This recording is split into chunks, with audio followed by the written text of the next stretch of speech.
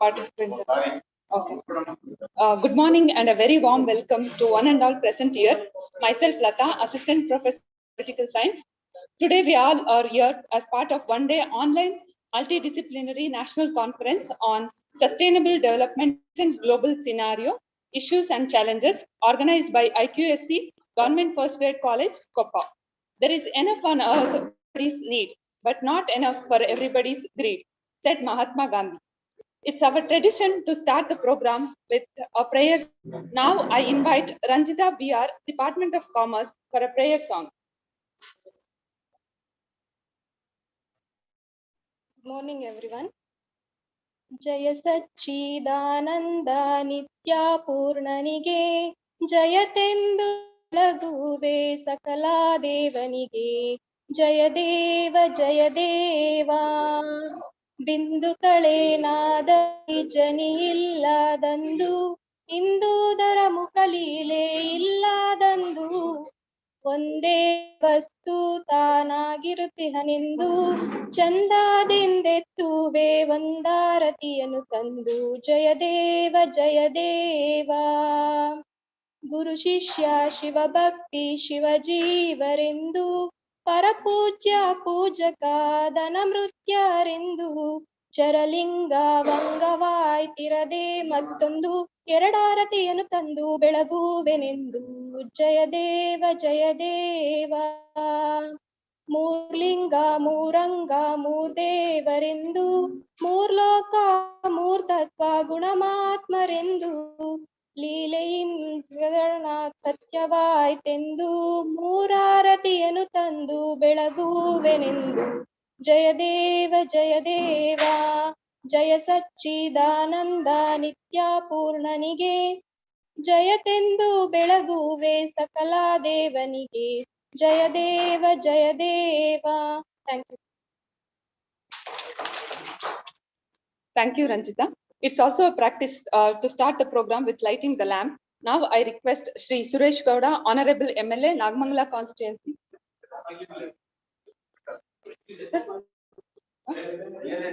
Welcome. Okay. Welcome. Okay. Sorry.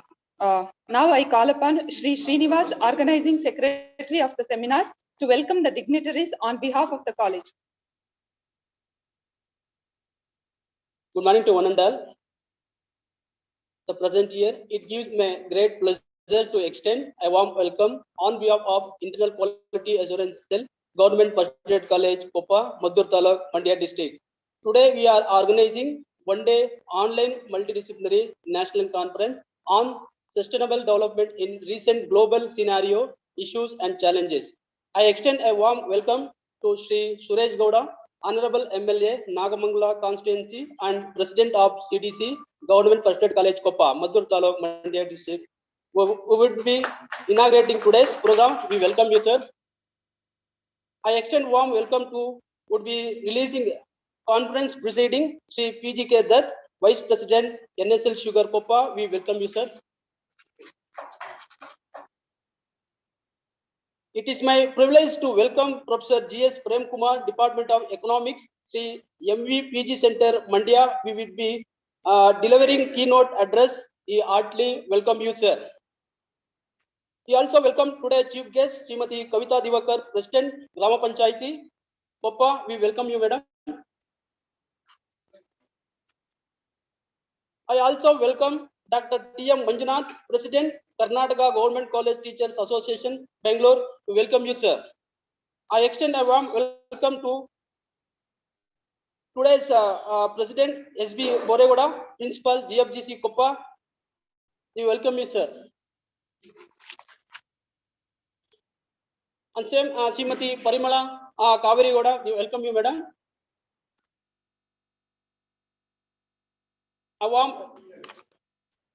I extend a warm welcome, Jogi Goda sir. We welcome you, sir.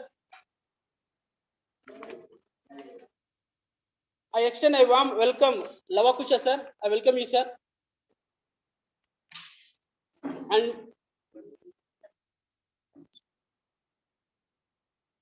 Sushil sir, I welcome you, sir. Srikanth.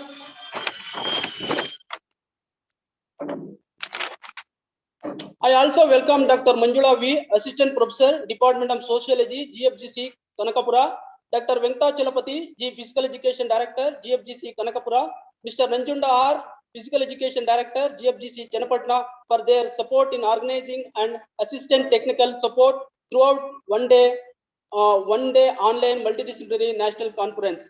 It's also my privilege to welcome to the College Development Committee, teaching and non-teaching staff, students and alumni of college, GFGC Koppa.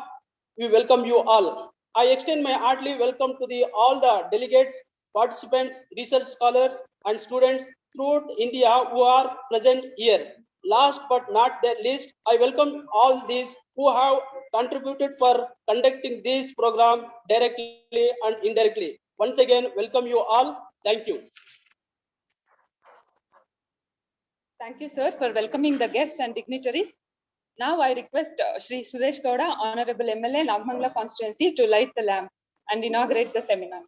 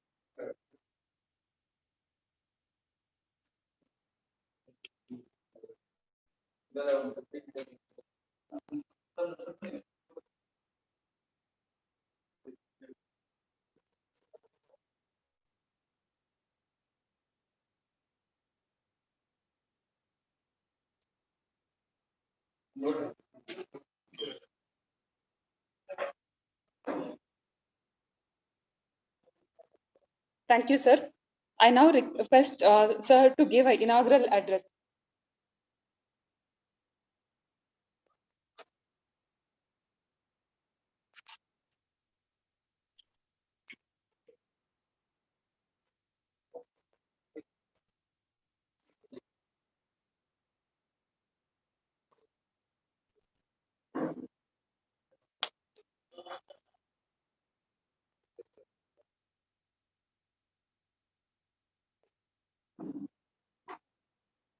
ಒಂದು ದಿವಸದ ರಾಷ್ಟ್ರೀಯ ಮಟ್ಟದ multidisciplinary on sustainable development in recent global scenario issues and challenges ಬಗ್ಗೆ ಹಮ್ಮಿಕೊಂಡಿರ್ತಕ್ಕಂಥ ಕಾರ್ಯಕ್ರಮಕ್ಕೆ ಆಗಮಿಸಿ ವೇದಿಕೆ ಮೇಲೆ ಆಸೀನರಾಗಿರ್ತಕ್ಕಂಥ ಗ್ರಾಮ ಪಂಚಾಯತಿ ಅಧ್ಯಕ್ಷರು ಸಹೋದರಿ ಕವಿತಾ ದಿವಾಕರ್ ಅವರೇ, ಆತ್ಮೀಯ ಸ್ನೇಹಿತರು, ಹಿತೈಷಿಗಳು, ನ್ಯಾಷನಲ್ ಶುಗರ್ಸ್ ಲಿಮಿಟೆಡ್ನ ಉಪಾಧ್ಯಕ್ಷರಾದಂಥ PGK ದತ್ತಾರ್ ಅವರೇ, ಈ ಒಂದು ಸೆಮಿನಾರ್ನ ಆನ್ಲೈನ್ ಮುಖಾಂತರ ಅಚ್ಚುಕಟ್ಟಾಗಿ ಆರ್ಗನೈಸ್ ಮಾಡಿರ್ತಕ್ಕಂಥ ಆರ್ಗನೈಸಿಂಗ್ ಸೆಕ್ರೆಟರಿ ಅವರಾದಂಥ ವಿ ಶ್ರೀನಿವಾಸ್ ಅವರೇ, ಈಗಾಗಲೇ ನಮ್ಮೊಂದಿಗೆ ಆನ್ಲೈನ್ ನಲ್ಲಿ ಜಾಯಿನ್ ಆಗಿರ್ತಕ್ಕಂಥ department of economics MEPG centre ಮಂಡ್ಯದ ಪ್ರೊಫೆಸರ್ ಪ್ರೇಮ್ ಕುಮಾರ್ GS ರವರೇ, ಆತ್ಮೀಯ ಸ್ನೇಹಿತರು, ಹಿತೈಷಿಗಳು, KGCTA ಅಧ್ಯಕ್ಷರಾದಂತ ಡಾಕ್ಟರ್ TM ಮಂಜುನಾಥರವರೇ, ಪ್ರಾಂಶುಪಾಲರಾದಂತ ಬೋರೇಗೌಡ್ರೆ, ಬಂದಿರ್ತಕ್ಕಂಥ CTC TDC ಸದಸ್ಯಗಳಂತ ಪ್ರಮಿಳಾ ಕಾವೇರಿ ಗೌಡ್ರೆ, ಸ್ನೇಹಿತರಂತ ಶ್ರೀಕಾಂತ್ ಅವರೇ, ಸುಶೀಲ್ ಅವರೇ, ಜೋಯಿ ಗೌಡ್ರೆ, ಉಷಾ ಅವರೇ, ಎಲ್ಲ ಆತ್ಮೀಯ ಸ್ನೇಹಿತರು, ಆನ್ಲೈನ್ ಮುಖಾಂತರ ಈ ಕಾರ್ಯಕ್ರಮನ ವೀಕ್ಷಣೆ ಮಾಡ್ತಾ ಇರ್ತಕ್ಕಂಥ ಎಲ್ಲ ವಿದ್ಯಾರ್ಥಿ ಮಿತ್ರರು, ಇದೊಂದು ಸುಸಂದರ್ಭ. ಇಡೀ ಪ್ರಪಂಚ ಇಂಥ ಸಂದರ್ಭದಲ್ಲಿ ಮಲ್ಟಿ ಡಿಸಿಪ್ಲಿನರಿ ಜೊತೆಗೆ ಪ್ರಸಕ್ತ ಇರ್ತಕ್ಕಂಥ ಪರಿಸ್ಥಿತಿಯನ್ನ ಯಾವ ರೀತಿ ನಿಭಾಯಿಸಬೇಕು ಅಂತಕ್ಕಂಥದ್ನ ನಮ್ಮ ಯುವಜನತೆ, ಜನಸಾಮಾನ್ಯರು ಸಹ ಅರ್ಥ ಮಾಡ್ಕೋಬೇಕಾಗ್ತದೆ. ಇವತ್ತು ಇಡೀ ವಿಶ್ವಾದ್ಯಂತ COVID-19 ಅಂತ ಬಂದಿರತಕ್ಕಂಥ ಮಹಾಮಾರಿಯಿಂದ ಆಗಿರ್ತಕ್ಕಂಥ ಅನಾಹುತಗಳು, ಪಕ್ಕದ ರಾಷ್ಟ್ರಗಳಲ್ಲಿ ಆಗಿರ್ತಕ್ಕಂಥ ಬೆಳವಣಿಗೆಗಳು, ನಮ್ಮ ರಾಷ್ಟ್ರದಲ್ಲಿ ಪಕ್ಕದ ರಾಷ್ಟ್ರಗಳಲ್ಲಿ ಆಗಿರ್ತಕ್ಕಂಥ ಆರ್ಥಿಕ ಸಮಸ್ಯೆಗಳು, ಸೆಕ್ಯೂರಿಟಿ ಇಶ್ಯೂಸು, ಹೆಲ್ತ್ ಇಶ್ಯೂಸು, ಇದೆಲ್ಲದರ ಬಗ್ಗೆನೂ ಸಹ ಚರ್ಚೆ ಮಾಡಿ ಅದನ್ನ ಪರಿಹಾರ ಕಂಡಿಡ್ಕೋಬೇಕಾಗಿರ್ತಕ್ಕಂಥದ್ದು ನಮ್ಮೆಲ್ಲರ ಕರ್ತವ್ಯ. ಆ ಚರ್ಚೆಗೋಸ್ಕರ ಇವತ್ತು ರಾಷ್ಟ್ರೀಯ ಮಟ್ಟದಲ್ಲಿ ಈ ಸೆಮಿನಾರ್ ಮಾಡಿದ್ದೀರಿ. ನಾನು ಬಹಳ ಆತ್ಮೀಯವಾಗಿ ಇದನ್ನ ಸ್ವಾಗತ ಮಾಡ್ತೇನೆ. ಎಲ್ಲ ಒಂದ್ ಕಡೆ ನನಗೆ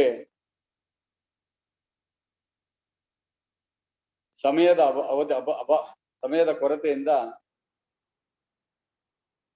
ಈ ಇನ್ಸ್ಟಿಟ್ಯೂಟ್ಗಳಿಗೆ ಹೆಚ್ಚಿನ ಸಮಯವನ್ನು ಕೊಡಕ್ ಆಗ್ತಾ ಇಲ್ಲ ಅಂತಕ್ಕಂಥದ್ದು ನಂದೇ ಭಾವನೆ. ನಾವು ಬರ್ತೀವಿ ಹೋಗ್ತೀವಿ, ಸಮಯ ಆಗ್ತಾ ಇಲ್ಲ. ಆದ್ರೂ ಸಹ I am very much proud regarding the faculty, principal, lecturer, staff we have here without complaint. ಅದು ನನಗೆ ನಿಜವಾಗ್ಲೂ ಸಂತೋಷ. ಒಬ್ಬ ಪ್ರಿನ್ಸಿಪಾಲ್ ಒಂದು ವೀಕ್ ಇಂದ ಫೋನ್ ಮಾಡ್ತಾ ಇದ್ದಾರೆ, ಅಲ್ಲಿ ನಾನೆಲ್ಲ ಅಸೆಂಬ್ಲಿ ಕೂತಿರ್ತೀನಿ, ಇನ್ನೆಲ್ಲೋ ಇರ್ತೀನಿ. ಕೊನೆಗೆ ನನ್ನ ಶ್ರೀಮತಿ ಅವರು ಆ ಪ್ರಿನ್ಸಿಪಾಲ್ ಫೋನ್ ಮಾಡ್ತಾ ಇದ್ದಾರೆ ಅಂದ್ರೆ ನೀವು ರಾಜಕಾರಣಿಗಳು ಹೇಗೆ ಅಂತ ನಮ್ಗೆಲ್ಲ ಇಲ್ಲಮ್ಮ ಅದು ಎಷ್ಟೊತ್ತರ ಆಗ್ಲಿ ಹೋಗ್ತೀನಿ ಅಂತ ನಾನು ಅಪ್ಪಾಜಿ ಗೌಡ್ರು ಮಾತಾಡ್ಕೊಂಡಿದ್ದೆ. ಅಪ್ಪಾಜಿ ಗೌಡ್ರಿಗೆ ಸಡನ್ ಆಗಿ ಇವತ್ತು ಸೆನೆಟ್ ಸಿಂಡಿಕೇಟ್ ಮೀಟಿಂಗ್ ಇತ್ತು, ಅದ್ರಲ್ಲಿ ಹೋಗ್ಲೇಬೇಕಂತ ಪರಿಸ್ಥಿತಿ ಬಂತು. ಅವರ ಪರವಾಗಿ ಸಹ ನಾನು ಈ ಕಾರ್ಯಕ್ರಮನ ಸ್ವಾಗತವನ್ನ ಮಾಡ್ತೀನಿ. ಈ ಕಾಲೇಜ್ ಇನ್ನು ಹೆಚ್ಚು ಮಟ್ಟದಲ್ಲಿ ಬೆಳಿಲಿ. ನಾವು ರಾಜಕಾರಣಿಗಳು ಕೆಲವು ಸಂದರ್ಭದಲ್ಲಿ ನೀವು ಕೇಳಿರ್ತೀರಿ, ಮಾಡ್ಕೊಡ್ಬಾರ್ದು ಅಂತ ಇರಲ್ಲ, ಮಾಡ್ಕೊಡ್ತೀವಿ. ಆದ್ರೆ ನೀವು ಒಂದೊಂದ್ ಸರಿ ಫಾಲೋ ಮಾಡಿದ್ರೆ ಖಂಡಿತವಾಗಿ ನೀವು ಹೇಳಿದ ಕೆಲಸಗಳನ್ನ ಮಾಡ್ಕೊಡ್ತಕ್ಕಂಥ ಕೆಲಸವನ್ನ ಮಾಡ್ತೀವಿ. ವಿಶೇಷವಾಗಿ ನಾನು ವಿದ್ಯಾಸಂಸ್ಥೆಗಳಲ್ಲಿ ಯಾವುದೇ ರಾಜಕೀಯವನ್ನ ತರಲಿಕ್ಕೆ ನಾನೇ ಇಷ್ಟಪಡುತ್ತೆ, ಅದರ ಅವಶ್ಯಕತೆ ಇಲ್ಲ. ಯಾಕೆಂದ್ರೆ ಇದು ನಮ್ಮ ಮಕ್ಕಳ ಭವಿಷ್ಯ. ನಮ್ದೇನ ಆಗುತ್ತೆ, ನಮ್ದು ಆಯ್ತು ಒಂದು 20 ವರ್ಷ 30 ವರ್ಷ. ಆದ್ರೆ ಸಮಾಜವನ್ನ ಕಟ್ಟಬೇಕಾಗಿರ್ತಕ್ಕಂಥವ್ರು ಈ ಬರ್ತಾ ಇರ್ತಕ್ಕಂಥ ವಿದ್ಯಾರ್ಥಿ ಮಿತ್ರರು, ಅವರ ದೃಷ್ಟಿಯಿಂದ ನಾವೆಲ್ಲರೂ ಸಹ ಎಲ್ಲ ವಿಷಯವನ್ನ ಅವ್ರ ಗಮನಕ್ಕೆ ತರಬೇಕಾಗ್ತದೆ. ಈ ರೀತಿಯ ಹೆಚ್ಚೆಚ್ಚು ಸೆಮಿನಾರ್ಗಳನ್ನ ಮಾಡಬೇಕು. ನನ್ನ ಕೈಲಾಗಿದ್ದ ಖಂಡಿತವಾಗ್ಲೂ ನೀವು ಸಹಕಾರವನ್ನ ಕೊಡ್ತೇನೆ ಅಂತಕ್ಕಂಥ ಮಾತನ್ನ ಈ ಸುಸಂದರ್ಭದಲ್ಲಿ ಹೇಳ್ತಾ, ನಾನು ಅಪ್ಪಾಜಿ ಗೌಡ್ರು, ಶ್ರೀಕಂಠೇಗೌಡರು ಮೂರೂ ಜನನು ಈ ಕಾಲೇಜಿನ ಪರವಾಗಿ ಇರ್ತೀವಿ. ನಿಮ್ಗೆ ಯಾವ ಬೇಸಿಕ್ ಕಮ್ಯುನಿಟೀಸ್ ಬೇಕು ಅದನ್ನ ಪಡ್ಕೋಬಹುದು ಅಂತಕ್ಕಂಥ ಮಾತನ್ನ ಸುಸಂದರ್ಭದಲ್ಲಿ ಹೇಳ್ತಾ, ನನಗೆ ತುರ್ತಾಗಿ ಮಂಡ್ಯದಲ್ಲಿ ಒಂದು ಕಾರ್ಯಕ್ರಮ ಇದೆ ಜಿಲ್ಲಾಧಿಕಾರಿಗಳ ಜೊತೆ, ಅನ್ಯತಾ ಭಾವಿಸಬಾರದು. ನಮ್ಮ ಸ್ನೇಹಿತರಂತ ದತ್ತರು ಚೆನ್ನಾಗಿ ಮಾತಾಡ್ತಾರೆ, ಅವರು ಗ್ಲೋಬಲ್ ಎಕನಾಮಿಕ್ಸ್ ಬಗ್ಗೆ ಮತ್ತೊಂದು ಬಗ್ಗೆ ಚೆನ್ನಾಗಿ ತಿಳ್ಕೊಂಡಿದ್ದಾರೆ. ಸಹೋದರಿ ಕವಿತಾ ದಿವಾಕರ್ ಅವರು, ಪ್ರಮಿಳಾ ಕಾವೇರಿ ಗೌಡ್ರು, ಮೊದ್ಲು ಕಾಲೇಜಿಗೆ ಲೇಟ್, ಹಿಂಗೆ ಈಗ ತಾನೇ ಬಂದಂತ ಜಿಲ್ಲಾ ಪಂಚಾಯತ್ ಅಲ್ಲೇ ಕೂತ್ಕೋ ಮಧ್ಯದಲ್ಲಿ ಕೂತ್ಕೋ, ಪರವಾಗಿಲ್ಲ, ನಾನು ಹೋಯ್ತಾ ಇದ್ದೀನಿ. ಸಹೋದರಿ ರೇಣುಕಾ ರಾಮಕೃಷ್ಣರವ್ರಿಗೂ ಸಹ ಸ್ವಾಗತವನ್ನ ಕೋರ್ತಾ, ಸಭೆಯನ್ನ ಯಶಸ್ವಿಯಾಗಿ ಮುಂದುವರ್ಸ್ಕೊಂಡು ಹೋಗ್ಬೇಕು ಅಂತ ತಮ್ಮನ್ನೆಲ್ಲ ಕೇಳ್ತಾ ಸಭೆಯಿಂದ ನಾನು ನಿರ್ಗಮಿಸ್ತೀನಿ. ಜೈ ಹಿಂದ್, ಜೈ Karnataka. Thank you. Carry on. ಕೊಟ್ಬಿಡಿ ಪ್ರದೀಪ್. ಅಪ್ಪಾಜಿ ಕೊಟ್ಟು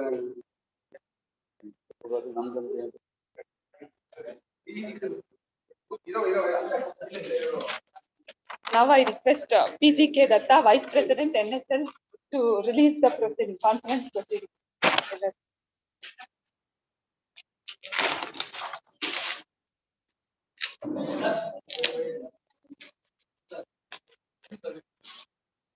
As part of this conference, we had invited articles across disciplines, and also we had received around 250 articles. So these research articles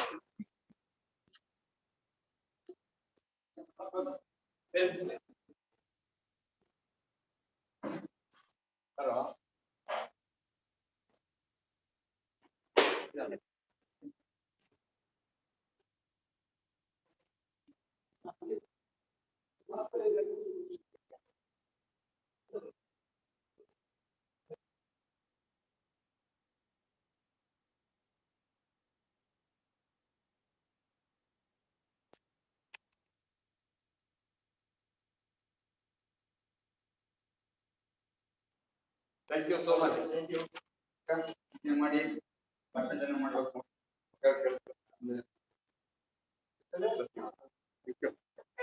thank you ಅಮ್ಮ. ಬರ್ತೀನಿ. Thank you so much.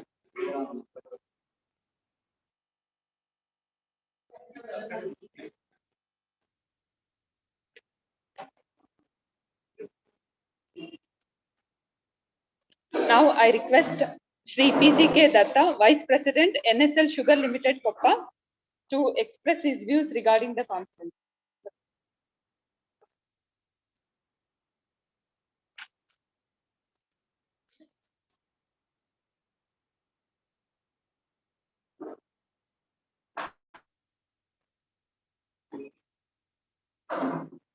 Today it is a special and is a special occasion for making the one-day online multidisciplinary national conference on sustainable development in recent global scenario issues and challenges.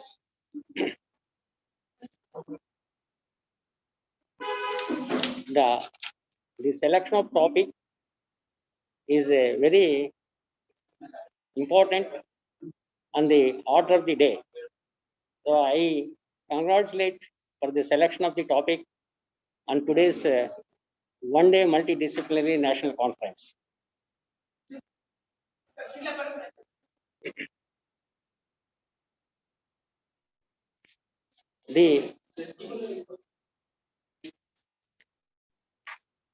Also, I wish the Koppa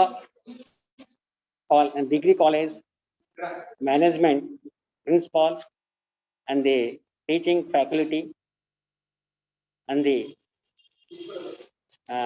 past ex-students and already present students, my heartily congratulations for taking the opportunity to given to me today to release this proceedings. I have gone through the proceedings, and I am very happy to know that many of the professors and lot of topics is given today. What is the need in the society? Really, I am proud of the papers presented in the proceedings. Just had an half-an-hour review on the proceedings, the papers presented for the today's convention. So I've seen the topics elected and chosen by the authors. I really appreciate each and every author, and taking the current topics, and in all the papers is in English and Kannada language. I'm very happy to note the topics selected and published the papers. I once again congratulate to all the authors of the paper presentation by the various professors and lecturers of the and in different national level. Now already it is the unknown circumstances, the delay of the delays happened to start this today's convention program. That's the reason I am not taking much time for continuation of the other thing. I'll hand over the take to the other activities. And thank you for giving this opportunity to me. And definitely, we will be our wishes will be always there for the college and all the students and well wishers. We are always well wishers to the college for future development and their future employment and future life. Thank you very much. Thank you, sir, for your kind words regarding the organizing of this seminar. Now we move on to the keynote address. So it's my privilege to introduce today's keynote speaker, Professor G.S. Prem Kumar. So sir would be joining us online. So let me just give a brief introduction about Professor Prem Kumar. Presently, he is working as Professor of Economics at Sir MVPG Center, University of Mysore, Mandya. He was awarded PhD for his work on power sector reforms. His areas of specialization include data analysis, model building, and interpretation of results. He is also well versed in handling softwares like SPSS, eViews, Gretel, and others. He has been into teaching and research for almost 22 years. Until now, 10 research scholars have been awarded PhD under his supervision. He has also supervised 18 MPhil students. He has also delivered more than 60 talks on various topics like research, econometrics, and current issues at various institutions in India and abroad. He has published 51 articles in several reputed journals. He has contributed 16 chapters to edited books. He has attended 38 international conferences and 61 national conferences. He has authored 4 books, and they are Power Sector Restructuring and Reforms in Karnataka, Gender Mainstreaming, Dictionary of Economics and Commerce, Commercial Banks. For his contribution, he has received several awards.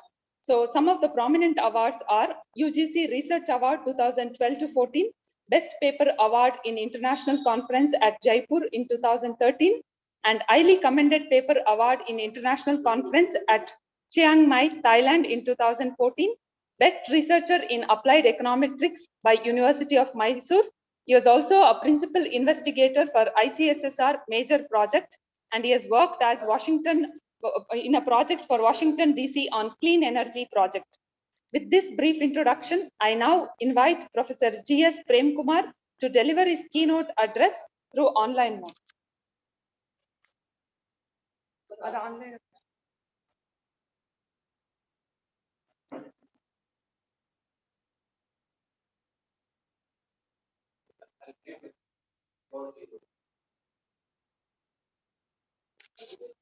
Prem Kumar sir, now it's over to you, sir. Please unmute yourself and please deliver your keynote address.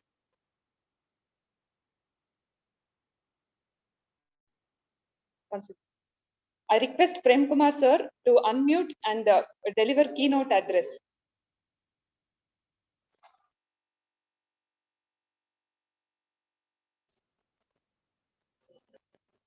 Okay. Maybe due to some technical issues, sir is not online. He would be joining us. Okay. So before sir joins us, there are few announcements for the participants and presenters.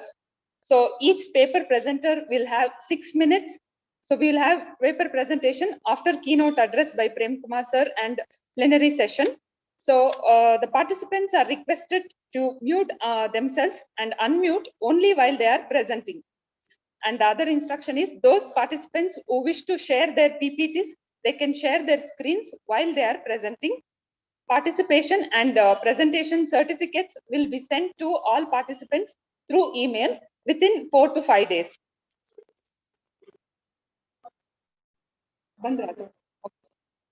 Prem Kumar sir, over to you, sir.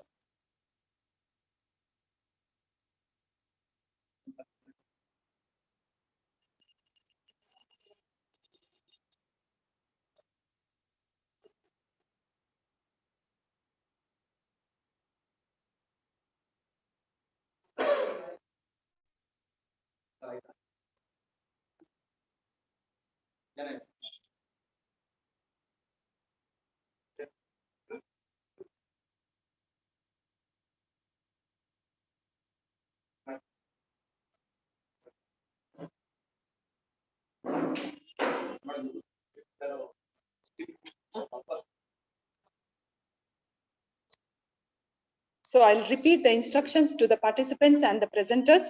So each presenter will have 6 minutes for presentation. All participants are requested to mute themselves and unmute only while they are presenting. And those participants who wish to share their PPTs can share their screens while they are presenting. Participation and presentation certificates will be sent through email within 4 to 5 days. And another important announcement is those who have participants who wish to present, they can send us the contact number and we will add into the group, and they have to present according to the technical session arranged to them. So there will be 4 technical sessions. Prem Kumar sir.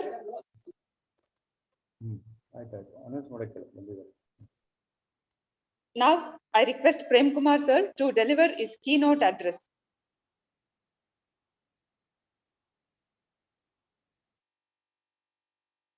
Am I audible? Yes, sir. Shall I start? Yes, sir, please. Yeah. Very good morning, everyone.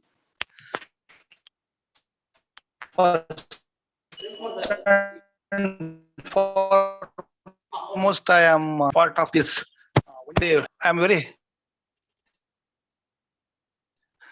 happy to be part of the issues conducted by GFGC Koppa, particularly sir and Puregoda sir. And I also to deliver the post to address some of the session. And since our dear colleague Suchitappa was not able to attend this conference webinar, instead of him, I am taking his responsibilities. Friends, let me tell you that about the development paradigms, what we have seen, particularly in economics.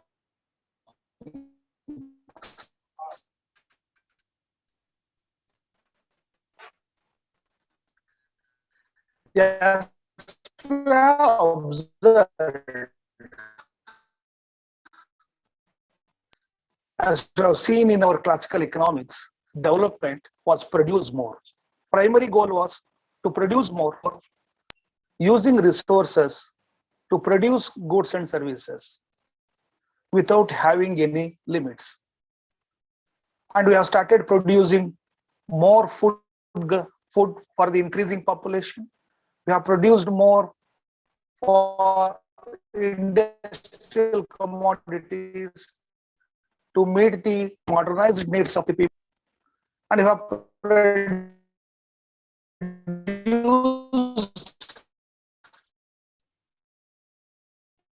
more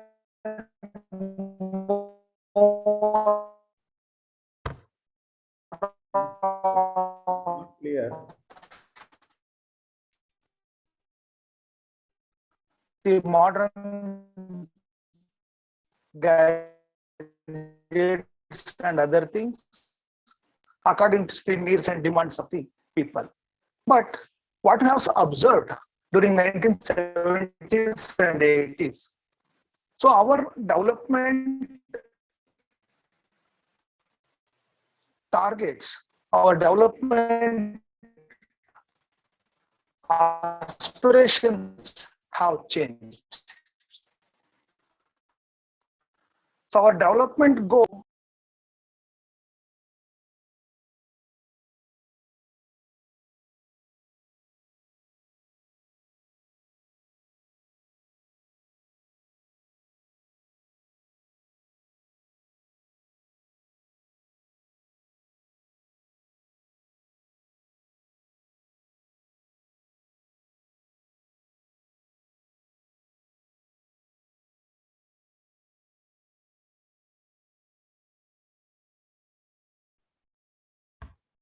So Prem Kumar sir, unmute sir.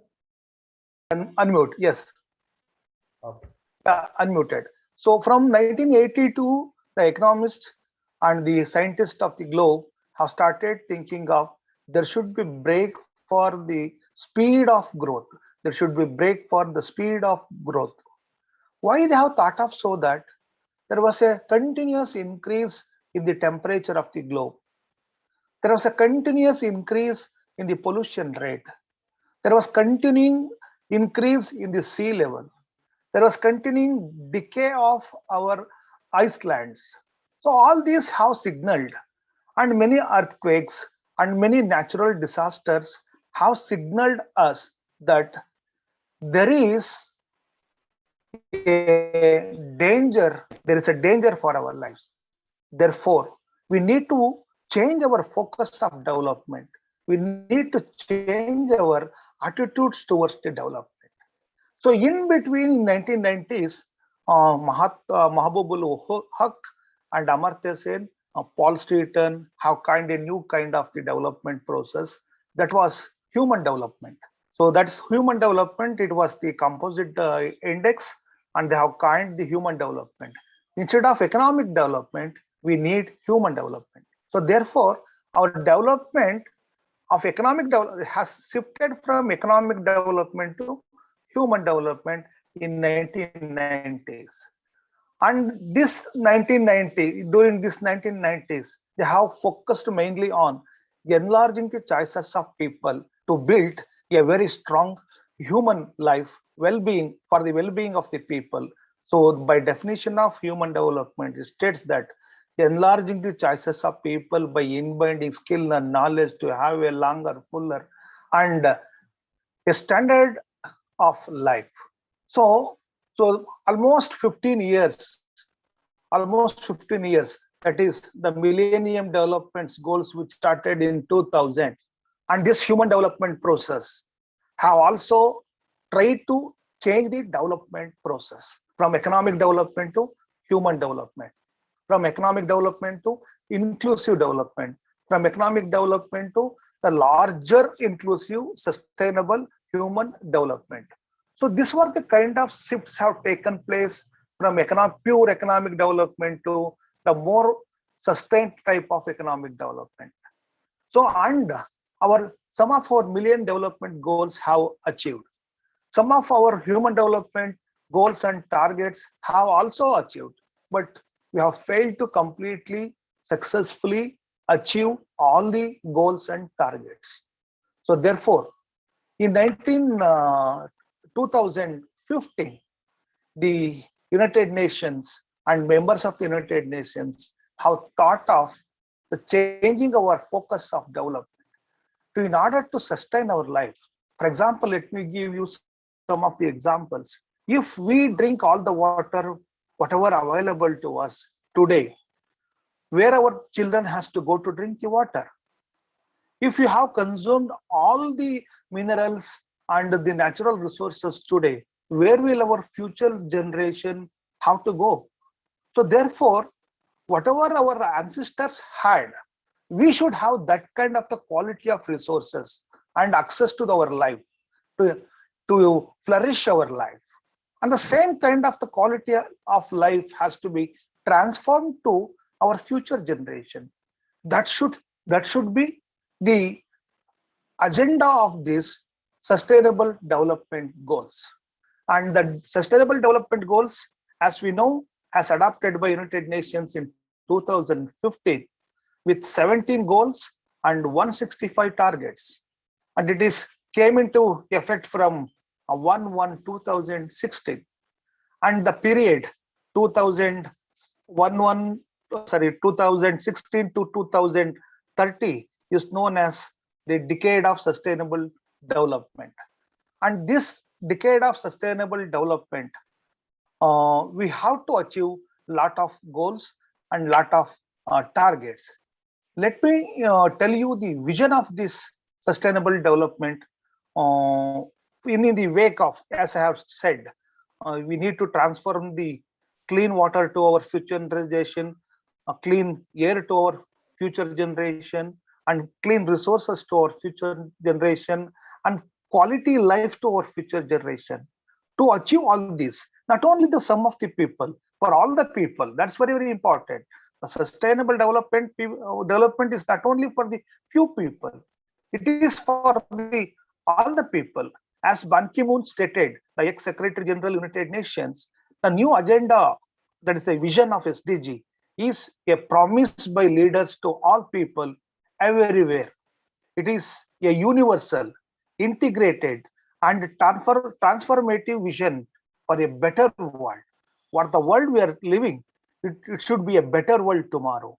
The better quality life has to be led by our younger generation, the next generation. It is an agenda people to end poverty in a common home, an agenda for shared prosperity, not only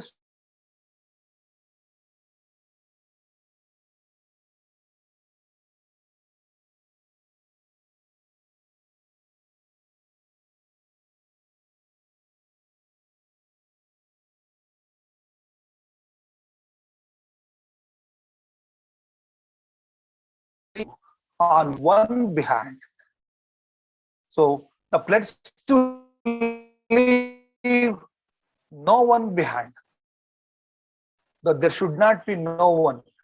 There should not be anyone left behind in the process of development. So it clearly indicates that the sustainable development is the more and more a quality of life for each and everyone, not only the people, it is the people and the environment and the people and the lives below the water and on the earth. So along with human being, it is all the livings that is below the water and on the land. Everything has to be sustained and ensured a quality of life, a quality of life. That's why in the agenda we have stated 5 P's. The 5 P's, P means Prem Kumar. P, that is people, planet, prosperity, peace, and partnership. These are the 5 important P's. So that has to be targeted when we implement any type of the sustainable. Friends, as you all know, these 17 sustainable development goals, let me briefly explain this: the no poverty, zero hunger, good health and well-being, quality education, gender equality, clean water and sanitation, affordable and clean energy, decent work and economic growth, industry, innovation and infrastructure. That's the 9th goal. And 10th goal is reduced inequalities. And the 11th goal is sustainable cities and communities, sustainable consumption and production. The 13th goal is climate action. 14, life below water. 15, life on water. 16, peace, justice, and strong institutions. The 17th one is the partnership for the goal. So these are the 17 goals. Apart from these 17 goals, we have, as I already mentioned, we have 169 targets. So 17 goals and 169 targets, and there are more than 200, nearing 300 indicators to measure sustainable development goals. To measure sustainable development goals, we have more than 200 indicators, almost near to 300 indicators to measure the sustainable development goals. So you may think of the 17 goals, 169 targets, and as United Nations mentioned, 230 indicators. By using these 230 indicators, how to measure the sustainable development? So this is the biggest questions. Each of the goal has issues and challenges. The issue is how to conceptualize the problem, how to conceptualize. For example, let me take the example of the affordable and clean energy. Affordable, the 2 words are very important. We need clean energy and we also want to have affordable. For example, let me take an example of the cooking gas. So cooking gas is a clean energy. How many households are having the capacity to purchase this household gas, the LPG? How many have the power to purchase this? So affordability is the biggest questions. When the people, as the Jain University has conducted recently a survey, almost 85% of the rural households have not filled their gases in the last 1.5 years. Last 1.5 years, almost 85% of the households have not filled. Why they have not filled? At a time, paying 850 rupees, almost 900 rupees for refilling a gas, it is very, very difficult for a rural poor household. Where do they have the capacity to purchase? The affordability always questioned. Affordability is always questioned. So we need clean energy, but at the same time, you are not afford to purchase it. You are not afford to purchase it. So what they will do? They will shift from clean energy to the other type of the energy sources like the firewoods or the cow dung, which emits emissions. So CO2 will be more in this kind of the firewoods in firewoods and the cow dungs. What happens? That will leads to the increase in the global warming.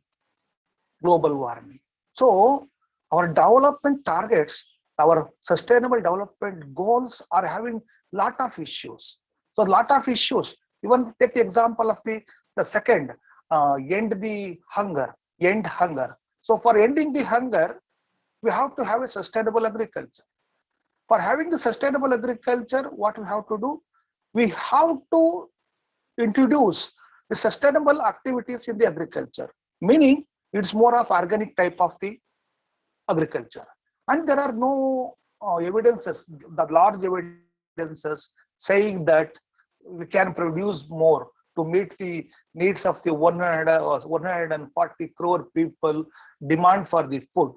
That is ensuring the food security. Is it possible through sustainable agriculture? That is the organic agriculture. So I'm shifting from inorganic to organic. It's not that easy. So there are a lot of investment issues. There are a lot of technical issues. There are a lot of training issues. There are a lot of mindset issues. So there are a lot of issues involved in achieving all these sustainable goals. However, the decade of sustainable development has started. So, and all the countries of the world, majority, I don't say all the countries, majority countries of the world have already signed for this, the sustainable development goals. And since January 1st, 2016, 1st January 16, it has started the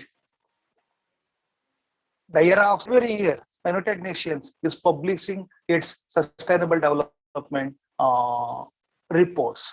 And recently, the last year, it was the India has had 120th rank, and this year it had 117th rank as a 117th rank.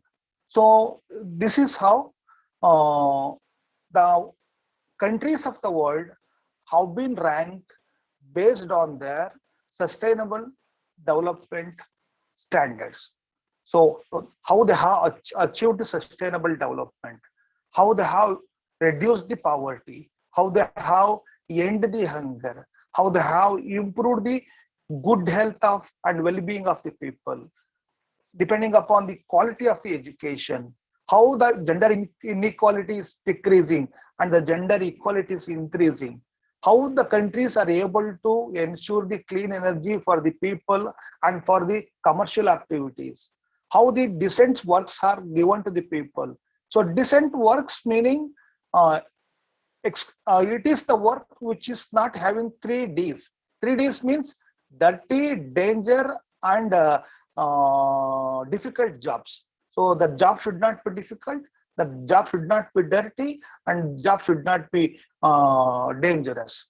And apart from this, the job what we have has to have a continuous opportunity.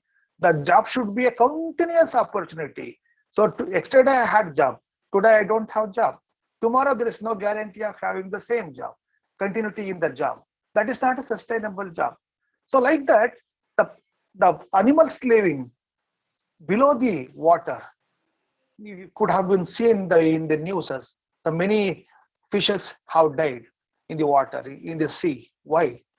They are not having the environment where can lead their life happily. And above the land, the many fishes are disappearing. So if a human life has to be continuously be on the earth, there should be ecosystem. The ecosystem doesn't need human being, but the human being has to have a stable ecosystem, a balanced ecosystem. So with this ecosystem only, the human life can be continued. And recently in 2021, March, our Niti Aayog has published its report also. Our Niti Aayog has published its report, and it has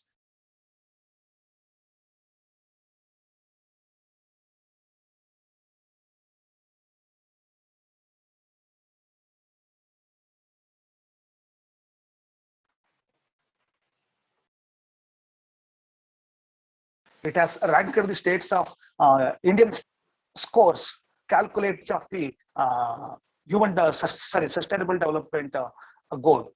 And as I have got the report in March 2021, published under the statistics and Ministry of Statistics and Economics, the government of India, and the report was prepared by Niti Aayog, and there are many things needs to be understood here.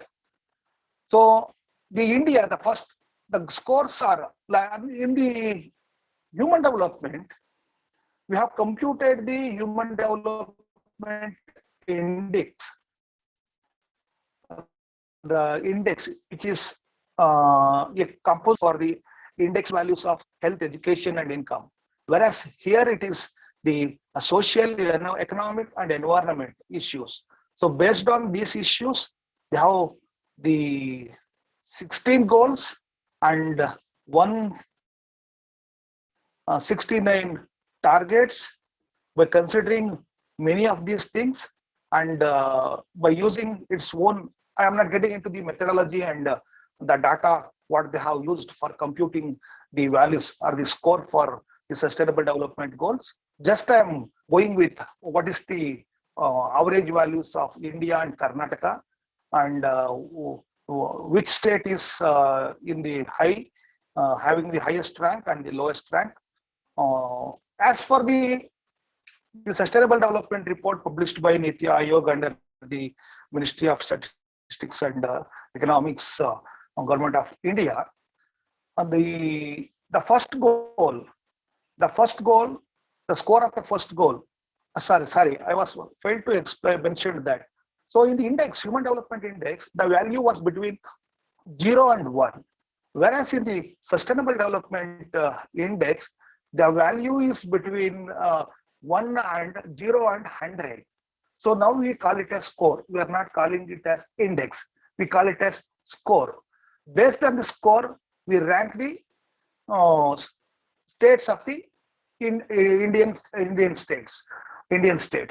So the average value or the average score for India, it is 66 for the goal one, and the Karnataka score is 68.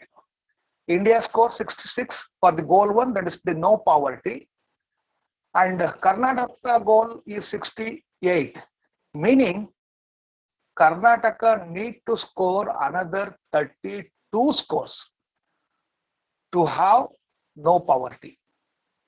And for hunger, the Karnataka score is 53, India score is 47. We are incapable of ensuring no hunger, zero hunger. So we need to go almost half the way in achieving the 100 scores. So like that, for the goal 3, that is good health and well-being, somehow it is good. The Indian score is 74, and it is 78 for Karnataka.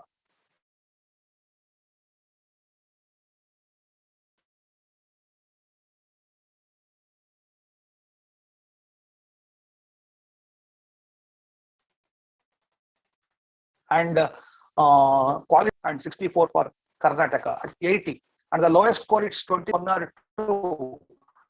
It is the state which is having the lowest score for most of the human development goals. India and 57 for Karnataka, which is not so good, whereas it is 63, right? There is Tamil Nadu has scored 100. So somehow we are able to ensure the clean water to the people, and most of the states of the India have been successful in ensuring the clean water to its people, particularly rural area. And in seventh goal, the clean energy. India score is 92 and it is 100, but the reality is different. As I've already told, it is the statistics, but the reality is entirely different. So like that, eighth goal, the decent work, it is 61, 66 for Karnataka. Industry, 55 scores for India and 64 for Karnataka. So 67, the reduced inequality, 67 for Karnataka and 67 for India. Sustainable cities, 78 for Karnataka, 79 for India. So therefore, the Karnataka cities are not that to sustain. So therefore, 12th goal, sustainable consumption production, 89 for Karnataka. Somehow we are very good in this aspect. We are good in consumption, we are good in production. So like that, for the last two goals, that is 15 and 16, 15, that is the life on the land, it is 67. That is our birds, our animals, how they are living their life. And the below the land, that is only 60. In India, we are not able to compute the value for the India. So this is how we have computed score for the sustainable development goals, and the based on these scores, we have computed the average score for India also. And as you have understood, some of the states are really good in achieving sustainable development, like Kerala, Himachal Pradesh, Tamil Nadu, Karnataka, and then Chhattisgarh. In some cases, Chhattisgarh. But there are some states like Arunachala Pradesh, Rajasthan also. So they have failed to achieve the sustainable development. They have failed to. The data reveals all these things.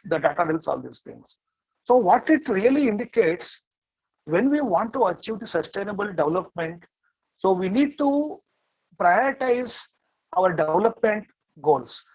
So when we are started off reducing poverty, where we have to focus, that is the very, very important thing. If you want to reduce the poverty, what should be our strategy? Our strategy needs to be changed. Our strategy needs to be changed to increase the real income of the poor people, not the money income of the people. We need to increase the real money of the people. If you want to reduce the hunger, it is not only producing more.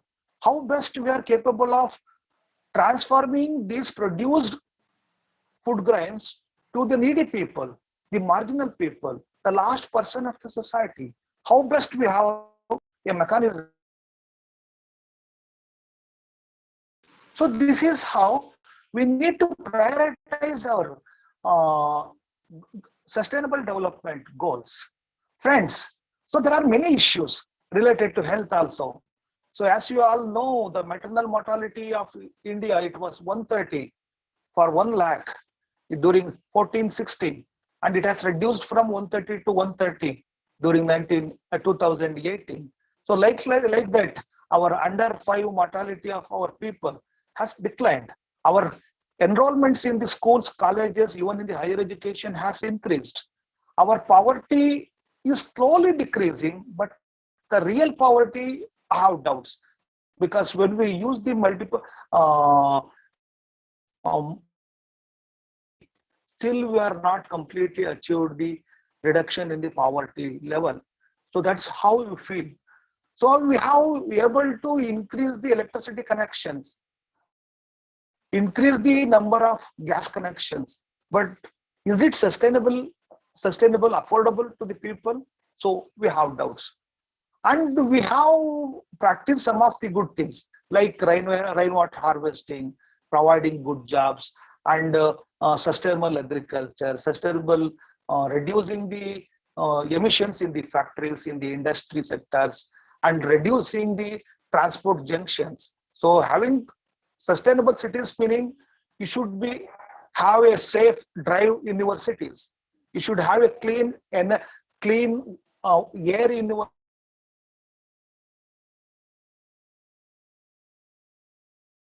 city. Yeah. Why? So all these things needs to be achieved in order to achieve the sustainable development. So therefore, in the path of sustainable development process, we have achieved little and need to be achieved lot of things. And there are many sustainable development conceptual issues, methodology issues, and the data issues and measurement issues. And somehow our United Nations has developed many methodologies and many alternative concepts to compute the sustainable development, to measure the sustainable development. Hope friends, the young researchers and many of you are listening this talk, you have to focus your research in these lines, sustainable development issues, because the decade is 2015, 16, 30 is the decade of sustainable development. Therefore, your research should be focused on sustainable development issues. It may be transport issues, it may be city issues, it may be water issues, it may be energy issues, it may be poverty issues, it may be sustainable agriculture, sustainable rural development. So everywhere we have conceptualized even the rural development, sustainable rural development. We have conceptualized in such a manner that what is the efficiency in implementing the rural development programs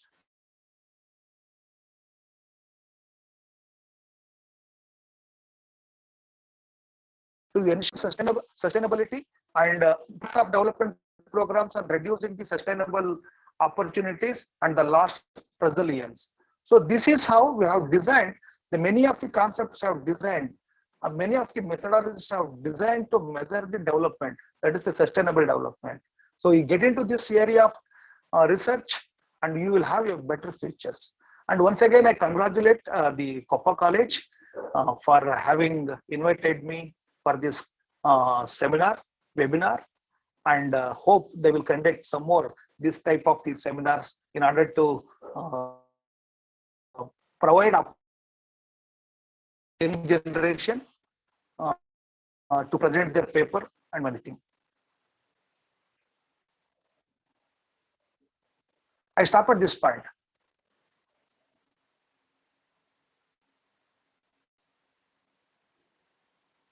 Hello? Hello? Hello? Am I audible? Madam, unmute ಮಾಡ್ಕೊಳ್ಳಿ.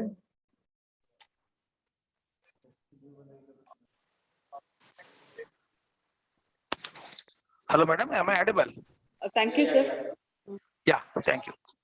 Okay. Thank you, sir, for sharing your vast knowledge on sustainable development goals, indicators, and targets. Thank you, madam. Thank you. Yes, sir. Yes, please. Yeah, sir. Thank you, sir, for sharing your vast knowledge on sustainable development goals, targets, and indicators. I Thank now you. invite Sri S.P. Boregowda, Principal, Government First Grade College, to express his presidential address.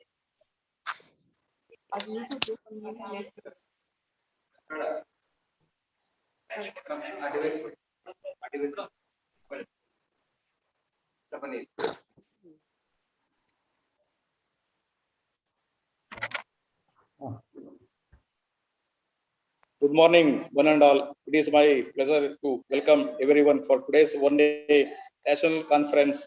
I extend my heartfelt thanks to Sir Suresh Gowda, Honorable MLA Nagamangala constituency, and the President of CDC of our college for inaugurating this seminar and extending his best wishes. I also thank PGK Datta, Vice President NSL Sugar Limited, Koppa, for releasing the seminar proceedings.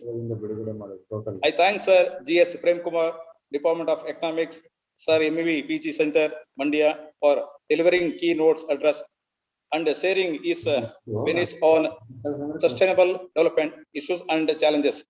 I thank you, Srimati Kavita Divakar, President Koppa Gram Panchayat, and Dr. T. Manjunath, President KGCTA, Renuka Ramkrishna, and Premila Kaveri Gowda. We all are aware that his seminar was supposed to be happened in March 2020 itself, but due to COVID-19, we had to postpone for such a long time. We know that COVID-19 has not ended. Therefore, we have to choose online mode for presenting. Once again, I welcome all the delegates, paper presenters, chairpersons, reporters of the sessions, and all lecturers who are part of this inaugural session. With these words is end my presidential address. Thank you, sir. Thank you, sir. Now I request Anand S. Department of Commerce to deliver vote of thanks.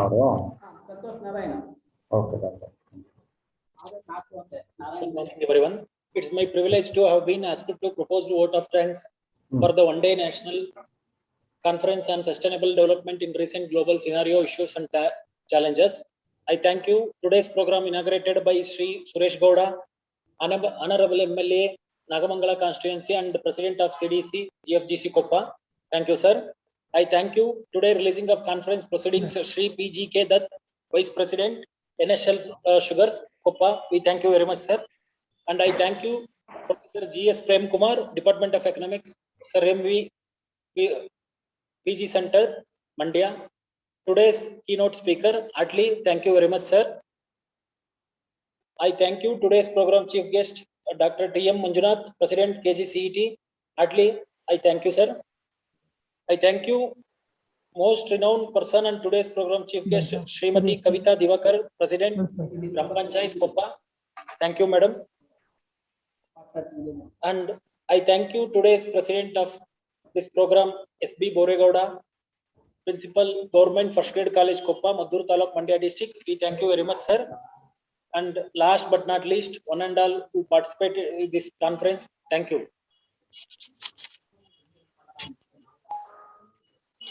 Thank you, sir. Now we move on to the plenary session. I request Mr. Santosh RN, Assistant Professor of English, to take over this session. Thank you, madam. Am I audible? Thank you. Sir, yes, sir, you are audible. Okay, thank you. Hello, good morning to one and all. We are in this session. Now we are at the important phase of the conference, that is the plenary session. The topic of this session is India and Sustainable Development Goals. Dr. Krishna Gowda, Associate Professor of History, Government Women's College, will be chairing the session. He did his schooling in Bangalore Rural District. Now it's a Ramnagar district. He did his bachelor's and master's from the University of Mysore. His topic of his PhD doctoral degree is Freedom Movement in Bangalore. He has nearly 30 years of teaching experience. He has supervised many MPhil students. He has presented good number of papers at state and national level seminars and conferences. Now, on behalf of our institution, we welcome into the session. Next, we have key speakers of the session, Dr. T. Gangadharan, Associate Professor of English, Department of English, PG and Research, Government Autonomous College, Salem, Tamil Nadu. He even has a 30 years of teaching experience. He took his degree and master's from University of Madras, MPhil from the University of Pondicherry, doctoral degree from Periyar University. He has presented 20 papers in various national and international conferences. He has published 26 articles in several journals and chapters in edited books. His area of specialization are post-colonial and indigenous literature, diaspora studies, cultural studies, and historiography. Presently, he is supervising 6 research scholars and 2 have been awarded PhD under his supervision. He has supervised 30 MPhil and 25 MA postgraduate students. He has chaired several seminars and conferences. He has been invited as a resource person in several reputed institutions in Tamil Nadu. He has organized several UGC funded conferences and workshops. He has been awarded for his prominent service and prominent among them are Indira Gandhi Sadbhavan Award in the year 2016, Dr. APJ Abdul Kalam Education Excellence Award in the year 2018. Now I welcome him for this session. And finally, we have Dr. Chikka Chennaya, Assistant Professor, Department of History, GFGC Chennapatna. He did his education in Chennapatna and bachelor degree and master degree from Bangalore University. He joined the government service in 1997. The topic of his thesis is Janapadadalli Itihasa. Even he has presented research papers in many state and national level seminars. Now, I welcome him for this session. Next, we have Dr. A. Manjunath, the Physical Education Director at Tumkur University. I welcome him for this session. Now, I request the key speaker of this session, Dr. T. Gangadharan. Sir, it's over to you, sir. Good morning, sir. Thank you, sir. Please take over. Yes.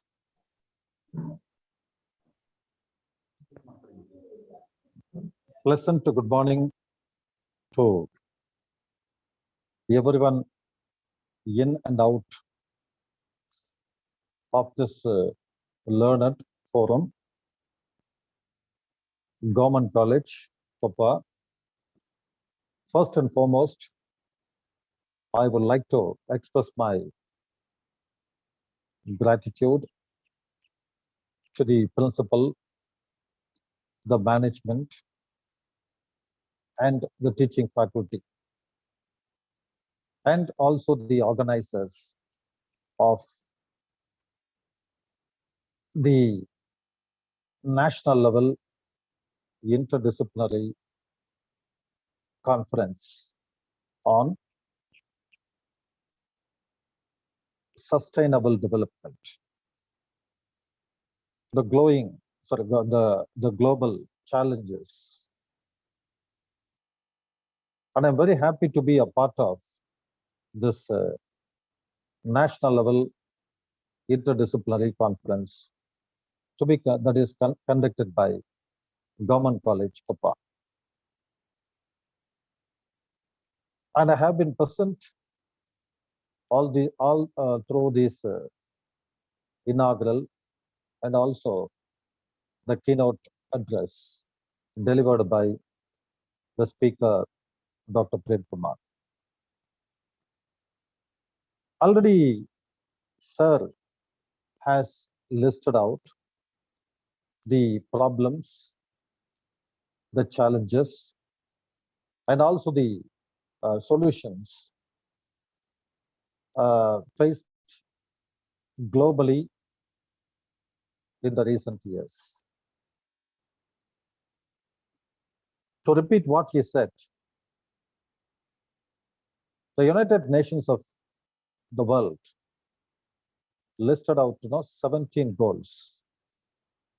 That is the agenda, that is the 2030 agenda for sustainable development. As you know all well, those 17 goals are: number 1, no poverty; number 2, zero hunger; number 3, good health and well-being; number 4, quality education; number 5, gender equality; number 6, clean water and sanitation; number 7, affordable,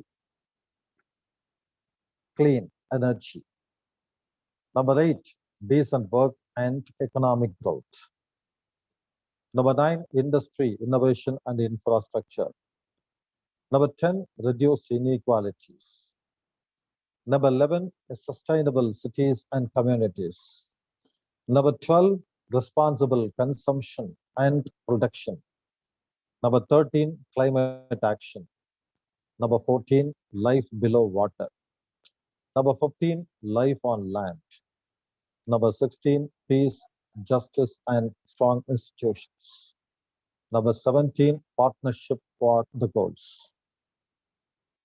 As you know well, so these are the 17 goals prescribed by United Nations of the world, which is the agenda for 2030. Now we are in the pandemic.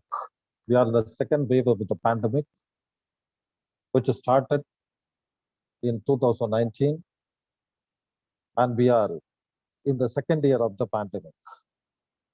We do not know when it would end.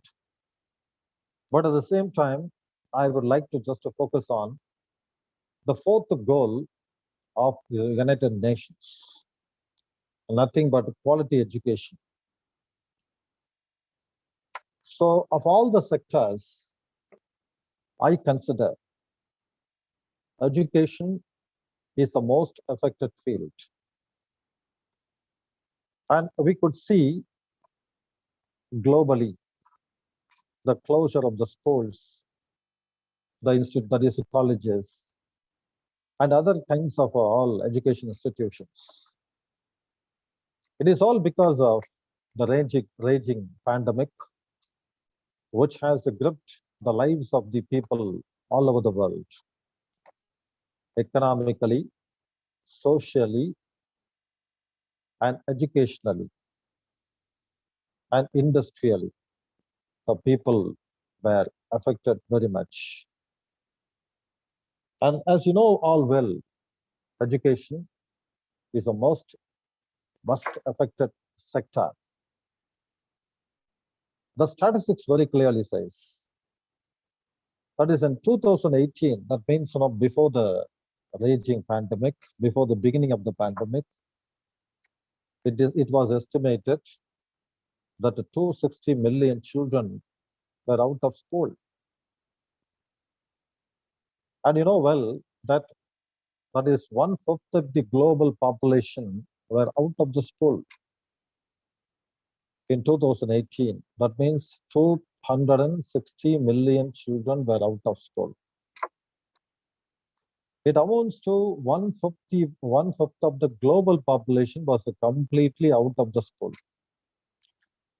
And we could see such, that is that the perspective mostly in the African and in sub-Asian countries. But after the pandemic, especially during the pandemic, especially in 2020, it is estimated that 1.6 billion children and youth were out of school, and that means that in education institutions. So you can just compare these 2 years, before the pandemic and after the pandemic. In 2018, 260 million children were out of school. million. But in 2020, 1.6 billion children were out of school. That means even the young people also. And the statistics very clearly says 360 million children all over the world rely on school meals. So we can see that is the goal number 4. That is now UN goal number 4, quality education, is very much connected with the other goals, especially goal number 1. That means no poverty, that is zero hunger, that is now goal number 2, and goal number 3, good health, and even goal number 5, gender equality. So these goals are very much interconnected,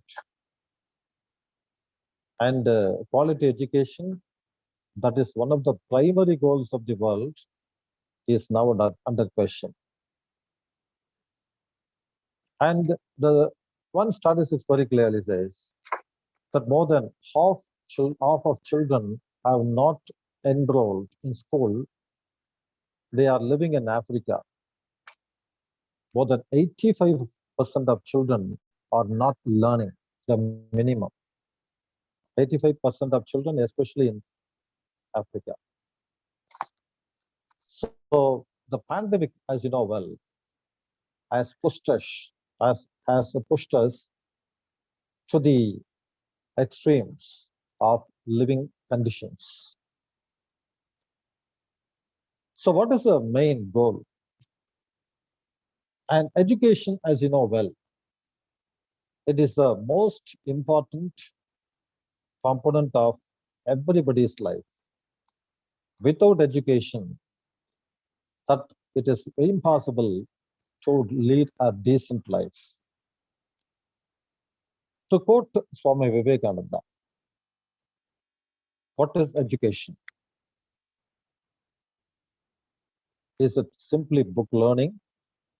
No. Is it diverse knowledge? Not at all.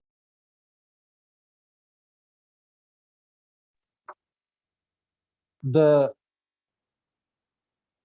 training by which the current and expression of will are brought under control and become fruitful is called education. Swami Vivekananda further says, education is a manifestation of the perfection already in man.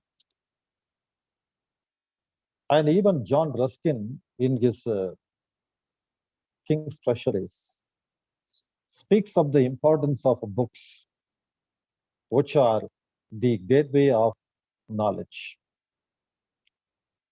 In the same book, John Ruskin, in the second part, he speaks about Queen's Gardens, where he speaks about the education for the women, especially for the young children, that is, girl children. So, United Nations of the world very clearly states in goal number 4, the mission statement. The mission statement of that is United Nations statement. That is ensure inclusive and equitable quality education and promote lifelong learning opportunities for all. This is the most important statement, that is goal number 4. Ensure inclusive and equitable quality education. Equitable quality education. Look at the word, equitable. That means equality, equal education for all, and promote lifelong learning opportunities for all. Well, due to the surge of global terrorism, well, the neighboring countries do face the threat of giving the education for the young children, especially for the women children. And this is the most serious global scenario which the world must attend to.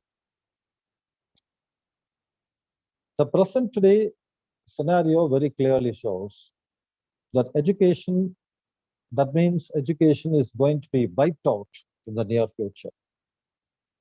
If there is no education, then it is very difficult for the sustainable growth, sustainable development, for the growth of the nation. So the whole nation depends on that means the building of the individual. This is what Swami Vivekananda beautifully says. The education, what is it? The education which does not help the common mass of people to equip themselves for the struggle for life, which does not bring and strength of character, a spirit of philanthropy, and the courage of a lion. Is it worth the name? Swami Vivekananda satirizes the so-called education which does not ensure the strength of the character, the spirit of the philanthropy, the courage of a lion. So these are the three important hallmarks of anybody, any character. The strength of the character, the spirit of philanthropy, and the courage of a lion.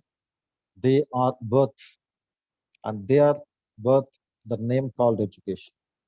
The real education is that which enables one to stand on one's own legs. This is what Swamiji says. So what is the need of the hour in the global scenario, especially in Indian scenario? We need to build the strong education. That is now the strong educational foundation for the whole, that means that the young learners of the whole country. The governments are taking the greatest steps to bring that education to the doorstep of the children. But the pandemic has pushed us to the great perils of life. And there are 10 targets that are, which are 10 targets are fixed by the United Nations. That is, one is nothing but free primary and secondary education. Second is equal access to quality pre-primary education. Third one is affordable technical and vocational and higher education. Fourth, increased number of people with the relevant skills for financial success. The elimination of discrimination in education. These are the important goals to be attained to reach the target of education for all. By 2030, it is estimated that 200 million children will be out of education. And this is the very serious, that is a point to be noted. By 2030, 200 million children will be out of education. This is the United Nations, that is statistics. Affecting, that is 90% of the enrolled learners. But now, one thing that I could say, that the recent pandemic has given the new line of learning, that is nothing but online education. But now the question is, how many children will be able to, that is not get themselves enrolled for online education? And there are villages in India wherein there are no networks. And in this condition, children are losing the chance for education. But at the same time, we hope for the best in the years to come, and whereby the children will be able to learn more. But regarding the higher education, MOOC, MOOC, MOOC, probably many of you might have heard about it. MOOC is nothing but massive open online courses. That is, higher education institutions are making the best out of the MOOC courses. MOOC, that is nothing but massive open online courses. So UGC, University Grants Commission, has recommended the study of these MOOC courses for the young learners all over the world, all over India. And these MOOC courses are nothing but the online course aimed at that unlimited participation and open access through the web, internet web. You know well that university curriculum has been designed in the recent times to cater to the needs of the learners through the online mode just by enrolling themselves in the MOOC courses. When you just Google, and you can find a lot of MOOC courses being offered by different universities and different institutions. And now it has become a part of the curriculum, and it has become mandatory too. So in our, in our institution, we have made it mandatory for the final year students. That is not to take up, that is not that no MOOC course.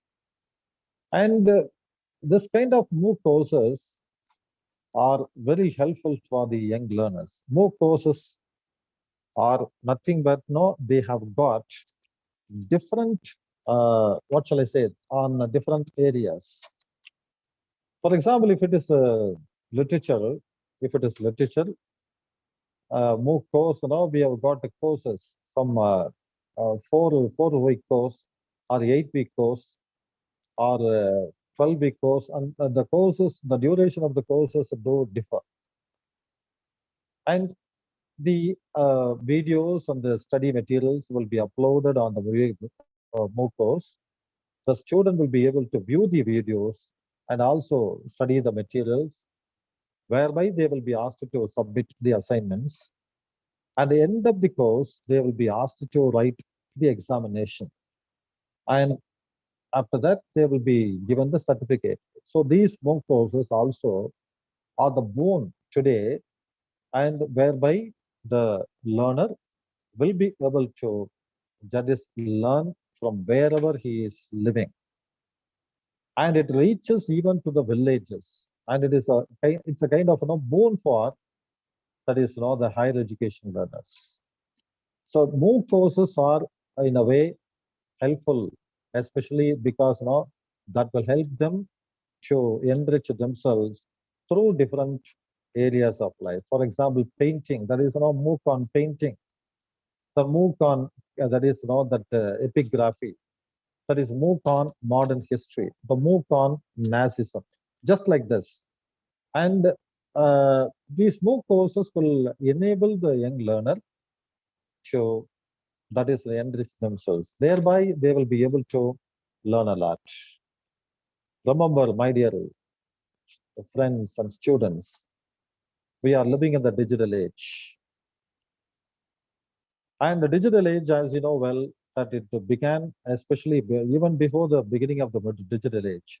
Distant learning and correspondence courses were in existence in 1890s and 1920s. Even in the first part of the 20th century, the distance mode of learning was in existence, just even in the beginning of the 20th century. But the mode has now changed from the postal, especially from the distant, that is now the distance now matters through the digital mode, that is not through the online mode. In 2000s, that is that the changes were made in online. That means e-learning and distance education has become a part of our education system. So I can say very clearly that MOOCs will help, that is MOOC courses, MOOCs, MOOC courses will help the student to widen the access to higher education. That will help millions of people, including those in the developing world. So the pandemic has affected almost everybody in the world. And that means, economically, socially, even educationally. But one thing that it has brought in, the digital age. And we are now moving on to the next epoch of the world, that we are living in the new era. And this will certainly take India, especially to the digital age, which our Prime Minister has beautifully, enumerated in his statement about the beginning of the middle, that is not digital age, digital India. And education, digital age has beautifully has brought in the different changes, and this will certainly take India to the next era. So with this, I think that I hope you might have been little benefited by my little lecture, and I wish the organizers of the conference the great success. Before I conclude, let me thank the principal, the management, teaching faculty, and the students of Government College Koppa. Thank you very much. Thank you, sir. Thank you, sir. Thank you, sir. Thank you very much. I thank Dr. Gangadharan sir for sharing his vast knowledge over the relating to the topic, the commitment, the patience, and the guidance he has given to us, making the conference a successful event. Once again, I thank you, sir. Thank you. Now, You, sir. I request Dr. Krishna Gowda, chairperson of the session, to conclude the session with few words. Thank you, sir. Good afternoon, everybody. Respected principal, organizing committee, resource people, and my dear participants. The present topic, India and Sustainable Development Goal. Professor Prem Kumar and Professor Gangadhar already spoke about this. What are the issues and challenges, problems, and also solutions? And what are the developments are going in the world about this? Sustainable development goal is not only limited to India, it is concerned with the world. Progress is not the only motto. Conserving the resource and passing it on to the next generation, it is our duty. In the name of development and urbanization, we are giving way for global warming, deforestation, wildlife destruction, loss of water resource, threats to underground water. We should not pay way for problems by destroying a resource. In the order to have sustainable development, we should think about balancing the environment by recycling. We have to think about survival of mankind, protection of environment, save water resource, protection of ecosystem and forest. We should positively implement rainwater harvesting, constructions of check dams, organic farming. This is most important. Using organic manures instead of chemical fertilizers. Urban agriculture can be implemented. For example, in the Nigeria, people follow this. Making use of solar energy, we have to adopt recycling culture.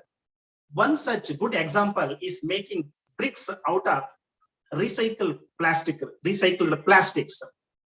With all these, public awareness should be created. This is most important. Otherwise, we can't move in sustainable development way.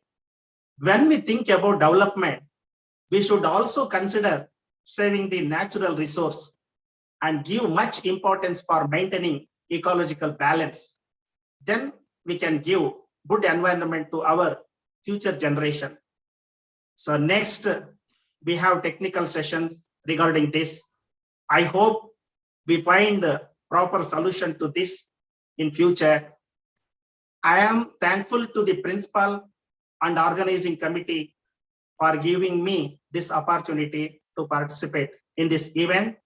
Thank you. Thank you, one and all. Thank you, sir, for concluding the session. Now, on behalf of our institution, I thank all the dignitaries and the key speakers and all of them who supported directly or indirectly. Now the technical section, now the technical session will start. Lata KV, Assistant Professor of Political Science, GFGC, is going to take the next session. Over to you, madam. Thank you.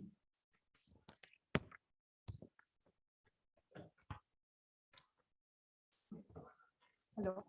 A few announcements for the participants I have already made. I'll just repeat it once again. So each presenter will have 6 minutes, and all participants are required to mute themselves and unmute only when they are presenting.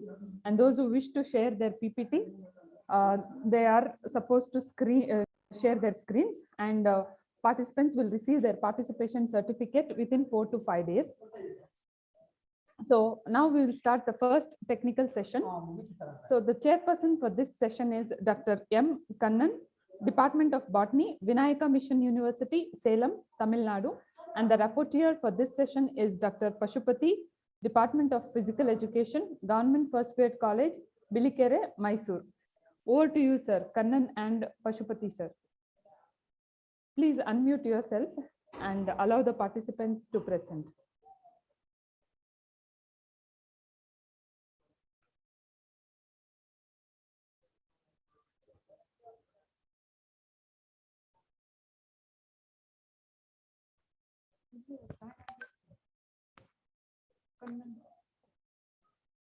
Kannan sir, please unmute your mic, sir.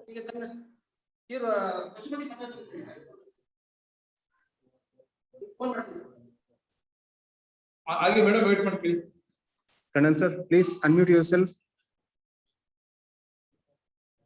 I request Kannan sir, please unmute yourself.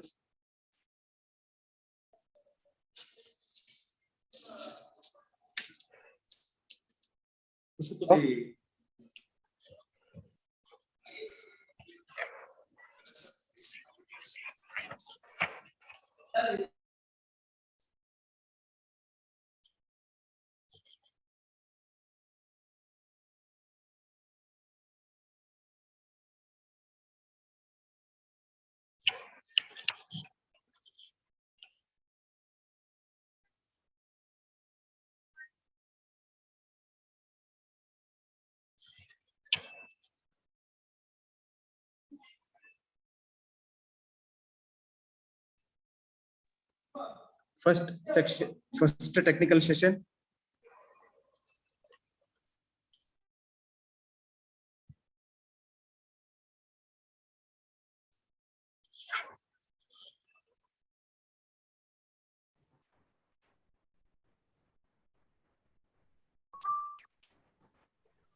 Hello. Yeah, continue. It's audible. It's audible. Hello. Yeah, possibly you can continue. It's audible. Cut ಮಾಡಿ. Video on ಮಾಡ್ಕೊಳ್ಳಿ.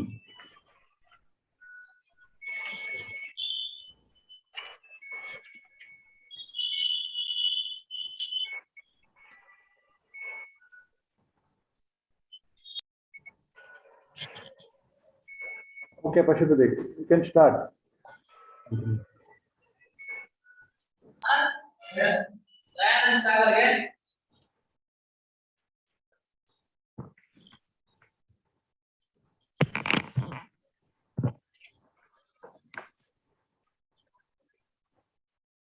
Hello. Yeah, it's audible.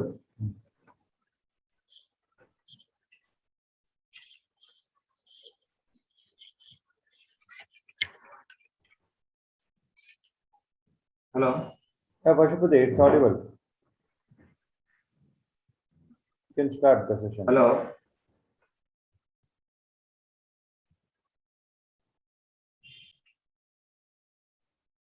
Hello.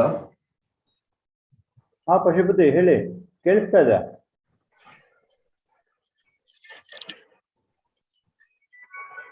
Hello. Pashupati sir ಕೇಳಿಸ್ತಾ ಇದೆ ಹೇಳಿ sir. ಇಲ್ಲೇ cake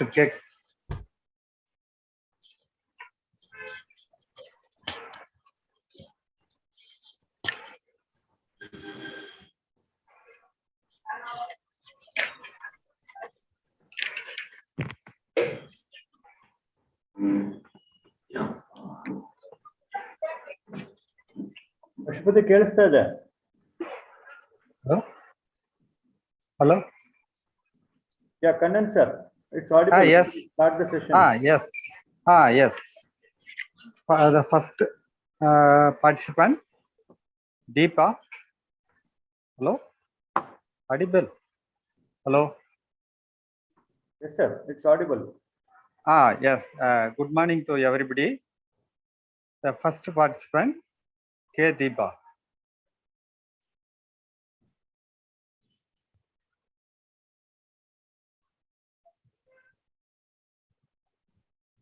Hello? Hello. First participant, K. Deepa.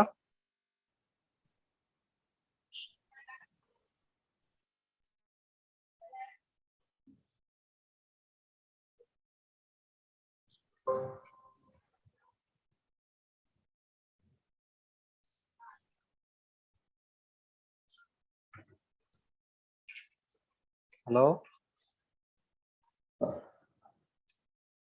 Participant is not there, I guess.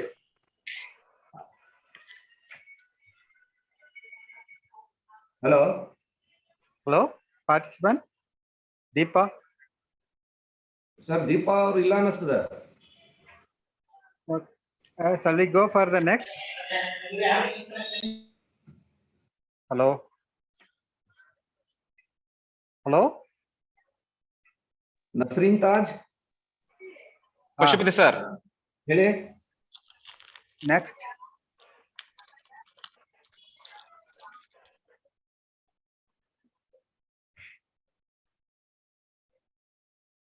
Hello? Hello. Next, Nasreen Raj. Next participant is Nasreen Taj. Nasreen Raj available? Yeah, Pashupati, they are communicating with them. It will take a few seconds, few minutes.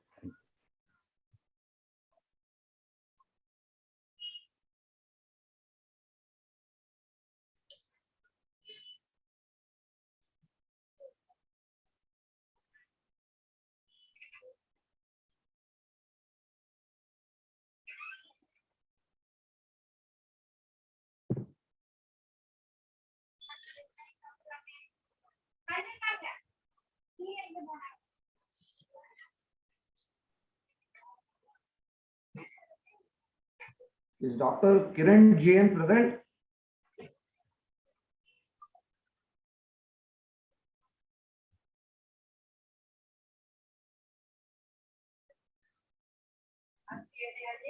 Pashupati ಅವರು ಯಾರು entry ಆಗ್ಲಿಲ್ಲ, because Kiran G ಅವ್ರು ಯಾರು ಬಂದಿಲ್ಲ ಲೈನ್ಗೆ. Hello, ಹೇಳಿ ಪಶುಪತಿ, ಕಳಿಸ್ತದೆ. ಆನ್ಲೈನ್ಗೆ ಅವರಿಗೆ zoom mostly forward ಆಗಿಲ್ಲ, ಬರ್ತಾರೆ ಇನ್ನೊಂದು 1 or 2 minutes ಬಂದ್ಬಿಡ್ತಾರೆ. Okay okay fine. ಒಟ್ಟು 12 ಜನ ಕ್ಯಾಂಡಿಡೇಟ್ಸ್ ಇರೋದು. ಹೌದೌದು. ಅದರಲ್ಲಿ 12 ಇಲ್ಲ, 2 ರಿಪಿಟೇಷನ್ ಇದೆ, ಬರೀ 10 ಇರೋದು.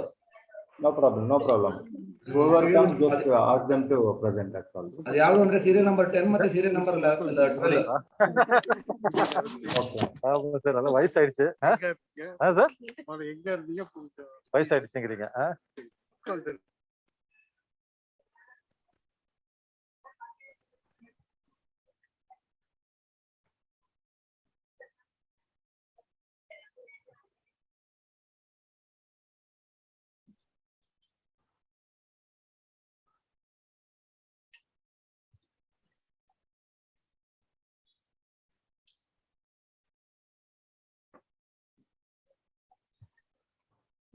ಯಾರು ಕಮ್ಯುನಿಕೇಟ್ ಮಾಡ್ತಾ ಇರೋ ಅವ್ರಿಗೆ?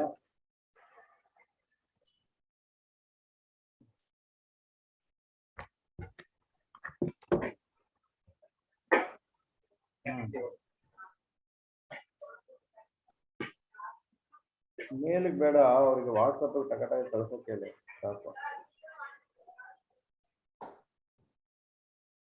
Okay okay. ನೋಡು, ಅವ್ರು ಕಮ್ಯುನಿಕೇಟ್ ಮಾಡೇ ಇಲ್ಲ ಸರಿಯಾಗಿ, ಬೇಗ ಬರಕ್ಕೆ ಹೇಳ್ಬೇಕಲ್ಲ ಈಗ.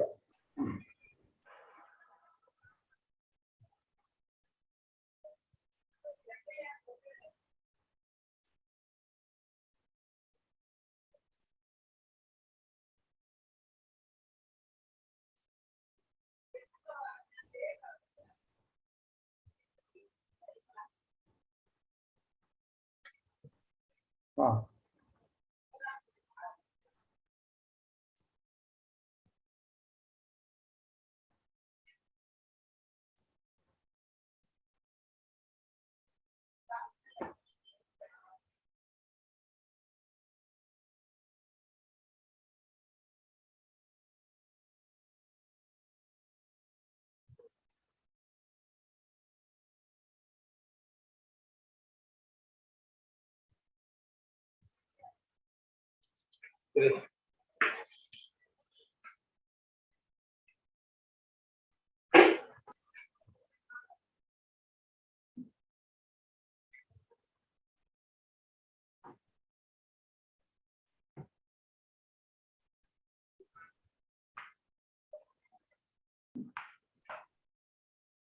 Tirupati Milleta.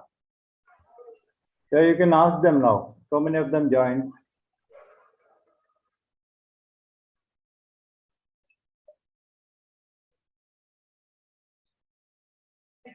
No,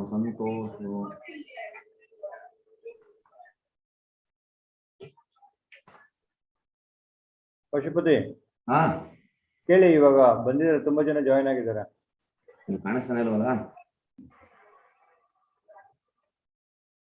ಅಲ್ಲ call the name and ask them to present okay okay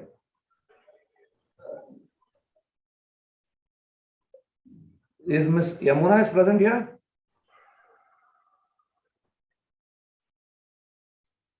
Dr. Kiran GN? Jaychandra ಅವರು ಇದ್ದೀರಾ?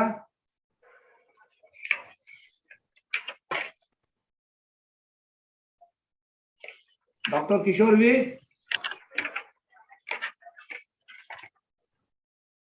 Raghavendra M?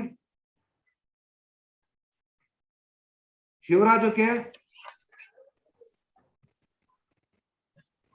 ಹರ್ಷವರ್ಧನ ಸಿ ಯಾರಿಲ್ಲ ಕಣ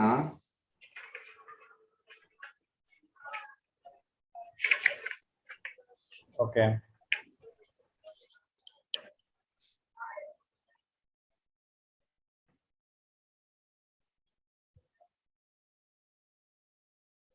Nasreen Taj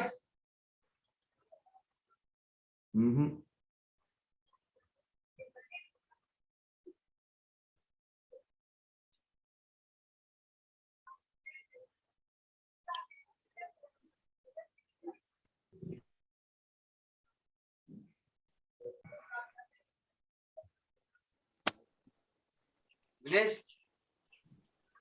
No.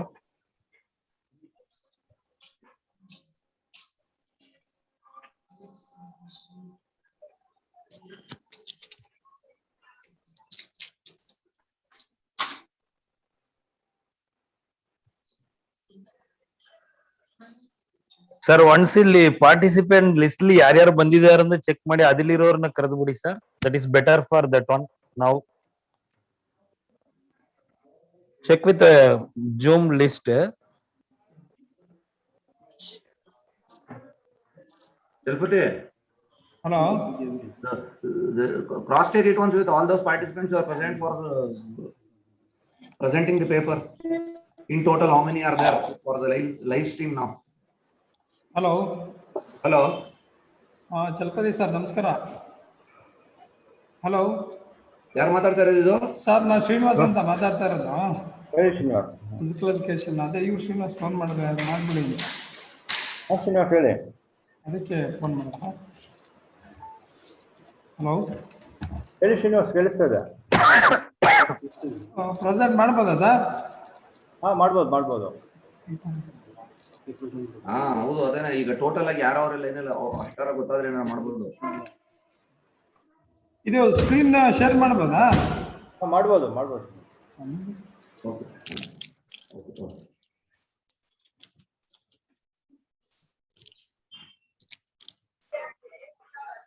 Doctor Srinivas T ಇರಲ್ಲ? ಸರ್ ಇದೀನಿ sir. Sir, you can start your presentation right now itself, sir.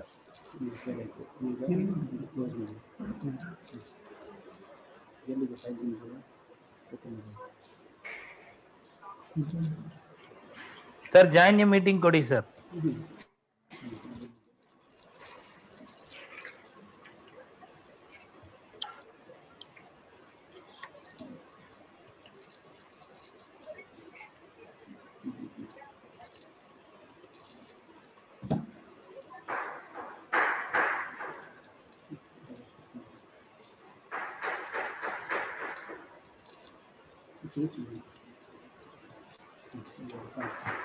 Hello. Sir, you can start the presentation, sir. Paper ಕಾಣಿಸ್ತಿದೆಯಾ sir? It's visible. You can start, sir. Okay, thank you. So good afternoon, one and all. I am Dr. Srinivasan, Physical Education Director, Government First Year College, Vannavara. So today I will talk about mindfulness, mindful through loving kindness meditation for children. Our topic. So because loving kindness is a meditation centered and supporting empathy. Sir, one minute, Nagesh. Sir, one minute.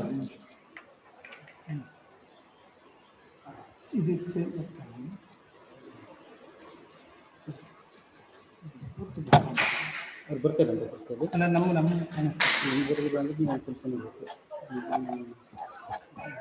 ಒಂದು ನಿಮಿಷ okay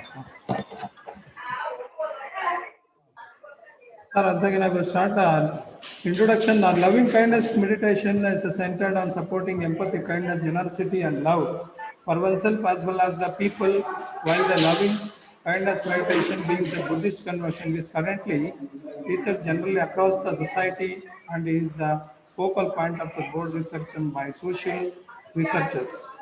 With established instead in the world customs and meditation is present all around acknowledges a standard self-mending and measure across the society. So basically ನಾನು mindful meditation ಯಾಕೆ ತಗೊಂಡೆ ಅಂತಂದ್ರೆ ಇವತ್ತಿನ pandemic situation ನಲ್ಲಿ ಚಿಲ್ಡ್ರನ್ಸ್ಗೆ ಏನು ಇವತ್ತು ಆನ್ಲೈನಲ್ಲಿ ಕ್ಲಾಸ್ ಎಲ್ಲ ನಡೀತಾ ಇದೆ, ಆ ಸಿಚುವೇಶನ್ ಏನು ಸಫರಿಂಗ್ ಆಗ್ತಾ ಇದ್ದಾರೆ ಮಕ್ಕಳು, ಅದ್ರ ಬಗ್ಗೆ ಒಂದು ತುಣುಕನ್ನು ಆರಿಸ್ಕೊಂಡಿದ್ದೀನಿ. So loving kindness meditation is a universal love, universal and our benevolence, because of lot of suffering in the children's school children's online class ನಲ್ಲಿ ಯಾಕೆ ಅಷ್ಟೊಂದು ಸಫರ್ ಆಗ್ತಿದ್ದಾರೆ ಅಂತ ಅಂದ್ರೆ, ಸರ್ ಕೇಳಿಸ್ತಿದೆಯಾ ಸರ್? ಆಡಿಬಲ್ ಕೇಳಿಸ್ತಾ ಮಾಡಿ ಸರ್. ಓಕೆ. ಈ ನಿಟ್ಟಿನಲ್ಲಿ ನಮಗೆ ಫಿಸಿಕಲಿ ಅಂಡ್ ಮೆಂಟಲಿ ಆಕ್ಟಿವಿಟೀಸ್ ಇಲ್ಲದೆ ಇರೋದ್ರಿಂದ, ಮಕ್ಕಳು ಕೂತಲ್ಲೇ ಕೂತಿರೋದ್ರಿಂದ ಅವರಲ್ಲಿ ಒಂದು ಸೆಲ್ಫ್ ಕಾನ್ಫಿಡೆನ್ಸ್ ಕೊರತೆ ಕಾಣ್ತಾ ಇದೆ. ಆ ನಿಟ್ಟಲ್ಲಿ ನಾವು ಈ ಒಂದು there are so many techniques or meditations. ಯಾಕೆ ಲವಿಂಗ್ ಕೈಂಡ್ನೆಸ್ನ ಸೆಲೆಕ್ಟ್ ಮಾಡ್ಕೊಂಡಿದ್ದೀನಿ ಮಕ್ಕಳಿಗೋಸ್ಕರ ಅಂತಂದ್ರೆ, ಸೊ ಇದರಲ್ಲಿ ನಾವೇನು ಅಂತಂದ್ರೆ ಈ ಮೆಡಿಟೇಷನ್ ಮಾಡೋದ್ರಿಂದ ಮಕ್ಕಳಲ್ಲಿ ಫಿಸಿಕಲಿ ಮೆಂಟಲಿ ತುಂಬ ಸ್ಟ್ರಾಂಗ್ ಡಿಟರ್ಮಿನೇಷನ್ನ ಇದರಲ್ಲಿ ಕಾಣ್ಬೋದು ನಾವು. ಈ ನಿಟ್ಟಲ್ಲಿ ನಾವು ಅದರಲ್ಲಿ ಕೂಡ ಟೈಪ್ಸ್ ಆಫ್ ಮೆಡಿಟೇಷನ್ನ ಪ್ರಾಕ್ಟೀಸ್ ಮಾಡ್ತೀವಿ ನಾವು, ಮಕ್ಕಳ ಮಾಡಬೇಕಾಗುತ್ತೆ. ಆ ನಿಟ್ಟಿನಲ್ಲಿ ಒಂದು spiritual meditations technique, mindful meditation, movement meditation, focus meditation. ಇವೆಲ್ಲ ಮೆಡಿಟೇಷನ್ ಯಾಕೆ ನಾವು ಅಂತಂದ್ರೆ ಮೈಂಡ್ಫುಲ್ ಮೆಡಿಟೇಷನ್ ಅಲ್ಲಿ ಇವೆಲ್ಲ ನಾವು ನೋಡ್ತೀವಿ. ಸ್ಪಿರಿಚುವಲ್ ಮೆಡಿಟೇಷನ್ ಅಂದ್ರೆ ಪರ್ಫಾರ್ಮಿಂಗ್ ಪೂಜಾ, ಅಂದ್ರೆ ಪೂಜೆ ಮಾಡೋದ್ರಿಂದ ನಾವು ಸ್ಪಿರಿಚುಯಾಲಿಟಿನ ಪ್ರಾಕ್ಟೀಸ್ ಮಾಡಕ್ ಆಗಲ್ಲ. ಈ ನಿಟ್ಟಲ್ಲಿ ಸ್ಪಿರಿಚುಯಾಲಿಟಿ ಅಂದ್ರೆ ದೇರ್ ಆರ್ 5 ಪ್ರಿಸೆಪ್ಟ್ಸ್ ಪ್ರಾಕ್ಟೀಸ್ ಮಾಡಬೇಕು. ಒಂದು, do not stealing, do not drinking, sexual misconduct. ಈ ತರ 5 ನಾವು 5 ಪ್ರಿಸೆಪ್ಟ್ಸ್ ನ ಪ್ರಾಕ್ಟೀಸ್ ಮಾಡಿದಾಗ ತುಂಬಾ ಜನ ಹೇಳ್ತಾ ಇರ್ತಾರೆ ಯೋಗ ಮಾಡ್ತಿರ್ತೀವಿ, ಮತ್ತೆ ಧ್ಯಾನ ಮಾಡ್ತೀವಿ, ಪ್ರಾಣಾಯಾಮ ಮಾಡ್ತೀವಿ, ಆದ್ರೆ ನಮ್ಗೆ ಆ ನಿಟ್ಟಲ್ಲಿ ಹೆಲ್ತ್ ಸಿಗ್ತಾ ಇಲ್ಲ ಅಂತ ಕೇಳ್ತಾರೆ ಸರ್. ಆ ಹೆಲ್ತ್ ಬರ್ಬೇಕಂದ್ರೆ ನಾವು ಬೇಸಿಕಲಿ ನಾವೇನ್ ಮಾಡ್ತಿರ್ತೀವಿ ಅಂದ್ರೆ ನಮಗೆ ಆ ಒಂದು 5 ಪ್ರಿಸೆಪ್ಟ್ಸ್ ನ ಪ್ರಾಕ್ಟೀಸ್ ಮಾಡಲ್ಲ. ಹಂಗಂದ್ರೆ ಏನು ಅಂತ ಅಂದ್ರೆ, do not kill, do not steal, do not commit sexual misconduct, do not use harmful of speech, do not intoxicated drinks, Coca-Cola. ಈ ತರ ಇರ್ತಕ್ಕಂಥ ಈ ಹ್ಯಾಬಿಟ್ ನ ನಾವು ಮಕ್ಕಳಲ್ಲಿ ಈ ತರ ಹ್ಯಾಬಿಟ್ ಮಾಡೋದ್ರಿಂದ ತುಂಬಾನೇ ಸೊಸೈಟಿಲಿ ಸಫರಿಂಗ್ ಆಗ್ತಾರೆ ಮಕ್ಕಳು. ಇದು ಪ್ರಪಂಚನೇ ಸಫರಿಂಗ್ ಅಲ್ಲಿ ಇರೋದೆ. ಈಗ ಮೇನ್ ಸಫರಿಂಗ್ಗೆ ಕಾರಣ ಏನು ಅಂತಂದ್ರೆ ನಮ್ಮ ಆಕ್ಟಿವಿಟೀಸ್ ನ, ನಮ್ಮ ಟ್ರೈನಿಂಗ್ ಅನ್ನು ಏನ್ ಡೈಲಿ ರೋಟೀನ್ ವರ್ಕ್ ಏನಿದೆ ಅದರಲ್ಲಿ ಸ್ವಲ್ಪ ನಾವು ಬದಲಾವಣೆಯನ್ನ ಮಾಡ್ಕೋಬೇಕಾಗುತ್ತೆ. ಈ ನಿಟ್ಟಲ್ಲಿ ನಾವು ಮೈಂಡ್ಫುಲ್ ಆಗಿ, ಫಾರ್ ಎಕ್ಸಾಂಪಲ್ ಈಗ ನಾನು ಮಾತಾಡ್ತಾ ಇದ್ದೀನಿ, ಇದು ಪ್ರೆಸೆಂಟ್ ಮೂಮೆಂಟ್. ಈ ಮೈಂಡ್ಫುಲ್ ಆಗಿ ಮಾತಾಡೋದ್ರಿಂದ, ಮೈಂಡ್ಫುಲ್ ಆಗಿ ಹೀಟಿಂಗ್ ಮಾಡೋದ್ರಿಂದ, ನಾನು ಊಟ ಮಾಡ್ತಾ ಇದ್ದೀನಿ, ನಮ್ಮ ಮೈಂಡ್ ಏನ್ ಮಾಡುತ್ತೆ, ಫ್ಯೂಚರ್ಗೆ ಯೋಚನೆ ಮಾಡ್ತಾ ಇರುತ್ತೆ, ಪಾಸ್ಟ್ಗೆ ಯೋಚನೆ ಮಾಡ್ತಾರೆ. ಅದೇ ಪ್ರೆಸೆಂಟ್ ಮೂಮೆಂಟ್ ನಾವು ಇಟ್ಕೊಳ್ಳೋದ್ರಿಂದ ನಮ್ಮ ಮೈಂಡ್ ಇದನ್ನ ಪ್ರಾಕ್ಟೀಸ್ ಮಾಡೋದ್ರಿಂದ, ವಾಕಿಂಗ್ ಮೆಡಿಟೇಷನ್ ಇರ್ಬೋದು, ಫೋಕಸ್ ಮೆಡಿಟೇಷನ್. ಫೋಕಸ್ ಮೆಡಿಟೇಷನ್ ಅಂದ್ರೆ ಆನ್ ಯುವರ್ ಬ್ರೆತ್, ನಿಮ್ಮ ಮೈಂಡ್ ಬ್ರೆತ್ ಮೇಲೆ ಕಾನ್ಸಂಟ್ರೇಟ್ ಮಾಡೋದ್ರಿಂದ you become mind is very strong. So loving kindness meditation ಮಾಡೋದ್ರಿಂದ ನಮ್ಗೆ ಏನಾಗುತ್ತೆ ಅಂದ್ರೆ ನಮ್ಮಲ್ಲಿ ill will, hatred, animosity, danger of ಸಂಕಾರಾಸ್ ಇಷ್ಟು ಇದ್ಕೊಂಡು ನಾವು ಪ್ರಾಕ್ಟೀಸ್ ಮಾಡೋದ್ರಿಂದ ನಮ್ಮ mind is always wandering, one branch to another branch to another, always wandering a mind. ಇದನ್ನ ನಾವು ಕಂಟ್ರೋಲ್ ಮಾಡಬೇಕು ಅಂತಂದ್ರೆ ನಿಮ್ಮ ಫೋಕಸ್ ಆನ್ ಯುವರ್ ಬ್ರೆತ್. ಇದು ಬ್ರೀತಿಂಗ್ ಮೆಡಿಟೇಷನ್ ಮೇಲೆ, no chanting, no mantra, only concentrate on your breath. Suppose ನಿಮ್ಮ mind ಎಲ್ಲೋ ಹೊರಗಡೆ ಇರುತ್ತೆ, ಆಗ ನಾವು ಬ್ರೀತಿಂಗ್ ಕಾನ್ಸಂಟ್ರೇಟ್ ಮಾಡೋಕ್ಕಾಗಲ್ಲ. ಆಗ ಇಮಿಡಿಯೇಟ್ ಆಗಿ ಏನ್ ಮಾಡ್ತೀವಿ, ಚಾಂಟಿಂಗ್ ಆಫ್ ಮಂತ್ರಾಸ್ ಅಂತ ಮಾಡ್ತೀವಿ. ಈ ಬುದ್ಧ ಸೆಡ್ ಒನ್ಸ್, ಏಚೇನ ಬುದ್ಧ ಅತೀತಾಚ ಏಚೇನ ಬುದ್ಧ ಅನಾಗತ. That's a very clear. The movement of meditation technique is a mind is always wandering. You concentrate on your breath. Once you are before meditation, you concentrate on your chant. Namo tassa bhagavata harata samma sambuddhassa etena sajjavajje votunu jaya mangalam. Once you practice the mangala mantra and meditation, concentrate on your introduce your breath, definitely you become more and more peace, more calm, more quiet. So once your child before studying and wake up early is the self-oriented loving kindness perhaps. Once ನಿಮ್ಮ ಮಕ್ಕಳು meditation ಒಂದು 10 ನಿಮಿಷ ಆನಾಪಾನ ಸತಿ ಧ್ಯಾನವನ್ನ ಮಾಡಾದ್ಮೇಲೆ, so self oriented loving kindness ಪರಾನ್ಸ್ ಅಂದ್ರೆ may I be strong, ಅದು ಮನಸ್ಸಲ್ಲಿ ಹೇಳ್ಕೋಬೇಕು. May I be strong, may I have the power of accept and forgive, may I live and die in peace, may I be safe, may I love and appreciate others and boundless. ಈ ತರ ಮಕ್ಕಳು ಕಾಮ ಕೂತ್ಕೊಂಡು ಈ ತರ ನಾವು ಹೇಳ್ತಾ ಹೋದ್ರೆ ನಿಮ್ಮ mind become more and stronger. Otherwise ನಿಮ್ಮ ಮೈಂಡ್ ಏನಾಗುತ್ತೆ, ಕೊಲಾಪ್ಸ್ ಆಗುತ್ತೆ. ನಮಗೆ ನಮ್ಮ ಥಾಟ್ ಲೆವೆಲ್ ಕೂಡ ತುಂಬಾನೇ ಸಫರಿಂಗ್ ಆಗುತ್ತೆ. ಸೊ ಈ ನಿಟ್ಟಲ್ಲಿ ಮಕ್ಕಳು ಕಾನ್ಸಂಟ್ರೇಟ್ ಮಾಡೋದ್ರಿಂದ, ಈ ತರ ನಾವು ಲವಿಂಗ್ ಕೈಂಡ್ನೆಸ್ ನ ಪ್ರಾಕ್ಟೀಸ್ ಮಾಡೋದ್ರಿಂದ ಅರ್ಲಿ ಮಾರ್ನಿಂಗ್ ಅಲ್ಲಿ ತುಂಬಾನೇ ಬೆನಿಫಿಟ್ಸ್ ಇದೆ. ಸೊ ಕೂತ್ಕೊಂಡು ನನಗೆ ಫಸ್ಟ್ ನಾನು ಲವಿಂಗ್ ಕೈಂಡ್ನೆಸ್ ಪ್ರಾಕ್ಟೀಸ್ ಆದ್ಮೇಲೆ ನಮ್ಮ ಸ್ನೇಹಿತರಿಗೆ, ತಂದೆ ತಾಯಿಗೆ, ಮಕ್ಕಳಿಗೆ ಮತ್ತು ಫ್ಯಾಮಿಲೀಸ್ಗೆ, ಸೊಸೈಟಿಗೆ, ಯೂನಿವರ್ಸಲ್ಗೆ ನಾವು ಲವಿಂಗ್ ಕೈಂಡ್ನೆಸ್ನ ಯಾವ ಥರ ಕೊಡೋದು. May you be safe, may you live long, may you achieve what you want and deserve in life, may you have the power of accept you anger and sadness, may you be healthy, may you be always happy. ಅದೇ ರೀತಿ ನಮ್ಗೆ ಏನಾಗುತ್ತೆ ಅಂತ ಅಂದ್ರೆ, ನಾವು ಆ ತಿಳ್ಕೊಳ್ಳೋಕ್ಕಿಂತ ಮುಂಚಿತವಾಗಿ ನಾವು ಮೆಡಿಟೇಷನ್ ಮಾಡಿದ್ಮೇಲೆ may I B free from anger, hatred, ಇಲ್ ವಿಲ್. ಸೊ ಅದನ್ನ ನಾವು ಬಿಟ್ರೆ ಮಾತ್ರ ನಮ್ಮಲ್ಲಿ ಪೀಸ್ ಆಗಿ ಕುತ್ಕೊಳ್ಳೋಕೆ ಸಾಧ್ಯ. ಈ ನಾಲೆಡ್ಜ್ ಇಲ್ದೇನೆ ನಾವು meditation, pranayama, yoga, physical exercise ಮಾಡ್ತಾ ನಮ್ಮ physically there are 2 types actions, ಒಂದು ವೋಕಲ್ ಆಕ್ಷನ್, ಫಿಸಿಕಲ್ ಆಕ್ಷನ್ಸ್. ಇವೆರಡನ್ನ ಕ್ಲಾರಿಟಿ ಮಾಡದೆ ನಾವೇನಾದ್ರೂ ಧ್ಯಾನ ಮಾಡೋದ್ರಿಂದ ನಮಗೆ ಬೇಕಾದಂತ ರಿಸಲ್ಟ್ ಸಿಗಲ್ಲ. ಈ ನಿಟ್ಟಿನಲ್ಲಿ ಲವಿಂಗ್ ಕೈಂಡ್ನೆಸ್ ಮೆಡಿಟೇಷನ್ ಪ್ರಾಕ್ಟೀಸ್ ಮಾಡ್ಬೇಕಂದ್ರೆ ಬಿಫೋರ್ 20 to 30 minutes ನೀವು ಆನಾಪಾನ ಸತಿ ಪ್ರಾಕ್ಟೀಸ್ ಮಾಡೋದ್ರಿಂದ ನಿಮ್ಮ ಮೈಂಡ್ ಕಾಮ್ ಆಗುತ್ತೆ, ಕ್ವೈಟ್ ಆಗುತ್ತೆ, ಕಾನ್ಸಂಟ್ರೇಟ್ ಆಗುತ್ತೆ. ನೀವು ಏನು ಗೋಲ್ ಸೆಟ್ಟಿಂಗ್ ಮಾಡ್ತೀರೋ ಅದನ್ನ ನಾವು ಅಚೀವ್ ಮಾಡೋಕೆ ಸಾಧ್ಯ ಆಗುತ್ತೆ. ಈ ನಿಟ್ಟಲ್ಲಿ ಈ ಲವಿಂಗ್ ಕೈಂಡ್ನೆಸ್ ಮೆಡಿಟೇಷನ್ ಮಕ್ಕಳಲ್ಲಿ ಈಗಿಂದಾನೇ ಪ್ರಾಕ್ಟೀಸ್ ಮಾಡಿದ್ರೆ, not only childrens, even adults also practice in loving kindness meditation in the morning and evening, both the times in practice. Once you practice becoming you are physically and mentally, emotionally become strong.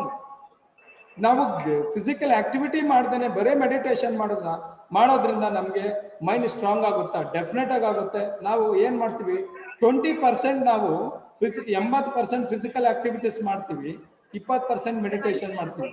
ಅದನ್ನ ಮಾಡಿದಾಗ ನಮ್ಮ mind ಏನಾಗುತ್ತೆ, ನಮ್ಗೆ early morning silence ಇರೋದ್ರಿಂದ, ನಮ್ಮ mind silence ಆಗೋದ್ರಿಂದ, ನಾವೊಬ್ಬರೇ ಕೂತ್ಕೊಂಡು ಧ್ಯಾನ ಮಾಡೋದ್ರಿಂದ ನಮ್ಗೆ ತುಂಬಾನೇ ನಮ್ಮ ಥಾಟ್ ಲೆವೆಲ್ ಅಲ್ಲಿ ಚೇಂಜಸ್ ಆಗುತ್ತೆ.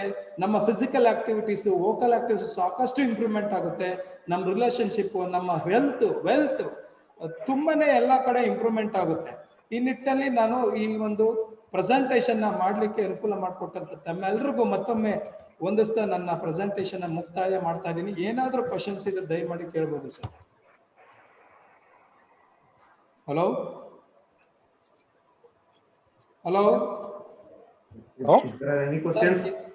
ಕೇಳಿಸ್ತಿದೆಯಲ್ಲ ಸರ್? ಸೊ ಈ ನಿಟ್ಟಲ್ಲಿ ನಾನು ಮಕ್ಕಳಿಗೆ mindfulness through loving kindness meditation ನಾನು ಅವ್ರಿಗೆ ರೆಫರ್ ಮಾಡ್ತಾ ಇದ್ದೀನಿ. ಇದನ್ನ ಚಿಲ್ಡ್ರನ್ಸ್ ತುಂಬಾನೇ ಮಾಡೋದ್ರಿಂದ, ಅಡಲ್ಟ್ಸ್ ಮಾಡೋದ್ರಿಂದ ಸೊಸೈಟಿಲಿ ಒಂದು ಒಳ್ಳೆ ವೈಬ್ರೇಷನ್ ಪಾಸ್ ಮಾಡ್ಬೋದು. ಅಂತ ನಾನು ಈ ಸಂದರ್ಭದಲ್ಲಿ ಹೇಳ್ತಾ ನನ್ನ ಪ್ರೆಸೆಂಟೇಷನ್ ನಾನು ಮುಗಿಸ್ತಾ ಇದ್ದೀನಿ. ತಾವು ದಯಮಾಡಿ ಏನಾದ್ರೂ ಇದ್ರೆ ಕ್ವಶನ್ಸ್ ಇದ್ರೆ ಕೇಳ್ಬೋದು sir. Hello hello hello sir ಕೇಳಿಸ್ತಿದೆಯಾ sir? There is no questions. Can we have the next presenter over here? Sir, any questions? Sir, we have a list of candidates.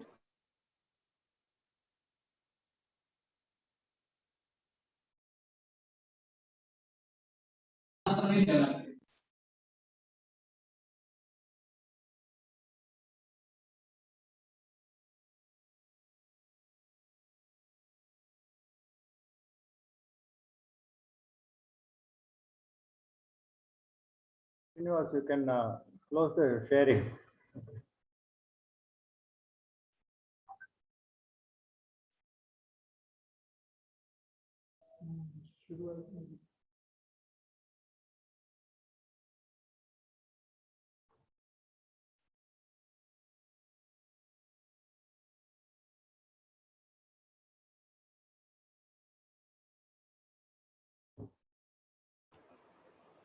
Hello ಹೇಳಿ ಸರ್, ಕೇಳಿಸ್ತಿದೆಯಾ sir? ಕೇಳಿಸ್ತಿದೆ. Sir, any questions? No question ಬಂದಿರಲಿಲ್ಲ chat box ಅಲ್ಲಿ. Chalapathi ji. Okay, Pashupathi sir continue. Hello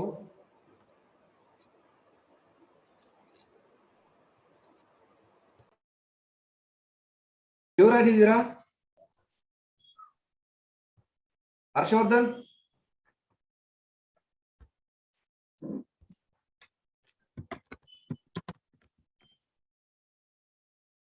Shivraj is not there. Harshavardhan ಇಲ್ವಾ?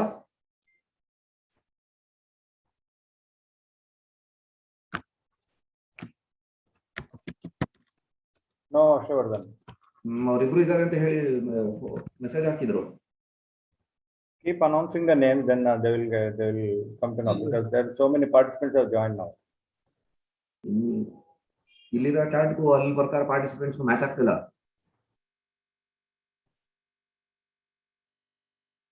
Screen ತೆಗಿಬೇಕಲ್ಲ.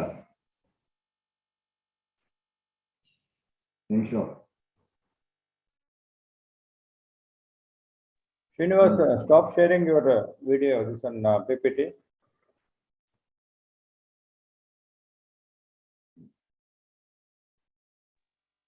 Hello, sir. Very Hello. good afternoon, sir. Madam, who is this? Sir, this is Pushpa KS, sir, from Vidyodaya Law College, Tumkur. I am ready to present a paper, sir. If you give permission, means I am presenting paper, sir. Chalpate? Yeah. You just allow her to present, huh? Yeah, which subject it is? It is law subject, sir. Law. Yes, sir. Now belongs to which group it is? Group 1 is going on now. Sir, actually, I am sending abstract and it is approved also, sir. But my name is not in mentioned list, sir. That's why yesterday I request with principal and other faculties also. They are saying that they are ready to permit for presentation, sir. That's why here no presentations is there. That's why I'm asking chance. That's it, sir. Okay. Yeah, you can do that. You can continue it. Pashupati, just take it over, okay? Kannan sir and you. Madam, you can present your presentation right now. Yes, sir. Yes, sir. Yes, sir. Can I start, sir? Start, madam. Okay. Yes, sir. Thank you, sir. Thank you, sir. Very good afternoon to the respected chairperson and my fellow participants. Today, I am going to present my topic related on marine pollution and legal measures to protect the biodiversity. First of all, I would like to give a little introduction about this. The oceans are indeed focal points of recent and growing environment consciousness. Environmental degradation, the environmental degradation of the oceans is by definition a global problem itself. And actually, we are to be getting many benefits from the oceans also. What are the contributions from the oceans? It is nothing but the oceans contribute to our food, medicines, energy, transportation, commerce, defense, and even recreation also. When we come to the definition for marine pollution, it is nothing but the United Nations, it gives one definition related to the marine pollution. The introduction by man directly or indirectly of substances or energy to the marine environment, really resulting in deleterious effects such as hazardous to the human health, hindrances to marine activities, impairment of quality of sea water for various uses, and reduction of amenities. Because this United Charter itself, it gives a clear definition. Actually it is to be fact also, we are to be deteriorating environment, including the marine pollution, and it is to be affected to our biodiversity also. Next comes to the types of marine pollution, it is to be there. One, it is nothing but the sedimentation. Next is agricultural runoff. It includes the herbicides, pesticides, and also the nutrients. And next one is energy. It includes the thermal and light also.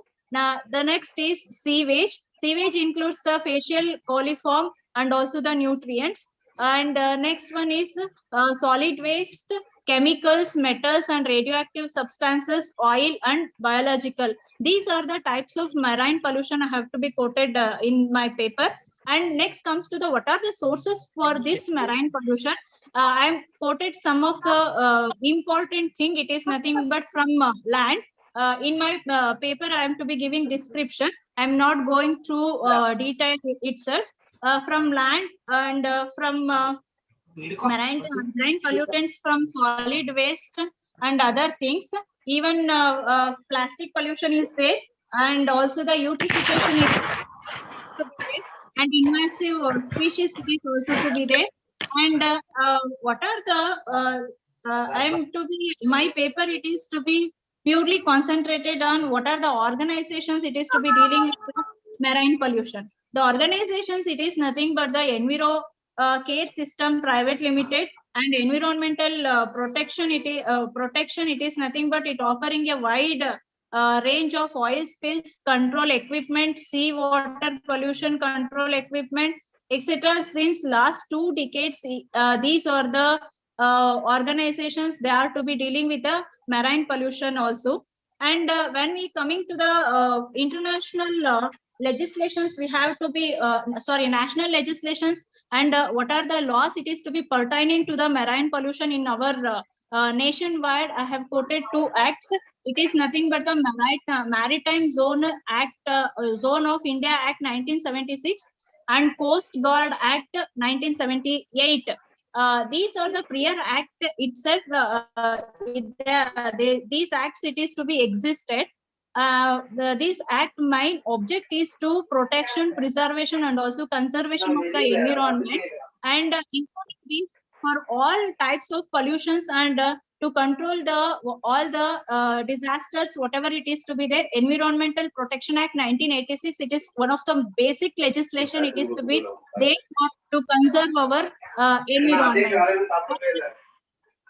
Steps, let's come to the steps to combat the maritime pollution, because we are to be in the last previously have to be said that the legislations pertaining to the maritime pollution, what are the steps it is to be combat, what it is to be there to recover means it is nothing but the treating oil spills by introducing oil consuming microbes. Say no plastic or recycle it. Actually, we are not following this, because we are now also we are to be using plastics, but from the initial stage itself we have to ban the plastic, because it is very dangerous things. So many legislations it is to be there. It's of 10 microns, 40 microns, 30 microns, whatever the law, it is to be imposed legislations also, but we the people, they are not to be strictly implemented. That it is to be one of the bad thing. And next step it is nothing but the avoiding channelizing the industrial affluents into the sea. Because why I am to be quoting this means many industries, they are to be existed in all over India. what the Environment Protection Act and the State Pollution Board and also the National Pollution Board, what it says, one condition and one criteria it is to be there, that it is nothing but if any industry or if any factory it is came into existence, or they have to start a new industry or factory, means they have to get one certificate that it is nothing but how much waste effluents they are to be discharged. They have to give data. Based on that data only, the government are nothing but the boards, pollution control boards in state wise and also the national wise, they have to be give a for starting of those industries and also the factories. That is the criteria. And next, it is nothing but the sewage should be treated in sewage treatment plants and not channelized into the oceans. We are to be observing many oceans, and not only the oceans, we are observing in my interior places also. We are to be observing if any sewage it is to be there or any industry it is to be there, directly that whatever the hazardous waste is there, whatever the waste effluents it is to be there, those all they are to be directly effluented into the river, that it is to be contaminated and it is to be very endangerous to the species, including the human health, and totally it affects to the biodiversity. Next, it is nothing but the controlling sea traffic. Nowadays, it is to be shipping is to be there, and trading it is to be there. Because of these also, many species which is to be injured. That's why I'm to be quoting here, and creating the awareness by educating people. This is the point I have to be quoted generally, because whatever the thing we are to be speaking in many seminars, and whatever the concept we are to be organizing in many conferences also, we are saying educated through the educating people only. This awareness it is to be started from those people only, because without education or without creating awareness, nothing is impossible. That's why I'm to be, it's our major responsibility also. Let's comes to the, I conclude my paper. It is nothing but in conclusion, I have to be quoted, marine pollution is increasing, becoming a threat to the mankind and flora and fauna, as well as the national level and also in international level also. This marine pollution may be controlled by two methods. One, it is nothing but the co-reaction. Actually, it is to be very costly and also intensive. It is one. Second, it is nothing but the prevention. It requires the attitude changes. And my suggestion, it is nothing but when I'm to be preparing this paper, my suggestion and my opinion, it is nothing but, and 1 ounce of prevention is worth a pound of cure. It is nothing but prevention is better than cure. If we prevent our environment, then it maintains the sustainability. Sustainability, it is nothing but whatever the natural resources it is to be there, that we have to be keep as it is for future generation. That's why I have to be quoted this one, prevention is better than cure. Thank you very much for giving a chance for me to present a paper. Thanks to the chairperson and also the organizing committee. Thank you very much, sir. If there is any questions, they can clarify, sir. Sir, I am audible, sir? Yes. Any questions? Any questions from audience? If there are no questions, I would Madam, please tell me one more time your title. Sir, my title, it is nothing but marine pollution. Marine pollution. with biodiversity. And legal measures to protect biodiversity. Okay. Okay, madam. Okay. Good. Thank you, sir.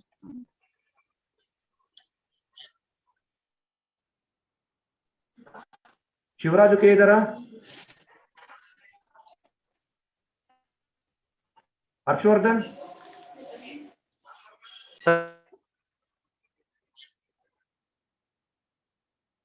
Bhuvaneshwari ಅವರು ಇದ್ದೀರಾ?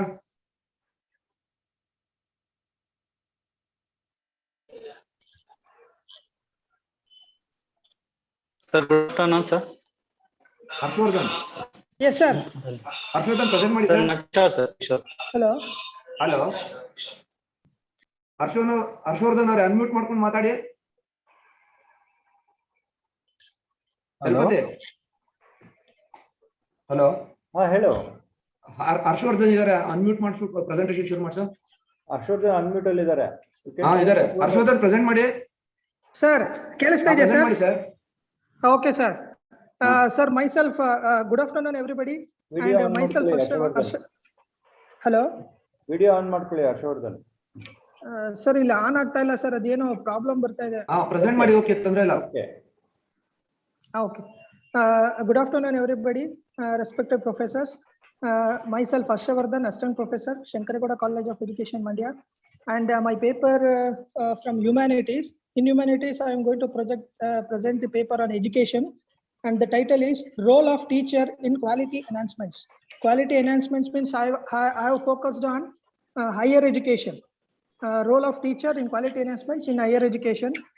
First of all, teacher who shapes the destiny of the country, and teacher is the lifelong learner because of his association with scientific knowledge, which keeps growing, and so opportunities have to be afforded to ensure that he keeps learning and developing.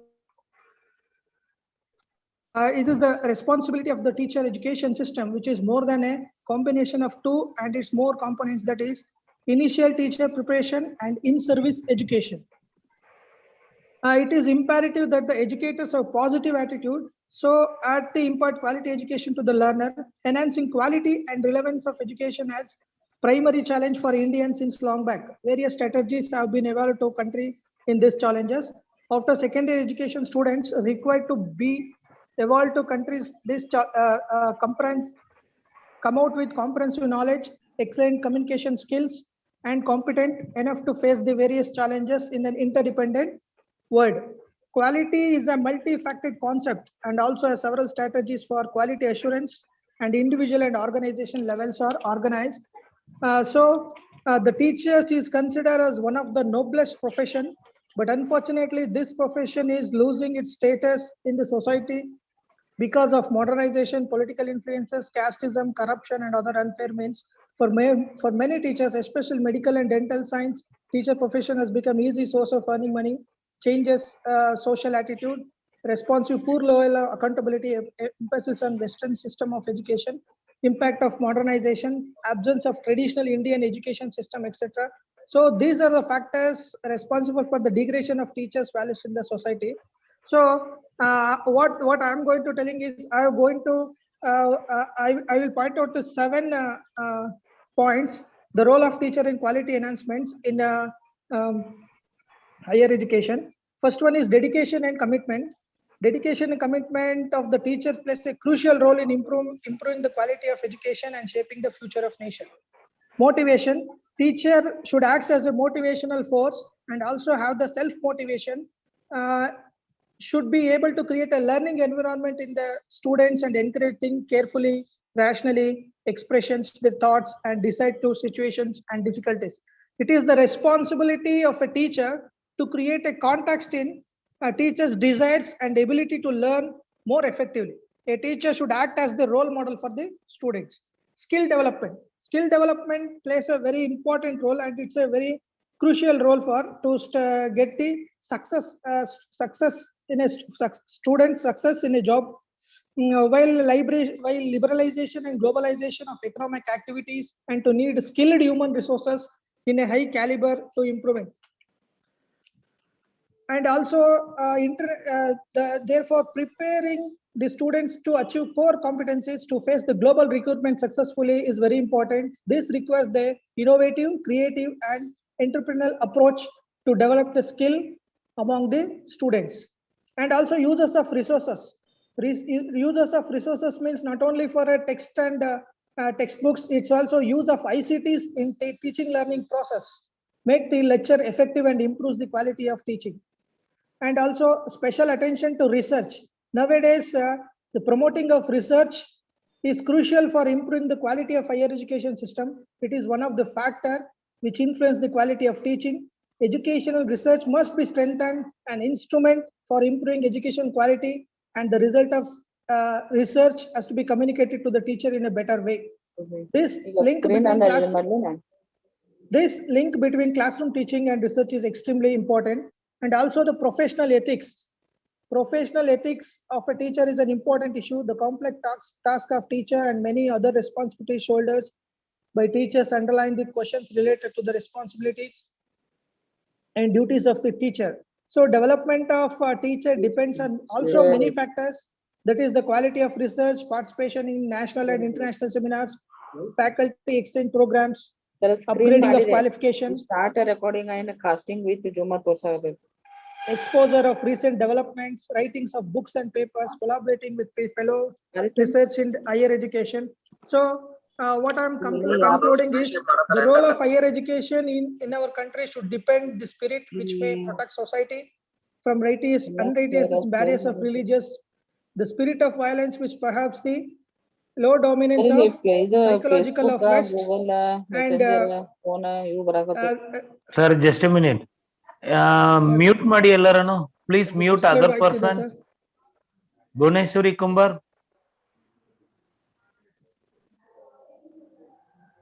Sir, please. Okay, sir. Conclude ಮಾಡ್ತಾ ಇದ್ದೀನಿ sir. So that's why it is gain. So the events comes with it gain momentum, and the world has become globally. The event of happening anywhere in the world affect us directly as the present age. The information technology make the great landmark in higher education, and at these circumstances, education system need to review, reform, and change to the tune of embedding changes. Thank you, sir. Now the session is open for interaction. If there are any question, you can have an interaction with the speaker.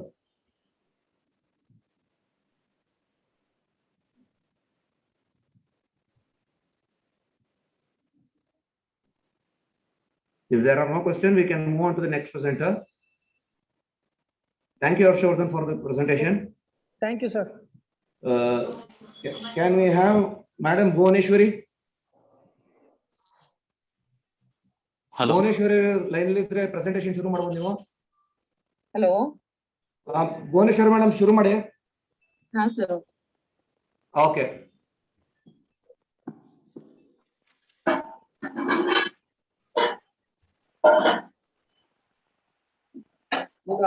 Good afternoon, everyone all. Myself, Bhuneshwari Kumbar, librarian, SVM Arts, Science and Commerce College, Jilkal. Today, my presentation topic, Role of Web Technologies for Information Literacy in Digital Environment. Introduction. Web technologies are highly effective on information literacy in the modern era. Web technologies include weblogs, RSS, Facebook, Yahoo, open sources, and so many tools. The word web technologies have to so many benefits for different areas like education, Portman, socialist, like that is very useful in the modern area. Effective use of this highly necessary and important also in all fields. First one, web technology. What is web technology? The web has always been a tool for collaboration. Only in the last few years, software has permitted individuals to use it as platform for true collaborative activities. Web technologies are changing the way messages spread across the network. A number of online tools and platforms are now defining how people share their perspectives, opinions, thoughts, and experiences. Web technology refers to the means by which computers communicate with each other using markup languages and multimedia packages. It gives us way to interact with the hosted information like websites. Web technologies involves the use of hypertext markup languages and cascading style sheets. Next one, podcast. Podcasting is a method of publishing audio files to the web, which are then made available through the subscription and automatically downloaded to the personal computer for portable MP3 player.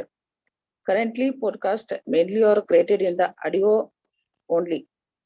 Podcasting in e-education. Podcasting in educational context is to the create an archive to class lecture that a student can listen to at their convenience. as forecasting is a relatively new. Educators everywhere are still exploring the possibilities. Therefore, this section includes the partial list of potential uses of forecasting. As with any use of technology in the classroom, we should take into consideration whether we have chosen the best tool for the education. Forecast uses news updates, guest lectures, student presentation, student produced and forecast interview with a guest expert to field work, feedback, evaluation of student work. Advantages: forecasting involves the shift from e-learning to m-learning. Forecasting is the time-shifting technology. Technology is an essential feature. Next, blogs. A blogs is basically a type of website We can move to the conclusion part. maintained by individual with a regular entire of commentary, descriptions of events, or other material such as graphics or video. Educational benefits of blogs: student presentations, discussions, debates as a class portal where learners can access supplemental materials, curriculum, links, video, forecast, homework, assessment, task, and other peer feedback. RSS. Conclusion ಹೋಗಿ madam, conclusion part ಹೋಗ್ಬಿಡಿ. Okay. Conclusion: it's not an easy task to use web technologies in all the fields. Only the technologically educated, especially information literate and computer professionals can be these web technologies. Social networking, bookmarking, or the current trending in marketing, advertisement, entertainment, apart from the education, so their web-based application are helping the people to connect each other with the person and groups. It makes the whole global into a small village. Thank you. Thank you, madam. Can we have Siddhappa for the next presentation? Siddhappa ಅವರಿದ್ದೀರಾ? Kishore Kumar, Raghavendra,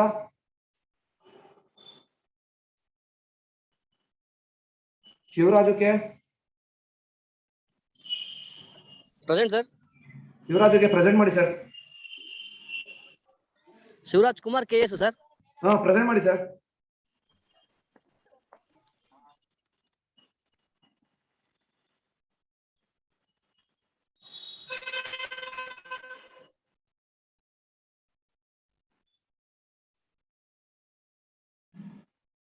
doctor Kishore V ಇದ್ದೀರಾ? Yes sir, ready ಇದ್ದೀನಿ sir. Sir present ಮಾಡಿ Kishore V ಅವರೇ. Okay sir, thank you. Okay. Good afternoon to respected chairperson and my fellowship participant. Myself, Dr. Kishore V, Physical Education Director, Vidyodaya College, Tumkur. Today my topic is Super Brain Yoga. It's called also Topakarnam Benefits. Introduction. India, the land of billion yogi, we have rich spiritual identity, reflect on our traditional cultural spirituality is the master of key of Indian mind in India. It will be Guru of world, said Swami Vivekananda and Sri Arvo Swami early decided the 20th century. That was the time when India was totally subjected to the British. Nobody could dare to think India. Spirituality in any field of the situation has changed now. India is the energetic, knowledge, powerful history and traditional is being reducing the modern world. The simple devotional action platform by Hindus. Super Brain Yoga is a scientific validity mentioned that it will help to energize our brain and enhance its sharp and clarity. It's simply technique which is purpose to increase the intellectual capacity and sharp both memory and concentration. This practice is based on the principles of subject to energy, the ear, acupuncture. Basically, Super Brain Yoga also energetic for your lower chakra or energy center of to move your forehead, crown chakra. When this happens, this energy is transformed into subtle energy, which is utilized by the brain, enhance its purpose of function. Super brain yoga has enabled to people achieving mentally, physically, and spiritually well-being. With the increased yoga practice, one can attain the high status of awareness and improve our body function along with a acupuncture spiritually followed by people for thousands of years. It is among the most popular practice and routine to establish control over mind and body of the soul. One of the such a traditional practice, Super Brain Yoga in Indian concept from Gurukula education system. It calls also Uttaka Bittaka in Hindi and Tamil Topakarma. It is not a punishment for the classroom as population known as a Indian education system, but confirm that yoga practice of many who is the taken steps to well offering prayer. The devotees pay for pounding themselves for earlier mistake made by themselves accused.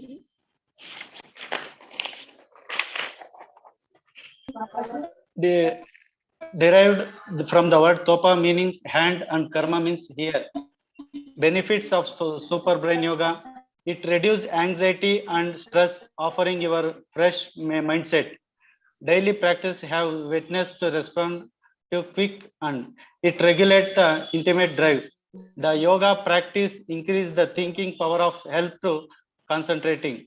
The practice increasing the spiritual and mental growth. It increasing and activate to brain. It increase inner space, reduce the psychological stress and give great psychological stability and proper functioning of the brain.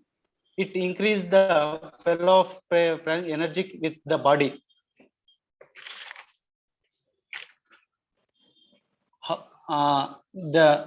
The contribution, the effect of super brain yoga on people with several elements such as cancer, sexual treatment, disease, several heart conditions.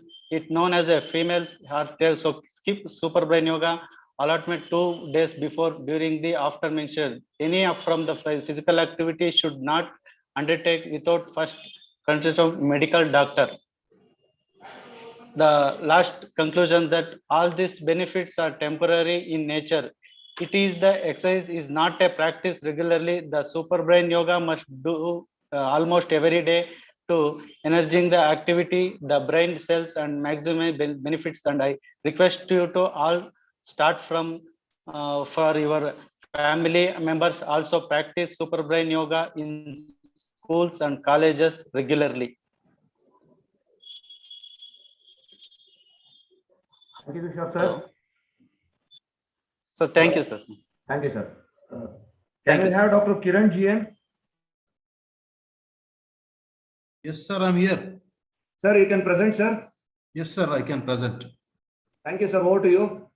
Yeah, thank you.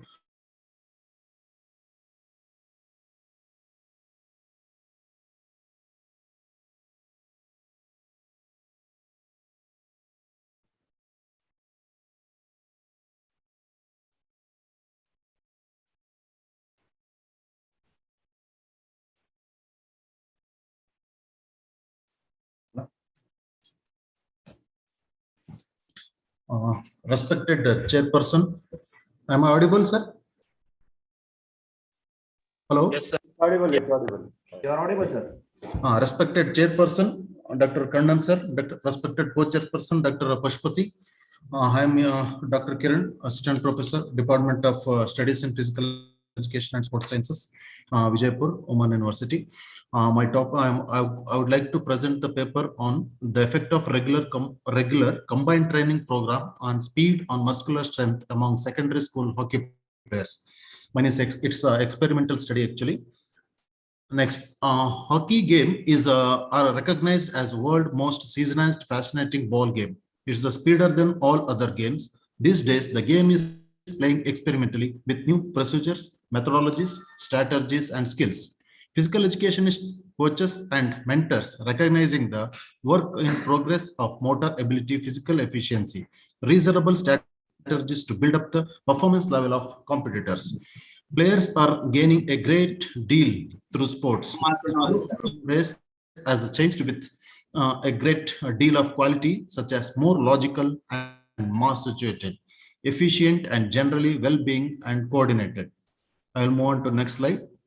For this, the statement of this problem, the purpose of the study was to find out the effect of regular combined training program on speed and muscular strength among secondary school hockey players. The objectives of this study that to determine the effect of circuit training, interval training, combined circuit and interval training, which would significantly improve the motor abilities like speed and muscular strength of secondary school hockey players. Hypothesis of the study was, it was hypothesized that the circuit training, interval training and combined circuit and interval training would significantly improve the motor abilities like speed and muscular strength among the secondary school hockey players. For this, the shown methodology has been designed. The purpose of this study was to find out the impact of combined circuit and interval training on selected motor abilities like speed and forearm strength performance of secondary school hockey players. 60 students with the age group of 14 to 16 years were randomly selected and conducted 50-meter run in seconds, forearm muscular strength, hand grip strength test in kgs, out of which 60 subjects were selected for the present study based on their performance and age. To achieve the performance of this study, 60 subjects from Coorg districts, Karnataka, selected as subject for this present study. The subject had past experience of at least 2 years in hockey game, and only those who represented their representative school teams were taken as subject. All the subjects were informed about the nature of the study, and their consistence was obtained to cooperate till the end of the experiment and testing period. Experimental design. The initially hockey players' ability of each subject was assigned by subjective rating. Using matching procedures on the basis of hockey playing ability, subjects were divided into 4 equal groups of 15 subjects each. That was group 1, which undergoes circuit training group, that's experimental group 1, group 2, interval training group, that's experimental group 2, group 3, combined circuit and interval training, that's experimental 3, and group 4, which does not undergoes any training, that's called control group.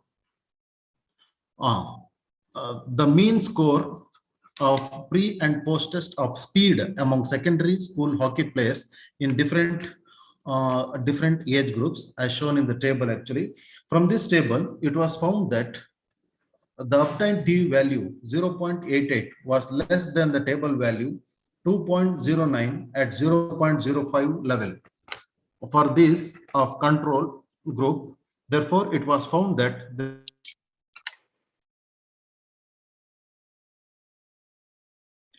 secondary school hockey players of control group, they did not show any improvement in speed. The formulated hypothesis was accepted. The above table shown that the resulted T value 6.92 was greater than the table value 2.88 at 0.01 level for speed of circuit training group. Therefore, it was found that there was no significant difference between the pre and post test mean score of speed among secondary school hockey players of circuit training group. Circuit training group produced significant improvement in speed. Thus, the formulated hypothesis 2 was accepted.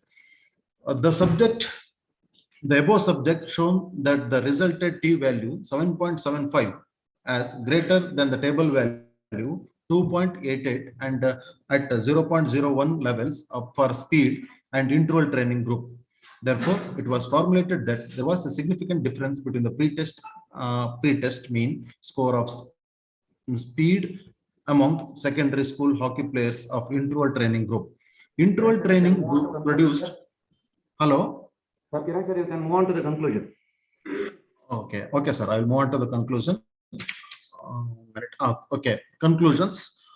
From the result of the study of the following conclusions were drawn. The speed was significantly increased by circuit training, interval training, and combined circuit and interval training. The combined circuit and interval training was more effective when compared to interval and circuit training. Forearm strength, muscular strength, there's a right arm and left arm, was significantly increased by circuit training, interval training, and combined circuit and interval training. The circuit training was more effective when compared with interval training and combined circuit and interval training. This all about my presentation. Thank you for the opportunities, and I'm extremely sorry that I was late actually. Thank you. Thank you for the opportunity. Thank you. The session is open for questionnaire. If there are any questions, you can have the speaker.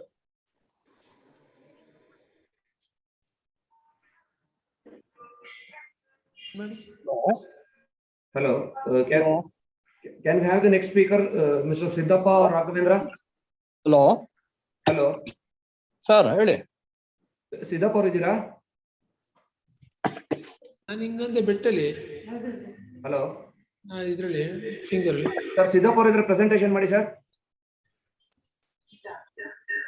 ಹಾ madam, ನಾನು ಹಿಂಗ ಇದೇನಕ್ಕೋ ಸರಿ ಇದಾಗಿಲ್ಲ, ಹಂಗಾಗಿ tried but. Raghavendra ಇದ್ದೀರಾ?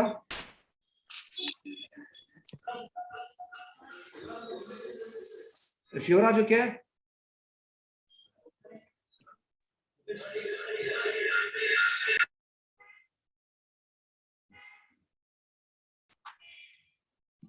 Sir, Siddappa ಅವರು ಇದ್ರೆ presentation ಮಾಡಿ sir. Go to the next person if they not available. Raghavendra? Raghavendra, I am a physical education, sir. ಹೌದು, ಫಿಸಿಕಲ್ ಎಜುಕೇಶನ್ ರಾಘವೇಂದ್ರ. One ನಿಮಿಷ ಸರ್.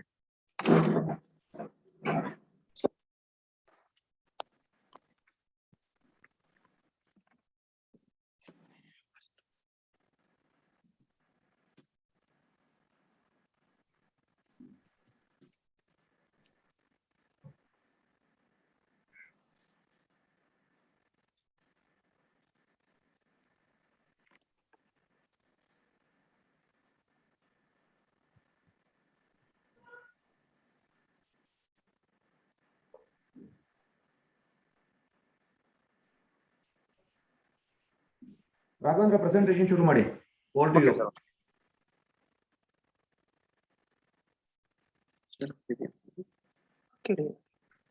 ಹಲೋ ರಾಘವೇಂದ್ರ ಪ್ರೆಸೆಂಟೇಷನ್ ಶುರು ಮಾಡ್ಬೋದು. ಸರ್, ಕೇಳಿಸ್ತಾ ಇದೆ ಸರ್ ವಾಯ್ಸ್? ಕೇಳಿಸ್ತಾ ಇದೆ. ಸರ್, PPT ಬರ್ತಾ ಇದೆಯಾ ಸರ್? ಬರ್ತಾ ಇದೆ. ಫುಲ್ ಸ್ಕ್ರೀನ್ ಮಾಡ್ಕೊಳ್ಳಿ.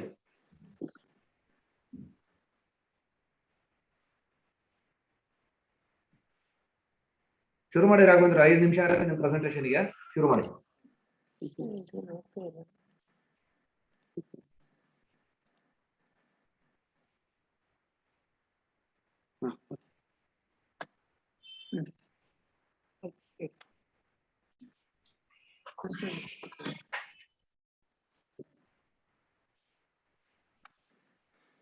Good afternoon sir.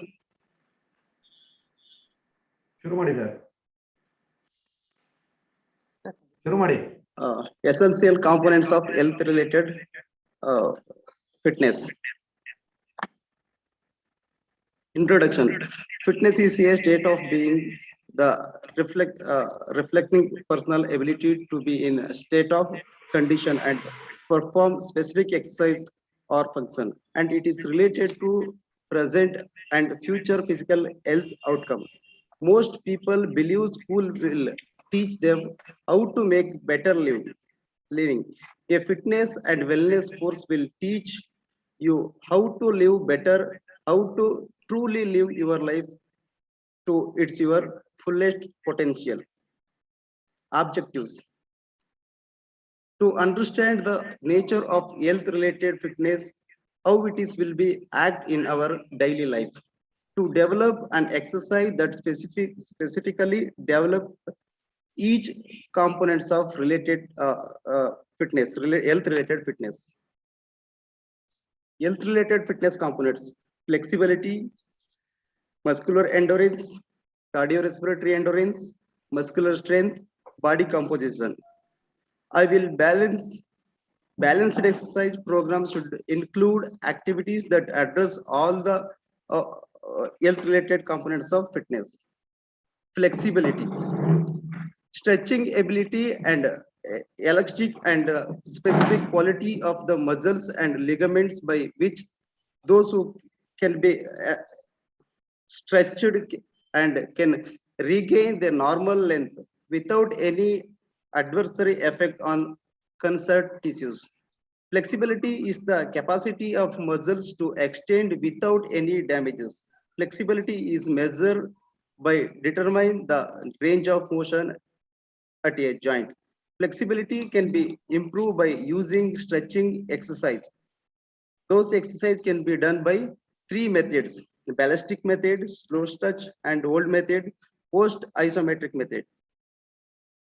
Endurance. I define endurance as the ability to resist fatigue. This is Adorable also define endurance as the resistance ability to fatigue. Endurance is the ability to do sports movement with the desired quality of speed under condition of fatigue. The various method of improve endurance are continuous method, repetition method, competition method, interval method, repetition method, and competition method. Cardiovascular fitness. Cardiovascular fitness is necessary in develop a good heart muscles, strengthening of muscles and proper functions of lungs. It is the ability of the individual to strengthen during a continuous muscular activity in which a number of muscles group and used individual with cardiovascular fitness have lower pulse rate and have greater buffer capacity of blood and muscles, which result is reducing fatigue. Example, long distance running, swimming, trekking, and helpful in development cardiovascular fitness.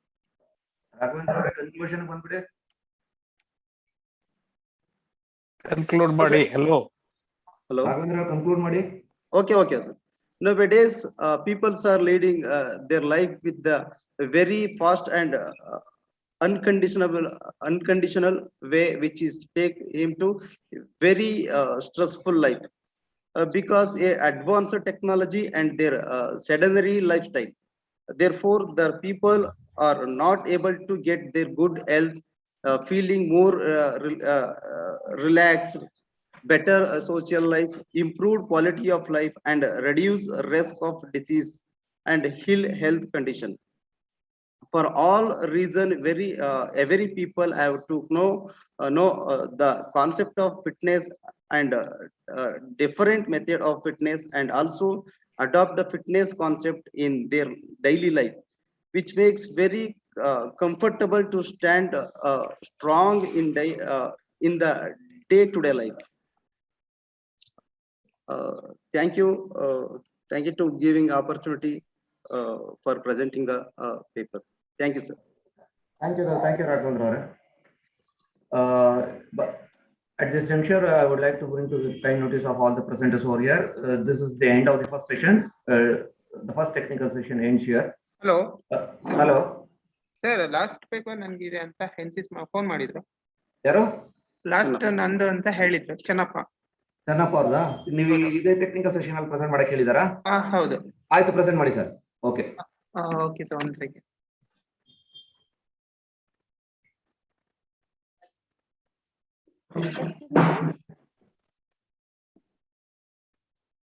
Excuse me, sir. Hello. Hello. Hello, sir. Madam Chennappa ಅವರು present ಮಾಡ್ತಾ ಇದ್ದಾರೆ ಈಗ.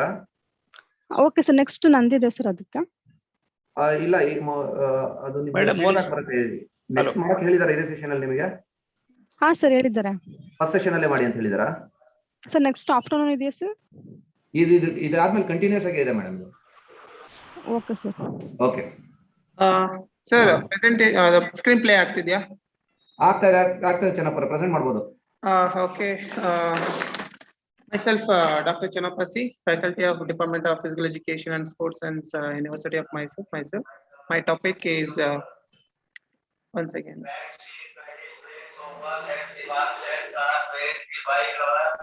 So my topic is study on lumbar lordosis, postural deformities of high school boys in Mysore city.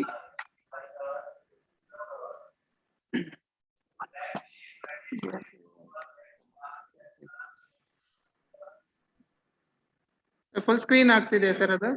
ಆಗ್ತದೆ.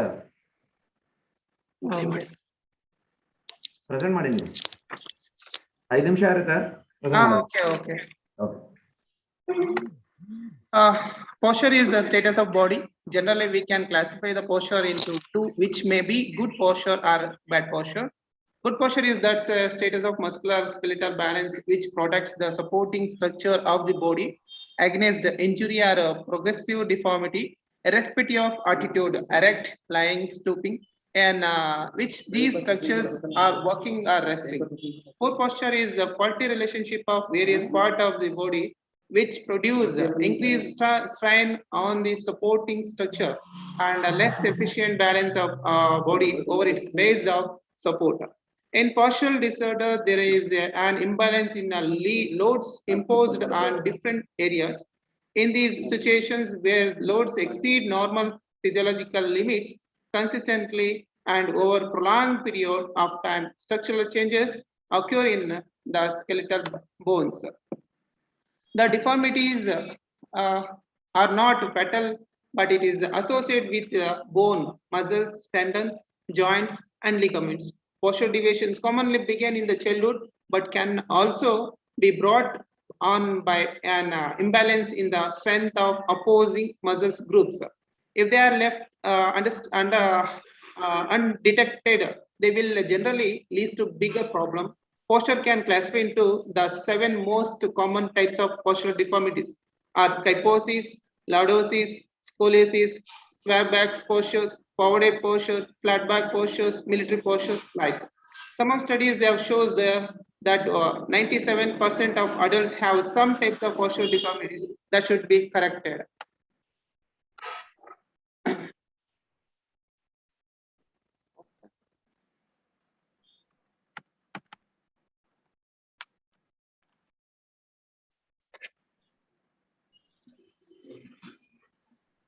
The lordosis executed lumbar curve, the pelvic angle more than 60 degree in a woman and 55 degree in a man into the position which is often termed swab backs. Standing with locking knees contributes this unhealthy postures and aligns the heads behind center of gravity. Shoulders may also be pulled back too tightly. According to the March of Damian's foundations, that are about 60% of birth defects have unonly cases. Adolescents, boys and girls have the age of 10 to 15 are at the greatest risk of ischemic or kyphosis. So objective of this study to examine the number of lordosis angles. These findings can be provide the preliminary data for developing a program intended to maintain the lumbar curve in high school boys between 13 to 15 years of Mysore city to provide the information to parents and teachers about the problems of bad postures. So hypothesis of the study, it was hypothesized that there will be a significant difference in the mean angle of deformity of high school boys in Mysore city. The method of the studies, the subjects for the present study, adolescent boys, those who are studying in 8th, 9th and 10th standard and their age ranged between 13 to 15 years. Total 30 samples were selected through purposive sample techniques for the present study from various private and government high schools at Mysore city. All the subjects was tested twice period to commencement of study period and after the completion of 22 weeks without any interventions. The procedure to make the subjects involve themselves in the present study orientation classes were arranged. The researcher has explained the purpose of the present study to subjects and their part in this study. this experimental group didn't take any type of treatment and not applied interventions to correct faulty postures. 22 weeks observation was planned. The angle of lumbar lordosis was recorded twice, that is prior to commencement of the study period and after the completion of the 22 weeks. In this single group experimental design, the pre and post test scores are flexio curve ruler angle was compared with the help of the Pearson sample paired sample t-test, which the results depict in table 2. The results of the lordosis posture deformities during the pre and post test situations of experimental group are given in table 2. This is a table comparison of the pre and post means value of experimental group with the lumbar lordosis angle and their significant difference. And figure 1 comparisons of the pre and post mean values of the single experimental groups with lordosis angle and their significance difference. The figures present in table 2 depict the mean of lordosis on pre and post test experimental group was 76.07 and 80.13 angle of deformity respectively. The mean differences of 4.06 shows that after completion of the study period, angle of lordosis was found to be increased significantly as compared to what it was before the commencement of the study period. The t-value in case of experimental group was minus 7.844. It indicates that there was significant difference in lordosis posture deformity of experimental group. It was observed that the lordosis posture deformity angle was not improved in an experimental group during post test situations. The results make it clear that the lordosis posture deformity experimental group increased due to absence of any type of intervention in the time of 22 weeks. Discussion, conclusion.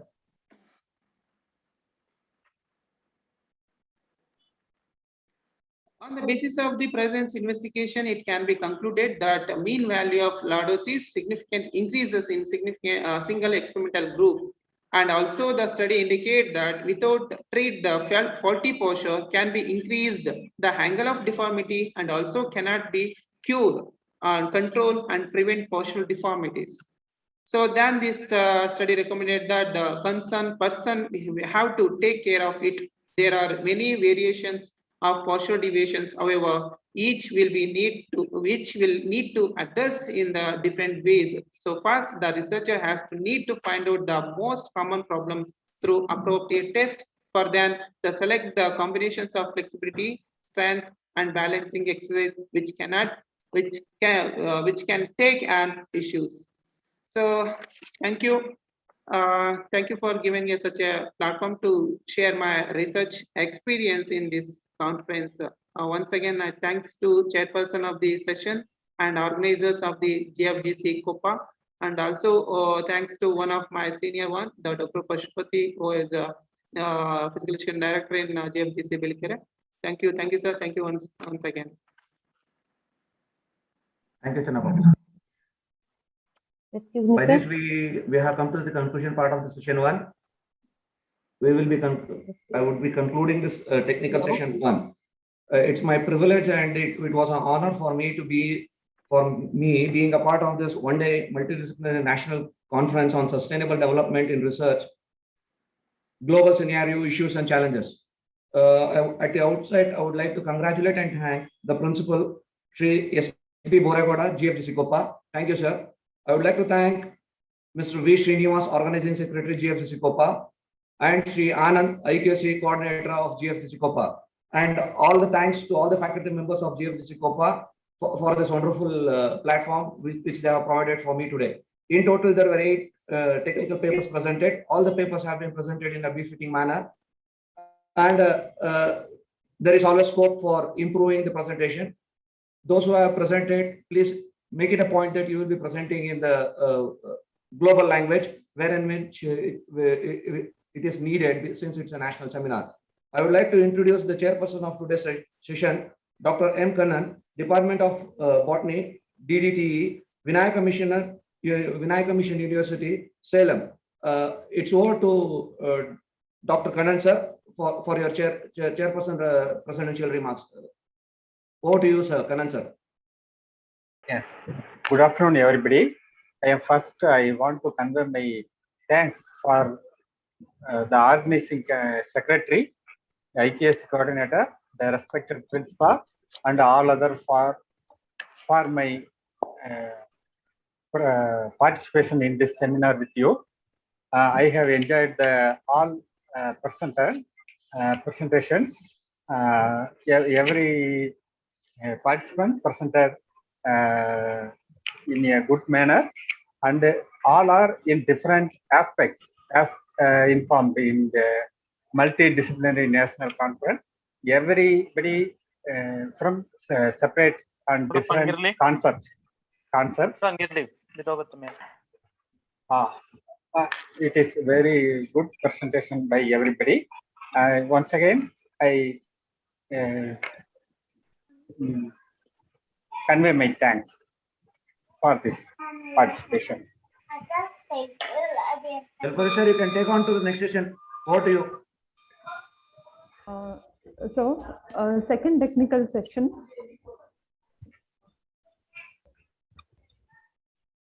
Technical session start madam. Thank you. Okay. Second technical session will be chaired by Dr. Dayananda Sagar, Associate Professor, Department of English, Government College for Women Autonomous. And the rapporteur for this session is Dr. B.S. Divya, Assistant Professor, Department of Economics, Government College for Women Autonomous, Mandya. Over to you, ma'am, Divya ma'am, and Dr. G.S. Dayananda Sagar, sir.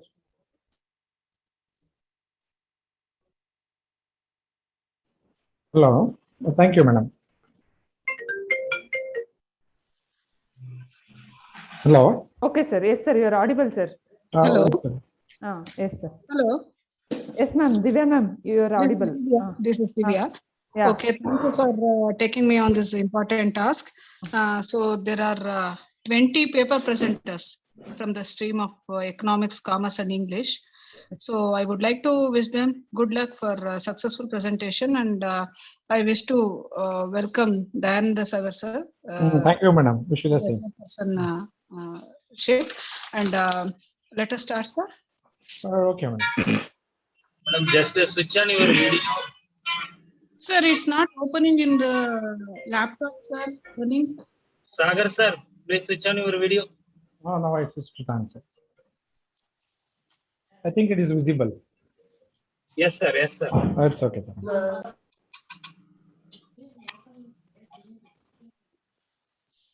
Shall we continue, madam? The first presenter is Abhilasha from Bharati College, KMWD. Sir, now they have given the list who are going to present for the session. The first participant is 1 minute, sir. First participant is Mallesh. Shri Mallesh.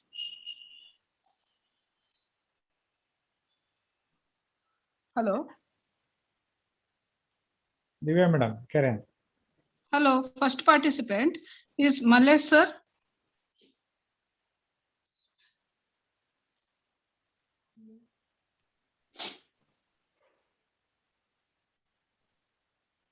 Is Mallesh sir present? Hello. What was the second one, madam? Okay. The second participant is Nagaraju CM. Nagaraju CM, Shanti College, Madavalli, from the Department of Economics. He is going to present a paper on sustainable development goals. Nagaraju sir.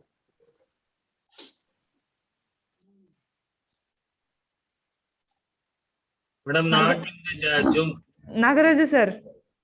Nagaraju CM. Sir, please unmute yourself, sir. Actually, he has to present, madam. That's what. He has to unmute and then present. Okay. Yeah. Now. Nagaraju sir, this is your turn. Oh, Nagaraju sir, we are not able to hear you. Please unmute your mic. Now it is audible. ಎಲ್ಲ ನನ್ನ ಸ್ನೇಹಿತರಿಗೆ ಮತ್ತೆ ಸರ್ಕಾರಿ ಪದವಿ ಕಾಲೇಜಿನ ಪ್ರಾಂಶುಪಾಲರಾದಂಥ ಬೋರೇಗೌಡರಿಗೆ ಹಾಗೂ ನನ್ನ ಸ್ನೇಹಿತರಾದಂಥ ಮಾದೇಗೌಡರಿಗೆ ಹಾಗೂ ಈ ಸೆಮಿನಾರ್ ಅನ್ನ ಯಶಸ್ವಿಯಾಗಿ ನಿರ್ವಹಿಸ್ತಾ ಇರುವಂತ IQAC ಕೋಆರ್ಡಿನೇಟರ್ ಆದಂತ ಆನಂದ್ ಅವ್ರಿಗೆ ಹಾಗೂ ಅಲ್ಲಿ ಇರುವಂತ ಎಲ್ಲ ಅಧ್ಯಾಪಕ ಮತ್ತೆ ಅಧ್ಯಾಪಕೇತರರಿಗೆ ನನ್ನ ನಮಸ್ಕಾರಗಳು. ಸಸ್ಟೈನಬಲ್ ಡೆವಲಪ್ಮೆಂಟ್ ಅನ್ನುವಂಥದ್ದು ಒಂದು ಬಹುಮುಖ್ಯವಾದಂತ ಒಂದು ಅಜೆಂಡಾ ಇತ್ತೀಚೆಗೆ, ಸುಸ್ಥಿರ ಅಭಿವೃದ್ಧಿಯ ಗುರಿಗಳು ಅನ್ನುವಂಥದ್ದು. ಸೊ ಇಲ್ಲಿ ಈ ಸುಸ್ಥಿರ ಅನ್ನುವಂಥದ್ದು ಸೊ ನಾನು PPT ಏನು ಮಾಡಿಲ್ಲ, ಹಾಗೆ ಸಹಸ್ರಮಾನದ ಅಭಿವೃದ್ಧಿಯ ಗುರಿಗಳು ಅಂತ ಹೇಳ್ಬಿಟ್ಟು 2000 ಮತ್ತೆ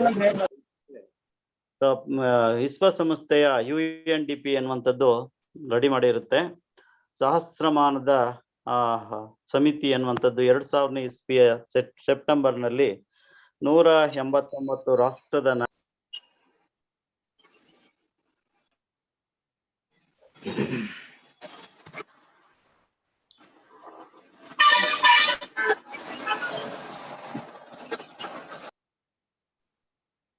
Hello, sir, you are not audible. Your mic is off.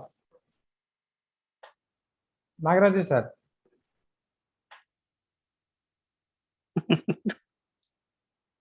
Hello.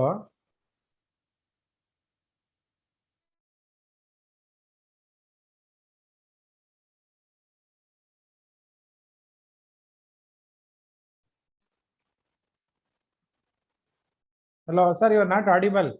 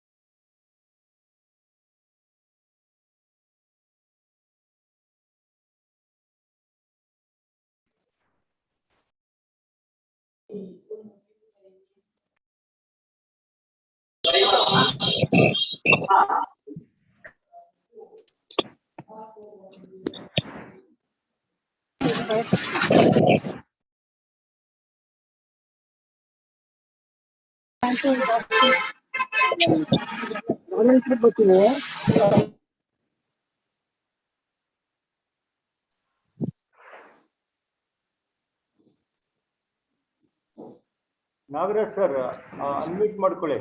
Nagaraj sir,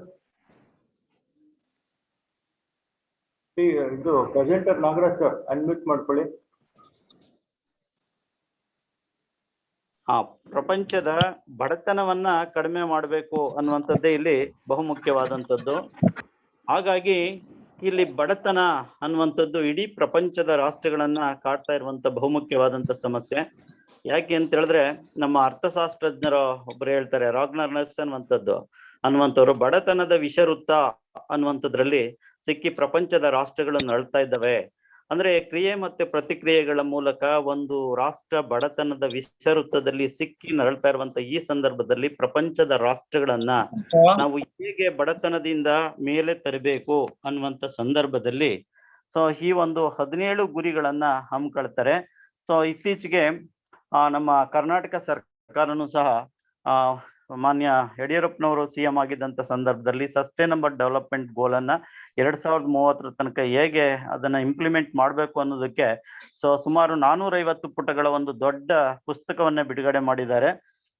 ಬಹುಶಃ ಅದೆಲ್ಲನೇ ನೋಡಿರ್ತೀರಾ ನೀವು. ಕರ್ನಾಟಕ ಸರ್ಕಾರ ವಾರ್ತಾ ಇಲಾಖೆ ಮತ್ತೆ ಮೈಸೂರಿನ ಗ್ರಾಮೀಣಾಭಿವೃದ್ಧಿ ತರಬೇತಿ ಸಂಸ್ಥೆ ಅನ್ನೋರು ಅದನ್ನ ಪ್ರಕಟಿಸಿರುವಂತದ್ದು. ಸೊ ಇಲ್ಲಿ ಈ 17 ಗುರಿಗಳಲ್ಲಿ ಬಹುಮುಖ್ಯವಾಗಿ ನಾವು ಕಾಣುವಂಥದ್ದು ನೋ ಪಾವರ್ಟಿ, ಅಂದ್ರೆ ಪ್ರಪಂಚದ ಎಲ್ಲ ಕಡೆಗಳಲ್ಲೂ ಇರುವಂತಹ ಈ ಬಡತನವನ್ನ ಹೋಗಲಾಡಿಸುವಂಥದ್ದು ಪ್ರಪಂಚದ ರಾಷ್ಟ್ರಗಳ ಒಂದು ಗುರಿ ಆಗಿರ್ಬೇಕು ಅನ್ನುವಂಥದ್ದು. ಯಾಕೆ ಅಂತ ಹೇಳಿದ್ರೆ 1948ರಲ್ಲಿ ಲಾರ್ಡ್ ಬ್ರಾಯ್ಡ್ ಅನ್ನುವಂಥವ್ರು ಹೇಳ್ತಾರೆ. ಸೊ ಈ BPL ಅನ್ನುವಂಥ ಪದವನ್ನ ಮೊದಲು ಬಳಸ್ತಾರೆ. ಪ್ರಪಂಚದ ಬಹುಪಾಲು ರಾಷ್ಟ್ರಗಳಲ್ಲಿ ಈ ಬಡತನದ ರೇಖೆಯ ಕೆಳಗೆ ಇರುವಂತ ಜನಸಂಖ್ಯೆ ಜಾಸ್ತಿ ಇದೆ. ಹಾಗಾಗಿ ಬಡತನ ರೇಖೆಯ ಕೆಳಗೆ ಇರುವಂತ ಜನರನ್ನ ನಾವು ಆದಷ್ಟು ಕಡಿಮೆ ಮಾಡಬೇಕು ಅನ್ನುವಂಥದ್ದನ್ನ ಹಾಕೋತಾರೆ. ಹಾಗಾಗಿ ನೋ ಪಾವರ್ಟಿ ಪ್ರಪಂಚದ ರಾಷ್ಟ್ರಗಳು 2030ನೇ ಇಸ್ವಿ ವೇಳೆಗೆ ಸೊ ಬಡತನದ ಒಂದು ಆ ವಿಷವೃತ್ತದಿಂದ ಹೊರಗೆ ಬರಬೇಕು ಅನ್ನುವಂತ ಒಂದು ಉದ್ದೇಶದಿಂದ 17 ಗುರಿಗಳಲ್ಲಿ ಪ್ರಮುಖವಾಗಿ ಮೊದಲನೇದಾಗಿ ಬಡತನ ಇಲ್ಲವಾಗಿಸುವಂತ ಒಂದು ಗುರಿಯನ್ನ ಹಾಕೋತಾರೆ. ಹಾಗೆ ಜೀರೋ ಹಂಗರ್ ಅನ್ನುವಂಥದ್ದು, ಸೊ ಹಸಿವನ್ನ ಕೊನೆಗಾಣಿಸುವುದರ ಮೂಲಕ ಶೂನ್ಯ ಮೊತ್ತಕ್ಕೆ ತರುವಂತದ್ದು ಮತ್ತೆ ಆಹಾರ ಭದ್ರತೆಯನ್ನ ಸಾಧಿಸುವಂತದ್ದು. ಬಹುಶಃ ನಿಮ್ಗೆಲ್ಲ ಗೊತ್ತಿದೆ.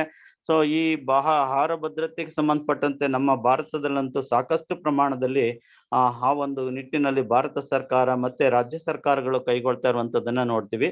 ಸೊ ಇದು ಸಹ ಅಷ್ಟೇನೆ ಮಿಲೇನಿಯಂ ಸಸ್ಟೈನಬಲ್ ಡೆವಲಪ್ಮೆಂಟ್ ನ 2ನೇ ಗೋಲ್ ಆದ್ರೂ ಸಹ ನಮ್ಮ ಭಾರತದಲ್ಲಿ 2004ರಿಂದನೂ ನೋಡ್ತಿದ್ವಿ, ಮತ್ತೆ 1960ರ ದಶಕದಿಂದಲೂ ನೋಡ್ತಾ ಇದ್ದೀವಿ. ಆದಷ್ಟು ಪಬ್ಲಿಕ್ ಡಿಸ್ಟ್ರಿಬ್ಯೂಷನ್ ಸಿಸ್ಟಮ್ ಮೂಲಕ ಮತ್ತೆ TPDS targeted public distribution system ಮೂಲಕ ಮತ್ತೆ ಅಂತ್ಯೋದಯ ಅನ್ನ ಯೋಜನೆ ಅನ್ನುವಂತ ಯೋಜನೆಗಳನ್ನ ಜಾರಿಗೆ ತಂದು ಆ ಮೂಲಕ ಆದಷ್ಟು ಭಾರತದಲ್ಲಿ ಹೇಗೆ ನಾವು ಬಡತನವನ್ನು ಹೋಗಲಾಡಿಸುವುದಕ್ಕೆ ಕಾರ್ಯಕ್ರಮಗಳನ್ನ ಹಮ್ಮಿಕೊಳ್ತಾ ಇದ್ದೀವೋ ಹಾಗೆ ಪ್ರಪಂಚದ ಎಲ್ಲ ರಾಷ್ಟ್ರಗಳು ಸಹ ಬಡತನವನ್ನ ಹೋಗಲಾಡಿಸ್ಬೇಕು ಅನ್ನುವಂಥದ್ದು ಇಲ್ಲಿ ಇನ್ನೊಂದು 2ನೆಯ ಬಹುಮುಖ್ಯವಾದಂತ ಗುರಿ ಈ ಸಸ್ಟೈನಬಲ್ ಡೆವಲಪ್ಮೆಂಟ್ ಗೋಲ್ಸ್ ನ ಗುರಿ ಆಗಿರುವಂತದ್ದನ್ನ ನೋಡ್ತೀವಿ. ಸೊ ಹಾಗೆ good health and well being ಅನ್ನುವಂಥದ್ದು. ಸೊ ಇದು ಅಷ್ಟೇನೆ ಎಲ್ಲರಿಗೂ ಆರೋಗ್ಯಕರವಾದಂತ ಜೀವನವನ್ನ ನೀಡಬೇಕು ಅನ್ನುವಂಥದ್ದು ಸಸ್ಟೈನಬಲ್ ಡೆವಲಪ್ಮೆಂಟ್ ನ 3ನೆಯ ಒಂದು ಗುರಿ ಅನ್ನುವಂಥದ್ದು. ಯಾಕೆ ಅಂತ ಹೇಳಿದ್ರೆ ಸೊ ಇಲ್ಲಿ ಪ್ರತಿಯೊಬ್ಬರಿಗೂ ಸಹ ಜೀವ ಅನ್ನುವಂಥದ್ದು ಮುಖ್ಯ. ಹಾಗಾಗಿ ಎಲ್ಲ ವಯೋಮಾನದವರಿಗೂ ಉತ್ತಮ ಜೀವನ ಮಟ್ಟವನ್ನು ಬೆಂಬಲಿಸುವುದೇ ಈ good health and well being ಅನ್ನುವಂತ ಒಂದು 3ನೇ ಟಾರ್ಗೆಟ್ಸ್ ಅನ್ನ ನಾವು ಸಸ್ಟೈನಬಲ್ ಡೆವಲಪ್ಮೆಂಟ್ ಅಲ್ಲಿ ನಾವು ನೋಡ್ತೀವಿ. ಯಾಕೆಂದ್ರೆ ಆರೋಗ್ಯ ಅನ್ನೋದಕ್ಕೆ ಸಂಬಂಧಪಟ್ಟಂತೆ ಬಹುಶಃ ಭಾರತ ಸರ್ಕಾರ ಈಗಾಗಲೇ ತಮಗೆ ಹೆಲ್ತ್ ಕಾರ್ಡ್ ಫೆಸಿಲಿಟೀಸ್ ಅನ್ನ BPL ಕಾರ್ಡ್ ಹೋಲ್ಡರ್ಸ್ಗೆ ಕೊಟ್ಟು ಆ ಮೂಲಕ ಸೊ 5 ಲಕ್ಷ ರೂಪಾಯಿ ತನಕ ಸರ್ಕಾರಿ ಸೇವೆಗಳನ್ನ ಪಡ್ಕೊಳ್ಳೋದಕ್ಕೆ ಅವಕಾಶವನ್ನು ಮಾಡಿಕೊಟ್ಟಿರುವಂತದ್ದನ್ನ ನಾವು ನೋಡ್ತೀವಿ. ಸೊ ಹಾಗೆ ಮತ್ತೊಂದು SDC ಮತ್ತೊಂದು ಟಾರ್ಗೆಟ್ ಏನಪ್ಪಾ ಅಂತ ಹೇಳಿದ್ರೆ 4ನೇದು quality of education. You provide the quality of education ಅನ್ನುವಂಥದ್ದು. ಇಲ್ಲಿ ಆ ಒಳಗೊಳ್ಳುವ ಭರವಸೆ ಹಾಗೂ ಎಲ್ಲರಿಗೂ ಎಲ್ಲಾ ವಯೋಮಾನದರಿಗೂ ಉತ್ತಮ ಗುಣಮಟ್ಟದ ಶಿಕ್ಷಣವನ್ನ ಮತ್ತೆ ಸಮಾನ ರೀತಿಯಲ್ಲಿ ನೀಡುವುದರ ಮೂಲಕ ಜೀವನ ಪೂರ್ತಿ ಕಲಿಯುವ ಅವಕಾಶವನ್ನು ಎಲ್ಲರಿಗೆ ನೀಡುವಂಥದ್ದು ಅನ್ನುವಂಥದ್ದು ನೋಡಿ.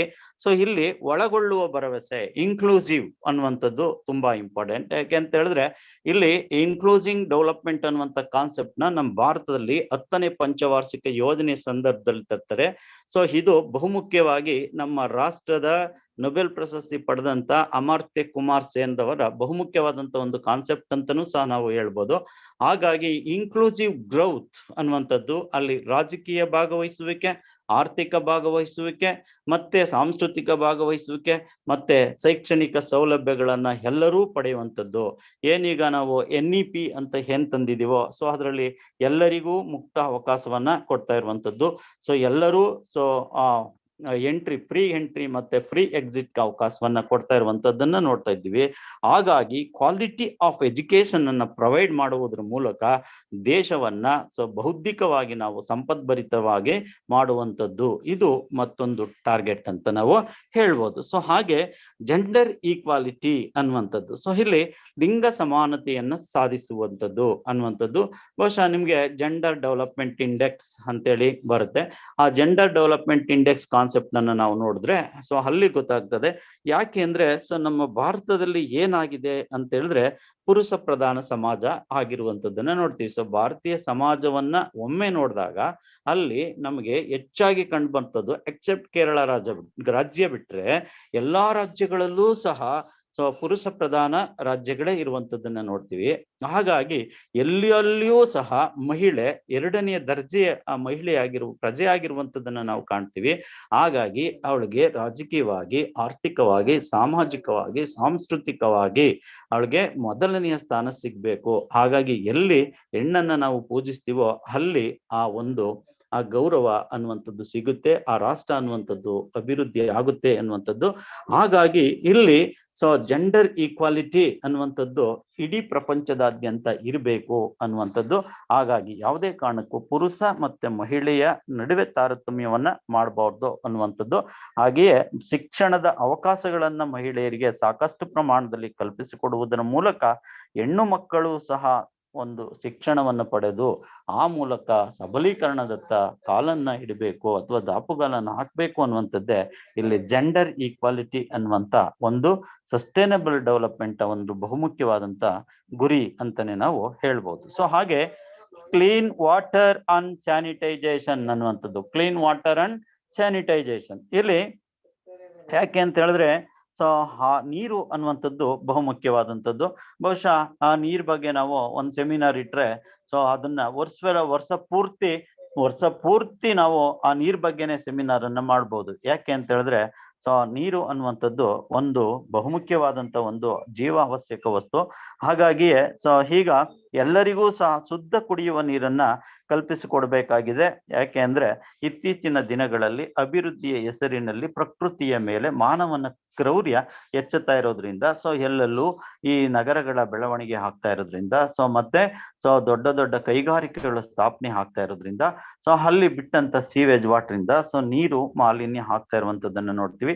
ಇಂಥ ಮಾಲಿನ್ಯಯುಕ್ತವಾದಂತ ನೀರನ್ನ ಕುಡಿದ್ರೆ ಸೊ ಆರೋಗ್ಯದ ಮೇಲೆ ಕೆಟ್ಟ ಪರಿಣಾಮ ಬೀರುತ್ತೆ. ಸೊ ಅದರಲ್ಲೂ ನೋಡಿ, ಮಾನವನಿಗೆ ಬರುವಂತಹ 75% ಕಾಯಿಲೆಗಳು ನೀರಿನಿಂದನೇ ಬರುವಂತದ್ದು. ಹಾಗಾಗಿ ಆ ನೀರನ್ನ ನಾವು ಸರಿಯಾಗಿ ಪ್ರೊವೈಡ್ ಮಾಡಿದ್ದೇ ಆದ್ರೆ ಸೊ ಆಗ ನಾವು ಜನರ ಆರೋಗ್ಯವನ್ನ ಕಾಪಾಡ್ಕೊಳ್ಬಹುದು ಅನ್ನುವಂಥದ್ದು.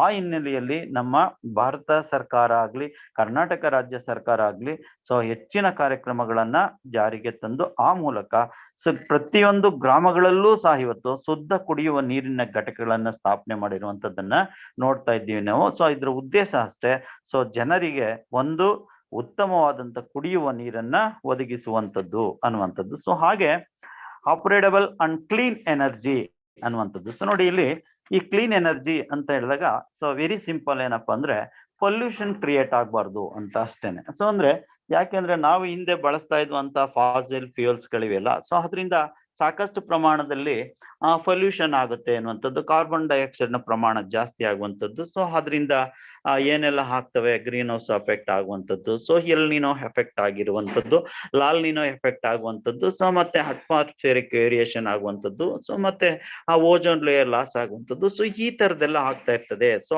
ಅದರಿಂದ ಇಲ್ಲಿ ನಾವು ಆದಷ್ಟು ಜನರಿಗೆ ಆಧುನಿಕ ಶಕ್ತಿಯ ಮೂಲಗಳನ್ನ ಒದಗಿಸಬೇಕು. ಅದಕ್ಕೋಸ್ಕರನೇ ಭಾರತ ಸರ್ಕಾರ ಉಜಾಲ ಯೋಜನೆ ಅಂತ ಒಂದು ಯೋಜನೆಯನ್ನ ಜಾರಿಗೆ ತಂದಿರುವಂತದ್ದನ್ನ ನಾವು ನೋಡ್ತೀವಿ.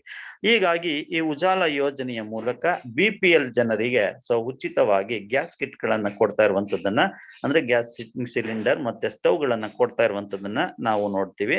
ಯಾಕೆಂದ್ರೆ ಇಲ್ಲಿ ಬಡ ಜನರ ಅಭಿವೃದ್ಧಿಯೇ ಈ 17 ಗುರಿಯ ಬಹುಮುಖ್ಯವಾದಂತ ಒಂದು ಉದ್ದೇಶ ಅನ್ನುವಂಥದ್ದನ್ನ ನಾವು ಮನಗಾಣಬೇಕಾಗಿದೆ. ಹಾಗಾಗಿ ಇಲ್ಲಿ ಎಲ್ಲರಿಗೂ ಸೊ ಒಂದು ಎಕೋ ಫ್ರೆಂಡ್ಲಿ ಎನರ್ಜಿಯನ್ನ ಫೆಸಿಲಿಟೀಸ್ ಅನ್ನ ಪ್ರೊವೈಡ್ ಮಾಡುವಂಥದ್ದು ಅಂತೇಳಿ. ಅಷ್ಟೊಂದು ಅಂದ್ರೆ ಎಕೋ ಫ್ರೆಂಡ್ಲಿ ಅಂದ್ರೆ ಯಾವುದೇ ರೀತಿಯ ಮಾಲಿನ್ಯವನ್ನ ಕ್ರಿಯೇಟ್ ಮಾಡದೇ ಇರುವಂತಹ ಒಂದು ಸನ್ನಿವೇಶ ಉಂಟಾಗ್ಲಿ ಅನ್ನುವಂಥದ್ದು.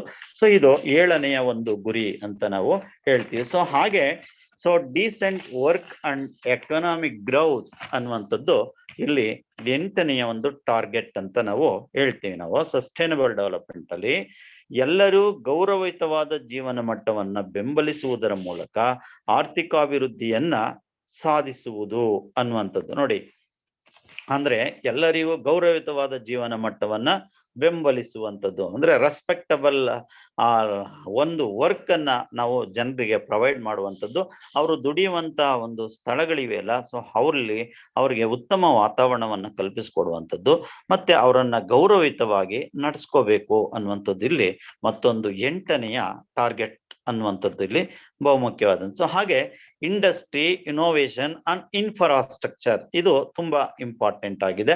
ಯಾಕೆಂದ್ರೆ ಯಾವುದೇ ರಾಷ್ಟ್ರದ ಆರ್ಥಿಕ ಅಭಿವೃದ್ಧಿಯಲ್ಲಿ ಇನ್ಫ್ರಾಸ್ಟ್ರಕ್ಚರು ಮುಖ್ಯವಾಗಿರ್ತದೆ, ಹಾಗೂ ಹೊಸ ಹೊಸ ಸಂಶೋಧನೆಗಳು ಮತ್ತೆ ಆವಿಷ್ಕಾರಗಳು ಬಹುಮುಖ್ಯವಾಗಿರ್ತವೆ, ಮತ್ತೆ ಕೈಗಾರಿಕಾ ಬೆಳವಣಿಗೆಯೂ ಸಹ ಬಹುಮುಖ್ಯವಾಗಿ ಇರ್ತದೆ. ಯಾಕೆ ಅಂತ ಹೇಳಿದ್ರೆ ಹೇಗೆ ಒಬ್ಬ ವ್ಯಕ್ತಿಯ ಬದುಕಿನ ಅಸ್ತಿತ್ವಕ್ಕೆ ಕನಿಷ್ಠ ಅವಶ್ಯಕಗಳು ಅಂದ್ರೆ ಮಿನಿಮಮ್ ನೀಡ್ಸ್ ಅಂತ ಏನ್ ಹೇಳ್ತೀವೋ ಅವು ಬೇಕಾಗಿರ್ತವೋ, ಹಾಗೆ ಒಂದು ರಾಷ್ಟ್ರದ ಆರ್ಥಿಕ ಪ್ರಗತಿಯ ವಿಸ್ತರಣೆಗೆ ಅಥವಾ ಬೆಳವಣಿಗೆಗೆ ಆ ಇನ್ಫ್ರಾಸ್ಟ್ರಕ್ಚರ್ ಅನ್ನುವಂಥವು ಬಹುಮುಖ್ಯವಾಗಿರ್ತವೆ. ಅಂದ್ರೆ ಒಂದು ರಾಷ್ಟ್ರವನ್ನ ಅಭಿವೃದ್ಧಿಯ ಪಥದಲ್ಲಿ ಗುರುತಿಸ್ಬೇಕಾದ್ರೆ ನಾವು ಅಲ್ಲಿ ಇನ್ಫ್ರಾಸ್ಟ್ರಕ್ಚರ್ ಇದೆಯಾ ಅಂತ ನೋಡ್ತೀವಿ. ಅಂದ್ರೆ ಒಬ್ಬ ವ್ಯಕ್ತಿ ಆರೋಗ್ಯವಾಗಿದ್ದಾನ, ಅವನು ಚೆನ್ನಾಗಿದ್ದಾನ, ಅವನ ಆಹಾರವನ್ನ ಉತ್ತಮ ಆಹಾರ ಸೇವನೆ ಮಾಡ್ತಾ ಇದ್ದಾನ, ಅವನ ಮನೆ ಹೇಗಿದೆ ಅನ್ನುವಂಥದ್ದನ್ನು ನೋಡಿದಾಗ ಅವನ ಕನಿಷ್ಠ ಅವಶ್ಯಕಗಳು, ಅವನ ಒಂದು ಜೀವನದ ಶೈಲಿ ಅವನ್ನ ನಿರ್ಧರಿಸ್ತದೆ.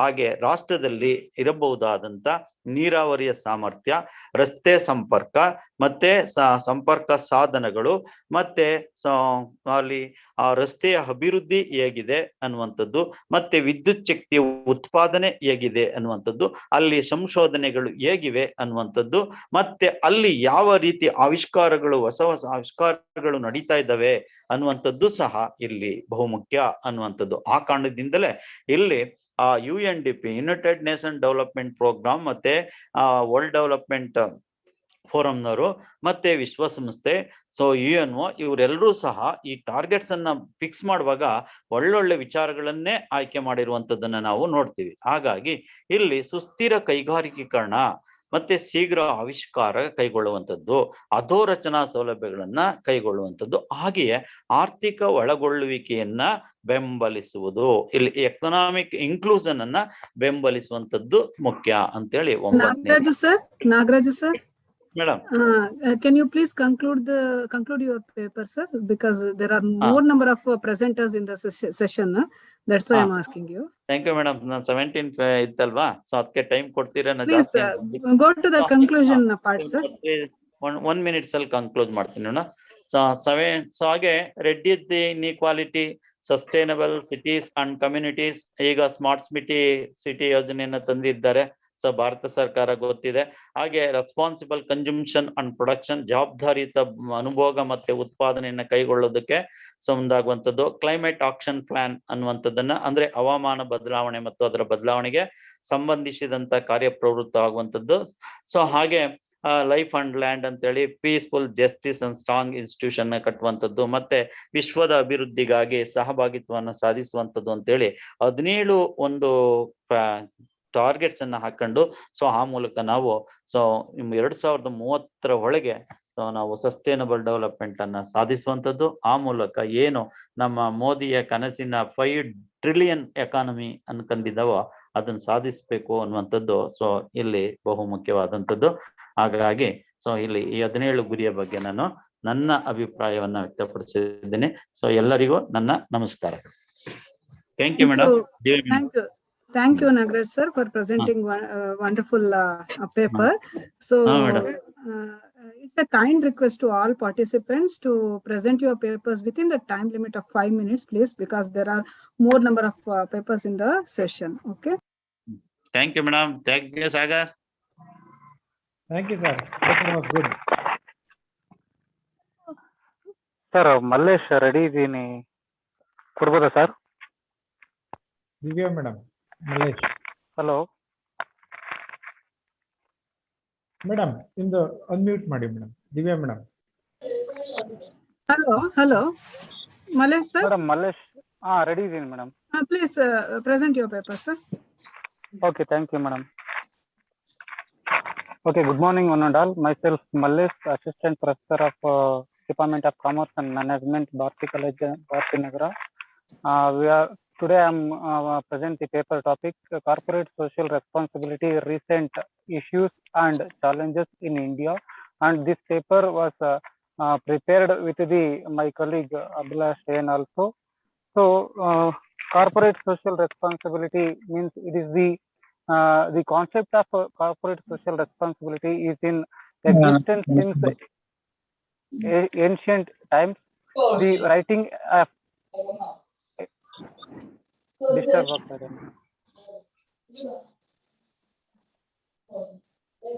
the writing of ancient in epic. Sir, 1 minute, sir. Malesh sir, 1 minute. Please, other participants, please mute your mic. It's a kind request. Sir, Malesh sir, please continue. Okay, ma'am. So, Indian epic have narrated CSR in various forms. Various studies over a period of time having given model of CSR approach in India. Companies Act 2013 put an end to the long run discussion on the CSR practices by the corporates. The journey of CSR as a corporate responsibility as two broad perspective, Pre-Companies Act 2013 and Post-Companies Act 2013. CSR policy is still in a stage and hence it faces number of challenges. The recent Union Budget 2015 clarified that any expenditure on the Swachh Bharat Abhiyan is to be claimed as a deduction under Section 80G and not under CSR. Thus, Indian law on CSR still awaits clarification on many areas wherein claiming deduction under 80, exemption from tax, the treating it is a CSR, all are in existence. So CSR means according to business for social responsibility, corporate social responsibility is operating a business in a manner which meet or excel the ethical, legal, commercial and public expectations that society has from the business. Corporate social responsibility of the company has become very important since the company is expected to fulfill certain obligations to the society in which it functions. With this in view, a number of companies have undertaken rural development initiative, including adoption of villages, and have built schools, colleges, and hospitals to cater to the need of society. So it is the necessary for a society. It means the corporate social responsibility is the very essential for society. Like a CSR creates a favorable public image which attracts customer reputation or brand equity of the products of a company that understands and demonstrates its social responsibility is very high. Customer trust the product of such company and are willing to pay premium on its product. So so many activities under comes under the CSR. So like improving villages, or like other promoting education, including special education and employment, enhancing vocational skill, especially among children, women, elderly, and differently abled. So and promoting gender equity, empowerment, empowering women, setting up homes and hostels for women, so etc. So CSR and society. CSR means it is the duty of company to undertake CSR activities because company and society are mutually independent on each other. No corporation in the present world of globalization, liberalization can bear to have an indifferent attitude towards society. Isolated existence is not possible. So corporate social responsibility have some challenges or some problems also. So first one, lack of community participation in CSR activities. Second one, need to build local capacities. Next one, issue of transparency. Next one, narrow perception towards initiative. So there are some problems facing a corporate field, like corporate social responsibility. Finally, I conclude my topic. So corporate social responsibility can be defined as a company's obligation to pursue goals and policies that are in society best interest. A social responsible company conducts in an ethical manner. In many companies, a formal statement or code of ethics summarize corporate values and expectations. The participant need for corporate social responsibility comes from changing social expectations. So this is my paper. So thank you for all giving my wonderful opportunity. Thank you. Thank you. Thank you. Yes, sir. Thank you very much. Thank I would you. like to call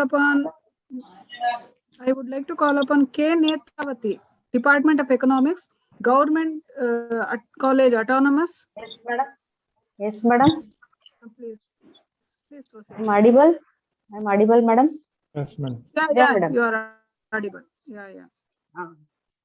Okay. Good afternoon, everyone. Myself, Netravati K, Assistant Professor of Economics, Government College Autonomous, Mandya. 1 minute, madam. Can you please switch on your video? Yes, madam. Please, it's a request to all participants to switch on their video, the paper. Yes, yes. My topic is role of the information and communication technology in women empowerment, a Karnataka scenario. Introduction this part. The developing countries, women are abused in various sectors, submissiveness and servitude in their nature because of the inequality they are facing. Despite the great growth of education in many countries, women are still not considered as equal gender everywhere. The status of women is considered to be inferior even after a great contribution to the society. It is the right time for women to speak up for her. Women empowerment is a burning issue these days. Various NGOs are working for the betterment of women and give them training for self-independency. Government is also taking these issues seriously and has announced various policies in favor of women. In this scenario, information and communication technology is also playing an important role. Through ICT, women are getting security, awareness, knowledge, employment, confidence, and popularity, etc. This paper brings into notice the role of information and communication technology in women empowerment. And objectives of this topic, social empowerment. From data analysis, we find that 85% women says that they experienced social empowerment because gaining the access to new and useful information, awareness about a range of issues, mental stimulus and broadened. And next one, technological empowerment. We find that 95% women says ICT provide technology empowerment because new knowledge, awareness, and understanding about the ICT. And third one, political empowerment. 78% of the women says that ICT provide political empowerment because providing a voice for their rights, field decision making capacity, and networking of meeting with people in government and industries. And fourth one, psychological empowerment. This is the main. 86% of the women says the ICT provides psychological empowerment because ICT helps to increasing in self-confidence and self-estimate. Feeling more valued or respected. Greater motivation, inspiration, enthusiasm. And this topic explanation is information and communication technology is an extensional terms for information technology that stresses the role of unified communication and integration of telecommunication. The UNESCO, a division of the UN, has made integration ICT into education part of its effort to ensure inequality and access to education. Women fall into this category as their information and many matters is restricted for cultural, social, economic, and geographical reasons. The primary session for women's poor access to information is illiteracy and lack of proper education. Gender inequalities remains a reasons issues in the digital economy, as does the gap between urban and rural population. Access the opportunities for women, youth, other farmers and people living in the most remote areas in India by the price of access to ICT and by presence inequality. Rural women have less access to ICTs, phones, the laptop, the Wi-Fi because they are confronted with social norms because they are living in unconnected areas and because they are usually poor. The price of access to ICTs can be very high in some countries. Pricing of branded or mobile services is a significant barrier for most vulnerable groups, such as women, youth, older farmers, and people living in the most remote areas. Digital inclusion policies with gender perspective should be promoted to enable men and women to access and use ICT equally. And advantages of the ICT can increase the independence of women and girls, giving them a sense of greater freedom and power to pursue activities such as education enterprises, including those outside their traditional gender roles. ICT is the common denomination that links people irrespective of caste, class, sex, religion, race, or political elements. This way becomes even more important to evaluate and assess the role of communication technology in empowering women, particularly from the point of view of access and utilization. Lastly, recently, some companies like Ford and General Electric have come to Asia and employ a large number of women workers having basic information technology and data management skills.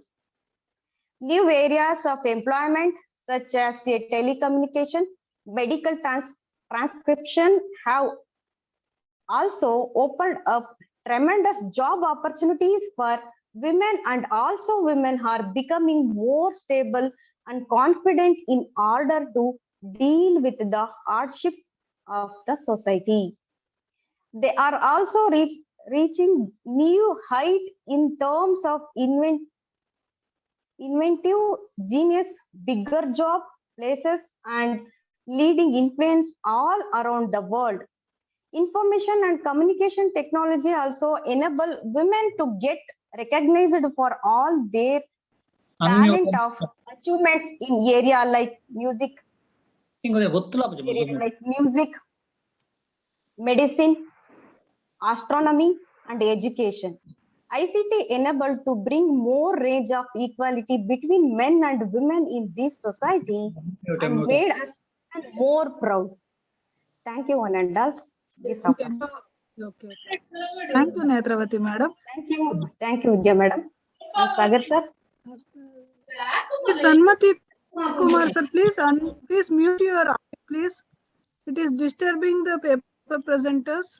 Can you please mute your audio, Dr. Sanmati Kumar? Next, I would like to invite Venkatesha S, Department of Commerce, GFGC T Nasipura. Venkatesha.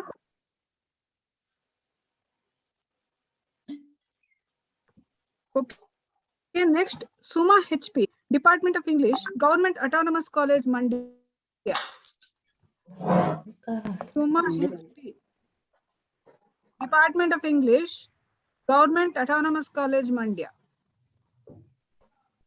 Okay, next, Dr. C.S. Honnegowda, Department of English, JSS College, Gundlupete. Madam. Hello. Honnegowda, sir. Hello, sir. Yes, madam. Hello. He is going to present a paper on adventurous Am I spirit in the audible? writings. Yes, of sir. our Hello. Yes. Afternoon. You are audible, sir. Please continue. Yes, madam. Yes, thank you. Thank you for giving me an opportunity. Hello, sir.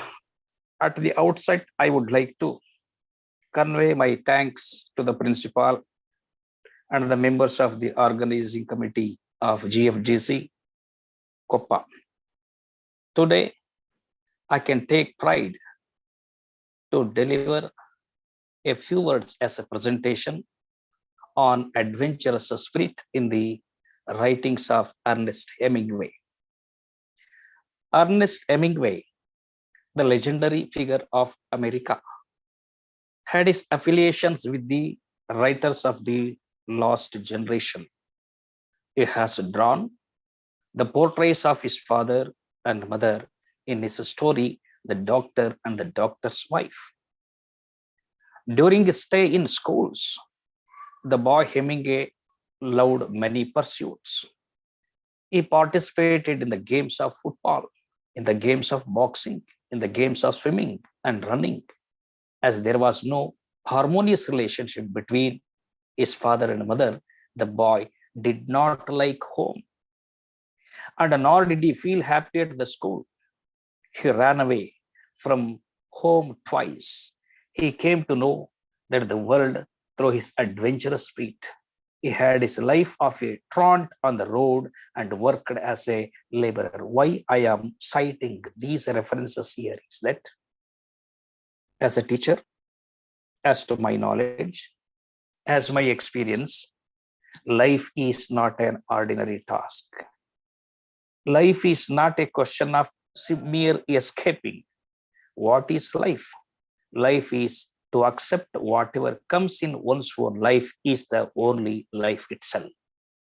In this way, Ernest Hemingway have trodden many odds and difficulties. And he came to know that the world through his adventurous spirit. ಈ ಪ್ರಪಂಚವನ್ನು ಅರ್ಥ ಮಾಡ್ಕೊಳ್ಬೇಕಾದ್ರೆ ಸಾವಿರಾರು ಮೈಲಿಗಲ್ಲುಗಳನ್ನು ನೋಡ್ಕೊಳ್ಬೇಕು. ಮುಂದೆ ಸಾಧನೆಯಲ್ಲಿ ಹೋಗ್ತಾ ಇದ್ರೆ ಹಿಂದೆ ಬೆಳೆದಂತ ಪರಿಸರವನ್ನು ನೋಡ್ಕೊಳ್ಬೇಕು.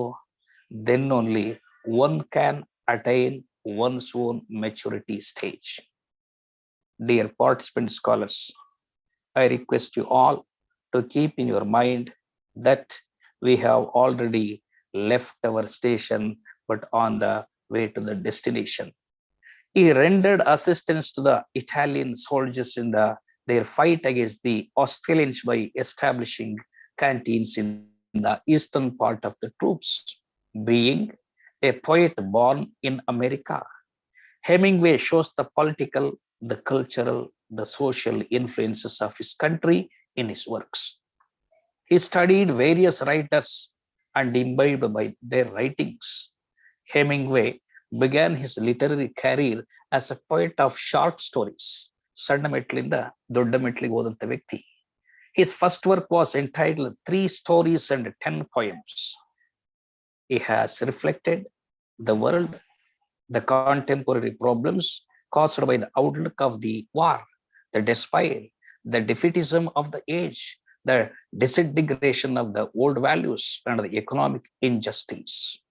There are certain recurrent themes in Hemingway's writings, the themes of war, the themes of violence, and the themes of courage, failure, and disillusionment have appeared in his novels and short stories. At the same time, he had felt the deep agonizing experience of war as a soldier. War is not a lovable or beloved. War is always dangerous. It comes to kill all. So, in this regard, he had also received a severe wound which left its mark on his psyche. His violent experiences of life, his initiation into the world of brutality and violence in the Indian camp, his moral injury received at Fossalta in Italy. His admiration of the bullfights and his knowledge of the harsh external life, time and again, have found their place in the short stories and novels. Hemingway is a powerful creator, of the world of violence and brutality. In this world, the courage, the endurance, and the capacity to risk sustain a person, it is the world of reality and struggle in which he found himself and lived the world which impinged in his consciousness and in the whole depiction. And he believed that life cannot be separated from death, And most of us as a teachers, I hope that you may have already heard the sentence, God has given us a notebook. The first page and the last page have already been filled by the Creator or our Lord. The first page, the filled page is the birth, and the last one is the death. These are compulsory elements. In between, whatever the pages are blank, we should try our best to fill with the good notions, with the good deeds and good words. His heroes have developed fearlessness and have a courage and strength in the face of struggle. Indeed, Hemingway worshipped truth. This is his human concern. He worshipped truth. Throughout his career, he has attempted to follow the principles that a writer's job is to tell the truth. What is the job of a writer if you are asked by somebody? And what question can we pose? And what answer can we put to them? It is only to tell the truth, writing the truth. Throughout his career, he has attempted to follow the principles that the geographical background, the external details of the place in order to present a convincing account of the life and reality. What is life? Life is like a drama in which we are all dramatic personages. One who plays a tragic role and one who plays the comic role. Our Creator is our real master. And we have brought nothing while we were coming, and we will take away nothing while we are going. Life is only a struggle for existence. If we face all kinds of odds or the problems, we can understand what is the reality in the life. Reality is always invisible. It is most powerful. Santiago's struggle with the fish represents man's struggle with the life and the universe. In this battle, the environment, it is not the victory or end which matters. The old man's marlin has been eaten away by the fires of sharks which have been clubbed and harpooned by the old man. He is exhausted and fatigued and left only with the skeleton. But what is important in this case is that he has braved the difficulties and struggles with circumstances to realize his object. In the battle with it, it is the consciousness efforts put in for the realization of aim which count. Moreover, the old man has attained certain virtues, the valor, the courage, the dignity, and humanity as well. However, the old man's failure is not a failure. ನಾವು ಕೂಡ ಭಾವಿಸ್ಕೊಳ್ಬೇಕು.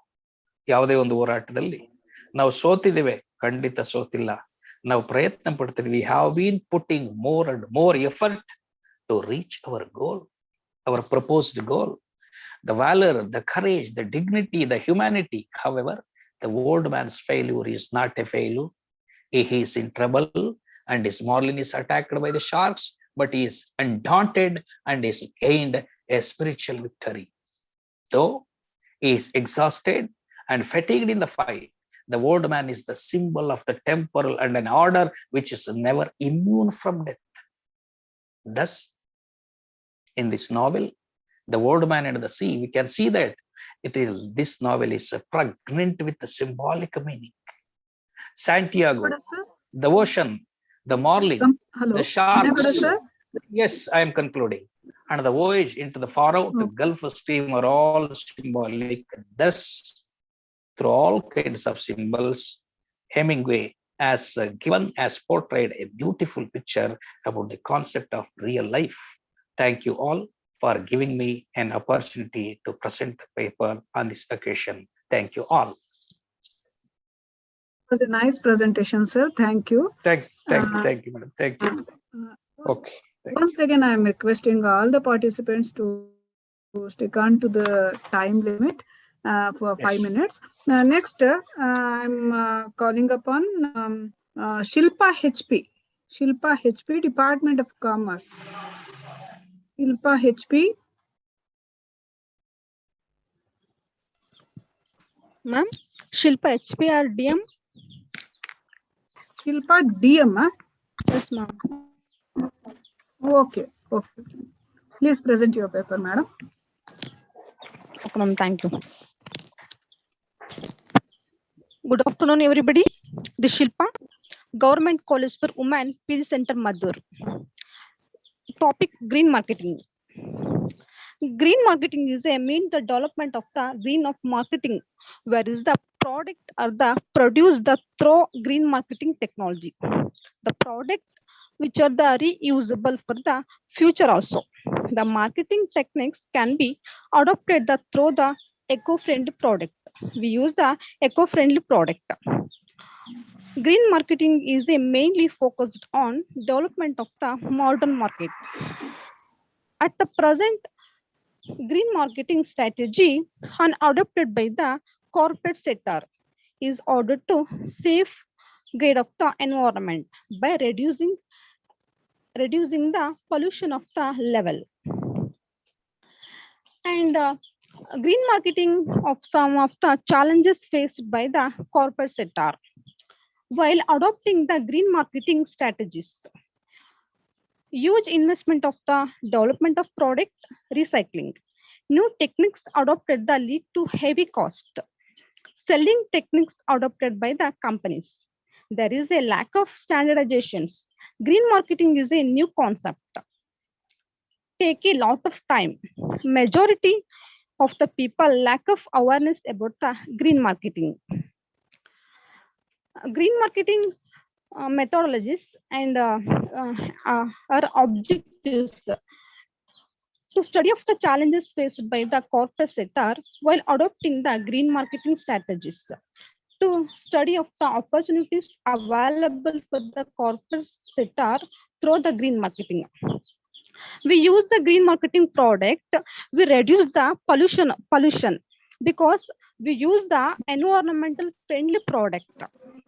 And green marketing conclusion: green marketing is a tool for the protect the environment for the future generation. It has to be positive impact on the environmental safely product. Because of the growing concern of the environment pollution, and there is the emergence of the new marketing, which is the green marketing. Whenever you use the green marketing product, it is not immediate result, but it is used whenever you use the green marketing product. We avoid the environment pollution. That's all, sir. Thank you for giving wonderful opportunities. Thank you, Shilpa. Thank you, ma'am. Manasa? Yes, Manasa? madam. Yes, madam. Are you present, madam? Okay. Yes, madam. I am Okay, present. please continue, madam. Okay, madam. Okay.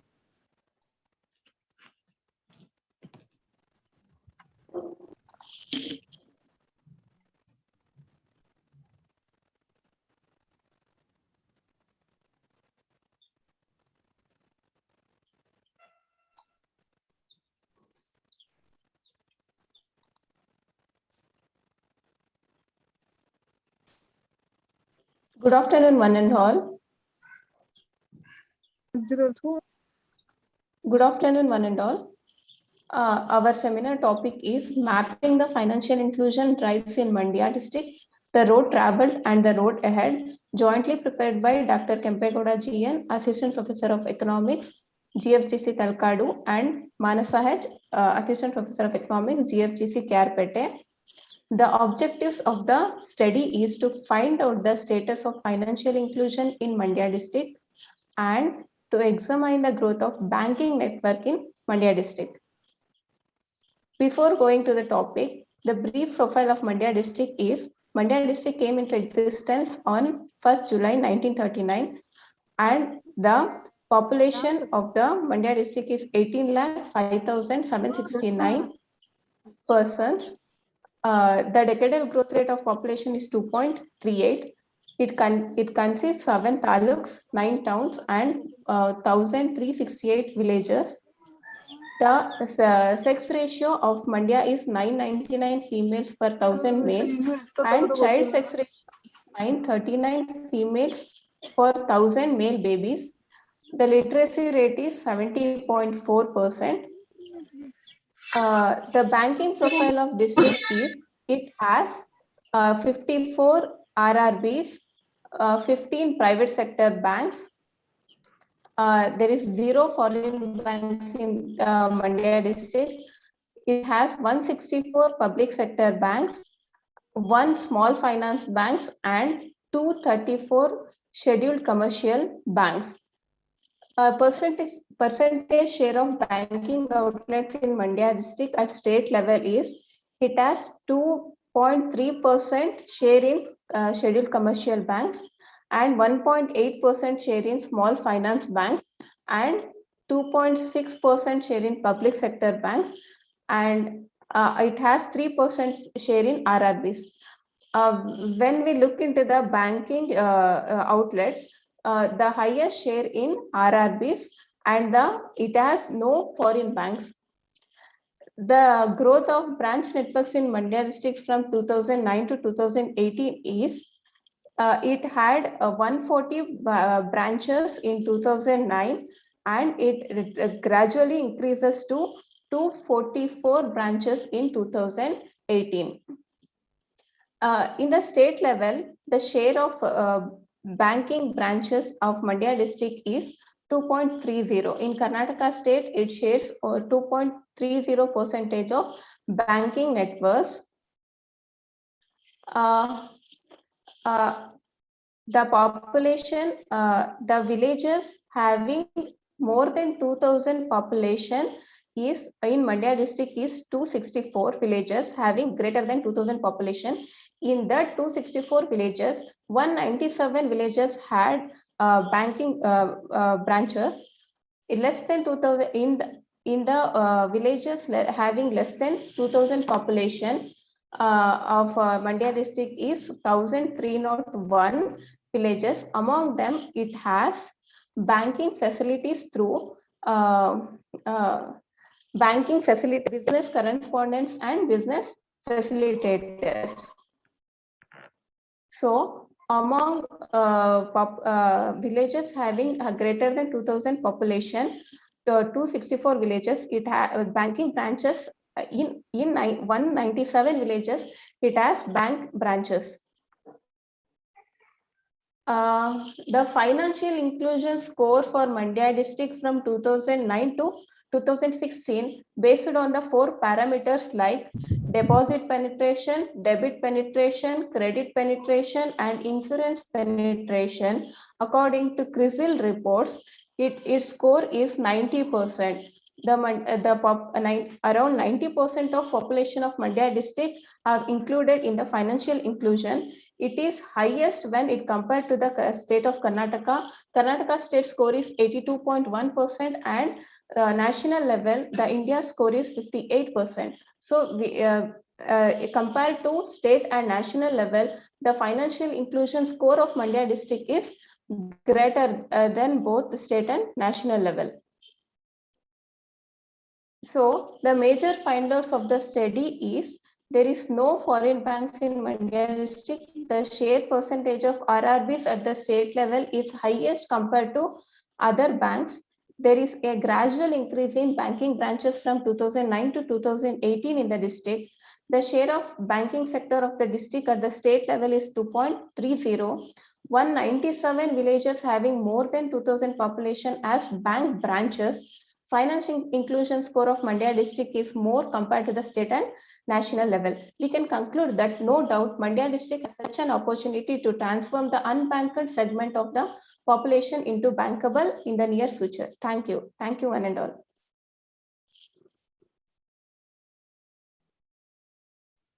Thank you, Shilpa madam. Thanks for your presentation, paper presentation.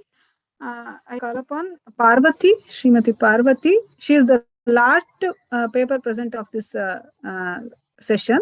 Please unmute your mic, madam. Hello. Parvati, madam. Parvati, madam, please unmute. You are not audible, madam. Hello. You are not audible. Yeah, please. Hello. Please continue. Yes, Please ma'am. continue, madam. My She is name the last paper presenter of this session. My name is Parvati. Good afternoon to all for Koppa College. My friend Shiba Kausar is absent in this seminar. Regarding she and me jointly together selected topic on a study on role of rural women entrepreneurs in sustainable development issues and challenges. What's the meaning of rural entrepreneurs? Means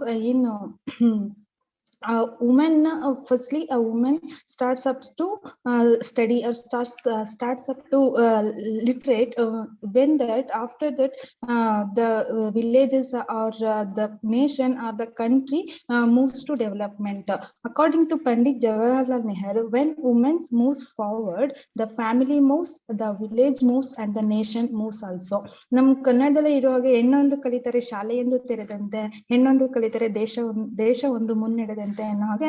so ಒಂದು women's entrepreneurs ಅನ್ನೋದು ಹೆಣ್ಣು ಕಲಿತು ಒಂದು entrepreneurship ನ ಪಡ್ಕೊಳ್ಳೋದ್ರಿಂದ ಒಂದು ದೇಶ ಅನ್ನೋದು ಮುನ್ನಡೆ ಕಾಣುತ್ತೆ ಅಂತ ನಾವು ಈ ಆರ್ಟಿಕಲ್ ಅಲ್ಲಿ ಹೇಳೋದಕ್ಕೆ ಇಷ್ಟಪಡ್ತೀವಿ. So in recent periods women place a significant roll in the not only in the maintaining their family but also making their participation in different fields and countries, the support in economy development in the countries in the different ways. Not only she is the not act only a wife, she is not act only a daughter, she is not act only a person of the home.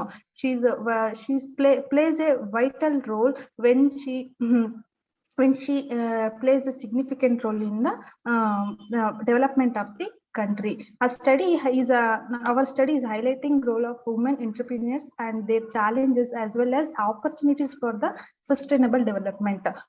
So first we have come to know that what is sustainable development. Sustainable development means to meet the needs of the present without compromising the ability of the future generation to meet their own needs. ಅಂದ್ರೆ ಮುಂದಿನ ಪೀಳಿಗೆಗೆ ಯಾವುದೇ ರೀತಿ ಕೊರತೆಯಾಗದಂತೆ ಇಂದಿನ resources ಏನಿದೆ ನಾವು ಅದನ್ನ ಪ್ರಾಪರ್ ಆಗಿ ಯೂಸ್ ಮಾಡ್ಕೊಳ್ಬೇಕು ಅನ್ನುವಂಥದ್ದನ್ನ ನಾವು ಸಸ್ಟೈನಬಲ್ ಡೆವಲಪ್ಮೆಂಟ್ ಅಂತ ಕರಿತೀವಿ. Sustainable development is a continuous development by maintaining the present requirements and preserving for future. So the development of rural entrepreneurs is very low in India. According to us, entrepreneurship amongst rural women in India has only been recent concern. Rural women have faced many problems, mainly in their lack of knowledge or their lack of facilities, or when the facilities are there, but she is not know about that concern. In this way, women are not eagerly get the opportunities of the provided by the government. Women across the country are showing interest to be economically independent. Women are coming forth to business line with ideas to start small and medium entrepreneurs. They are willing to be inspired by the role models, the experiences of other women in the business. The role of women entrepreneurs is especially relevant in the situation in large-scale unemployment that country faces. So mainly our topic, what is women entrepreneurship? What is the role of rural women entrepreneurship in sustainable development? Is the main objective of ours is to study challenges faced by the rural women entrepreneurs, and second one, to study opportunities available for rural women entrepreneurs. So what is the challenges? Firstly, what are the challenges or what are the problems faced by the rural women, mainly rural, not to urban, rural women entrepreneurs for sustainable development? The following are the list of what I say: family responsibility, lack of family support and motivation for their work. When she wants to work to something, she lacks of responsibility from their family Well, sir, problems of availability of resources like raw materials, finance, and new technologies. She is not about to know the knowledge of new technologies due to she's a illiterate person in rural sectors. And then exploration from middlemen, lack of education and awareness as well. I say non-assessing of benefits provided by the government for rural women entrepreneurs, lack of leadership qualities, and lack of self-confidence. Can you please conclude your yes, ma'am. presentation? I need conclusion. Lack of knowledge about marketing and marketability. So here conclusion that the government give the many more opportunities to the rural women to grow up their participants in the entrepreneurship. The importance of the development of rural women entrepreneurs as an essential ingredient economic development was organized early as the incredible post-independence years in India. So rural women entrepreneurs should overcome their problems by taking the various opportunities available for sustainable development by the government. This is our article. Thanks to all for giving this opportunity, ma'am. Thank you. Thank you, Parvati madam. The last participant, Dr. Suresh, Assistant Professor, Government First Grade College, Melukote. Respected madam. Suresh sir? Yes, Sir? madam. Okay. Yes. Please present your paper within 4 minutes, sir, because other paper presenters are awaiting in the next sessions. So we have to conclude this session. That's why I'm asking you. Thank you, sir. Please proceed. Please switch on your video, sir. Hello. Yes, madam. ಆತ್ಮೀಯ ಸಹೋದ್ಯೋಗಿಗಳೇ ಹಾಗೂ ನೆಚ್ಚಿನ ಆತ್ಮೀಯ ಸ್ನೇಹಿತರಂತ ಪ್ರಾಂಶುಪಾಲರು ಅಂತ ಬೋರೇಗೌಡ್ರು, ನನಗೆ ಈ ಒಂದು seminar ಅಲ್ಲಿ ನನ್ನ ಒಂದು ಟಾಪಿಕ್ ಅನ್ನ ಪ್ರೆಸೆಂಟ್ ಮಾಡಲು ಅವಕಾಶ ಮಾಡಿಕೊಟ್ಟಂತ ನಿಮ್ಮೆಲ್ಲರಿಗೂ ಧನ್ಯವಾದಗಳನ್ನು ಅರ್ಪಿಸ್ತಾ, ನನ್ನ ಇವತ್ತಿನ ಸೆಮಿನಾರ್ ಟಾಪಿಕ್ ಐಮಂಗಲ ಮತ್ತು ಅಜ್ಜಂಪುರ ಖಾದಿ ಉತ್ಪಾದನಾ ಕೇಂದ್ರದ ಒಂದು ಚಾರಿತ್ರಿಕ ಅಧ್ಯಯನ ಅಂದ್ಬಿಟ್ಟು. ತಮ್ಗೆಲ್ಲ ಗೊತ್ತಿರೋ ಹಾಗೆ ಗಾಂಧೀಜಿಯವರು ರೂಪಿಸಿದ ರಚನಾತ್ಮಕ ಕಾರ್ಯಕ್ರಮಗಳಲ್ಲಿ ಖಾದಿ ಅತ್ಯಂತ ಪ್ರಮುಖವಾದಂತ ಅಂಶವಾಗಿತ್ತು.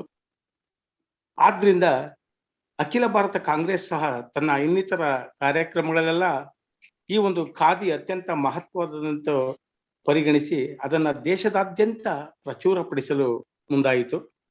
ಈ ನಿಟ್ಟಿನಲ್ಲಿ ಕಾಂಗ್ರೆಸ್ 1919 ಜಲಿಯನ್ ವಾಲಾಬಾಗ್ ದುರಂತದ ನಂತರ 1920 ನಡೆದಂತ ಅಹಮದಾಬಾದ್ ಕಾಂಗ್ರೆಸ್ ಅಧಿವೇಶನದಲ್ಲಿ ಗಾಂಧೀಜಿಯವರು ಏನ್ ಕರೆ ಕೊಟ್ಟಿದ್ರು ಖಾದಿ ಪ್ರಚಾರದ ಬಗ್ಗೆ, ಅದರಲ್ಲಿ ಪ್ರತ್ಯೇಕವಾದಂತ ಒಂದು ನಿಲುವಳಿಯನ್ನ ಪಾಸ್ ಮಾಡ್ತು. ಆ ನಂತರ 1920 ಡಿಸೆಂಬರ್ ಕೊನೆಯ ವಾರದಲ್ಲಿ ನಾಗಪುರದಲ್ಲಿ ನಡೆದಂತ ಕಾಂಗ್ರೆಸ್ನ ಒಂದು ರಾಷ್ಟ್ರೀಯ ಮಹಾಸಭೆಯಲ್ಲಿ ದೇಶದಾದ್ಯಂತ ಬ್ರಿಟಿಷರ ವಿರುದ್ಧ ಅಸಹಕಾರ ಚಳವಳಿಗೆ ತನ್ನ ಒಪ್ಪಿಗೆಯನ್ನಿತ್ತು. ಈ ಗಾಂಧೀಜಿಯವರು ರೂಪಿಸಿದಂತ ರಚನಾತ್ಮಕ ಕಾರ್ಯಕ್ರಮದಲ್ಲಿ ಪ್ರಮುಖವಾದಂತ ಖಾದಿ ಪ್ರಚಾರವನ್ನ ಮಹತ್ವದೆಂದು ಪರಿಗಣಿಸಿ ದೇಶದಾದ್ಯಂತ ಖಾದಿ ಬಗ್ಗೆ ಒಂದು ಸ್ವತಂತ್ರವಾದ ಆಂದೋಲನವನ್ನ ಹಮ್ಮಿಕೊಳ್ತು. ಈ ನಿಟ್ಟಿನಲ್ಲಿ ಖಾದಿ ದೇಶದ ಮೂಲೆ ಮೂಲೆಯಲ್ಲೂ ಪ್ರಚಾರ ಮಾಡಬೇಕೆಂಬ ದೃಷ್ಟಿನಲ್ಲಿ ಗಾಂಧೀಜಿಯವರು ರಚನಾತ್ಮಕ ಕಾರ್ಯಕ್ರಮದಲ್ಲಿ ಪ್ರಮುಖವಾದಂತ ಖಾದಿ ಪ್ರಚಾರವನ್ನ ಮಹತ್ವದೆಂದು ಪರಿಗಣಿಸಿ ದೇಶದಾದ್ಯಂತ ಖಾದಿ ಬಗ್ಗೆ ಒಂದು ಸ್ವತಂತ್ರವಾದ ಆಂದೋಲನವನ್ನ ಹಮ್ಮಿಕೊಳ್ತು. ಈ ನಿಟ್ಟಿನಲ್ಲಿ ಖಾದಿ ದೇಶದ ಹಾಗಾಗಿ ಈ ಒಂದು ಖಾದಿಯನ್ನ ಪ್ರಮುಖ ಅಸ್ತ್ರವೆಂದು ಪರಿಗಣಿಸಿ ಗಾಂಧೀಜಿಯವರು ಮೈಸೂರು ಸಂಸ್ಥಾನಕ್ಕೆ 1927ರಲ್ಲಿ ಕರ್ನಾಟಕಕ್ಕೆ, ಅಂದು ಮೈಸೂರು ಪ್ರಾಂತ್ಯ ಭೇಟಿ ಕೊಡ್ತಾರೆ. ಅವ್ರ ಜೊತೆಗೆ ತಮ್ಮ ಆರೋಗ್ಯದ ದೃಷ್ಟಿಯಿಂದನೂ ನಮ್ಮ ಇಂದಿನ ಬೆಂಗಳೂರಿನ ನಂದಿ ಗಿರಿಧಾಮದಲ್ಲಿ ಅವರು ಆರೋಗ್ಯದ ಒಂದು ಕಾಳಜಿಯಿಂದ ಅಲ್ಲಿ ಉಳ್ಕೊಳ್ತಾರೆ. ಈ ನಿಟ್ಟಿನಲ್ಲಿ ಅವರು ಸುಮಾರು ಮೈಸೂರು ಸಂಸ್ಥಾನದಾದ್ಯಂತ ತಮ್ಮ ಆರೋಗ್ಯದ ಜೊತೆಗೆ ಖಾದಿಯನ್ನ ಪ್ರಚಾರ ಪಡಿಸ್ಬೇಕು ಅನ್ನೋ ನಿಟ್ಟಿನಲ್ಲಿ ಅವರು ಮೈಸೂರು ಸಂಸ್ಥಾನದಾದ್ಯಂತ ಪ್ರಚಾರವನ್ನ ಕೈಗೊಂಡು ಮೈಸೂರು ಸಂಸ್ಥಾನದಲ್ಲಿ ಖಾದಿಯ ಪ್ರಚಾರಕ್ಕೋಸ್ಕರ ಆಂದೋಲನವನ್ನ ಕೈಗೊಳ್ತಾರೆ. ಈ ನಿಟ್ಟಿನಲ್ಲಿ ಪ್ರಮುಖವಾಗಿ 1919ರಲ್ಲಿ ಮೈಸೂರು ಸಂಸ್ಥಾನದ ತಗಡೂರಲ್ಲಿ ರಾಮಚಂದ್ರ ರಾಯರ ನೇತೃತ್ವದಲ್ಲಿ ನೇತೃತ್ವದಲ್ಲಿ ಖಾದಿ ಉತ್ಪಾದನಾ ಕೇಂದ್ರ ತಗಡೂರಲ್ಲಿ ಪ್ರಚಾರ ಒಂದು ಸ್ಥಾಪನೆ ಆಗುತ್ತೆ. ಆ ನಿಟ್ಟಿನಲ್ಲಿ ತದನಂತರ ಗಾಂಧೀಜಿಯವರು ಚಿಕ್ಕಮಂಗ್ಳೂರು, ಮೈಸೂರು, ಚನ್ನಪಟ್ಟಣ, ಐಮಂಗಲ ಮತ್ತೆ ಅಜ್ಜಂಪುರ, ಚಿಕ್ಕಮಂಗ್ಳೂರು, ಭದ್ರಾವತಿ, ತರೀಕೆರೆ ಈ ನಿಟ್ಟಿನಲ್ಲಿ ಸುಮಾರು 3 ತಿಂಗಳುಗಳ ಕಾಲ ಮೈಸೂರು ಸಂಸ್ಥಾನದಾದ್ಯಂತ ಖಾದಿ ಪ್ರಚಾರಕ್ಕಾಗಿ ಒಂದು ಆಂದೋಲನವನ್ನು ಕೈಗೊಳ್ಳುತ್ತದೆ. ಈ ನಿಟ್ಟಿನಲ್ಲಿ ಪ್ರಮುಖವಾಗಿ ಸ್ಥಾಪನೆಯಾದದ್ದು 1919 ತಗಡೂರು, ಮೈಸೂರಿನಿಂದ ಸುಮಾರು 28-30 ಕಿಲೋಮೀಟರ್ ನಂತರದ ಭಾಗವಾಗಿ ಐಮಂಗಲದಲ್ಲಿ 1932ರಲ್ಲಿ ಅಂದು ಚಿತ್ರದುರ್ಗ ಜಿಲ್ಲಾ ಖಾದಿ ಬೋರ್ಡ್ ಅಧ್ಯಕ್ಷರಾದ ಜಿ ಚೆನ್ನಪ್ಪನವರ ನೇತೃತ್ವದಲ್ಲಿ 1932ರಲ್ಲಿ ಐಮಂಗಲದಲ್ಲಿ ಖಾದಿ ಉತ್ಪಾದನಾ ಕೇಂದ್ರವನ್ನ ಸ್ಥಾಪಿಸಲಾಗುತ್ತೆ. ತದನಂತರ ಈ ಒಂದು ಕೇಂದ್ರದಲ್ಲಿ ಅಂದು ಖಾದಿಯಲ್ಲಿ ಅನುಭವ ಪಡೆದಂತ HS ನಂಜುಂಡಯ್ಯ ಈ ಖಾದಿ ಉತ್ಪಾದನಾ ಕೇಂದ್ರದ ವ್ಯವಸ್ಥಾಪಕನಾಗಿ ನೇಮಕ ಮಾಡಲಾಗುತ್ತೆ. ಈ HS ನಂಜುಂಡಯ್ಯನವರ ನಂತರ TS ವೆಂಕಟಗಿರಿರವರು ಐಮಂಗಲದ ಖಾದಿ ಉತ್ಪಾದನಾ ಕೇಂದ್ರದ ವ್ಯವಸ್ಥಾಪಕನಾಗಿ ಮಾಡಲಾಗುತ್ತೆ. ಇವರು ಅನೇಕ ಕಡೆ ಖಾದಿ ಶಾಖೆಗಳನ್ನು ಸ್ಥಾಪಿಸಿದಲ್ಲದೆ ಖಾದಿಯ ಉತ್ಪತ್ತಿ ಮತ್ತು ಅದರ ಪ್ರಚಾರಕ್ಕಾಗಿ ಅಮೋಘವಾಗಿ ಶ್ರಮಿಸ್ತಾರೆ. ತದನಂತರ ಚಿತ್ರದುರ್ಗ ಜಿಲ್ಲಾ ಬೋರ್ಡ್ ಅಧ್ಯಕ್ಷರಾದಂತ ಮೊಹಮ್ಮದ್ ಇಮಾಮ್ರವರು ಸಹ ಐಮಂಗಲದ ಖಾದಿ ಉತ್ಪಾದನಾ ಕೇಂದ್ರದ ಅಭಿವೃದ್ಧಿಗೋಸ್ಕರ ಶ್ರಮಿಸ್ತಾರೆ. ನಂತರ ವಾಸುದೇವರವರು ಐಮಂಗಲದ ಖಾದಿ ಉತ್ಪಾದನಾ ಕೇಂದ್ರದ ಒಂದು ಮುಖ್ಯಸ್ಥರಾಗ್ತಾರೆ. ಈ ಎಲ್ಲರ ಒಂದು ಪರಿಶ್ರಮದಿಂದ ಚಿತ್ರದುರ್ಗ ಮತ್ತು ಐಮಂಗಲದಲ್ಲಿ ಖಾದಿ ಕೇಂದ್ರಗಳು ಸ್ಥಾಪನೆಯಾಗಿ ಗಾಂಧೀಜಿಯವರ ಆಶಯದಂತೆ ಖಾದಿ ಒಂದು ಪ್ರಮುಖ ಅಸ್ತ್ರವಾಗಿ ಅಂದಿನ ಜನತೆಗೆ ಒಂದು ಈ ನಿಟ್ಟಿನಲ್ಲಿ ಸ್ವಾತಂತ್ರ್ಯದ ಸಂಕೇತ ನಿಟ್ಟಿನಲ್ಲಿ ಅಪಾರವಾಗಿ ಆ ಭಾಗದಲ್ಲಿ ಖಾದಿ ಬೆಳವಣಿಗೆಗೆ ಈ ಒಂದು ಐಮಂಗಲ ಕೇಂದ್ರ ಒಂದು ಅಭಿವೃದ್ಧಿಯನ್ನ ಹೊಂದುತ್ತೆ. ತದನಂತರ 1932ರಲ್ಲಿ ಈ ಏನು 32ರಲ್ಲಿ ಐಮಂಗಲದ ನಂತರ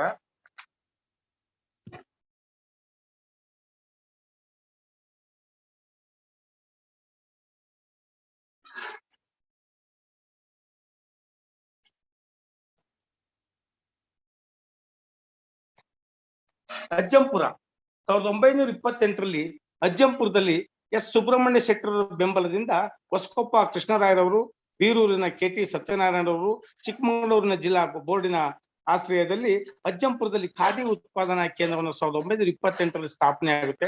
ಡಾಕ್ಟರ್ PC ರಾಯರವರು ಈ ಖಾದಿ ಉತ್ಪಾದನಾ ಕೇಂದ್ರವನ್ನ ಉದ್ಘಾಟನೆ ಮಾಡ್ತಾರೆ. ತದನಂತರ BP ಸುಬ್ಬರಾವು, AP Nagashetti, N Hanumayya, H Narayanrao ಇನ್ನೂ ಮುಂತಾದವರು ಈ ಖಾದಿ ಉತ್ಪಾದನಾ ಕೇಂದ್ರದಲ್ಲಿ ಕೆಲಸ ಮಾಡಿ ಆ ಭಾಗದ ಸುತ್ತಮುತ್ತಲಿನ ಒಂದು ಜನತೆಗೆ ಖಾದಿಯನ್ನ ಮೇಡಮ್ ಸರ್ ಸ್ವಲ್ಪ ಕನ್ಕ್ಲೂಷನ್ ಪಾರ್ಟಿಗೆ ಬನ್ನಿ, ಇನ್ನು 2 ಸೆಷನ್ಸ್ ಇದೆ ಅದಕ್ಕೋಸ್ಕರ ಸರ್. ಒಟ್ಟಾರೆ ಈ ಗಾಂಧೀಜಿಯವರ ಆಶಯ ಏನಾಗಿತ್ತು ಅಂದ್ರೆ ಬ್ರಿಟಿಷರನ್ನ ಭಾರತದಿಂದ ಒಡೆದೋಡಿಸೋದು ಅಷ್ಟೇ ನಮ್ ಕೆಲಸ ಅಲ್ಲ, ಭಾರತ ಸ್ವಾವಲಂಬಿ ಆಗ್ಬೇಕು. ಸ್ವಾವಲಂಬಿ ಆಗ್ಬೇಕಂದ್ರೆ ನಾವು ಇಲ್ಲಿ ಉತ್ಪಾದನೆ ಮಾಡಿ ನಮ್ಮ ವಸ್ತುಗಳು ನಮ್ಮಲ್ಲೇ ಬಳಕೆ ಆಗಿ ಈ ವಿದೇಶಿ ಅಂತಕ್ಕಂಥದ್ದು ಏನಿದೆ ಅದನ್ನು ಸಂಪೂರ್ಣವಾಗಿ ತೊಲಗಿಸುವ ನಿಟ್ಟಿನಲ್ಲಿ ಖಾದಿ ಪ್ರಮುಖ ಅಸ್ತ್ರ ಆಗ್ಬೇಕು. ಸ್ವದೇಶಿ ದೇಶಿ ಭಾವನೆ ನಮ್ಮಲ್ಲೇ ಉತ್ಪಾದನೆ ಮಾಡಿ ನಮ್ಮಲ್ಲೇ ಬೆಳೆದು ನಮ್ಮಲ್ಲೇ ತಯಾರು ಮಾಡಿ ನಾವು ಆ ಬಟ್ಟೆಯನ್ನ ವಿದೇಶಿ ವ್ಯಾಮೋಹವನ್ನು ತೊರೆದು ಸ್ವದೇಶಿ ಬಟ್ಟೆಗೆ ಅಂದ್ರೆ ನಮ್ಮಲ್ಲಿ ಖಾದಿ ಅಂತ ಏನಿತ್ತು ಹೌದು ಸ್ವದೇಶಿಯ ಸಂಕೇತ, ಹೆಮ್ಮೆ, ಗೌರವವನ್ನ ಕಾಪಾಡಬೇಕು ಅನ್ನೋ ನಿಟ್ಟಿನಲ್ಲಿ ಅಖಂಡ ಭಾರತದಾದ್ಯಂತ ಈ ಖಾದಿಗೆ ಮಹಾತ್ಮ ಗಾಂಧೀಜಿಯವರ ಕರೆ ಕೊಡ್ತಾರೆ. ಈ ನಿಟ್ಟಿನಲ್ಲಿ ಅಂದು ಮೈಸೂರು ಸಂಸ್ಥಾನ ಅಂತ ಏನು 9 ಜಿಲ್ಲೆಗಳಲ್ಲಿ ಪ್ರಸಾರ ಆಗಿತ್ತು, 9 ಜಿಲ್ಲಾ ವ್ಯಾಪ್ತಿಯನ್ನ ಒಳಗೊಂಡಿತ್ತು.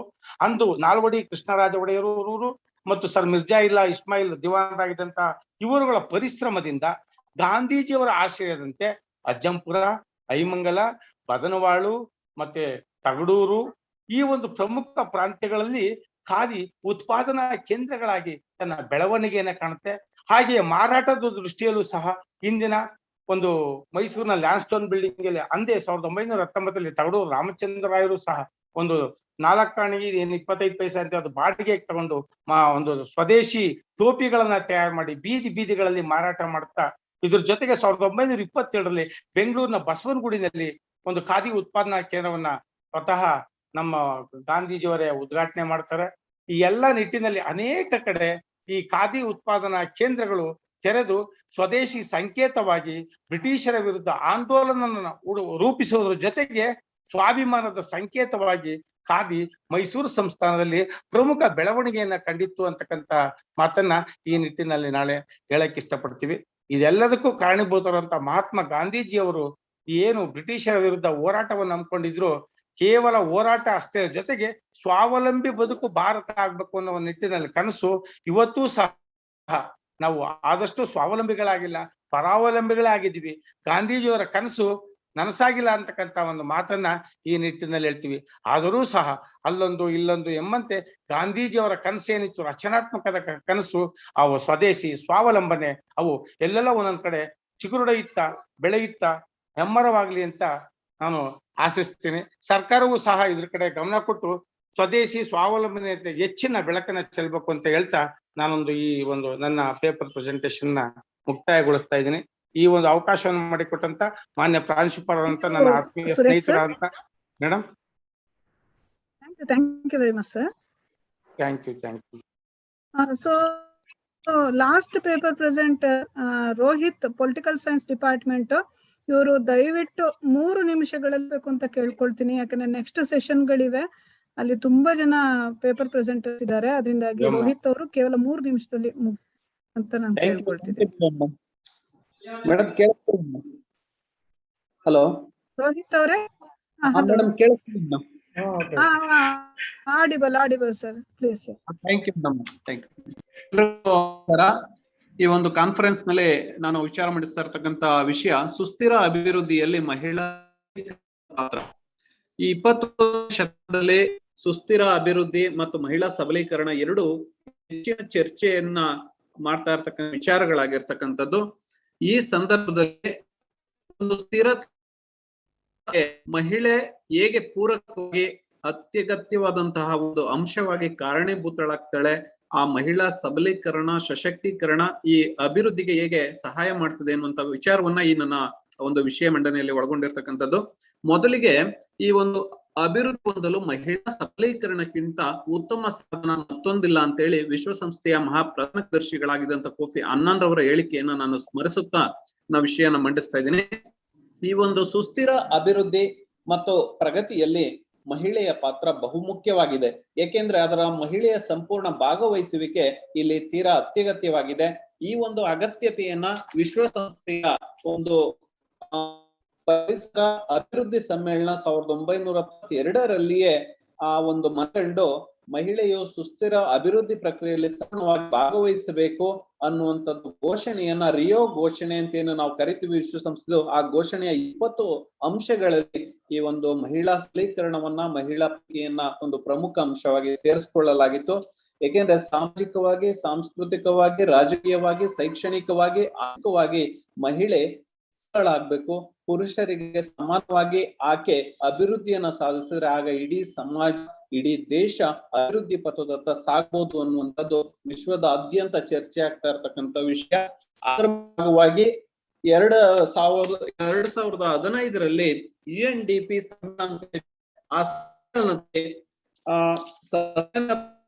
ಮಿಲೇನಿಯಂ ಗೋಲ್ಸ್ ಅಂತೇಳಿ 17 ಒಂದು ಗುರಿಗಳನ್ನ ಇಟ್ಕೊಳ್ತಾರೆ. ಆ 17 ಗುರಿಗಳಲ್ಲಿ 5ನೆಯ ಒಂದು ಗೋಲ್ ನಂಬರ್ 5 ಜೆಂಡರ್ ಈಕ್ವಾಲಿಟಿ ಅನ್ನುವಂಥದ್ದು, ಅಂದ್ರೆ ಲಿಂಗ ಸಮಾನತೆಯನ್ನ ಇಲ್ಲಿ ಪ್ರಮುಖವಾಗಿ ಆ ಮಿಲೇನಿಯಂ ಗೋಲ್ಗಳಲ್ಲಿ ಸೇರಿಸ್ತಾರೆ. ಅಂದ್ರೆ ಮಹಿಳೆಯ ಸಶಕ್ತೀಕರಣ, ಪಾಲ್ಗೊಳ್ಳುವಿಕೆ, ಮಹಿಳೆಯ ಪಾತ್ರ ಇಲ್ಲಿ ಅತ್ಯಗತ್ಯವಾಗಿದೆ ಅನ್ನುವಂಥದ್ದು. 2015ರಲ್ಲಿ UNDP ಕಾರ್ಯರೂಪಕ್ಕೆ ತಂದು 2030ರಲ್ಲಿ ಗುರಿ ಸಾಧನೆಯನ್ನು ಮಾಡಬೇಕು ಅನ್ನುವಂಥದ್ದನ್ನ ಅಳವಡಿಸಿಕೊಳ್ಳಲಾಗುತ್ತೆ.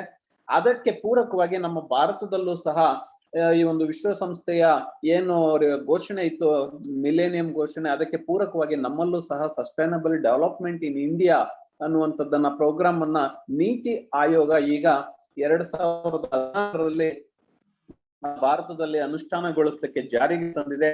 ನಮ್ದು ಪ್ರಜಾಪ್ರಭುತ್ವ ರಾಷ್ಟ್ರದಲ್ಲಿ ಜಿಲ್ಲಾ, ತಾಲೂಕು, ಗ್ರಾಮ ಮಟ್ಟದಲ್ಲಿ ಭದ್ರ ಬುನಾದಿಯನ್ನ ಹಾಕಿ ಅಭಿವೃದ್ಧಿಯನ್ನ, ಅಭಿವೃದ್ಧಿ ಹೆಸರಲ್ಲಿ ಭ್ರಷ್ಟಾಚಾರವಾಗದಂತೆ, ಹಣ ಅಪವ್ಯಯವಾಗದಂತೆ ಅದನ್ನ ತಡೆಗಟ್ಟಿ ಒಂದು ಸ್ಪಷ್ಟ ಗುರಿಯನ್ನ ಇಟ್ಕೊಂಡು ನಾವು ಅಭಿವೃದ್ಧಿಯನ್ನು ಸಾಧಿಸಬೇಕು ಅನ್ನುವಂಥದಕ್ಕೆ ಭಾರತ ಕೈ ಜೋಡಿಸ್ತಾ ಇದೆ. ಅದರಲ್ಲಿ ಮುಖ್ಯವಾಗಿ ಸಶಕ್ತ ಭಾರತ, ಸಬಲ ಭಾರತ, ಸ್ವಚ್ಛ ಭಾರತ, ಸ್ವಸ್ಥ ಭಾರತ್, ಮತ್ತೆ ಸಮಗ್ರ ಭಾರತ್, ಸಕ್ಷಮ್ ಭಾರತ್, ಸತತ್ ಭಾರತ್, ಸನಾತನ್ ಭಾರತ್ ಮತ್ತೆ ಸಂಪನ್ನ ಭಾರತ್, ಸಮೃದ್ಧಿ ಭಾರತ್ ಅನ್ನುವಂತ ಒಂದು ಘೋಷಣೆಗಳನ್ನ ಹಾಕೊಂಡು ಇದನ್ನ ನೀತಿ ಆಯೋಗ ಒಂದು ನಿರ್ಧಾರ, ಒಂದು ಯೋಜನೆಯನ್ನ ಕಾರ್ಯರೂಪಕ್ಕೆ ತರ್ತಾ ಇದೆ. 2030ರಲ್ಲಿ ನಾವು ಸಹ ಆ ವಿಶ್ವದಲ್ಲಿ ಒಂದು ನೀತಿ, ಒಂದು ಏನು ಸುಸ್ಥಿರ ಅಭಿವೃದ್ಧಿ ಇದೆ ಅದಕ್ಕೆ ನಾವು ಮುಂಚೂಣಿಗೆ ಬರಬೇಕು. ಜಾಗತಿಕ ನಾಯಕತ್ವವನ್ನ ಒಂದು ಮುಂಚೂಣಿಯಲ್ಲಿ ಭಾರತ ಇರುವಂತ ಸಂದರ್ಭದಲ್ಲಿ ಈ ಒಂದು ಯೋಜನೆಗಳನ್ನ ಜಾರಿಗೊಳಿಸಲಾಗ್ತಾ ಇದೆ. ನಾನು ಕೊನೆಯದಾಗಿ ಇಲ್ಲಿ ಪೂರಕವಾಗಿ ಈ ಒಂದು ವಿವರವನ್ನ ಹೇಳಕ್ಕೆ ಏನು ಕಾರಣ ಅಂತಂದ್ರೆ, ನಮ್ಮ ದೇಶದಲ್ಲಿ 25 ವರ್ಷ ಆಗಿದೆ. ಏನು ನಾವು ಒಂದು ದುರಂತ ಅಂದ್ರೆ ಬೆಳ್ಳಿ ಹಬ್ಬ ಆಚರಣೆಯನ್ನ ಮಾಡ್ಬೇಕಂತ ಸಂಭ್ರಮವನ್ನ ದುಃಖದಲ್ಲಿ, ಅಂದ್ರೆ ದೇವೇಗೌಡರ ಸರ್ಕಾರ ಕೇಂದ್ರದಲ್ಲಿ ಮಹಿಳಾ ಮೀಸಲಾತಿಯನ್ನ ಜಾರಿಗೆ ತರಬೇಕು ಶಾಸನ ಸಭೆಗಳಲ್ಲಿ ಅನ್ನುವಂಥದ್ದನ್ನ ಮಂಡಿಸಿ 25 ವರ್ಷಗಳಾಗಿದೆ. ಆದ್ರೆ ಅದು ಇನ್ನೂ ಕಾರ್ಯರೂಪಕ್ಕೆ ಬರಲಿಲ್ಲ. ಅದರಿಂದ ಹೇಳಿಕೆಯಲ್ಲಿ, ಘೋಷಣೆಗಳಲ್ಲಿ ಹಣವನ್ನ ಅಪವ್ಯಯ ಮಾಡೋದ್ರಲ್ಲಿ ಕಾಲವನ್ನ ನೂಗ್ತಾ ಇದೀವಿ ನಾವು. ದಯಮಾಡಿ ಮಹಿಳಾ ಮೀಸಲಾತಿ ಮಸೂದೆಯು ಜಾರಿಯಾಗಬೇಕು, ಮತ್ತೆ ಈ ಸುಸ್ಥಿರ ಅಭಿವೃದ್ಧಿಯಲ್ಲಿ ಮಹಿಳೆ ಲಿಂಗ ಸಮಾನತೆಯೊಂದಿಗೆ ಸಮಾನವಾಗಿ ಪಾಲ್ಗೊಂಡು ದೇಶದ ಪ್ರಗತಿಯತ್ತ ಎಲ್ಲರೂ ಕೈ ಜೋಡಿಸ್ಬೇಕು ಅನ್ನುವಂಥದ್ದು ನನ್ನ ಅಭಿಪ್ರಾಯ. ಥ್ಯಾಂಕ್ ಯು ಮೇಡಮ್, ಎಲ್ರಿಗೂ ಧನ್ಯವಾದಗಳು. Thank you, Rohit sir. Thank you for presenting a beautiful paper. So we are going to end this session. Before winding up this session, I request the chairman of this session, Sagar sir, to present his hello. Hello, madam. To say few words. To say okay, few words regarding this session, sir. Actually, papers were very good and they were related to economics. And one paper was there from Dr. Onegowda sir. A paper was very good. One thing I can say from the view of literature, that man can be destroyed, not be defeated. So thank you, Nandal. The presentations were very good. Thank you. Thank you very much. Thank you, madam. Thank you, sir. Thank you all the participants of this session. So we are winding up the second session. Thank you. Thank you very much. Thank you, Divya ma'am and Dayanand Sagar sir. So we will have a third session. This third session will be chaired by Dr. Lingaraju, Assistant Professor, Department of History, Government College, Autonomous, Mandya. And the rapporteur for this session is Shri Rajashekar D. Kumbara, Librarian, GFGC Koppa, Udupi. Sir, please take over the session, sir. Thank you, madam. Okay. Thank you, madam. Is it audible? Yes, sir, it's audible. Little. Is it audible? Okay, yeah. In this third session, we have around 10 papers, madam. But already we are running 1 hour late. I request all participants to restrict the time, only 4 minutes, plus 1 minute extra can be given. Out of 10 participants, I request first one, Dr. Sanmati Kumar of SDA Mujare College, to present a paper on humanities and social science. Is Sanmati Kumar is available, Dr. Sanmati Kumar? Yeah, please, sir. Yes, sir.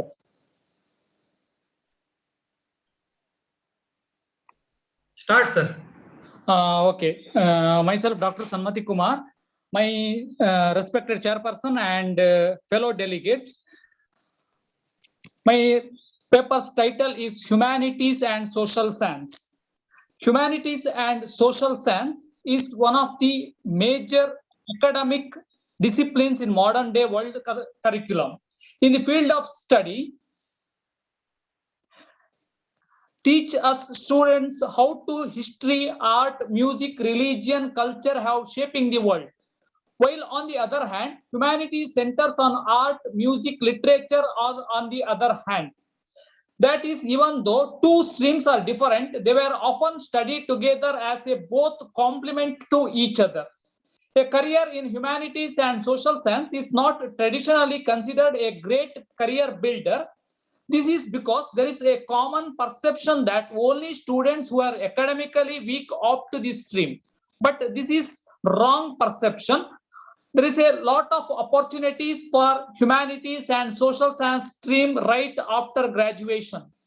Humanities and social science deal with human aspects of politics, law, linguistics, economics, psychology, history, philosophy, religion, and visual performing arts.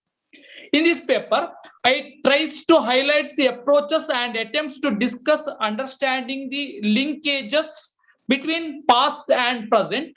It is absolutely basic for good understanding of the condition of being a human. Social scientists should have an opportunity to observe multidimensional teaching and research activities, and understanding of humanities and social science on the content of new technologies and new historical researches are need to be valuable. 3 reasons. Umesh sir, please unmute your audio. Umesh sir. First one, adoptable graduate will develop a huge variety of skills for many career paths, including research, evaluation, analytical, and communication skills. Flexible degree option. There is also a greater amount of flexibility in both single and combined honors of degree, so can customize your studies to a certain passion. Important future of society. These subjects are concerned to a human world in a digital age, bringing human judgment, creativity, and inadequate mind. Humanity subjects are a question of human life. How do we communicate effectively? How do we express ourselves? What makes each us are unique? A huge category of subject can be split down into anything form of studies. In studying social science and humanity, also the skills has to be differ or skills has to be the first area of questioning. Student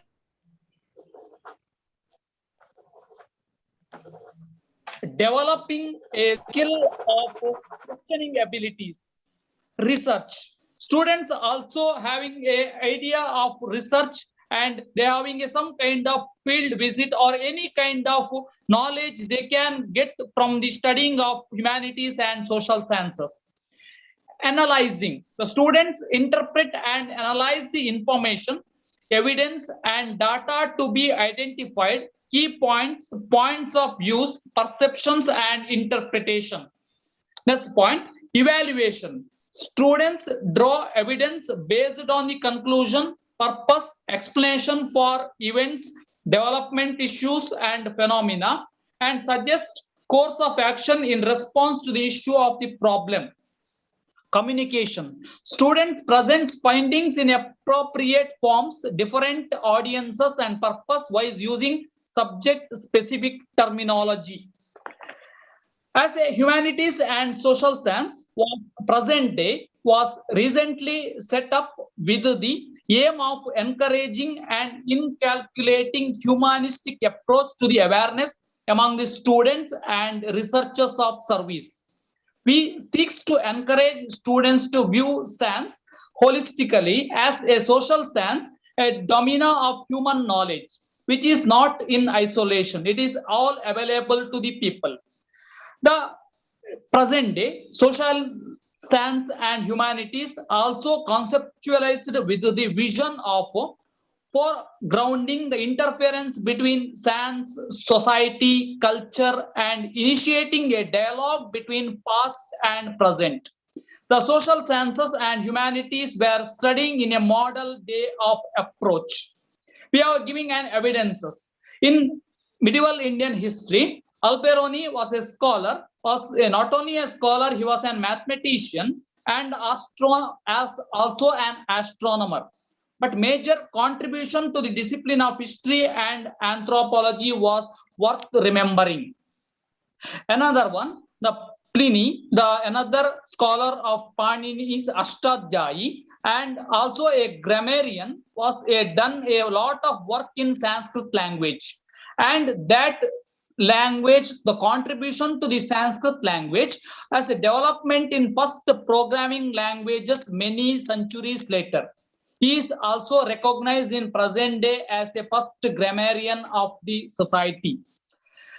What are humanities and social sciences present day? The courses are aims to provide suitable preparations to facilitate programmation on the all level of courses. It would shape the ideal starting position of persons who eventually would like to develop skills to fulfill his career plans. It is perfect for those who have missed out an prospect of study before, whether you are searching to develop a new skills, improve your career prediction, you want to put entry into a university. Dr. Sanmati, sir, sorry to interrupt. Can you please conclude it? Okay, sir, I will conclude. Humanities and social science are learning of human activities and relations in cultural, social, environmental, political, and economic circumstances. Humanities and social sciences have contemporary to historical focus for global personal perspective as well as reflect the challenges for upcoming years. Thank you, sir. Thank you for this opportunity. Thank you. Thank you, Dr. Sanmati. Now I request Dr. Jayanna BR of Government First Grade College, Chamarajanagar, to present on Vidyana ಮತ್ತು ತಂತ್ರಜ್ಞಾನ ಬೆಳವಣಿಗೆಗಳು. Is Dr. Jayanna is available? Dr. Jayanna, hope he is not available. I will announce the next one. Mr. R. Lohit Kumar is there from Hampi. Sir, namaste, I am here. Yes, sir. Can you please present it, sir? Sure, sir. Yes, sir. Sir ನಮಸ್ತೆ, ಎಲ್ರಿಗೂ ನಮಸ್ಕಾರ. ವಿಶೇಷವಾಗಿ ಗೋಷ್ಠಿಯ ಅಧ್ಯಕ್ಷತೆಯನ್ನು ವಹಿಸಿರ್ತಕ್ಕಂಥ doctor ಲಿಂಗ sir ಅವ್ರಿಗೂ ಹಾಗೂ Rajashekhar Kumar sir ಅವ್ರಿಗೂ ನಮಸ್ಕಾರ. ನನ್ನ ಶೀರ್ಷಿಕೆ ಈ ಒಂದು ಲೇಖನದ ಶೀರ್ಷಿಕೆ ಬಳ್ಳಾರಿ ಜಿಲ್ಲೆಯ ಬ್ರಿಟಿಷರ ಸಮಾಧಿಗಳು ಅಂತ ಹೇಳ್ಬಿಟ್ಟು. ನನಗೆ ಈ ಲೇಖನ ಬರೆಯೋಕೆ ಬಹಳ ಪ್ರಮುಖವಾದಂತ ಒಂದು ಕಾರಣ ಅಂತ ಹೇಳಿದ್ರೆ, 2 ವರ್ಷದಿಂದ ಒಂದು ಲೇಖನ ಪ್ರಜಾವಾಣಿಯಲ್ಲಿ ಬಂದಿತ್ತು. ಮೈಸೂರಿನಲ್ಲಿನ ಬ್ರಿಟಿಷರ ಸಮಾಧಿಗಳು ಅಂತ ಹೇಳ್ಬಿಟ್ಟು ಒಂದು ಲೇಖನ ಬಂದಿತ್ತು. ಅಲ್ಲಿ ಫೋಟೋಗಳನ್ನ ನೋಡ್ಬಿಟ್ಟು ನಾನು ಬಳ್ಳಾರಿಯಲ್ಲಿ ಬ್ರಿಟಿಷರ ಆಳ್ವಿಕೆ ಏನು ನಡೆದಿತ್ತು ಅದ್ರ ಬಗ್ಗೆ ಎಲ್ಲ ಕೆಲವು ಲೇಖನಗಳನ್ನ ಮಾಡಿದ್ದೆ. ಮುಂದುವರೆದು ಈ ಸಮಾಧಿಗಳನ್ನ ಅದೇ ತರದಲ್ಲಿ ಬಳ್ಳಾರಿಯನ್ನ ಕಟ್ಕೊಡ್ಬೇಕು, ಬರೀಬೇಕು ಅಂತ ಹೇಳ್ಬಿಟ್ಟು ಸ್ಥಳ ವೀಕ್ಷಣೆ ಮಾಡಿ ಆ ಮಗುವಿನ ಒಂದು ಮಾಹಿತಿ ಏನಾದ್ರು ಸಿಗುತ್ತಾ ಅಂತ ಹೇಳ್ಬಿಟ್ಟು ಹುಡುಕೋ ಕೆಲಸವನ್ನ ಮಾಡಿ ಆ ನಿಟ್ಟಿನಲ್ಲಿ ಸಿಕ್ಕಂತ ಒಂದು ಪುಸ್ತಕ ವಿಜಯ್ ಕಾಟನ್ ಅವರು ಬರೆದಂತಹ list of European tombs in the Bellary district ಅಂತ ಹೇಳ್ಬಿಟ್ಟು ಅದರಲ್ಲಿನ ಮಾಹಿತಿ ಮತ್ತು ಕ್ಷೇತ್ರಕಾರಿ ಆದಂತ ಈ ಲೇಖನವನ್ನ ಬರೆದಿತ್ತು. ಆ ಪ್ರಕಾರ ಬ್ರಿಟಿಷರ ಆಳ್ವಿಕೆ 1800ರ ಕಾಲದಲ್ಲಿ ಬಳ್ಳಾರಿಯಲ್ಲಿ ಏನು ಮೊದಲುಗೊಂಡಿತ್ತು, ಅಲ್ಲಿಂದ ಸ್ವಾತಂತ್ರ್ಯ ಕಾಲದವರೆಗಿನ ಆ ಕಾಲಘಟ್ಟ 150 ವರ್ಷಗಳ ಕಾಲಘಟ್ಟದಲ್ಲಿ ಅವರು ಇದ್ದಾಗ ಅವರ ಅಧಿಕಾರಿಗಳಾಗ್ಬೋದು, ಅವರ ಕುಟುಂಬಸ್ಥರಾಗ್ಬೋದು, ಸೇನಾಧಿಕಾರಿಗಳಾಗ್ಬೋದು ಅಂತವ್ರು ಇದ್ದಾಗ ಆಕಸ್ಮಿಕ ಅಥವಾ ಕಾರಣಾಂತರಗಳಿಂದ ರೋಗ ಈ ತರ ಕಾರಣಗಳಿಂದ ಮರಣ ಹೊಂದಿದಂತವ್ರನ್ನ ಇಲ್ಲೇ ಹೂಳಲಾಗಿರ್ತಕ್ಕಂಥದ್ದು. ಕಲಾತ್ಮಕವಾಗಿ ಅಥವಾ ಒಂದು ಶೈಲಿಯ ದೃಷ್ಟಿಯಲ್ಲೂ ಅವು ವಿಶೇಷವಾಗಿ ಗಮನ ಸೆಳೀತಕ್ಕಂಥ ಒಂದು ಶೈಲಿಯಲ್ಲಿ ಅಥವಾ ಆಕಾರದಲ್ಲಿ ಅವು ಇದೆ. ಸ್ಥಳೀಯರನ್ನ ಆ ನಿಟ್ಟಿನಲ್ಲಿ ಆಕರ್ಷಣೆ ಮಾಡ್ತಾ ಇದೆ. ಆದ್ರೆ ವಿಷಾದ ಅಂತ ಹೇಳಿದ್ರೆ ಮೈಸೂರು ಅಥವಾ ಬೆಂಗಳೂರಿನಲ್ಲಿ ಯಾವ ತರ ಅದನ್ನ ಸಂರಕ್ಷಣೆ ಮಾಡುವ ಕೆಲಸ, ಅದರ ಸುತ್ತಲೂ ಕಾಂಪೌಂಡ್ ಕಟ್ತಕ್ಕಂಥ ಅಥವಾ ಅದನ್ನ ಒಂದು ಬಣ್ಣ ಹೊಡೆದು ಅಥವಾ ಕಲ್ಕತ್ತಾ ಆ ಒಂದು ಭಾಗದಲ್ಲಿ ನಾವು ಒಂದು ಬ್ರಿಟಿಷ್ ಸಮಾಜಗಳನ್ನ ಫೋಟೋಗಳನ್ನ ನಾನು ಆನ್ಲೈನ್ ನೋಡಿದ್ದೀನಿ. ಬಹಳ ಸ್ವಚ್ಛವಾಗಿದೆ, ನೀಟಾಗಿದೆ. ಆದ್ರೆ ಬಳ್ಳಾರಿಯಲ್ಲಿ ಅದನ್ನ ಸಂರಕ್ಷಿಸುವ ಕೆಲಸಗಳು ಆಗಿಲ್ಲ. ಆ ನಿಟ್ಟಿನಲ್ಲಿ ನನಗನ್ಸಿತ್ತು ಇದನ್ನ ಬೆಳಕಿಗೆ ತರಬೇಕು, ಆ ಮೂಲಕ ಆಗ್ರಹಿಸಬೇಕು, ಇದನ್ನ ಸ್ವಚ್ಛವಾಗಿಟ್ಕೊಂಡು ಉಳಿಸುವ ಒಂದು ಕೆಲಸ ಆಗ್ಬೇಕು ಅಂತ ಹೇಳ್ಬೇಕು. ಬಹಳ ಪ್ರಮುಖ. ಯಾಕೆ ಅಂತ ಹೇಳಿದ್ರೆ ಅದು ಇನ್ನೊಂದು ಕಾರಣ ಇದೆ. ಕಳೆದ 1 ವರ್ಷದ ಹಿಂದೆ ಒಬ್ರು ಲಂಡನ್ ಇಂದ ಒಬ್ರು ಬಂದಿದ್ರು. ತಮ್ಮ ಪೂರ್ವಜರು ಸಮಾಧಿ ಇಲ್ಲಿದೆ ಅಂತ ಹೇಳ್ಬಿಟ್ಟು ಹುಡ್ಕೊಂಡು ಬಳ್ಳಾರಿಗೆ ಬಂದಿದ್ರು. ಆ ತರದ ಒಂದು ಪ್ರವಾಸೋದ್ಯಮಕ್ಕೂ ಅನುಕೂಲ ಆಗ್ಬೋದು ಅನ್ನೋ ಹಿನ್ನೆಲೆಯಲ್ಲಿ ಅದನ್ನ ಸ್ವಚ್ಛವಾಗಿಡ್ಬೇಕು ಅನ್ನೋ ಒಂದು ಉದ್ದೇಶ ಇಟ್ಕೊಂಡು ಲೇಖನವನ್ನ ನಾನು ಬರೆದದ್ದು ಬಹಳ ಪ್ರಮುಖ. ಮತ್ತು ವಿಶೇಷ ಏನಂತ ಹೇಳಿದ್ರೆ ಇಲ್ಲಿ ನಾವು ಕಾಣ್ಬೋದಾದಂತಹ ಒಂದು ಶೈಲಿ, ಗಾಥಿಕ್ ಶೈಲಿಯಲ್ಲಿ ನಾವು ಕಟ್ಟಡಗಳನ್ನ ನಾವು ಕಾಣ್ತೇವೆ. ಕಚೇರಿ ಇತರ ಕಟ್ಟಡಗಳನ್ನ ನಾವು ಬ್ರಿಟಿಷರು ಕಟ್ಟಿದಂತದನ್ನ ನಾವು ಕಾಣ್ತೇವೆ. ಇವತ್ತು ಬಹಳಷ್ಟು ಶಿಥಿಲಾವಸ್ಥೆಯಲ್ಲಿದೆ. ಇವುಗಳು ಅದೇ ತರದಲ್ಲೇ ಶಿಥಿಲಾವಸ್ಥೆಯಲ್ಲಿದೆ.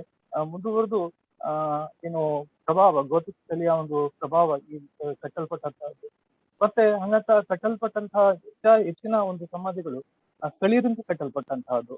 ಮತ್ತು ಈ ಒಂದು ಸಮಾಧಿಗಳ ಮೇಲೆ ಬರೆಯತಕ್ಕಂಥ ಒಂದು ನಾಮಫಲಕಗಳಲ್ಲಿ ಬರೀ ನಾವು ಕಾಮನ್ ಆಗಿ ಹೆಸರು ಅಥವಾ ಅವರ ಹೊಗಳಿಕೆಯ ಪದಗಳನ್ನ ನಾವು ಕಾಣ್ತೇವೆ.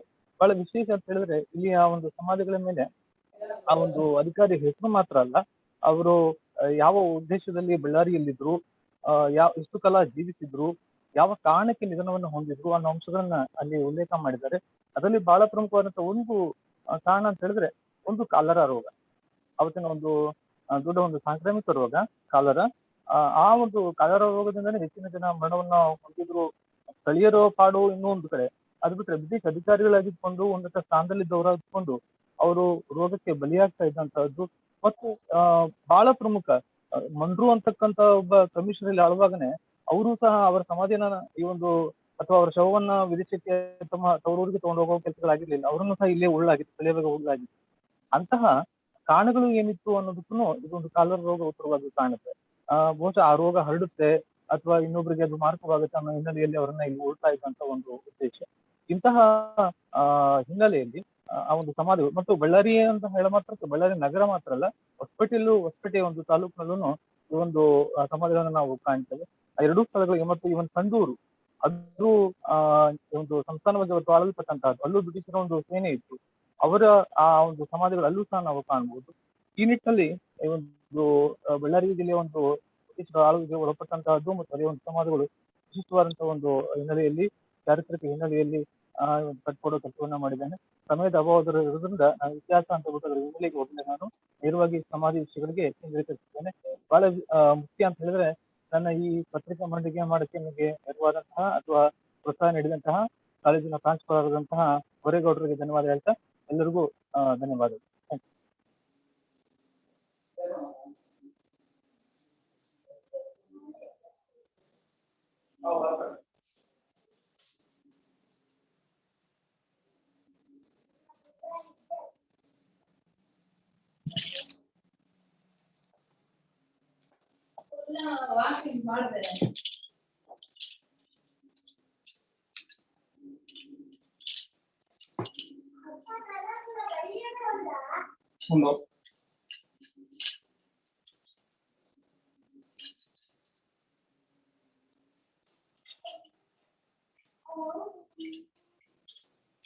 Hello.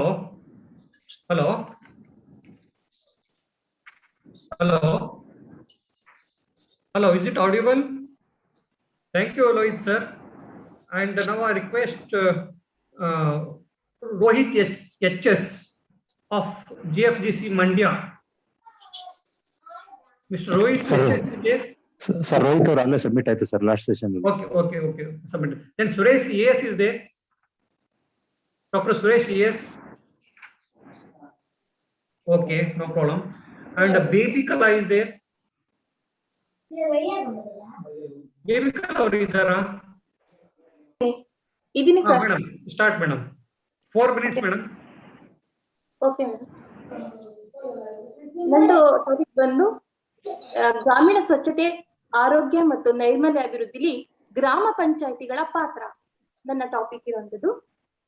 ಇದ್ರ ಬಗ್ಗೆ ಹೇಳ್ಬೇಕು ಅಂದ್ರೆ, ಕರ್ನಾಟಕದ 61% ಮತ್ತು ಭಾರತದ 69% ಜನಸಂಖ್ಯೆಯು ಗ್ರಾಮೀಣ ಪ್ರದೇಶಗಳಲ್ಲಿ ಜೀವನವನ್ನು ನಡೆಸುತ್ತಿರುವುದರಿಂದ ಭಾರತವು ನಿಜವಾಗಿಯೂ ಇನ್ನು ಗ್ರಾಮೀಣ ದೇಶವಾಗಿರುತ್ತದೆ. ಆ ಕಾರಣದಿಂದ ಭಾರತ ಅಭಿವೃದ್ಧಿ ಸಾಧಿಸಬೇಕಾದ್ರೆ ಭಾರತದಲ್ಲಿ ವಿಕೇಂದ್ರೀಕರಣ ಆಡಳಿತ ಅಗತ್ಯವಾಗಿದೆ. ಅದಕ್ಕಾಗಿ ಪಂಚಾಯತ್ ರಾಜ್ ಅಥವಾ ಸ್ಥಳೀಯ ಸರ್ಕಾರವನ್ನ ಸಂವಿಧಾನಬದ್ಧವಾಗಿ 1993ರಲ್ಲಿ 73 ಮತ್ತು 74ನೇ ತಿದ್ದುಪಡಿಯ ಅನ್ವಯವಾಗಿ ರಚಿಸಲಾಗಿದೆ. ಇದರ ಪ್ರಕಾರ ಸ್ಥಳೀಯ ಸರ್ಕಾರವನ್ನ ಸ್ಥಳೀಯ ಮಟ್ಟದಲ್ಲಿ ಆಡಳಿತ ನಿರ್ವಹಣೆಯನ್ನ ನೋಡಿಕೊಳ್ಳುವ ಸಲುವಾಗಿ ರಚಿಸಲಾಗಿದೆ. ಇದರಿಂದ ಭಾರತದ ಅಭಿವೃದ್ಧಿಗೆ ಪೂರಕವಾದ ಅಭಿವೃದ್ಧಿ ಕಾರ್ಯಕ್ರಮವನ್ನ ಸ್ಥಳೀಯ ಮಟ್ಟದಲ್ಲೇ ನಿರ್ವಹಿಸಲು ಈ ಸ್ಥಳೀಯ ಸರ್ಕಾರವನ್ನ ಆಯಿಸಿರೋದು. ಭಾರತ ಸ್ವಾತಂತ್ರ್ಯ ಬಂದು 75 ವರ್ಷ ಆಗಿದ್ದರೂ ಸಹ ಭಾರತ ಹಲವಾರು ಸಮಸ್ಯೆಗಳಿಂದ ಕೂಡಿದೆ. ಈ ಭಾರತದ ಸಮಸ್ಯೆಗಳಿಂದ ಮುಕ್ತವಾಗಬೇಕಾದ್ರೆ ಅಂದ್ರೆ ಭಾರತ ಹಲವಾರು ಭೀಕರ ಸಮಸ್ಯೆಗಳು ಎದುರಿಸ್ತಿದೆ. ಅವುಗಳಲ್ಲಿ ಸ್ವಚ್ಛತೆ, ನೈರ್ಮಲ್ಯ ಸಮಸ್ಯೆ ಪ್ರಮುಖವಾಗಿದೆ. ಸ್ವಚ್ಛತೆ ಇಲ್ಲದಿರುವುದು ಅನಾರೋಗ್ಯಕ್ಕೆ ಕಾರಣವಾಗಿದೆ ಎಂಬುದು ವಿಶ್ವದಾದ್ಯಂತ ಕಂಡುಕೊಂಡಿರುವ ಕಠಿಣ ಸತ್ಯವಾಗಿದೆ. ಸ್ವಚ್ಛತೆಯು ಧನಾತ್ಮಕ ಆರೋಗ್ಯ ಮತ್ತು ಉತ್ತಮ ಬದುಕನ್ನ ನೀಡುತ್ತದೆ. ದೇಶವನ್ನ ಕಾಡುತ್ತಿರುವ ಬಹುದೊಡ್ಡ ಸಮಸ್ಯೆಗಳಾದ ಸ್ವಚ್ಛತೆ, ಆರೋಗ್ಯ, ನೈರ್ಮಲ್ಯದ ಸಮಸ್ಯೆಗೆ ಪರಿಹಾರ ಕಂಡುಕೊಳ್ಳುವ ನಿಟ್ಟಿನಲ್ಲಿ ಭಾರತ ಸರ್ಕಾರ ಸ್ವಚ್ಛ ಭಾರತ್ ಮಿಷನ್ ಕಾರ್ಯಕ್ರಮವನ್ನ ಆರಂಭಿಸಿದೆ. ಈ ಕಾರ್ಯಕ್ರಮದ ಯಶಸ್ಸು ಮತ್ತು ಅದರ ಸದೃಢತೆ ಶುಚಿತ್ವವನ್ನ ಅವಲಂಬಿಸಿದೆ. ಕೇಂದ್ರ ಸರ್ಕಾರ ಸ್ವಚ್ಛತೆಗೆ ಸಂಬಂಧಿಸಿದಂತೆ ಹಲವಾರು ಕಾರ್ಯಕ್ರಮಗಳನ್ನ ರೂಪಿಸಿದೆ. ಈ ನಿಟ್ಟಿನಲ್ಲಿ ಅಕ್ಟೋಬರ್ 2, 2014ರಲ್ಲಿ ಗೌರವಾನ್ವಿತ ಪ್ರಧಾನಮಂತ್ರಿ ನರೇಂದ್ರ ಮೋದಿಯವರು ಚಾಲನೆ ನೀಡಿರುವಂತಹ ಮಹತ್ವಾಕಾಂಕ್ಷೆಯ ಯೋಜನೆಯಾದ ಸ್ವಚ್ಛ ಭಾರತ್ ಅಭಿಯಾನ ಇಡೀ ಭಾರತದಾದ್ಯಂತ ವ್ಯಾಪಕವಾಗಿ ಜಾರಿಗೆ ಬಂದಿದೆ. ಈ ಯೋಜನೆಯು ಗ್ರಾಮೀಣ ಪ್ರದೇಶದಲ್ಲಿ ಹೆಚ್ಚು ಅಭಿವೃದ್ಧಿಯನ್ನ ಹೊಂದುತ್ತಾ, ನಗರ ಪ್ರದೇಶದಲ್ಲೂ ಸಹ ಇದು ಹೆಚ್ಚು ಅಭಿವೃದ್ಧಿಯನ್ನು ಹೊಂದುತ್ತಾ ಇಡೀ ದೇಶದಾದ್ಯಂತ ವ್ಯಾಪಕ ಬೆಳವಣಿಗೆಯನ್ನ ಕಂಡುಕೊಳ್ಳುತ್ತಾ ಬಂದಿದೆ. ಈ ಯೋಜನೆಯನ್ನ ಗ್ರಾಮೀಣಾಭಿವೃದ್ಧಿ ಮತ್ತು ಪಂಚಾಯತ್ ರಾಜ್ ಸಂಸ್ಥೆಗಳಾದ ಜಿಲ್ಲಾ ಪಂಚಾಯತ್, ತಾಲೂಕು ಪಂಚಾಯತ್, ಗ್ರಾಮ ಪಂಚಾಯತ್ ಮತ್ತು ನಗರಸಭೆ, ಪುರಸಭೆ, ಮಹಾನಗರ ಪಾಲಿಕೆಗಳ ವ್ಯಾಪ್ತಿಯಲ್ಲಿ ಜಾರಿಗೆ ತರುವ ಮೂಲಕ ಇಡೀ ದೇಶದ ನೈರ್ಮಲ್ಯ, ಶುಚಿತ್ವ, ಉತ್ತಮವಾದ ಒಳಚರಂಡಿ ವ್ಯವಸ್ಥೆ, ಕಸದ ವೈಜ್ಞಾನಿಕ ವಿಲೇವಾರಿ, ಕೊಳಚೆ ಮುಕ್ತ ವ್ಯವಸ್ಥೆ, ಘನ ತ್ಯಾಜ್ಯ ವಸ್ತುಗಳ ನಿರ್ವಹಣೆ ಹೀಗೆ ನಾನಾ ವಿವಿಧ ನೈರ್ಮಲ್ಯಕ್ಕೆ ಸಂಬಂಧಿಸಿದಂತೆ ಕಾರ್ಯಕ್ರಮವನ್ನ ಕೈಗೊಳ್ಳುವ ಮೂಲಕ ಇಡೀ ದೇಶದಾದ್ಯಂತ ನೈರ್ಮಲ್ಯವನ್ನ, ಸ್ವಚ್ಛತೆಯನ್ನ ಮತ್ತು ಆರೋಗ್ಯವನ್ನ ಕಾಪಾಡುವ ದೃಷ್ಟಿಯಲ್ಲಿ ಕೇಂದ್ರ ಸರ್ಕಾರ ಈ ಯೋಜನೆಯನ್ನ ಜಾರಿಗೊಳಿಸಿದೆ. ಈ ಯೋಜನೆಯ ಪ್ರಮುಖ ಉದ್ದೇಶ ಎಂದ್ರೆ ಗ್ರಾಮೀಣ ಜನರ ಜೀವನ ಮಟ್ಟದಲ್ಲಿ ಸುಧಾರಣೆಯನ್ನು ತರುವುದು, ನೈರ್ಮಲ್ಯದ ಸುಧಾರಣೆಯನ್ನ, ಆರೋಗ್ಯದ ಸುಧಾರಣೆಯನ್ನ ತರುವಂತದ್ದು ಮತ್ತು ಗ್ರಾಮೀಣ ಪ್ರದೇಶದ ನಿರ್ಮಲೀಕರಣವನ್ನ ತ್ವರಿತಗೊಳಿಸುವಂತದ್ದು.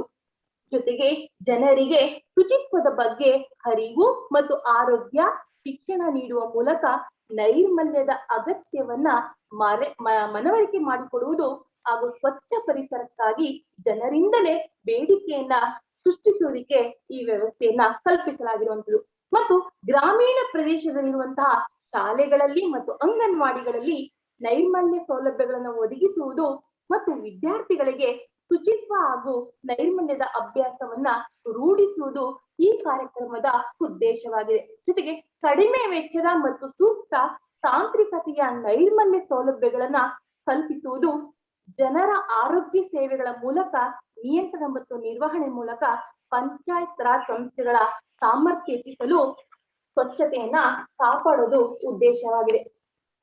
ಜೊತೆಗೆ ಇಲ್ಲಿ ನೈರ್ಮಲ್ಯವನ್ನ ಕಾಪಾಡೋ ದೃಷ್ಟಿಯಿಂದ ಗ್ರಾಮೀಣ ಪ್ರದೇಶಗಳಲ್ಲಿ ಜನರಿಗೆ ಸ್ವಚ್ಛ ಪರಿಸರಕ್ಕಾಗಿ ಜನರಿಂದ ಬೇಡಿಕೆಯನ್ನ ಸ್ವೀಕರಿಸಿ ಅವರುಗಳ ಬೇಡಿಕೆಯನ್ನ ಪೂರೈಸುವಂತದ್ದು ಮತ್ತು ಹಳ್ಳಿಗಳಲ್ಲಿ ಎಲ್ಲಾ ಶಾಲೆಗಳು ಮತ್ತು ನೈರ್ಮಲ್ಯವನ್ನ ಅಂಗನವಾಡಿಗಳಲ್ಲಿ ನೈರ್ಮಲ್ಯ ಸೌಲಭ್ಯಗಳನ್ನ ನಿರ್ಮಿಸಿ ಮಕ್ಕಳಲ್ಲಿ ನೈರ್ಮಲ್ಯದ ಅಭ್ಯಾಸವನ್ನ ಸೃಷ್ಟಿ ಮಾಡುವಂತದ್ದು ಮತ್ತು ಗ್ರಾಮ ಮತ್ತು ಸಮುದಾಯ ಮಟ್ಟದಲ್ಲಿ ತ್ಯಾಜ್ಯಗಳ ಸೂಕ್ತ ವಿಲೇವಾರಿ ಹಾಗೂ ಸಮರ್ಪಕ ನಿರ್ವಹಣೆಯನ್ನ ಅಭಿವೃದ್ಧಿಪಡಿಸುವ ಮೂಲಕ ಇಡೀ ಗ್ರಾಮೀಣ ಪರಿಸರದಲ್ಲಿ ಮತ್ತು ನಗರ ಪರಿಸರದಲ್ಲಿ ಸಂಪೂರ್ಣ ನೈರ್ಮಲ್ಯವನ್ನ ಸಾಧಿಸುವುದು ಸ್ವಚ್ಛ ಭಾರತ್ ಮಿಷನ್ ಕಾರ್ಯಕ್ರಮದ ಪ್ರಮುಖ ಉದ್ದೇಶವಾಗಿದೆ.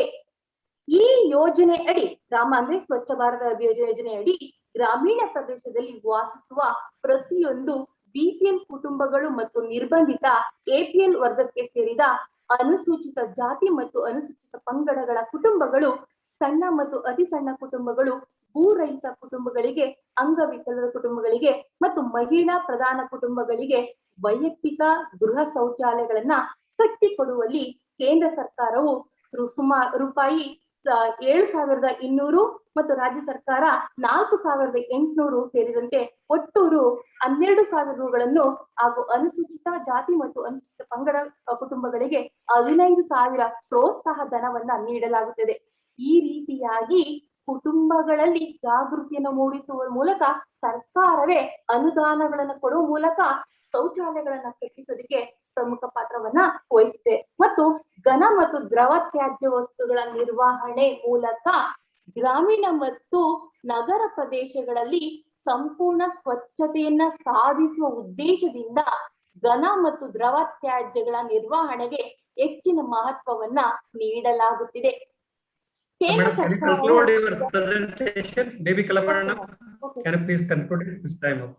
ಈ ರೀತಿಯಾಗಿ ಗ್ರಾಮ ಪಂಚಾಯಿತಿಗಳು ಮತ್ತು ನಗರ ಸಭೆಗಳು ಸ್ವಚ್ಛತೆಯನ್ನ ಕಾಪಾಡುವ ದೃಷ್ಟಿಯಿಂದ ಕಾರ್ಯಕ್ರಮವನ್ನ ಯಶಸ್ವಿಗೊಳಿಸಲಿಕ್ಕೆ ಪ್ರಯತ್ನವನ್ನ ಪಡ್ತಿದೆ.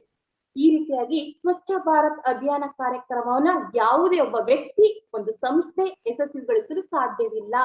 ಸರ್ಕಾರ ಮತ್ತು ಸರ್ಕಾರೇತರ ಸಂಸ್ಥೆಗಳು ಹಾಗೂ ಎಲ್ಲಾ ಜನತೆಯ ಸಹಭಾಗಿತ್ವ, ಸ್ವಾಹಿತಾಸಕ್ತಿಯ ಪಾಲ್ಗೊಳ್ಳುವಿಕೆ ಮಾತ್ರ ಈ ಯೋಜನೆ ಯಶಸ್ವಿಯಾಗುತ್ತದೆ. ಇದನ್ನ ಅಕ್ಷರಶಃ ಅರಿತ ನಮ್ಮ ಭಾರತ ಸರ್ಕಾರ ಸ್ವಚ್ಛ ಭಾರತ್ ಯೋಜನೆಯನ್ನ ಕಾರ್ಯಾಚರಣೆಗೊಳಿಸುವಲ್ಲಿ ಸಾಮರ್ಥ್ಯ ಅಭಿವೃದ್ಧಿ ಚಟುವಟಿಕೆಗಳನ್ನ ಹಲವು ಜನರ ಮತ್ತು ಸಂಸ್ಥೆಗಳ ಸಹಭಾಗಿತ್ವದಲ್ಲಿ ಯಶಸ್ವಿಗೊಳಿಸಲು ಅವಿರತ ಶ್ರಮಿಸಿದೆ. ಈ ಕಾರಣದಿಂದಾಗಿ ಸ್ವಚ್ಛ ಭಾರತ್ ಅಭಿಯಾನದ ಪರಿಣಾಮವಾಗಿ ಅನುಷ್ಠಾನವನ್ನ ಖಚಿತಪಡಿಸಿಕೊಳ್ಳಲು ಗ್ರಾಮ ಪಂಚಾಯತ್ ಸಿಬ್ಬಂದಿ ವರ್ಗದವರಿಗೆ, ಸರ್ಕಾರೇತರ ನೌಕರರಿಗೆ ಮತ್ತು ಎಲ್ಲಾ ಕಾರ್ಯಕರ್ತರಿಗೆ, ಸ್ವಯಂ ಸೇವಕರಿಗೆ ಮತ್ತು ಎಲ್ಲವನ್ನು ತಿಳಿಸಲಾಗುತ್ತದೆ. ಈ ರೀತಿಯಾಗಿ ನೈರ್ಮಲ್ಯವನ್ನ, ಗ್ರಾಮೀಣ ಪ್ರದೇಶದಲ್ಲಿ ನೈರ್ಮಲ್ಯವನ್ನ, ಆರೋಗ್ಯವನ್ನ, ಸ್ವಚ್ಛತೆಯನ್ನ ಅಭಿವೃದ್ಧಿ ಪಡೆಯುವ ದೃಷ್ಟಿಯಿಂದ ಸ್ವಚ್ಛ ಭಾರತ್ ಕಾರ್ಯಕ್ರಮವನ್ನ ಗ್ರಾಮ ಪಂಚಾಯಿತಿಗಳ ವ್ಯಾಪ್ತಿಯಲ್ಲಿ ಜಾರಿಗೊಳಿಸಿದೆ ಅನ್ನೋ ಬಗ್ಗೆ ಹೇಳಲಾಗಿದೆ.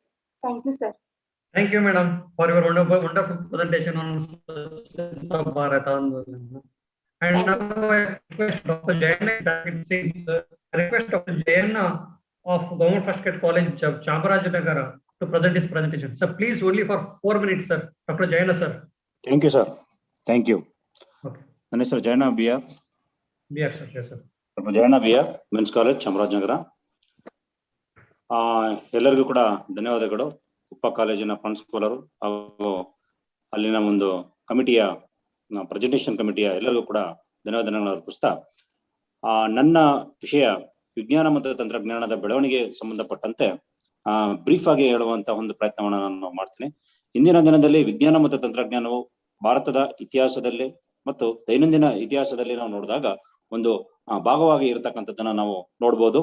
ಅದರಲ್ಲಿ ಬಹಳ ಮುಖ್ಯವಾಗಿ ಬೆಳಗ್ಗೆ ಆರಂಭದಿಂದ ಎದ್ದಾಗಲಿಂದ ಹಿಡಿದು ನಾವು ಮಲಗುವವರೆಗೂ ಕೂಡ ಇವತ್ತು ನಾವು ತಂತ್ರಜ್ಞಾನ ಮತ್ತು ವಿಜ್ಞಾನದ ಒಂದು ಬೆಳವಣಿಗೆಯಲ್ಲಿ ಇದೀವಿ ಅಂತಂದ್ರೆ ನಾವು ಅದನ್ನ ನಂಬಲೇಬೇಕು. ಯಾಕಂದ್ರೆ ಇವತ್ತಿನ ವಿಜ್ಞಾನ ತಂತ್ರಜ್ಞಾನದ ಬೆಳವಣಿಗೆ ಅಷ್ಟೇ ಮುಖ್ಯವಾಗಿ ಪ್ರತಿದಿನ ನಮ್ಗೆ ಜೀವನದ ಒಂದು ಅವಿಭಾಜ್ಯ ಅಂಗವಾಗಿ ಇರತಕ್ಕಂಥದ್ದನ್ನ ನಾವು ಕಾಣ್ತೀವಿ. ಇಲ್ಲಿ ಬಹಳ ಮುಖ್ಯವಾಗಿ ವಿಜ್ಞಾನ ಮತ್ತು ತಂತ್ರಜ್ಞಾನ ಯುಗದಲ್ಲಿ ಇವತ್ತು ನಾವು ವಾಸ ಮಾಡ್ತಾ ಇದ್ರಿಂದ ಪ್ರಕೃತಿ ಮತ್ತು ಬ್ರಹ್ಮಾಂಡದ ಬಗ್ಗೆ ಅನೇಕ ವಿಚಾರಗಳನ್ನು ಕೂಡ ನಮ್ಮ ವಿಜ್ಞಾನಿಗಳು ತಿಳಿಸಿಕೊಟ್ಟಿರತಕ್ಕಂಥದ್ದನ್ನ ನಾವು ಕಾಣ್ಬೋದು. ಇಲ್ಲಿ ಒಂದು ಬಹಳ ಮುಖ್ಯವಾಗಿ ನಮ್ಮ ದೇಶದಲ್ಲಿ, ಭಾರತ ಮತ್ತು ವಿಶ್ವದಲ್ಲಿ ವಿಜ್ಞಾನ ತಂತ್ರಜ್ಞಾನದ ಒಂದು ಆವಿಷ್ಕಾರದ ಕೆಲವೊಂದು ಮಾಹಿತಿಗಳನ್ನ ನಾನು ನಿಮ್ ಜೊತೆ ಶೇರ್ ಮಾಡೋದಕ್ಕೆ ಇಷ್ಟಪಡ್ತೀನಿ. ಏನಂದ್ರೆ, ದೇಶದ ಎಲ್ಲಾ ಶಾಲೆಗಳಲ್ಲೂ ಕೂಡ ಇವತ್ತು ಆನ್ಲೈನ್ ಮೂಲಕ ವಿಜ್ಞಾನದ ಬಗ್ಗೆ ಮಾರ್ಗದರ್ಶನ ನೀಡುವಂತಹ ವೆಬ್ ಪೋರ್ಟಲ್ ಸೈನ್ಸ್ ಇಂಡಿಯಾ ಅಂತಕ್ಕಂಥ ಒಂದು ವೆಬ್ ಇದನ್ನ ಬೆಂಗಳೂರಿನ ವಿಜ್ಞಾನ ಭಾರತಿ ಆರಂಭಿಸಿದೆ. ಇದರಲ್ಲಿ ವಿದ್ಯಾರ್ಥಿಗಳು, ಶಿಕ್ಷಕರು ಸಾಕಷ್ಟು ರೀತಿಯಂತ ಅನುಕೂಲಗಳನ್ನ ಪಡ್ಕೊಂಡಿರ್ತಕ್ಕಂಥದ್ದನ್ನ ನಾವು ಕಾಣ್ಬೋದು. ಇದ್ರ ಜೊತೆಗೆ ಮೆಟ್ರೋ ವ್ಯವಸ್ಥೆ ಇವತ್ತು ನಮ್ಮಲ್ಲಿ ಇರತಕ್ಕಂಥದ್ರಲ್ಲಿ ಬಹಳಷ್ಟು ಪ್ರಮುಖವಾಗಿರ್ತಕ್ಕಂಥದ್ದನ್ನ ನಾವು ಕಾಣ್ತೀವಿ. ವಿಶ್ವದಲ್ಲಿ 2ನೇ ದೊಡ್ಡ ದೇಶವಾಗಿ ನಾವು ಗೋಧಿ ಉತ್ಪಾದನೆಯಲ್ಲೂ ಕೂಡ ತಂತ್ರಜ್ಞಾನವನ್ನು ಬಳಸಿ ನಾವು ಇವತ್ತು ಉತ್ಪಾದನೆಯನ್ನ ಮಾಡ್ತಾ ಇರ್ತಕ್ಕಂಥದ್ದನ್ನ ನಾವು ಕಾಣ್ಬೋದು. ಅಣು ಸಂಶೋಧನೆಯಲ್ಲಿ ಕೂಡ ಭಾರತ 50% ಉತ್ಪಾದನೆಯನ್ನ ಬೆಳವಣಿಗೆಯನ್ನ ಮಾಡಿರ್ತಕ್ಕಂಥದ್ದನ್ನ ನಾವು ಕಾಣ್ತೀವಿ. ಇದೆಲ್ಲವೂ ಕೂಡ ತಂತ್ರಜ್ಞಾನದ ನೆರವಿನಿಂದ ಆಗಿರ್ತಕ್ಕಂಥದ್ದು ಅನ್ನೋದನ್ನ ನಾನು ಈ ಸಂದರ್ಭದಲ್ಲಿ ಹೇಳೋದಕ್ಕೆ ಇಷ್ಟಪಡ್ತೇನೆ. ಮತ್ತೆ ವಿಶ್ವದಲ್ಲೇ ಮೊಟ್ಟ ಮೊದಲ ಬಾರಿಗೆ ಸಿಂಹಕ್ಕೆ, ಒಂದು ಪ್ರಾಣಿಗೆ ಕೃತಕ ಗರ್ಭಧಾರಣೆಯನ್ನ ಮಾಡೋದ್ರ ಮೂಲಕ ಒಂದು ಗಂಡು ಒಂದು ಹೆಣ್ಣು ಸಿಂಹದ ಮರಿಗಳು ಜನಿಸಿರ್ತಕ್ಕಂಥದ್ದನ್ನ ನಾವು ದಕ್ಷಿಣ ಆಫ್ರಿಕಾದಲ್ಲಿ ನಾವು ನೋಡ್ಬೋದು. ವಿಕ್ಟೋರಿಯಾ ವಿಶ್ವವಿದ್ಯಾನಿಲಯದಿಂದ ಈ ಸಂಶೋಧನೆಯನ್ನ ಮಾಡಿರ್ತಾರೆ ಅನ್ನೋದು ನಮ್ಗೆ ಮಾಹಿತಿ ಇದೆ. ಇನ್ನು ಇಸ್ರೋ, ನಮ್ಮ ದೇಶದ ನಾಸಾದ ಇಸ್ರೋ ಇದೆಯಲ್ಲ, ಫೆಬ್ರವರಿ 15, 2017 ವಿಶ್ವ ದಾಖಲೆಯ 104 ಉಪಗ್ರಹಗಳನ್ನ ಏಕಕಾಲದಲ್ಲಿ ಉಡಾವಣೆಯನ್ನ ಮಾಡಿರ್ತಕ್ಕಂಥದ್ದನ್ನ ನಾವು ಕಾಣ್ಬೋದು. ಇದೆಲ್ಲವೂ ಕೂಡ ಆಗಿರ್ತಕ್ಕಂಥದ್ದು ಅಂದ್ರೆ ಇವತ್ತಿನ ಒಂದು ತಂತ್ರಜ್ಞಾನದಿಂದ ಅಂತ ನಾವು ಹೇಳ್ಬೋದು. 2020-21ನೇ ಸಾಲಿನಲ್ಲಿ ಎಲ್ಲರಿಗೂ ಕೂಡ ಸೂರನ್ನ ಅಂದ್ರೆ ವಸತಿಯನ್ನ ನಿರ್ಮಾಣವನ್ನ ಮಾಡ್ಬೇಕನ್ನೋ ಉದ್ದೇಶದಿಂದ ಸರ್ಕಾರ 3D ಪ್ರಿಂಟಿಂಗ್ ಟೆಕ್ನಾಲಜಿಯನ್ನ ಬಳಸಿ ಒಂದೇ ವಾರದಲ್ಲಿ ಸಂಪೂರ್ಣ ಮನೆಯನ್ನ ನಿರ್ಮಾಣವನ್ನ ಮಾಡುವಂತಹ ಒಂದು ಟೆಕ್ನಾಲಜಿಯನ್ನ ಇವತ್ತು ನಮ್ಮ ದೇಶದಲ್ಲಿ ಕಂಡಿರತಕ್ಕಂಥದ್ದನ್ನ ನಾವು ಕಾಣ್ಬೋದು. ಇದರ ಒಂದು ಕ್ರೆಡಿಟ್ ಮದ್ರಾಸಿನ IIT ಸಿವಿಲ್ ಇಂಜಿನಿಯರಿಂಗ್ ವಿಭಾಗದ ಪ್ರೊಫೆಸರ್ ಖುಷಿವರ್ಗಸ್ ಅವರು ಈ ಒಂದು ಕೆಲಸವನ್ನ ಮಾಡಿರ್ತಕ್ಕಂಥದ್ದು ನಮ್ಮ ದೇಶದ ಒಂದು ಹೆಮ್ಮೆ ಅಂತ ನಾವು ಹೇಳ್ಬೋದು. ಇಂತಹ ಅನೇಕ ಇವತ್ತಿನ ವಿಜ್ಞಾನ ಮತ್ತು ತಂತ್ರಜ್ಞಾನಗಳು ನಮ್ಮಲ್ಲಿ ಇರ್ತಕ್ಕಂಥದ್ದನ್ನ ನಾವು ಕಾಣ್ಬೋದು. ಇನ್ನೊಂದು ಬಹಳ ಮುಖ್ಯವಾದದ್ದು ಅಂದ್ರೆ ಕ್ಷಣಾರ್ಧ ಮಾತ್ರದಲ್ಲಿ ಕೆಲಸವನ್ನ ಮಾಡುವಂತಹ ಕೋಟ್ಯಾಂತರ ಕೆಲಸವನ್ನ ಮಾಡುವಂತಹ ಮಾನವನ ಮೆದುಳಿನ ರೀತಿಯಲ್ಲಿ ಪ್ರಯೋಗಶೀಲವಾಗಿ ಕೆಲಸವನ್ನ ಮಾಡುವಂತಹ ವಿಶ್ವದ ಬೃಹತ್ ಸೂಪರ್ ಕಂಪ್ಯೂಟರ್ನ ಬ್ರಿಟನ್ ದೇಶದ ಮಾಂಚೆಸ್ಟರ್ ವಿಶ್ವವಿದ್ಯಾನಿಲಯ ಇವತ್ತು ಕಾರ್ಯಾರಂಭವನ್ನ ಮಾಡಿದೆ. ಇದು ಮಾನವನ ಮೆದುಳಿನಲ್ಲಿ ಹೇಗೆ ಕೆಲಸವನ್ನ ಮಾಡ್ತಾ ಇದೆ ಅದೇ ರೀತಿ ಕೆಲಸವನ್ನ ಮಾಡುವಂತಹ ಒಂದು ಕಂಪ್ಯೂಟರ್ನ ಇವತ್ತು ಇಂಗ್ಲೆಂಡ್ ಕಂಡಿರತಕ್ಕಂಥದ್ದನ್ನ ನಾವು ಕಾಣ್ಬೋದು. ಅದೇ ರೀತಿ ಇನ್ನೊಂದು ಬಹಳ ಮುಖ್ಯವಾದದ್ದು ಅಂದ್ರೆ ಚೆನ್ನೈ ಮತ್ತು ಬೆಂಗಳೂರಿನ ನಡುವೆ 320 ಕಿಲೋಮೀಟರ್ ವೇಗದಲ್ಲಿ ಚಲಿಸುವಂತಹ ಹೈ ಸ್ಪೀಡ್ ಟೆಕ್ನಾಲಜಿಯನ್ನ ಒಳಗೊಂಡಂತಹ ಟ್ರೈನ್ ಅನ್ನ ತಯಾರಿಸಿದೆ. ಇದು ಜರ್ಮನಿಯ ಒಂದು ಸಹಾಯದಿಂದ ಮಾಡಿರತಕ್ಕಂಥದ್ದನ್ನ ನಾವು ಕಾಣ್ಬೋದು. ಬೆಂಗಳೂರು ಮತ್ತು ಮೈಸೂರಿನ ನಡುವೆ ಇರುವಂತಹ ಮದ್ರಾಸ್ 2 ಗಂಟೆ 25 ನಿಮಿಷಗಳ ಆಗುತ್ತದೆ. ಇದರಲ್ಲಿ ನಾವು ಮಾಮೂಲಿಯಾಗಿ ಟ್ರೈನ್ ಅಲ್ಲಿ ಹೋದ್ರೆ ಬಹಳಷ್ಟು ಅವಧಿ ಆಗುತ್ತದೆ. ಆದ್ರೆ ಈ ಒಂದು ಹೈ ಸ್ಪೀಡ್ ಟ್ರೈನ್ ಅಲ್ಲಿ ನಾವು ಬೆಂಗಳೂರು ಮತ್ತು ಚೆನ್ನೈಯ ನಡುವೆ ಇರುವ ಅವಧಿಯನ್ನ ಕಡಿಮೆ ಮಾಡ್ತಕ್ಕಂಥದ್ದನ್ನ ನಾವು ಕಾಣ್ಬೋದು. ಇಂತಹ ಅನೇಕ ಟೆಕ್ನಾಲಜಿಗಳು ಇವತ್ತು ಭಾರತದಲ್ಲಿ ಆಗಿರ್ತಕ್ಕಂಥದ್ದನ್ನ ನಾವು ಕಾಣ್ಬೋದು. ಇನ್ನು ಕೃಷಿ ಕ್ಷೇತ್ರಕ್ಕೆ ಸಂಬಂಧಪಟ್ಟಂತೆ ರಿಸೋರ್ಸ್ ಫ್ಯಾಟ್ N2A ಎಂಬ ಉಡಾವಣೆಯನ್ನ ನಮ್ಮ ದೇಶದಿಂದ ಉಡಾವಣೆಯನ್ನ ಮಾಡಿರ್ತಕ್ಕಂಥದ್ದನ್ನ ನಾವು ಕಾಣ್ಬೋದು. ದೇಶ ವಿದೇಶಗಳಲ್ಲಿ ನೈಸರ್ಗಿಕ ಸಂಪನ್ಮೂಲಗಳ ನಿರ್ವಹಣೆಯಲ್ಲಿ ಮತ್ತೆ ರೈತರಿಗೆ ಈ ಉಪಗ್ರಹದ ಮಾಹಿತಿಯನ್ನ ಉಪಯುಕ್ತವಾಗಿ ಹಂಚಿಕೊಳ್ಳುವಂತಹ ಒಂದು ಕೆಲಸವನ್ನ ಈ ಒಂದು ರಿಸೋರ್ಸ್ ಸ್ಯಾಟ್ ಉಪಗ್ರಹ ಮಾಡ್ತಕ್ಕಂಥದ್ದನ್ನ ನಾವು ನೋಡ್ತೀವಿ. ಅದೇ ರೀತಿ 3/1/2019 7/1/2019 106ನೇ ಭಾರತೀಯ ವಿಜ್ಞಾನ ಕಾಂಗ್ರೆಸ್ ಸಮ್ಮೇಳನ ಪಂಜಾಬ್ನ ಜಲಂಧರ್ನಲ್ಲಿ ನಡೀತದೆ. ಈ ಸಮ್ಮೇಳನದಲ್ಲಿ ಬಹಳ ಮುಖ್ಯವಾಗಿ ಭಾರತದ ವಿಜ್ಞಾನ ಮತ್ತು ತಂತ್ರಜ್ಞಾನದ ಬಗ್ಗೆ ಸಾಕಷ್ಟು ಪ್ರಮುಖ ಮಾಹಿತಿಗಳನ್ನ ಹಂಚ್ಕೊಳ್ತಾರೆ. ಭಾರತದ ಮೊದಲ ಮಾನವ ಸಹಿತ ಬಾಹ್ಯಾಕಾಶವನ್ನ ಗಗನ್ಯಾನ್ ಯೋಜನೆಯನ್ನ ಇಲ್ಲೇನೆ ಅವರು ಪ್ರಾರಂಭ ಮಾಡ್ತಾರೆ. 2021 ಡಿಸೆಂಬರ್ ನಲ್ಲಿ ಇದರ ಒಂದು ಯೋಜನೆಯನ್ನ ಕಾರ್ಯರೂಪಕ್ಕೆ ತರಬೇಕು ಅಂತ ಹೇಳಿ ಸರ್ಕಾರ ನಿರ್ಧಾರವನ್ನ ಮಾಡಿರ್ತಕ್ಕಂಥದ್ದನ್ನ ನಾವು ನೋಡ್ತೀವಿ. ಇನ್ನು ಸೂರ್ಯನ ಅಧ್ಯಯನಕ್ಕೆ ಇವತ್ತು ಟೆಕ್ನಾಲಜಿಯನ್ನ ಬಳಸಿ ಅಮೆರಿಕದ ನಾಸಾ ಪಾರ್ಕರ್ ಸೋಲಾರ್ ಪ್ರೋಬ್ ಎಂಬ ಬಾಹ್ಯಾಕಾಶ ರೋಬೋಟ್ ನೌಕೆಯನ್ನ ಅದನ್ನ ಅಧ್ಯಯನವನ್ನ ಮಾಡೋದಕ್ಕೋಸ್ಕರ ಕಳಿಸ್ಕೊಡತಕ್ಕಂಥದ್ದನ್ನ ನಾವು ನೋಡ್ತೀವಿ. ಅದೇ ರೀತಿ ಬೆಂಗಳೂರಿನ ವಿಜ್ಞಾನ ಸಂಸ್ಥೆಯಲ್ಲಿ ಇರ್ತಕ್ಕಂಥ ಸಹಭಾಗಿತ್ವದಲ್ಲಿ ಲಡಾಖ್ನಲ್ಲಿ ದೇಶದಲ್ಲೇ ಮೊಟ್ಟ ಮೊದಲ ಬಾರಿಗೆ ರೊಬ್ಯಾಟಿಕ್ ಟೆಲಿಸ್ಕೋಪ್ ಅನ್ನ ಸ್ಥಾಪನೆಯನ್ನ ಮಾಡಿದೆ. ಇಂತಹ ಅನೇಕ ಒಂದು ತಂತ್ರಜ್ಞಾನಗಳ ಆವಿಷ್ಕಾರವನ್ನ ನಾವು ಇವತ್ತು ನೋಡ್ತೀವಿ. ಅದಲ್ಲದೆ ದೇಶದ ಮೊದಲ ಚಾಲಕರಹಿತ ಮೆಟ್ರೋ ಸಂಚಾರಕ್ಕೆ ರಾಷ್ಟ್ರ ರಾಜಧಾನಿಯಲ್ಲಿ ದೆಹಲಿಯಲ್ಲಿ ಅದಕ್ಕೆ ಒಂದು ಪ್ರಾಯೋಗಿಕವಾಗಿ ಅದನ್ನ ಪ್ರಾರಂಭ ಮಾಡಿದರೆ. ಇಂತಹ ಅನೇಕ ತಂತ್ರಜ್ಞಾನ ಮತ್ತು ಬೆಳವಣಿಗೆಗಳನ್ನ ವಿಜ್ಞಾನ ಮತ್ತು ತಂತ್ರಜ್ಞಾನ ಬೆಳವಣಿಗೆಯನ್ನ ನಾವು ನೋಡ್ಬೋದು. ಅದೇ ರೀತಿ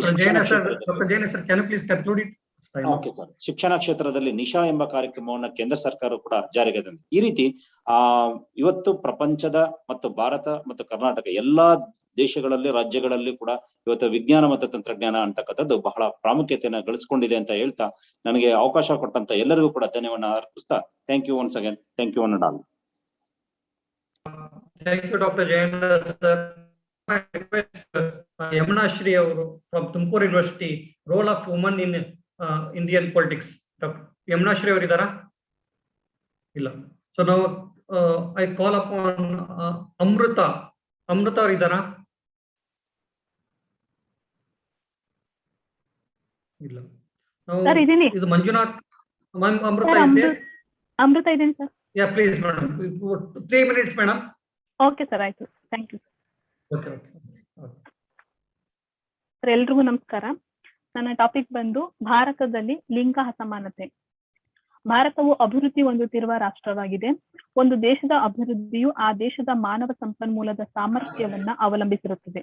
ಜನಸಂಖ್ಯೆಯ ಅರ್ಧದಷ್ಟಿರುವ ಮಹಿಳೆಯರು ಸಮಾಜದ ಆಗುಹೋಗುಗಳಲ್ಲಿ ಏಳು ಬೀಳುಗಳಲ್ಲಿ ಸಾಧನೆಯ ಪ್ರಗತಿಯಲ್ಲಿ ಹೆಚ್ಚು ಕಡಿಮೆ ಪುರುಷರಷ್ಟೇ ಸಹಭಾಗಿಗಳಾಗಿದ್ದಾರೆ.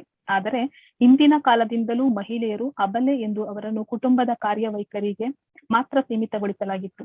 ಇತಿಹಾಸವನ್ನ ಗಮನಿಸಿದಾಗ ಸಮಾನತೆಯ ಮಾತು ಏನೇ ಇರಲಿ, ಅವರು ಸಮಸ್ಯೆಗಳಿಂದ ಮುಕ್ತರಾಗಿಲ್ಲ ಎಂಬುದು ತಿಳಿದು ಬರುತ್ತದೆ. ಪ್ರಾಚೀನ ಭಾರತದ ಇತಿಹಾಸವನ್ನ ಗಮನಿಸಿದಾಗ ವೇದಗಳ ಕಾಲದಿಂದ ಇಂದಿನವರೆಗೂ ಮಹಿಳೆಯರ ಸ್ಥಾನಮಾನಗಳು ಹಂತ ಹಂತವಾಗಿ ಏರುಪೇರುಗಳನ್ನು ಹೊಂದುತ್ತಾ ಬಂದಿದೆ. ಸಾಮಾಜಿಕವಾಗಿ, ಆರ್ಥಿಕವಾಗಿ, ಶೈಕ್ಷಣಿಕವಾಗಿ ಮತ್ತು ರಾಜಕೀಯವಾಗಿ ಭಾರತೀಯ ಸ್ತ್ರೀಯರ ಸ್ಥಾನಮಾನಗಳು ಸ್ವಾತಂತ್ರ್ಯದ ನಂತರದಲ್ಲಿ ಸಾಕಷ್ಟು ಬದಲಾವಣೆಗೆ ಒಳಪಟ್ಟವು. ಅದರಂತೆ ಮಹಿಳೆಯರಿಗೆ ಶಿಕ್ಷಣ, ಉದ್ಯೋಗ, ರಾಜಕೀಯ ಸಹಭಾಗಿತ್ವದ ವಿಚಾರಗಳಲ್ಲಿ ಸಂವಿಧಾನಾತ್ಮಕವಾಗಿ ಅವಕಾಶಗಳನ್ನು ಕಲ್ಪಿಸಿಕೊಡಲಾಗಿದೆ. ಆದರೂ ಸಹ ಮಹಿಳೆಯರ ಮೇಲಿನ ದೌರ್ಜನ್ಯಗಳು, ಶೋಷಣೆಗಳು ನಡೆಯುತ್ತಿರುವುದು ಶೋಚನೀಯ ಸಂಗತಿ.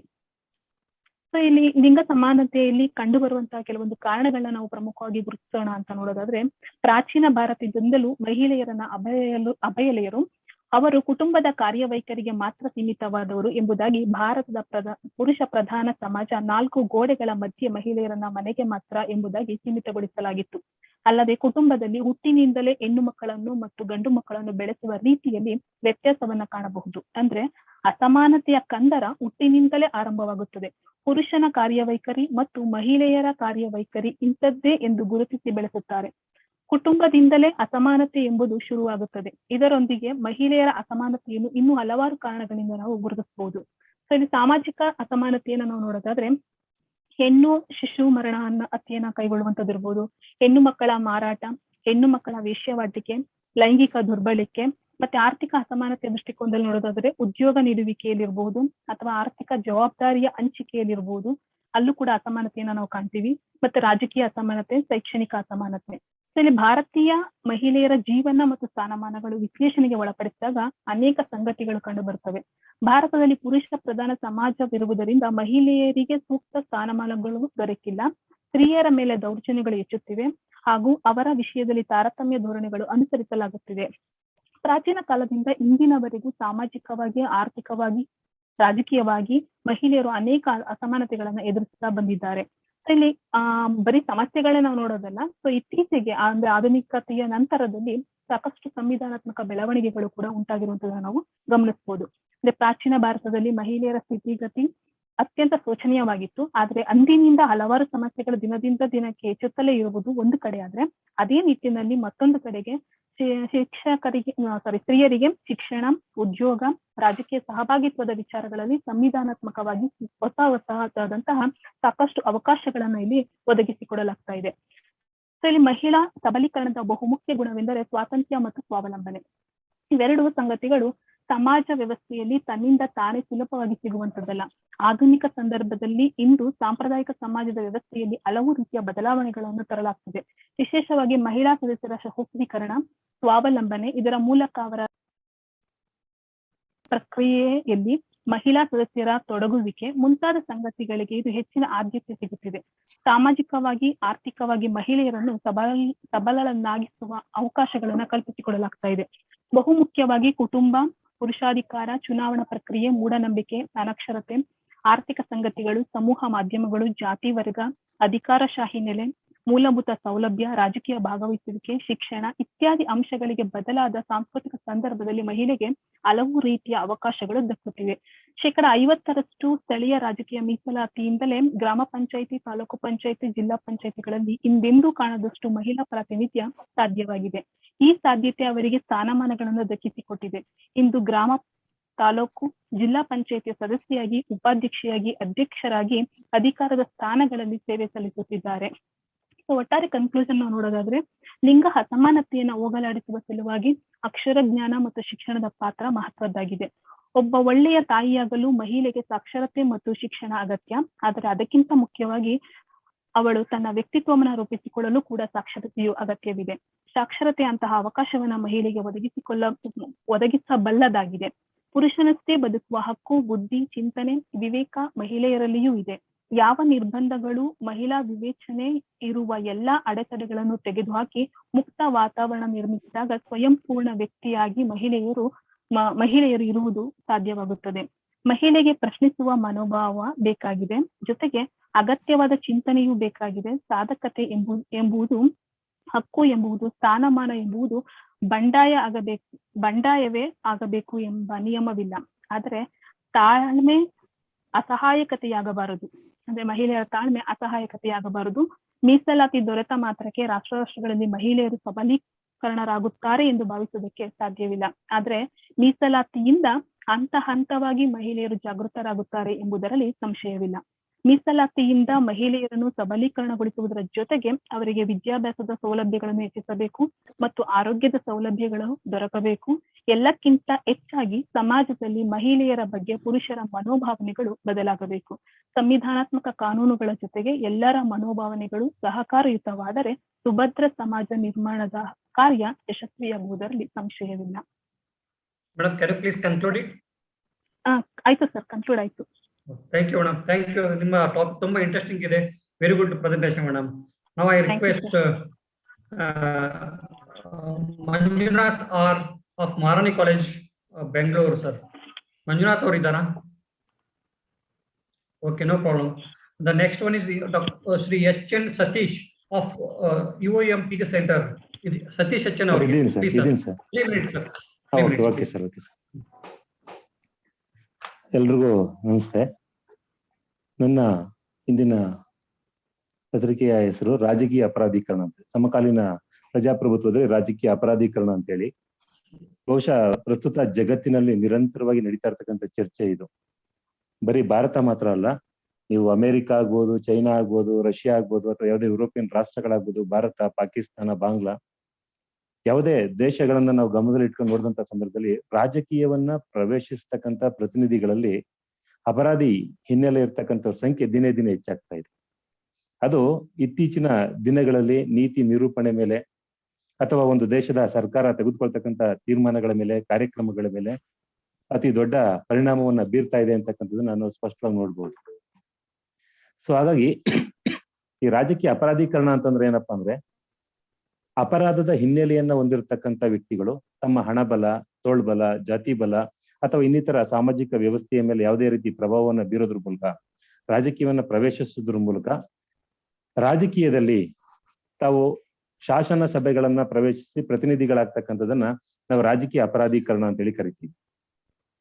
ನೋಡಿ, ಅಸೋಸಿಯೇಷನ್ ಫಾರ್ ಡೆಮೊಕ್ರೆಟಿಕ್ ರಿಫಾರ್ಮ್ಸ್ ಅಂತಕ್ಕಂಥ ಒಂದು ಸರ್ಕಾರೇತರ ಸಂಸ್ಥೆ, ಭಾರತದಲ್ಲಿ ಸರ್ಕಾರೇತರ ಸಂಸ್ಥೆ ಕಳೆದ 1-2 ವರ್ಷಗಳಿಂದ ನಡೆಸಿರ್ತಕ್ಕಂಥ ಸರ್ವೆ ಪ್ರಕಾರ ಪ್ರಸ್ತುತ ಭಾರತದಲ್ಲಿ 33% ಜನ, ಅಂದ್ರೆ 1580ರಷ್ಟು ಜನ ಸಂಸದರು ಮತ್ತು ಶಾಸಕರು ಅಪರಾಧದ ಹಿನ್ನೆಲೆಯನ್ನು ಹೊಂದಿರತಕ್ಕಂಥವ್ರು ಇದ್ದಾರೆ. ಸೊ ಈ ರೀತಿ ಅಪರಾಧದ ಹಿನ್ನೆಲೆಯನ್ನು ಹೊಂದಿರತಕ್ಕಂಥ ವ್ಯಕ್ತಿಗಳು ಒಂದು ದೇಶದ ಸಾರ್ವಜನಿಕ ನೀತಿಯನ್ನ ಅಥವಾ ಸರ್ಕಾರದ ನೀತಿ ನಿರೂಪಣೆಯನ್ನ ಅಥವಾ ಯಾವುದೇ ಆಡಳಿತಾತ್ಮಕ ಅಭಿವೃದ್ಧಿ ಕಾರ್ಯಕ್ರಮಗಳನ್ನ ಕೈಗೊಳ್ತಕ್ಕಂಥ ಸಂಸ್ಥೆಗಳಲ್ಲಿ ಭಾಗಿಯಾಗ್ತಾರೆ ಅಂದಾಗ, ಸೊ ಅವರಿಂದ ಎಷ್ಟರ ಮಟ್ಟಿಗೆ ಪರಿಪಕ್ವವಾದಂತ ಯೋಜನೆಗಳು ನಮ್ಗೆ ಸಿಗ್ಬಹುದು, ಅಭಿವೃದ್ಧಿ ಎಷ್ಟು ಮಟ್ಟಿಗೆ ನಡಿಬಹುದು ಅಂತಕ್ಕಂಥದ್ದು ನಮ್ಗೆ ಆ ಅಂಶಗಳಿಂದಲೇ ಸ್ಪಷ್ಟವಾಗಿ ಗೊತ್ತಾಗ್ತಾ ಹೋಗುತ್ತೆ. ಸೊ ಹಾಗಾಗಿ ಇನ್ನ ಮುಂದೆ ಬರ್ತಕ್ಕಂಥ ಸರ್ಕಾರಗಳು ಅಥವಾ ಯುವ ಪೀಳಿಗೆ ಏನು ವೋಟರ್ಸ್ ಇದ್ದೀವಿ, ಎಲ್ರೂ ಕೂಡ ಎಚ್ಚೆತ್ಕೊಂಡು ಮುಂದಿನ ದಿನಗಳಲ್ಲಿ ಈ ರಾಜಕೀಯ ಅಪರಾಧೀಕರಣದ ಅಂಶಗಳನ್ನ ಕಡಿಮೆಗೊಳಿಸಿ ದೇಶವನ್ನ ಸುಧಾರಣೆ ಮಾಡೋದ್ರ ಮೂಲಕ ಮುಂದಿನ ದಿನಗಳಲ್ಲಿ ಒಂದು ವ್ಯವಸ್ಥಿತ ಸುವ್ಯವಸ್ಥಿತ ದೇಶವನ್ನ ನಿರ್ಮಾಣ ಮಾಡ್ಲಿಕ್ಕೆ ಕಾರಣಕರ್ತರಾಗ್ಬೇಕು ಅಂತ. ಯಾಕೆಂದ್ರೆ ರಾಜಕೀಯ ಅಪರಾಧೀಕರಣವನ್ನ ತೊಡೆದು ಹಾಕೋದಿಕ್ಕೆ ಕೆಲವೊಂದು ಕ್ರಮಗಳನ್ನು ಕೂಡ ತಗೋಬಹುದು. ಈಗ ಪ್ರಜಾಪ್ರತಿನಿಧಿ ಕಾಯ್ದೆ ಅಂತೇಳಿ ವಿಶೇಷವಾಗಿ 8 ಮತ್ತೆ 58A 123/3 ವಿಭಾಗಗಳನ್ನ ಹೆಚ್ಚಾಗಿ ಚಾಲ್ತಿಗೆ ತರ್ತಕ್ಕಂಥದ್ದು, ಮತ್ತೆ ಚುನಾವಣಾ ಆಯೋಗದಿಂದ ಸಿ ವಿಜಿಲ್ ಅಪ್ಲಿಕೇಶನ್ ಸಂಬಂಧಪಟ್ಟಿರ್ತಕ್ಕಂಥ ಅಂಶಗಳಾಗುವುದು, ಮತ್ತೆ ಪವರ್ ಆಫ್ 18 ಅಂದ್ರೆ ಅದೊಂದು ಅಭಿಯಾನ, ಪವರ್ ಆಫ್ 18 ಅಂತೇಳಿ 18 ವರ್ಷ ತುಂಬಿರ್ತಕ್ಕಂಥವ್ರಿಗೆ ಮತದಾನದ ಹಕ್ಕು ಸಿಗುತ್ತೆ. ಸೊ ಅದಕ್ಕೆ ಸಂಬಂಧಪಟ್ಟಾಗಿರ್ತಕ್ಕಂಥದ್ದು, ಮತ್ತೆ ಚುನಾವಣೆಗಳಲ್ಲಿ ನೋಟ ಅಳವಡಿಕೆ ಮಾಡ್ಕೊಂಡಿರ್ತಕ್ಕಂಥದ್ದು, ಮತ್ತೆ ಚುನಾವಣೆಯಲ್ಲಿ ಡಿಜಿಟಲ್ ತಂತ್ರಜ್ಞಾನದ ಪರಿಚಯ ಅಂದ್ರೆ ಎಲೆಕ್ಟ್ರಾನಿಕ್ ಮತದಾನ ಯಂತ್ರಗಳ ಬಳಕೆ, WPAT ಇತ್ಯಾದಿಗಳನ್ನ ಬಳಸ್ತಕ್ಕಂಥದ್ದು, ಮತ್ತೆ ಸರ್ವೋಚ್ಚ ನ್ಯಾಯಾಲಯ ತನ್ನ 2002ರ ತೀರ್ಪಿನಲ್ಲಿ ಅಭ್ಯರ್ಥಿಗಳು ಸ್ಪರ್ಧಿಸುವ ಮೊದಲು ತಮ್ಮ ಅಪರಾಧ ದಾಖಲೆಗಳಿಗೆ ಸಂಬಂಧಪಟ್ಟಂತ ಮಾಹಿತಿಯನ್ನ ಬಹಿರಂಗಗೊಳಿಸಬೇಕು ಅಂತೇಳಿ ಅದನ್ನು ಕಡ್ಡಾಯಗೊಳಿಸಿದೆ. ಇದನ್ನ ತುಂಬಾ ಕಡಾಖಂಡಿತವಾಗಿ ಜಾರಿಗೆ ತರ್ತಕ್ಕಂಥ ಅಗತ್ಯತೆ ಇದೆ. ಮತ್ತೆ ಸಾರ್ವಜನಿಕ ಹಣಕಾಸು ನಿರ್ವಹಣಾ ವ್ಯವಸ್ಥೆ ಅಂತೇಳಿ PFMS ಅಂತೇಳಿ ಬರುತ್ತೆ, ಈ ವ್ಯವಸ್ಥೆ. ಮತ್ತೆ ಇಂದ್ರಜಿತ್ ಸಮಿತಿ ರಾಜ್ಯ ಧನ ಸಹಾಯ ಆಯೋಗವನ್ನ ಪ್ರಸ್ತಾಪ ಮಾಡಿರೋದ್ರ ಬಗ್ಗೆ, ಗೋಸ್ವಾಮಿ ಸಮಿತಿ ಮತದಾರರ ಮಂಡಳಿಗಳ ಸ್ಥಾಪನೆ ಬಗ್ಗೆ ಪ್ರಸ್ತಾಪ ಮಾಡಿದೆ. ಮತ್ತೆ ಕಾನೂನು ಆಯೋಗದ ವರದಿ ಇದೆ, ಅದು ರಾಜಕೀಯ ಪಕ್ಷಗಳು RTI ಕಾಯ್ದೆಯ ವ್ಯಾಪ್ತಿಗೆ ಬರಬೇಕು ಅಂತೇಳಿ. ಈ ಅಂಶಗಳನ್ನ ಯಥಾವತ್ತಾಗಿ ಜಾರಿಗೆ ತಂದು ಅದನ್ನ ವ್ಯವಸ್ಥಿತವಾಗಿ ಎಕ್ಸಿಕ್ಯೂಟ್ ಮಾಡಿದ್ರೆ, ಸೊ ಇದರಲ್ಲಿ ಕೆಲವೊಂದಷ್ಟು 100% ಆಗದೆ ಇದ್ರೂ ಕೂಡ ಸುಧಾರಣೆಗಳನ್ನ ತಂದು 33% ಕಡಿಮೆ ಮಾಡ್ಲಿಕ್ಕೆ ಸಾಧ್ಯತೆ ಇದೆ ಅಂತಕ್ಕಂಥ ಅಭಿಪ್ರಾಯವನ್ನ ಈ ಪತ್ರಿಕೆಯಲ್ಲಿ ಪ್ರಸ್ತಾಪ ಮಾಡಿದ್ದೀನಿ. ಸೊ ಹೆಚ್ಚಿಗೆ ಸಮಯ ಇಲ್ಲದೆ ಇರೋದ್ರಿಂದ ನಾನು ಕನ್ಕ್ಲೂಡ್ ಮಾಡ್ತಾ ಇದ್ದೀನಿ. ಥ್ಯಾಂಕ್ ಯು ಅವಕಾಶ ಕೊಟ್ಟಿದ್ದಕ್ಕೆ. ಕೊಪ್ಪ ಕಾಲೇಜಿನ ಎಲ್ರಿಗೂ ನನ್ನ ಧನ್ಯವಾದಗಳು. Thank you sir for your presentation. And now I request Umar yes or idara Bengaluru sir. Devanat or idara?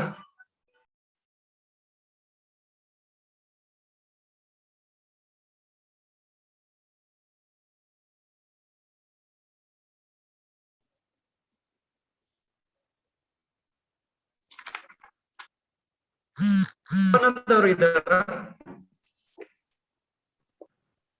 ಇಲ್ಲ. ಅಮರ್ ಎಸ್ ಅವ್ರು ಇಲ್ಲಲ್ಲ?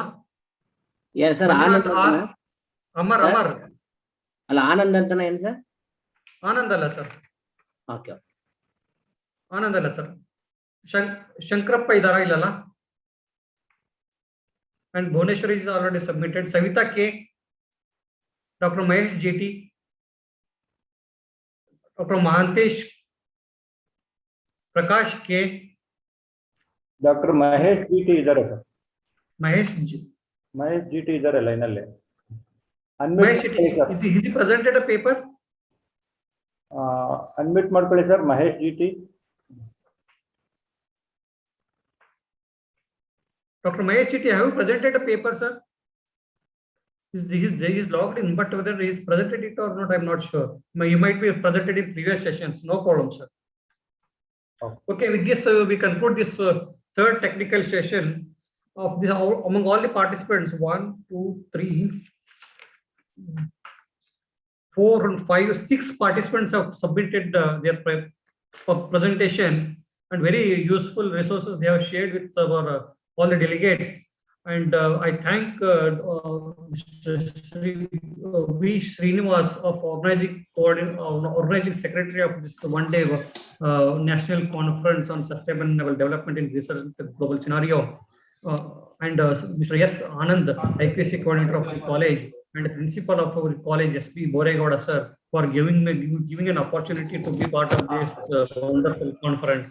Now I request for chairperson of this today's session, this third session, Lingaraju sir, to give his final concluding remarks, sir.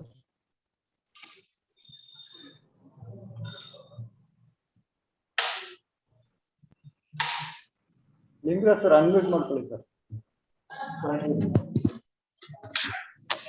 Lingaraju sir, ನಿಮ್ದು unmute ಮಾಡಿ, ಅದು ನೀವು ಮಾತಾಡಿ ಕೇಳಲ್ಲ. Hello. Done. Okay. ಎಲ್ಲರಿಗೂ ವಂದನೆಗಳು. ಮೊದಲನೇದಾಗಿ government first grade college Koppa ಇವರ ಪ್ರಾಂಶುಪಾಲರ ನೇತೃತ್ವದಲ್ಲಿ ಒಂದು ರಾಷ್ಟ್ರೀಯ ಮಟ್ಟದ ಒಂದು ಸೆಮಿನಾರ್ ಅನ್ನ ಹಮ್ಮಿಕೊಳ್ಳಲಾಗಿತ್ತು. ಈ ಸೆಮಿನಾರ್ ನ ಒಂದು ಟೈಟಲ್ ಪ್ರಮುಖವಾಗಿ sustainable development in recent issue and challenges ಎಂಬ ಟಾಪಿಕ್ ಬಗ್ಗೆ. ಅದಕ್ಕೆ ರಿಲೆವೆಂಟ್ ಆಗೇನೆ ನಮ್ಮ ಈ ಒಂದು ವಿಚಾರಗೋಷ್ಠಿಯಲ್ಲೇ ಪ್ರಬಂಧವನ್ನು ಮಂಡಿಸಿದಂತಹ ಎಲ್ಲಾ ಸಂಶೋಧನಾರ್ಥಿಗಳು ಸಹ ಆ ಒಂದು ದೃಷ್ಟಿಕೋನದಲ್ಲೇ ತಮ್ಮ ಒಂದು ವಿಷಯವನ್ನ ಮಂಡಿಸಿರ್ತಾರೆ. ಉದಾಹರಣೆಗೆ ಲೋಹಿತ್ ಕುಮಾರ್ ಆಗಿರ್ಬೋದು, ಅಥವಾ ಬೇಬಿ ಕಲಾ ಆಗಿರ್ಬೋದು, ಅಥವಾ ಜಯಣ್ಣ ಸರ್ ಆಗಿರ್ಬೋದು, ಹಾಗೇನೆ ಸತೀಶ್ ಸರ್ ಆಗಿರ್ಬೋದು, ಅಥವಾ ಅಮೃತ್ ಮೇಡಮ್ ಆಗಿರ್ಬೋದು. ಇವರೆಲ್ಲರ ಟಾಪಿಕ್ಗಳು ಸಹ ಈ ಒಂದು ಇತ್ತೀಚಿನ ಜಾಗತಿಕ ಸನ್ನಿವೇಶದಲ್ಲಿ ಒಂದು ಸುಸ್ಥಿರವಾದಂತ ಅಭಿವೃದ್ಧಿ ಆಗ್ಬೇಕಾದ್ರೆ ವಿವಿಧ ಒಂದು ಕ್ಷೇತ್ರಗಳೇ. ಉದಾಹರಣೆಗೆ ಈ ಬೇಬಿ ಕಲಾ ರವರು ಪ್ರೆಸೆಂಟ್ ಮಾಡಿದಂತ ಗ್ರಾಮೀಣ ಸ್ವಚ್ಛತೆ, ಆರೋಗ್ಯ, ನೈರ್ಮಲ್ಯ ಅಭಿವೃದ್ಧಿಯಲ್ಲಿ ಗ್ರಾಮ ಪಂಚಾಯತಿಗಳು ಯಾವ ರೀತಿ ಪಾತ್ರವನ್ನ ನಿರ್ವಹಿಸಿದ್ರೆ ಒಂದು ಸುಸ್ಥಿರವಾದಂತ ಅಭಿವೃದ್ಧಿಯನ್ನ ಸಮಾಜಕ್ಕೆ ನಾವು ಕೊಡ್ಬೋದು ಅನ್ನೋದ್ರ ಬಗ್ಗೆ ಸಮರ್ಥವಾಗಿ ಮಂಡಿಸಿದ್ದಾರೆ.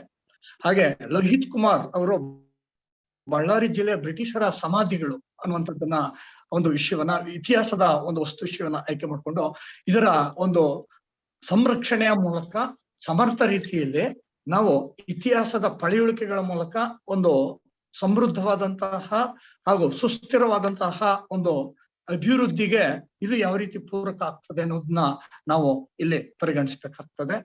ಹಾಗೇನೆ ಜಯಣ್ಣ ಸರ್ ಅವರು ವಿಜ್ಞಾನ ಮತ್ತು ತಂತ್ರಜ್ಞಾನದ ಬೆಳವಣಿಗೆಗೆ ಸಂಬಂಧಪಟ್ಟಂತೆ ಸಮಗ್ರವಾಗಿ ಮತ್ತು ಸಂಕ್ಷಿಪ್ತವಾಗಿ ತಮ್ಮ ಅಮೂಲಾಗ್ರವಾದಂತಹ ಮಾಹಿತಿಗಳನ್ನ ಇವರು ಮಂಡಿಸಿದ್ದಾರೆ. ಅದರಲ್ಲೂ ಈ ಜಾಗತಿಕ ಸನ್ನಿವೇಶದಲ್ಲಿ ಈ ಅಭಿವೃದ್ಧಿಗೆ ಸಂಬಂಧಪಟ್ಟಂತೆ ಸುಸ್ಥಿರವಾದಂತಹ ಸಮಾಜದ ನಿರ್ಮಾಣ ಮತ್ತು ರಾಷ್ಟ್ರದ ನಿರ್ಮಾಣದಲ್ಲಿ ವಿಜ್ಞಾನ ಮತ್ತು ತಂತ್ರಜ್ಞಾನದ ಪಾತ್ರ ಎಷ್ಟು ಪ್ರಾಮುಖ್ಯತೆ ಅನ್ನೋದನ್ನ ಅವರು ಬಿಡಿಬಿಡಿಯಾಗಿ ತಿಳಿಸ್ಕೊಟ್ಟಿದ್ದಾರೆ. ಅದರಲ್ಲೂ ಈ ಕರೋನಾದ ಸಂದರ್ಭದಲ್ಲಿ ಈ ವಿಜ್ಞಾನ ಮತ್ತು ತಂತ್ರಜ್ಞಾನ ನಮ್ಮೆಲ್ಲರ ಒಂದು ಜೀವನದ ಒಂದು ಪಾರ್ಟ್ ಆಗಿದೆ ಅನ್ನೋದನ್ನ ಇವರು ಉದಾಹರಣೆ ಸಹಿತ ನಮ್ಗೆ ತಿಳಿಸ್ಕೊಟ್ಟಿದ್ದಾರೆ. ಹಾಗೇನೆ ಸತೀಶ್ ರವರು ಸಮಕಾಲೀನ ಭಾರತದಲ್ಲಿ ಪ್ರಜಾಪ್ರಭುತ್ವ ಮತ್ತು ರಾಜಕೀಯ ಅಪರಾಧೀಕರಣ ಬಹುಶಃ ಒಂದು ಪ್ರಸ್ತುತ ಕಾಲಘಟ್ಟದಲ್ಲಿ ಒಂದು ಅತ್ಯವಶ್ಯಕವಾಗಿ ಬೇಕಾದಂತಹ ಒಂದು ಸಂಶೋಧನಾ ಪ್ರಬಂಧ ಅಂತಲೇ ಹೇಳ್ಬೋದು. ಯಾಕೆಂದ್ರೆ ಪ್ರಸಕ್ತ ರಾಜಕಾರಣಿಗಳು ಅಪರಾಧಿ ಪ್ರವೃತ್ತಿಯಲ್ಲಿರುವಂತದ್ದನ್ನ ನಾವು ಕಾಣ್ತೀವಿ. ಅಂತ ಅಪರಾಧ ಪ್ರವೃತ್ತಿಯನ್ನ ಕಡಿಮೆ ಮಾಡ್ಬೇಕಾದ್ರೆ ಜೊತೆಗೆ ಸುಸ್ಥಿರವಾದಂತಹ ಒಂದು ಅಭಿವೃದ್ಧಿಯನ್ನ, ರಾಷ್ಟ್ರದ ಅಭಿವೃದ್ಧಿಯನ್ನ ನಾವು ಕಾಣ್ಬೇಕಾದ್ರೆ ರಾಜಕಾರಣದಲ್ಲೂ ಸಹ ಪ್ರಾಮಾಣಿಕರು, ದಕ್ಷರು ಹಾಗೂ ಅರ್ಹರು ಆಯ್ಕೆ ಆಗ್ಬೇಕಾದದ್ದು ಪ್ರಸ್ತುತ ಕಾಲಘಟ್ಟದಲ್ಲಿ ಅತ್ಯವಶ್ಯಕವಾಗಿದೆ. ಅದನ್ನ ಸವಿವರವಾಗಿ ಸತೀಶ್ ರವರು ಮಂಡಿಸಿದ್ದಾರೆ. ಹಾಗೆ ಲಿಂಗ ಅಸಮಾನತೆಯ ಬಗ್ಗೆ ಅಮೃತರವರು ಸಹ ಅರ್ಥಪೂರ್ಣವಾಗಿ ಒಂದು ತಮ್ಮ ಪ್ರಬಂಧವನ್ನ ಮಂಡಿಸಿದ್ದಾರೆ. ಯಾಕೆಂದ್ರೆ ಇಂದಿಗೂ ಸಹ ಲಿಂಗ ಅಸಮಾನತೆ ಅನ್ನುವಂಥದ್ದು ಪ್ರಸ್ತುತ ಕಾಲಘಟ್ಟದಲ್ಲೂ ಇದೆ. ಯಾಕೆಂದ್ರೆ ಪ್ರಾಚೀನ ಕಾಲಘಟ್ಟದಿಂದ ಯಾವ ರೀತಿ ಲಿಂಗ ಅಸಮಾನತೆ ಇತ್ತು ಅನ್ನೋದನ್ನ ಬ್ರೀಫ್ ಆಗಿ ಅವರು ಕೊಟ್ಟಿದ್ದಾರೆ. ಪ್ರಸ್ತುತ ಈ ಲಿಂಗ ಅಸಮಾನತೆ ಏನಾದ್ರೂ ಹೋಗಲಾಡಿಸಲ್ಪಡದಿದ್ರೆ ನಾವು ಸುಸ್ಥಿರವಾದಂತಹ ಒಂದು ಅಭಿವೃದ್ಧಿಯನ್ನ ಹಾಗೂ ಸಮಾಜವನ್ನ ಮತ್ತು ರಾಷ್ಟ್ರವನ್ನ ನಿರ್ಮಾಣ ಮಾಡೋದಕ್ಕೆ ಸಾಧ್ಯ ಇಲ್ಲ ಅನ್ನೋದನ್ನ ಸ್ಪಷ್ಟವಾಗಿ ತಮ್ಮ ಲೇಖನದಲ್ಲಿ ಮಂಡಿಸಿದ್ದಾರೆ. ಇಂತಹ ಒಂದು ಲೇಖನಗಳು ಹೆಚ್ಚು ಹೆಚ್ಚು ಮಂಡನೆಯಾಗುವುದರ ಮೂಲಕ ಒಂದು ಸುಸ್ಥಿರವಾದಂತಹ ಅಭಿವೃದ್ಧಿಗೆ ಎಲ್ಲಾ ಲೇಖನಗಳು ಸಹ ಪೂರಕವಾಗಿ ಇದ್ರೆ ನಮ್ಮ ಒಂದು ಸಮಾಜ, ಒಂದು ರಾಷ್ಟ್ರ ಮತ್ತು ರಾಷ್ಟ್ರದ ಜನ ಸಮುದಾಯದ ಒಂದು ಏಳಿಗೆಗೆ ಈ ಎಲ್ಲಾ ಪೂರಕವಾದಂತಹ ಲೇಖನಗಳು ಸಹ ಸಹಕಾರಿಯಾಗ್ತವೆ ಅಂತ ಹೇಳ್ತಾ ನಾನು ಮಾತನ್ನ ಮುಗಿಸ್ತಿದ್ದೇನೆ. ಹಾಗೆ ಚೇರ್ಪರ್ಸನ್ ಆಗಿ ಕಾರ್ಯನಿರ್ವಹಿಸೋದಕ್ಕೆ ಅವಕಾಶ ಮಾಡಿಕೊಟ್ಟಂತಹ ಕೊಪ್ಪ ಪ್ರಥಮ ದರ್ಜೆ ಕಾಲೇಜಿನ ಪ್ರಾಂಶುಪಾಲರಿಗೆ, ಸಿಬ್ಬಂದಿ ವರ್ಗದವರಿಗೆ ಎಲ್ಲರಿಗೂ ಸಹ ನಾನು ವಂದನೆಗಳನ್ನು ಅರ್ಪಿಸ್ತಿದ್ದೇನೆ. Thank you. Thank you, sir. Thank you, sir. Now over to the coordinator of the program. Thank you, madam. Thank you, sir. Thank you, Lingaraju sir, for chairing this session, and thank you, Rajsekhar sir, for being rapporteur for this session. Now there is a small slight change in the program schedule. So we were supposed to have a fourth technical session, but since the guest has already arrived, now we will have valedictory function. So after the valedictory function, we'll have fourth technical session. So those who are in the fourth technical session, those who want to present, we will have after valedictory session. So sorry for this inconvenience. Because the guest has arrived, we have made these slight changes.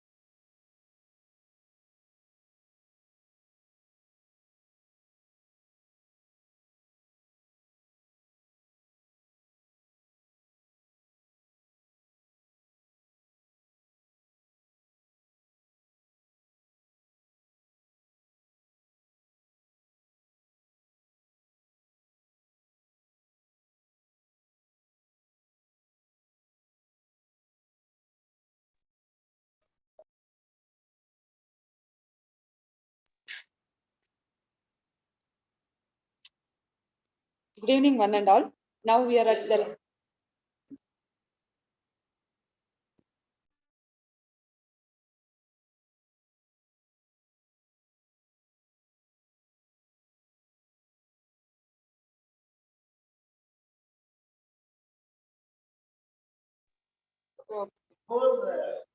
I have made that announcement. I have already made to the participants. I'll make once again. Yeah. So as I've already informed, there is slight change in the program schedule. We'll have the fourth session after the valedictory function. So now we'll have valedictory function. Now I call upon Madhegowda sir, Department of Economics, GFGC Koppa, to welcome the dignitaries.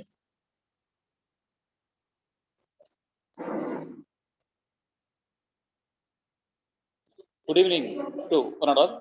It gives me great pleasure to extend warm welcome on behalf of IKSC, Government Trusted College Koppa, Madur Taluk, Mandya district. Today, we organized one day online multidisciplinary conference on sustainable development in recent global scenario, issues and challenges. I extend a warm welcome to today's chief guest, Sri K.T. Srikantegoda, Honorable MLC, Government of Karnataka. We welcome you, sir.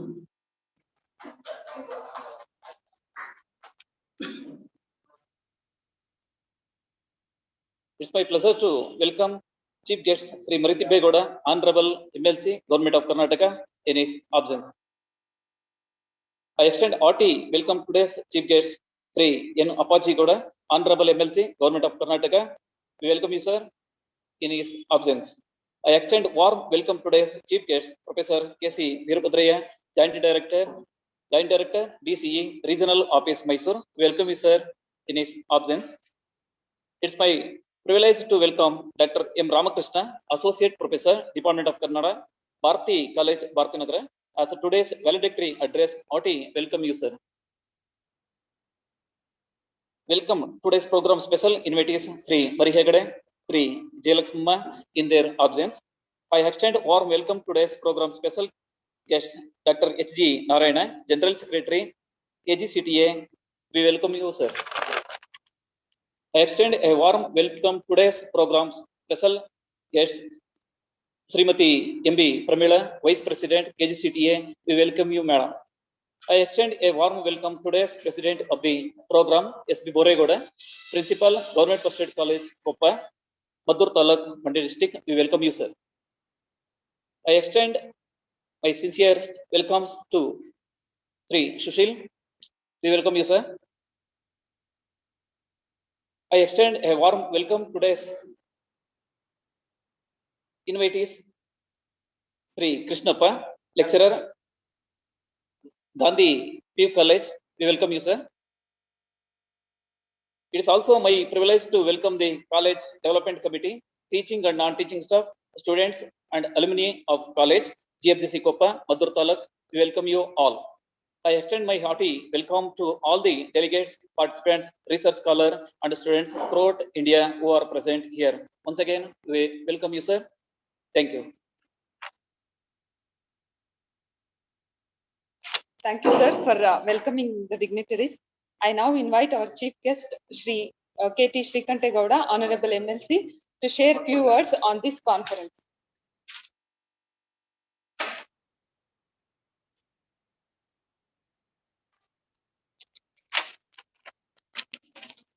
Good evening to all. ಎಲ್ರಿಗೂ ನಮಸ್ಕಾರ. ಮೊದಲಿಗೆ ಕ್ಷಮೆ ಕೇಳ್ತೇನೆ. ಇನ್ನೂ ಒಂದು technical ಅಧಿವೇಶನ ಬಾಕಿ ಇರುವಾಗಲೇ ಸಮಾರೋಪದ ಸಂದರ್ಭದ ಮುಖ್ಯ ಅತಿಥಿಯಾಗಿ ಮಾತಾಡುವಂತ ಅವಕಾಶವನ್ನ ನಾನು ತಗೊಳ್ತಾ ಇದ್ದೆ. ಕಾರಣ ನನ್ನ ವೆಲ್ಲಿನ ಟೈಮ್ ಬಂದು ಉದ್ಘಾಟನೆ ತಡವಾಗಿ ಆದ ಕಾರಣ ಎಲ್ಲ ಕಾರ್ಯಕ್ರಮಗಳು ಸ್ವಲ್ಪ ವಿಳಂಬವಾಗಿ ನಡೀತಾ ಇದ್ದಾವೆ, ಆದ್ರೆ ಅಷ್ಟೇ ಯಶಸ್ವಿಯಾಗಿ ನಡೀತಾ ಇದ್ದಾವೆ. ಇವತ್ತು ನಮ್ಮ ಕೊಪ್ಪದ ಸರ್ಕಾರಿ ಪ್ರಥಮ ಕಾಲೇಜಿನ ಆಶ್ರಯದಲ್ಲಿ ಒಂದು ದಿನದ ಈ ಆನ್ಲೈನ್ ರಾಷ್ಟ್ರೀಯ ಮಟ್ಟದ ಸಂಕಿರಣವನ್ನ ಬೆಳಿಗ್ಗೆ ನಮ್ಮ ಈ ಕ್ಷೇತ್ರದ ಶಾಸಕರಂತ ಸುರೇಶ್ ಗೌಡ್ರು ಉದ್ಘಾಟನೆ ಮಾಡಿಕೊಟ್ಟಿದ್ದಾರೆ. ಈಗ ನಮ್ಮ ಕಾಲೇಜಿನ ಪ್ರಾಚಾರ್ಯರು ಸನ್ಮಿತರು ಆದಂತ S.B. ಬೋರೇಗೌಡರ ಅಧ್ಯಕ್ಷತೆಯಲ್ಲಿ ಇನ್ನೂ ಒಂದು ಅಧಿವೇಶನದ ಉಳಿಕೆಯ ಪೂರ್ವದಲ್ಲಿ ಸಮಾರೋಪದ ಸಂದರ್ಭ ನಿರ್ಮಾಣ ಆಗಿ ಹೋಗಿದೆ. ಬಹುಶಃ ಅದಕ್ಕೆ ನಾನೇ ಕಾರಣ ಹಾಗೆ ಅಂತೇಳಿ ಭಾವಿಸ್ಕೊಳ್ತೇನೆ. ನಾನು ಮತ್ತೊಂದು ಕಾರ್ಯಕ್ರಮದಲ್ಲಿ ಮಂಡ್ಯದಲ್ಲಿ ಪಾಲ್ಗೊಳ್ಬೇಕಾಗಿರೋದ್ರಿಂದ ನಾನು ಹೋಗ್ತೇನೆ, ಪರವಾಗಿಲ್ಲ ಮುಂದುವರಿಸಿ ಅಂತಂದ್ರು ಕೇಳದೆ ಬೋರೇಗೌಡರು ನನ್ನ ಕರ್ಕೊಂಬಂದಿಲ್ಲಿ ಕೂರಿಸಿದ್ದಾರೆ. ವೇದಿಕೆಯಲ್ಲಿ ಬೋರೇಗೌಡರು ಇದ್ದಾರೆ, ಅಧ್ಯಕ್ಷತೆ ವಹಿಸಿಕೊಂಡಿದ್ದಾರೆ. ನಮ್ಮ ಡಾಕ್ಟರ್ ಕೃಷ್ಣಪ್ಪನವರು ಕನ್ನಡದ ಉಪನ್ಯಾಸಕರು ಮತ್ತು ನಮ್ಮ ಈ ಭಾಗದ ಚಿಂತಕರಾದಂತ ಡಾಕ್ಟರ್ ಕೃಷ್ಣಪ್ಪನವರಿದ್ದಾರೆ. ನಮ್ಮ ಈ ಹಿಂದಿನ ಗ್ರಾಮ ಪಂಚಾಯತಿ ಸದಸ್ಯರು, ಈ ಕಾಲೇಜಿನ ಅಭಿವೃದ್ಧಿ ಬಗ್ಗೆ ಕಾಳಜಿ ಇಟ್ಟುಕೊಂಡಿರ್ತಕ್ಕಂಥ ವಕೀಲರಾದ ಸುಶೀಲ್ ಕುಮಾರ್ ಇದ್ದಾರೆ. ನಮ್ಮ ಮತ್ತೋರ್ವ ಉಪನ್ಯಾಸಕ ಮಿತ್ರರಾದಂತ ವಿ ಶ್ರೀನಿವಾಸ್ ಅವರಿದ್ದಾರೆ. ಹಾಗೆಯೇ ಮಾದೇಗೌಡರಿದ್ದಾರೆ. ಮತ್ತು ನನ್ನ ಎಲ್ಲ ಅಧ್ಯಾಪಕ ವರ್ಗದವರಿದ್ದಾರೆ. ಹಾಗೆ ಆನ್ಲೈನ್ ಮೂಲಕ ಬಹಳ ಜನರು ಬೆಳಗಿನಿಂದ ನಿರಂತರವಾಗಿ ತಮ್ಮ ಎಲ್ಲ ಜವಾಬ್ದಾರಿಯನ್ನ ಬಹಳ ಪರಿಣಾಮಕಾರಿಯಾಗಿ ನಿರ್ವಹಣೆ ಮಾಡ್ತಾ ಇರ್ತಕ್ಕಂಥದ್ದನ್ನ ನಾನು ಸೂಕ್ಷ್ಮವಾಗಿ ಗಮನಿಸಿದ್ದೆ. ಇವತ್ತು ಈ ಸುಸ್ಥಿರ ಅಭಿವೃದ್ಧಿಯ ವಿಚಾರದಲ್ಲಿ ಜಾಗತಿಕ ಮಟ್ಟದ ಹೊಸ ಸವಾಲುಗಳ ಬಗೆಗೆ ಒಂದು ಬೆಳಕು ಚೆಲ್ಲುವ ಆಳವಾದ ಚಿಂತನೆ ಮಾಡುವಂತ ಕೆಲಸ ನಡೀತಾ ಇದೆ. ಈಗಷ್ಟೇ ಸತೀಶ್ ಅವರ ಮಾತು ನಾನು ಕೇಳಿಸ್ಕೊಳ್ತಾ ಇದ್ದೆ. ಸತೀಶ್ ಅವರು ಹೇಳ್ತಾ ಇದ್ರು, ಪ್ರಜಾಪ್ರಭುತ್ವ ವ್ಯವಸ್ಥೆ ಹೇಗೆ ಅಪಾಯಕಾರಿ ಅಂಚಿಗೆ ಹೋಗ್ತಾ ಇದೆ ಅಂತೇಳಿ. ನಾನು ಒಪ್ತೇನೆ. 33-35 ಭಾಗ ಇವತ್ತು ಅಪರಾಧಿ ಹಿನ್ನೆಲೆಯ ಜನಪ್ರತಿನಿಧಿಗಳು ಬರ್ತಾ ಇದ್ದಾರೆ. ಅವರು ಸರ್ಕಾರದ ಭಾಗವಾಗಿ ಹೋಗ್ತಾ ಇದ್ದಾರೆ. ಅಂತ ಅಪರಾಧಿ ಹಿನ್ನೆಲೆಯಿಂದ ಬಂದವರಿಂದ ಏನು ಅಭಿವೃದ್ಧಿ ನಿರೀಕ್ಷೆ ಮಾಡ್ಲಿಕ್ಕೆ ಸಾಧ್ಯ? ಅದಷ್ಟೇ ಅಲ್ಲ ಸತೀಶ್ ಅವರೇ, ಇವತ್ತು ಒಂದು ಕಡೆ ಅಪರಾಧಿ ಹಿನ್ನೆಲೆಯವರು ಮತ್ತಿನ್ನೊಂದು ಕಡೆ ಹಣದ ಬಲ ಇವತ್ತಿನ ಚುನಾವಣಾ ವ್ಯವಸ್ಥೆಯಲ್ಲಿ ಬಹಳ ದೊಡ್ಡ ಪಾತ್ರವನ್ನು ನಿರ್ವಹಣೆ ಮಾಡ್ತಾರೆ. ಹಾಗಾಗಿ ಈ ಹಿಂದೆ ಗಾಂಧೀಜಿಯವರು ಕಂಡಂತ ಕನಸಿನ ಪ್ರಜಾಪ್ರಭುತ್ವ ವ್ಯವಸ್ಥೆಯನ್ನ ಭಾರತದಲ್ಲಿ ಇವತ್ತು ನಿರೀಕ್ಷೆ ಮಾಡ್ಲಿಕ್ಕೆ ಸಾಧ್ಯ ಆಗ್ತಾ ಇಲ್ಲ. ಯಾಕೆಂದ್ರೆ ಚುನಾವಣೆಗಳು ಪ್ರಾಮಾಣಿಕವಾಗಿ ನಡೀತಾ ಇದೆ. ಚುನಾವಣೆಗಳು ಕಲುಷಿತಗೊಂಡಿದ್ದಾವೆ, ಭ್ರಷ್ಟಾಚಾರದ ಕೂಪುಗಳಾಗಿದ್ದಾವೆ. ಯಾರು ಹಣಬಲ ತೋಳ್ಬಲ ಇರ್ತಾರೋ ಅಂತವರಷ್ಟೇ ಚುನಾವಣೆಯನ್ನು ಎದುರಿಸಲಿಕ್ಕೆ ಸಾಧ್ಯ ಅನ್ನುವಂತ ಸಂದರ್ಭ ನಿರ್ಮಾಣ ಆಗಿ ಹೋಗಿದೆ. ಬರೀ ಚುನಾವಣಾ ವ್ಯವಸ್ಥೆ ಕಲುಷಿತ ಆಗಿಲ್ಲ, ನಮ್ಮ ಮತದಾರನಿಂದ ಹಿಡಿದು ಪ್ರತಿನಿಧಿಯವರೆಗೆ, ನಮ್ಮ ಆಳುವವರೆಗೆ ಎಲ್ಲರೂ ಕಲುಷಿತಗೊಂಡಿದ್ದಾರೆ ಮತ್ತು ಭ್ರಷ್ಟ ವ್ಯವಸ್ಥೆಯನ್ನು ಒಪ್ಪುಬಿಟ್ಟಿದ್ದಾರೆ. ಹಾಗಾಗಿ ಪ್ರಾಮಾಣಿಕತೆಯಿಂದ ನಿಷ್ಪುತಿಯಿಂದ ಕೆಲಸ ಮಾಡುವಂತ ಬೌದ್ಧಿಕ ಜನ, ಬುದ್ಧಿಜೀವಿಗಳು, ಸಮರ್ಥರು, ಸೈದ್ಧಾಂತಿಕ ಹಿನ್ನೆಲೆ ಉಳ್ಳಂತರು ಇವತ್ತು ಜನಪ್ರತಿನಿಧಿಗಳಿಗೆ ಆಯ್ಕೆ ಆಗಿ ಬರುವಂತದ್ದು ಕಷ್ಟ ಆಗಿ ಕೂತಿದೆ. ನಿಮ್ಗೊಂದು ಸತ್ಯ ಹೇಳ್ತೇನೆ, ಇವತ್ತಿನ ಚುನಾವಣೆ ವ್ಯವಸ್ಥೆಯಲ್ಲಿ ಮಹಾತ್ಮ ಗಾಂಧಿ ಇದ್ದಿದ್ರು ಅವರು ಪ್ರಾಮಾಣಿಕ ಚುನಾವಣೆ ಮಾಡಿದ್ರೆ ಸೋಲನ್ನಪ್ತಾ ಇದ್ರು. ಅಷ್ಟರ ಮಟ್ಟಿಗೆ ರಾಜಕೀಯ ವ್ಯವಸ್ಥೆ ಕಲುಷಿತಗೊಂಡಿದೆ. ಹೌದು, ನನಗೆ 2 ಬಾರಿ ಶಾಸಕನಾಗಿದ್ದೇನೆ. 3ನೇ ಬಾರಿಗೆ ಕ್ಷೇತ್ರದ ಬದಲಾವಣೆ ಹುಡುಕಾಟ ಮಾಡ್ತಾ ಇದ್ದೆ. ಯಾಕೆ ನನ್ನ ಕ್ಷೇತ್ರದ ಚುನಾವಣೆ ವೆಚ್ಚ ಏನಾಗ್ತದೆ ಅಂತ ನೀವು ಕೇಳಿದ್ರೆ ಭಯಭೀತರಾಗ್ಬಿಡ್ತೀವಿ. ಇದು ನನ್ನ ಕ್ಷೇತ್ರ ಒಂದೇ ಅಷ್ಟೇ ಅಲ್ಲ, ಎಲ್ಲ ಚುನಾವಣೆಗಳು ರೈಟ್ ಫ್ರಮ್ ಗ್ರಾಮ ಪಂಚಾಯಿತಿಯ ತಲಸ್ಪರ್ಶಿ ನೆಲೆಯ ಒಂದು ಸಣ್ಣ ಚುನಾವಣೆಯಿಂದ ಹಿಡಿದು ಅದು ಸಹಕಾರ ಸಂಘದ ಚುನಾವಣೆಗಳಿರ್ಲಿ, ಹಾಲು ಉತ್ಪಾದಕರ ಸಂಘದ ಚುನಾವಣೆಗಳಿರ್ಲಿ, ಅಥವಾ ತಾಲೂಕು ಜಿಲ್ಲಾ ಪಂಚಾಯತಿ ಚುನಾವಣೆಗಳಿರ್ಲಿ, ಅಥವಾ ಇನ್ಯಾವುದೇ ಚುನಾವಣೆಗಳಿರ್ಲಿ, ವಿಧಾನಸಭೆ, ವಿಧಾನ ಪರಿಷತ್ತು, ಲೋಕಸಭೆ ಸೇರಿದಂತೆ ಎಲ್ಲವೂ ಕಲುಷಿತಗೊಂಡಿದ್ದಾವೆ ಮತ್ತು ಅತ್ಯಂತ ಭ್ರಷ್ಟಾಚಾರದ ಹಾಗರಗಳಾಗಿ ಕೂತಿದ್ದಾರೆ. ಹಾಗಾಗಿ ಸಮರ್ಥರು, ಪ್ರಾಮಾಣಿಕರು, ಸೈದ್ಧಾಂತಿಕ ಹಿನ್ನೆಲೆ ಉಳ್ಳಂತವರು ಜನಪ್ರತಿನಿಧಿಗಳಿಗೆ ಆಯ್ಕೆಯಾಗುವಂಥದ್ದು ಕಷ್ಟ ಆಗಿದೆ. ಹಾಗಾಗಿ ನಾವು ಒಂದು ಮಾತು ಹೇಳ್ತೇವೆ ಹಳ್ಳಿಯ ಕಡೆ, ನೀವು ರಾಗಿನ ನಾಟಿ ಮಾಡಿ ಅದನ್ನ ನೆಟ್ರೆ ರಾಗಿನೇ ನಮ್ಗೆ ಸಿಗೋದು. ರಾಗಿ ನೆಟ್ಟ ತಕ್ಷಣ ನೀವು ಭತ್ತ ನಿರೀಕ್ಷೆ ಮಾಡಕ್ ಆಗೋದಿಲ್ಲ. ಅಥವಾ ಇನ್ಯಾವುದರ ಬೆಳೆಯನ್ನ ಹುಟ್ಟಿದ್ರೆ ಆ ಬೆಳೆಯನ್ನೇ ನಾವು ನಿರೀಕ್ಷೆ ಮಾಡಕ್ಕಾಗೋದು. ಯಾವುದೋ ಗಿಡವನ್ನ ನಾವು ನಾಟಿ ಮಾಡಿ ಮತ್ಯಾವುದೋ ಬೆಳೆನ ಕೇಳಕ್ ಸಾಧ್ಯ ಆಗುತ್ತಾ? ಹಾಗಾಗಿ ಜನಪ್ರತಿನಿಧಿಗಳನ್ನ ನೀವು ಇಂಥವ್ರನ್ನ ಆಯ್ಕೆ ಮಾಡಿದಾಗ ಒಂದು ಸಮರ್ಥವಾದ ಸರ್ಕಾರ ಬೇಕು, ಒಂದು ಪರಿಣಾಮಕಾರಿಯಾದ ಸರ್ಕಾರ ಬೇಕು, ಒಂದು ಪ್ರಾಮಾಣಿಕವಾದ ಸರ್ಕಾರ ಬೇಕು, ಒಂದು ದಕ್ಷತೆಯಿಂದ ಅಭಿವೃದ್ಧಿಯನ್ನು ಕಾಣುವಂತ ಸರ್ಕಾರ ಬೇಕು ಅಂತೇಳಿ ಹೇಗೆ ನಿರೀಕ್ಷೆ ಮಾಡ್ತೀರಿ? ಅದು ಕಷ್ಟ ಆಗ್ತದೆ. ಎಲ್ಲಿವರೆಗೆ ಮತದಾರನ ಜಾಗೃತರನ್ನಾಗಿ ಮಾಡಕ್ ಆಗೋದಿಲ್ವೋ, ಎಲ್ಲಿವರೆಗೆ ರಾಜಕೀಯ ವ್ಯವಸ್ಥೆ, ಚುನಾವಣಾ ವ್ಯವಸ್ಥೆಯನ್ನ ನಾವು ಪ್ರಾಮಾಣಿಕ ಸ್ಥಿತಿಗೆ ತರಕ್ ಆಗೋದಿಲ್ವೋ, ಅಲ್ಲಿವರೆಗೆ ಇಂಥ ವೈಫಲ್ಯಗಳು, ವೈಪರೀತ್ಯಗಳು, ವ್ಯತ್ಯಾಸಗಳು ಇದ್ದೇ ಇರ್ತಾವೆ.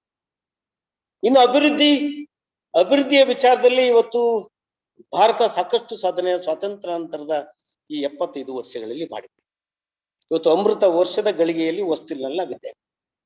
ಆದ್ರೂ ಇನ್ನೂ ದೊಡ್ಡ ಸಮಸ್ಯೆಗಳು ನಮ್ಮ ಬಳಿಯೇ ಇದ್ದಾರೆ. ಇನ್ನೂ ಹಸಿವಿಗಾಗಿ ಪರಿತಪಿಸ್ತಕ್ಕಂಥ ಜನರಿದ್ದಾರೆ. ಉದ್ಯೋಗದ ಹಾಹಾಕಾರ ನಮ್ಮ ನಡುವೆ ಇದೆ. ಸಾಮಾಜಿಕ ವೈಷಮ್ಯ ಅಥವಾ ಆ ತರದ ವೈಪರೀತ್ಯಗಳು, ವ್ಯತ್ಯಾಸಗಳು ನಮ್ಮ ನಡುವೆ ಇದ್ದಾರೆ. ಒಂದು ಕಡೆ ಅಭಿವೃದ್ಧಿ ಆಗಿದೆ ನಿಜ. ಎಲ್ಲಿವರೆಗೆ ಹೋಗಿದೆ ಅಂದ್ರೆ, ಇವತ್ತು ನಾನು ಬೆಳಿಗ್ಗೆ ಹೊತ್ತು ನಮ್ಮ ನಗರಸಭೆಯ ಜನ, ಅವ್ರು ಯಾರು ಈ ಸ್ವಚ್ಛ ಮಾಡುವ ಜನ ಸಿಬ್ಬಂದಿ ಇದ್ದಾರಲ್ಲ, ನೌಕರರಿದ್ದಾರಲ್ಲ, ಅವರು ಬೆಳಿಗ್ಗೆ ಎದ್ದು ದೂರವಾಣಿ ಮೂಲಕ ಮಾತಾಡ್ಕೊಂಡು ಹೋಗ್ತಿರ್ತಾರೆ. ನೀ ಎಲ್ಲಿದ್ಯಾ? ನಾ ಕಚೇರಿಗೆ ಬರ್ತಾ ಇದ್ದೀನಿ, ನೀನ್ ಬಾ ಅಂತ. ಅಷ್ಟರ ಮಟ್ಟಿಗೆ ಬದಲಾದ ಕಾಲಘಟ್ಟದ ಏನೆಲ್ಲ ಶೋಧನೆಗಳಾಗಿದೆ ಅವ್ರ ಜನರ ಕೈ ಮುಟ್ಟಿದ್ದಾವೆ ನಿಜ. ಅರೆ ಮತ್ತೊಂದು ಕಡೆ ನಮ್ಮ ಸಾಮಾಜಿಕ ಸಮಸ್ಯೆಗಳು ಪೂರ್ಣವಾಗಿ ಪರಿಹಾರ ಆಗಿಲ್ಲ. ವಿಜ್ಞಾನ ತಂತ್ರಜ್ಞಾನದಲ್ಲಿ ಎತ್ತರಕ್ಕೆ ಹೋಗಿದ್ದೇವೆ ನಿಜ, ಆಳಕ್ಕೆ ವಿಸ್ತಾರಕ್ಕೆ ಹೋಗಿದ್ದೇವೆ ನಿಜ, ಆದ್ರೆ ನಮ್ಮ ಸಮಸ್ಯೆಗಳನ್ನ ಪರಿಣಾಮಕಾರಿಯಾಗಿ ಪರಿಹಾರ ಮಾಡಿಕೊಳ್ಳುವಲ್ಲಿ ಸಾಧ್ಯ ಆಗಿಲ್ಲ. ನಾನು ಈ ಜಗತ್ತಿನ 17-18 ರಾಷ್ಟ್ರಗಳನ್ನು ಸುತ್ತು ಬಂದಿದ್ದೆ. ಇವತ್ತು ಅಮೆರಿಕ ಇರಲಿ, ಇಂಗ್ಲೆಂಡ್ ಇರಲಿ, ಆಸ್ಟ್ರೇಲಿಯಾ ಇರಲಿ, ಜರ್ಮನ್ ಇರಲಿ, ಈ ಎಲ್ಲ ರಾಷ್ಟ್ರಗಳು, ದುಬೈ ಸೇರಿದಂತೆ ಆ ಎಲ್ಲ ರಾಷ್ಟ್ರಗಳು ಪ್ರಗತಿಯಲ್ಲಿ ಬಹಳ ಮುಂದೆ ಇದ್ದಾರೆ. ಬಹುಶಃ ಆ ದಿಶೆಯಲ್ಲಿ ನಾವು ಆ ಮಟ್ಟವನ್ನು ಮುಟ್ಟಬೇಕಾದ್ರೆ ಭಾರತ 16 ಕ್ಷೇತ್ರಗಳಲ್ಲಿ ಇನ್ನೂ ಶತಮಾನಗಳಷ್ಟು ಕಾಲ ಬೇಕು ಅನ್ನುವಂಥ ಅಭಿಪ್ರಾಯ ನಂದಾಗಿದೆ. ಹಾಗಾಗಿ ಹೌದು, ಇವತ್ತು ನಿಮ್ಮ ತಂತ್ರಜ್ಞಾನದಲ್ಲಿ ನಾವು ಮುಂದೆ ಇದ್ದಿರ್ಬೋದು, ಸಾಫ್ಟ್ವೇರ್ ವಿಚಾರದಲ್ಲಿ ಭಾರತ ಒಂದು ಬಲಿಷ್ಠ ರಾಷ್ಟ್ರ, ನಿಜ ಹೋಗ್ತೇನೆ ಅಂತ. ಆದ್ರೆ ನಾವು ನೆರೆ ಚೈನಾವನ್ನ ನೋಡ್ಬೇಕಲ್ಲ. ಏಷ್ಯಾದ ಮತ್ತೊಂದು ರಾಷ್ಟ್ರ ಚೈನಾ ಒಂದು ಕಾಲಕ್ಕೆ ಸಮಸ್ಯೆಗಳ ಸುಳಿಯಲ್ಲಿ ಸಿಲುಕಿ ಹೋಗಿತ್ತು. 60ರ ದಶಕದಲ್ಲಿ ಚೈನಾದ ಸಮಸ್ಯೆಗಳನ್ನ ಕೇಳಿದ್ರೆ ನಾವೆಲ್ಲ ಬೆಚ್ಚಿ ಬೀಳ್ತಾ ಇತ್ತು. ಆಹಾರದ ಸಮಸ್ಯೆ ತೀವ್ರವಾಗಿ ಆ ಜನರನ್ನು ಕಾಡ್ತಾ ಇತ್ತು. ನಿರುದ್ಯೋಗದ ಸಮಸ್ಯೆ ಜನರನ್ನ ತೀವ್ರವಾಗಿ ಕಾಡ್ತಾ ಇತ್ತು. ಆರ್ಥಿಕವಾಗಿ ಅತ್ಯಂತ ಹಿಂದುಳಿದಂತ ಜನರಾಗಿತ್ತು. ಎಲ್ಲಿವರೆಗೆ ಚೈನಾದ ಪರಿಸ್ಥಿತಿ ಹೋಗಿತ್ತು ಅಂದ್ರೆ, ಚೈನಾದ ಜನ ಊಟಕ್ಕಿಲ್ಲದೆ ಹಾವು ತಿಂತಾರೆ, ಕಪ್ಪೆ ತಿಂತಾರೆ, ಅಲ್ಲಿ ತಿಂತಾರೆ ಅನ್ನೋಂಥ ಮಾತುಗಳನ್ನ ಕೇಳ್ತಾ ಇತ್ತು. ಅಷ್ಟರ ಮಟ್ಟಿಗಿನ ಊಟದ ಆಹಾರ, ಹಸುವಿನ ಆಹಾರ ಚೈನಾದಲ್ಲಿ ಇತ್ತು. ಅದೇ ಚೈನಾ ಇವತ್ತು ಹೇಗೆ ಅಭಿವೃದ್ಧಿನ ಕಂಡಿದೆ? ಇಡೀ ಜಗತ್ತಿನಲ್ಲಿ ಪ್ರಗತಿಯನ್ನು ಹೇಗೆ ಕಂಡಿದೆ? ಬಹುಶಃ ಅಮೆರಿಕಾದಂತ ಬೃಹತ್ ಬೆಳೆದ ರಾಷ್ಟ್ರವನ್ನು ಹಿಂದಿಕ್ಕಿ ಮುಂದೆ ಹೋಗುವಂತ ದಿಸೆಯಲ್ಲಿ ಅಭಿವೃದ್ಧಿ ಹಾದಿಯಲ್ಲಿ ಇದೆ. ಚೈನಾಕ್ಕೆ ಇದು ಸಾಧ್ಯ ಆಯ್ತು ಅಂದ್ರೆ ಭಾರತಕ್ಕೆ ಯಾಕೆ ಸಾಧ್ಯ ಆಗ್ತಾ ಇಲ್ಲ? ಇದು ನಮ್ಮ ಎದುರು ಇರ್ತಕ್ಕಂಥ ಸವಾಲು. ಇದು ನಮ್ಮ ಆರ್ಥಿಕ ತಜ್ಞರು ಮತ್ತು ಆರ್ಥಿಕ ವಿಶ್ಲೇಷಕರ ಮೇಲೆ ಎದುರಿರ್ತಕ್ಕಂಥ ಸವಾಲು. ಇದು ನಮ್ಮ ಸಾಮಾಜಿಕ ಶಾಸ್ತ್ರಜ್ಞರ ಮತ್ತು ಸಾಮಾಜಿಕ ಚಳುವಳಿಕರ ಮೇಲೆ ಇರ್ತಕ್ಕಂಥ ಸವಾಲು. ಇದು ನಮ್ಮ ಈ ದೇಶದ ಎಲ್ಲ ಜನಪ್ರತಿನಿಧಿಗಳ ವ್ಯವಸ್ಥೆ ಮೇಲೆ ಇರ್ತಕ್ಕಂಥ ಸವಾಲು. ಇದು ನಮ್ಮ ಎಲ್ಲ ಸ್ಥಳೀಯ ಸರ್ಕಾರಗಳು, ರಾಜ್ಯ ಸರ್ಕಾರಗಳು, ಕೇಂದ್ರ ಸರ್ಕಾರಗಳ ಮೇಲೆ ಇರ್ತಕ್ಕಂಥ ದೊಡ್ಡ ಸವಾಲು.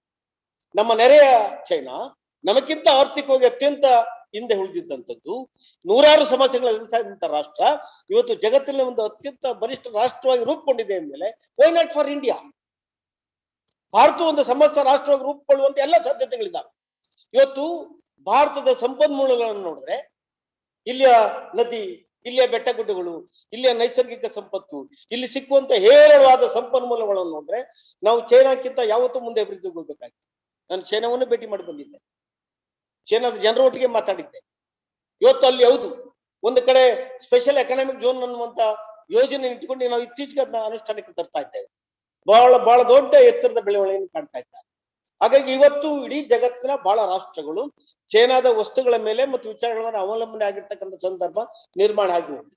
ಸಣ್ಣ ವಿಚಾರಗಳು, ನಾವೀಗ ಕೋವಿಡ್ ನ ಸಂದರ್ಭದಲ್ಲಿ ಬಳಸುವಂತ ಮಾಸ್ಕ್ಗಳು ಕೂಡ ಚೈನಾದ ಮೇಡೆ ಆಗಿದೆ. ಅಂತಾರಾಷ್ಟ್ರೀಯ ಮಟ್ಟದ ಮಾರುಕಟ್ಟೆನಲ್ಲಿ ತನ್ನ ಪ್ರಾಬಲ್ಯವನ್ನೇ ಮೆರೆದಿದೆ, ಅಭಿವೃದ್ಧಿಯಲ್ಲಿ ತನ್ನ ಪ್ರಾಬಲ್ಯವನ್ನೇ ಮೆರೆದಿದೆ. ನೀವು ಜಾಬ್ ಆಪರ್ಚುನಿಟೀಸ್ ನೋಡಿ, ಉದ್ಯೋಗದ ಅವಕಾಶಗಳನ್ನು ನೋಡಿ. ನೀವು ಯಾವುದೇ ದೇಶಕ್ಕೆ ಹೋಗಿ, you go for Australia, you go for England, you go for America, ಅಲ್ಲೆಲ್ಲ ಆಯಕಟ್ಟಿನ ಜಾಗಗಳಿಗೆ ಒಳ್ಳೆ ಉದ್ಯೋಗಗಳಿಗೆ ಪೈಪೋಟಿ ಇರ್ತಕ್ಕಂಥದ್ದು ಜಪಾನ್, ಚೈನಾ, ಭಾರತ. ಮೊದಲನೇ ಸ್ಥಾನದಲ್ಲಿ ಜಪಾನ್ ಇದ್ರೆ 2ನೇ ಸ್ಥಾನಕ್ಕೆ ಚೈನಾ ಹೋಗ್ತದೆ. ಭಾರತೀಯರು 3ನೇ ಸ್ಥಾನದಲ್ಲಿ ನಿಂತ. ಇವತ್ತು ಚೈನಾದವರು ಹೌದು, ಒಂದು ಕಾಲಕ್ಕೆ ಚೀನಿ ಭಾಷೆಯನ್ನು ಬಿಟ್ಟು ಬೇರೆ ಕಲಿತಿರ್ಲಿಲ್ಲ. ಈಗ ಒಂದು ದೊಡ್ಡ ಚಳುವಳಿಯನ್ನು ಮಾಡ್ಕೊಂಡ್ರು, ಪ್ರತಿಯೊಬ್ಬರು ಇಂಗ್ಲಿಷ್ ಕಲಿಬೇಕಂತ. ಚೀನಾದನು ಹೆಸರಿರ್ತದೆ, ಇಂಗ್ಲಿಷ್ ಒಂದು ಹೆಸರಿರ್ತದೆ. ಅಷ್ಟು ಮಟ್ಟ ಇಂಗ್ಲಿಷ್ ಪ್ರೀತಿಸ್ತಾರೆ.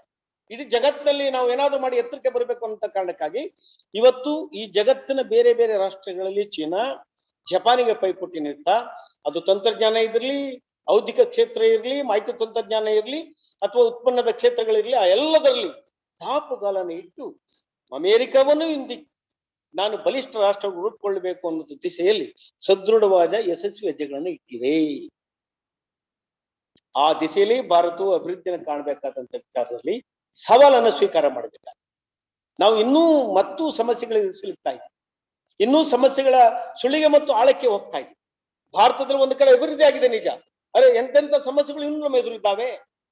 ಬಡತನ, ಹಸಿವಿನ ರೇಖೆ, ಇವೆಲ್ಲವನ್ನೂ ಲೆಕ್ಕ ಹಾಕಿದಾಗ ಅದರಲ್ಲೂ ನಮ್ದು ಕೇಳಿ ಚೈನಾದ್ದು ನಮ್ದು ಗ್ರಾಮೀಣ ಹಿನ್ನೆಲೆ ಉಳ್ಳಂತ ರಾಷ್ಟ್ರ. ಅದರಲ್ಲೂ ಭಾರತ 69-70 ಭಾಗ ಇನ್ನೂ ಗ್ರಾಮೀಣ ಹಿನ್ನೆಲೆ ಇದೆ. ಈ ಗ್ರಾಮೀಣ ಭಾರತದ ಅಭಿವೃದ್ಧಿ ಆಗದ ಹೊರತು, ಮಹಾತ್ಮ ಗಾಂಧಿ ಕಂಡಂತ ಗ್ರಾಮ ಸ್ವರಾಜ್ಯದ ಕಲ್ಪನೆ ಆಗದ ಹೊರತು ಇಡೀ ದೇಶದ ಅಭಿವೃದ್ಧಿಯನ್ನು ಕಾಣಲಿಕ್ಕೆ ಸಾಧ್ಯ ಆಗಲಿಲ್ಲ. ಹಾಗಾಗಿ ಹೌದು, ಕೆಲವು ವಿಚಾರಗಳಲ್ಲಿ ದೊಡ್ಡ ಸಾಧನೆಯನ್ನ ನಾವು ಮಾಹಿತಿ ತಂತ್ರಜ್ಞಾನದಲ್ಲಿ ನಾವು ಮಾಡಿದ್ದೇವೆ. ಕೆಲವು ಇತರದ ಕ್ಷೇತ್ರಗಳಲ್ಲಿ ನಮ್ಮ ಸಾಧನೆ ಇದೆ ನಿಜ. ಈ ಕ್ಷೀರ ಕ್ರಾಂತಿ ವಿಚಾರದಲ್ಲಿ ನಮ್ದು ಹೈನುಗಾರಿಕೆ ವಿಚಾರದಲ್ಲಿ ದೊಡ್ಡ ಎತ್ತರದ ಸಾಧನೆ ಜಾಗತಿಕ ಮಟ್ಟದಲ್ಲಿ ಮಾಡ್ತೇವೆ.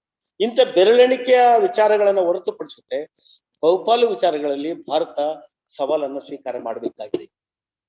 ಅಭಿವೃದ್ಧಿ ದಿಶೆಯಲ್ಲಿ ನಾಗಾಲೋಟವನ್ನ ಕಾಣಬೇಕಾದ್ರೆ ನಾವು ಮತ್ತೆ ಈ ಪ್ರಾಮಾಣಿಕ, ದಕ್ಷ, ಸಮರ್ಥ ಸರ್ಕಾರಗಳನ್ನು ರೂಪ ಮಾಡುವ ಮತ್ತು ನಮ್ಮೆಲ್ಲ ಈ ಪ್ರತಿಭೆಯ ಪಲಾಯನ ಇದೆಯಲ್ಲ, ನಮ್ಮ ಅತ್ಯಂತ ಸಮರ್ಥರು, ಬುದ್ಧಿಜೀವಿಗಳು ಯಾರೆಲ್ಲ ಇದ್ದಾರೆ, ಪ್ರತಿಭಾನ್ವಿತರಿದ್ದಾರೋ ಅವರೆಲ್ಲ ಬೇರೆ ಬೇರೆ ದೇಶಗಳಿಗೆ ಹೋಗುವ ಪ್ರಯತ್ನವನ್ನ ಮಾಡ್ತಾರೆ.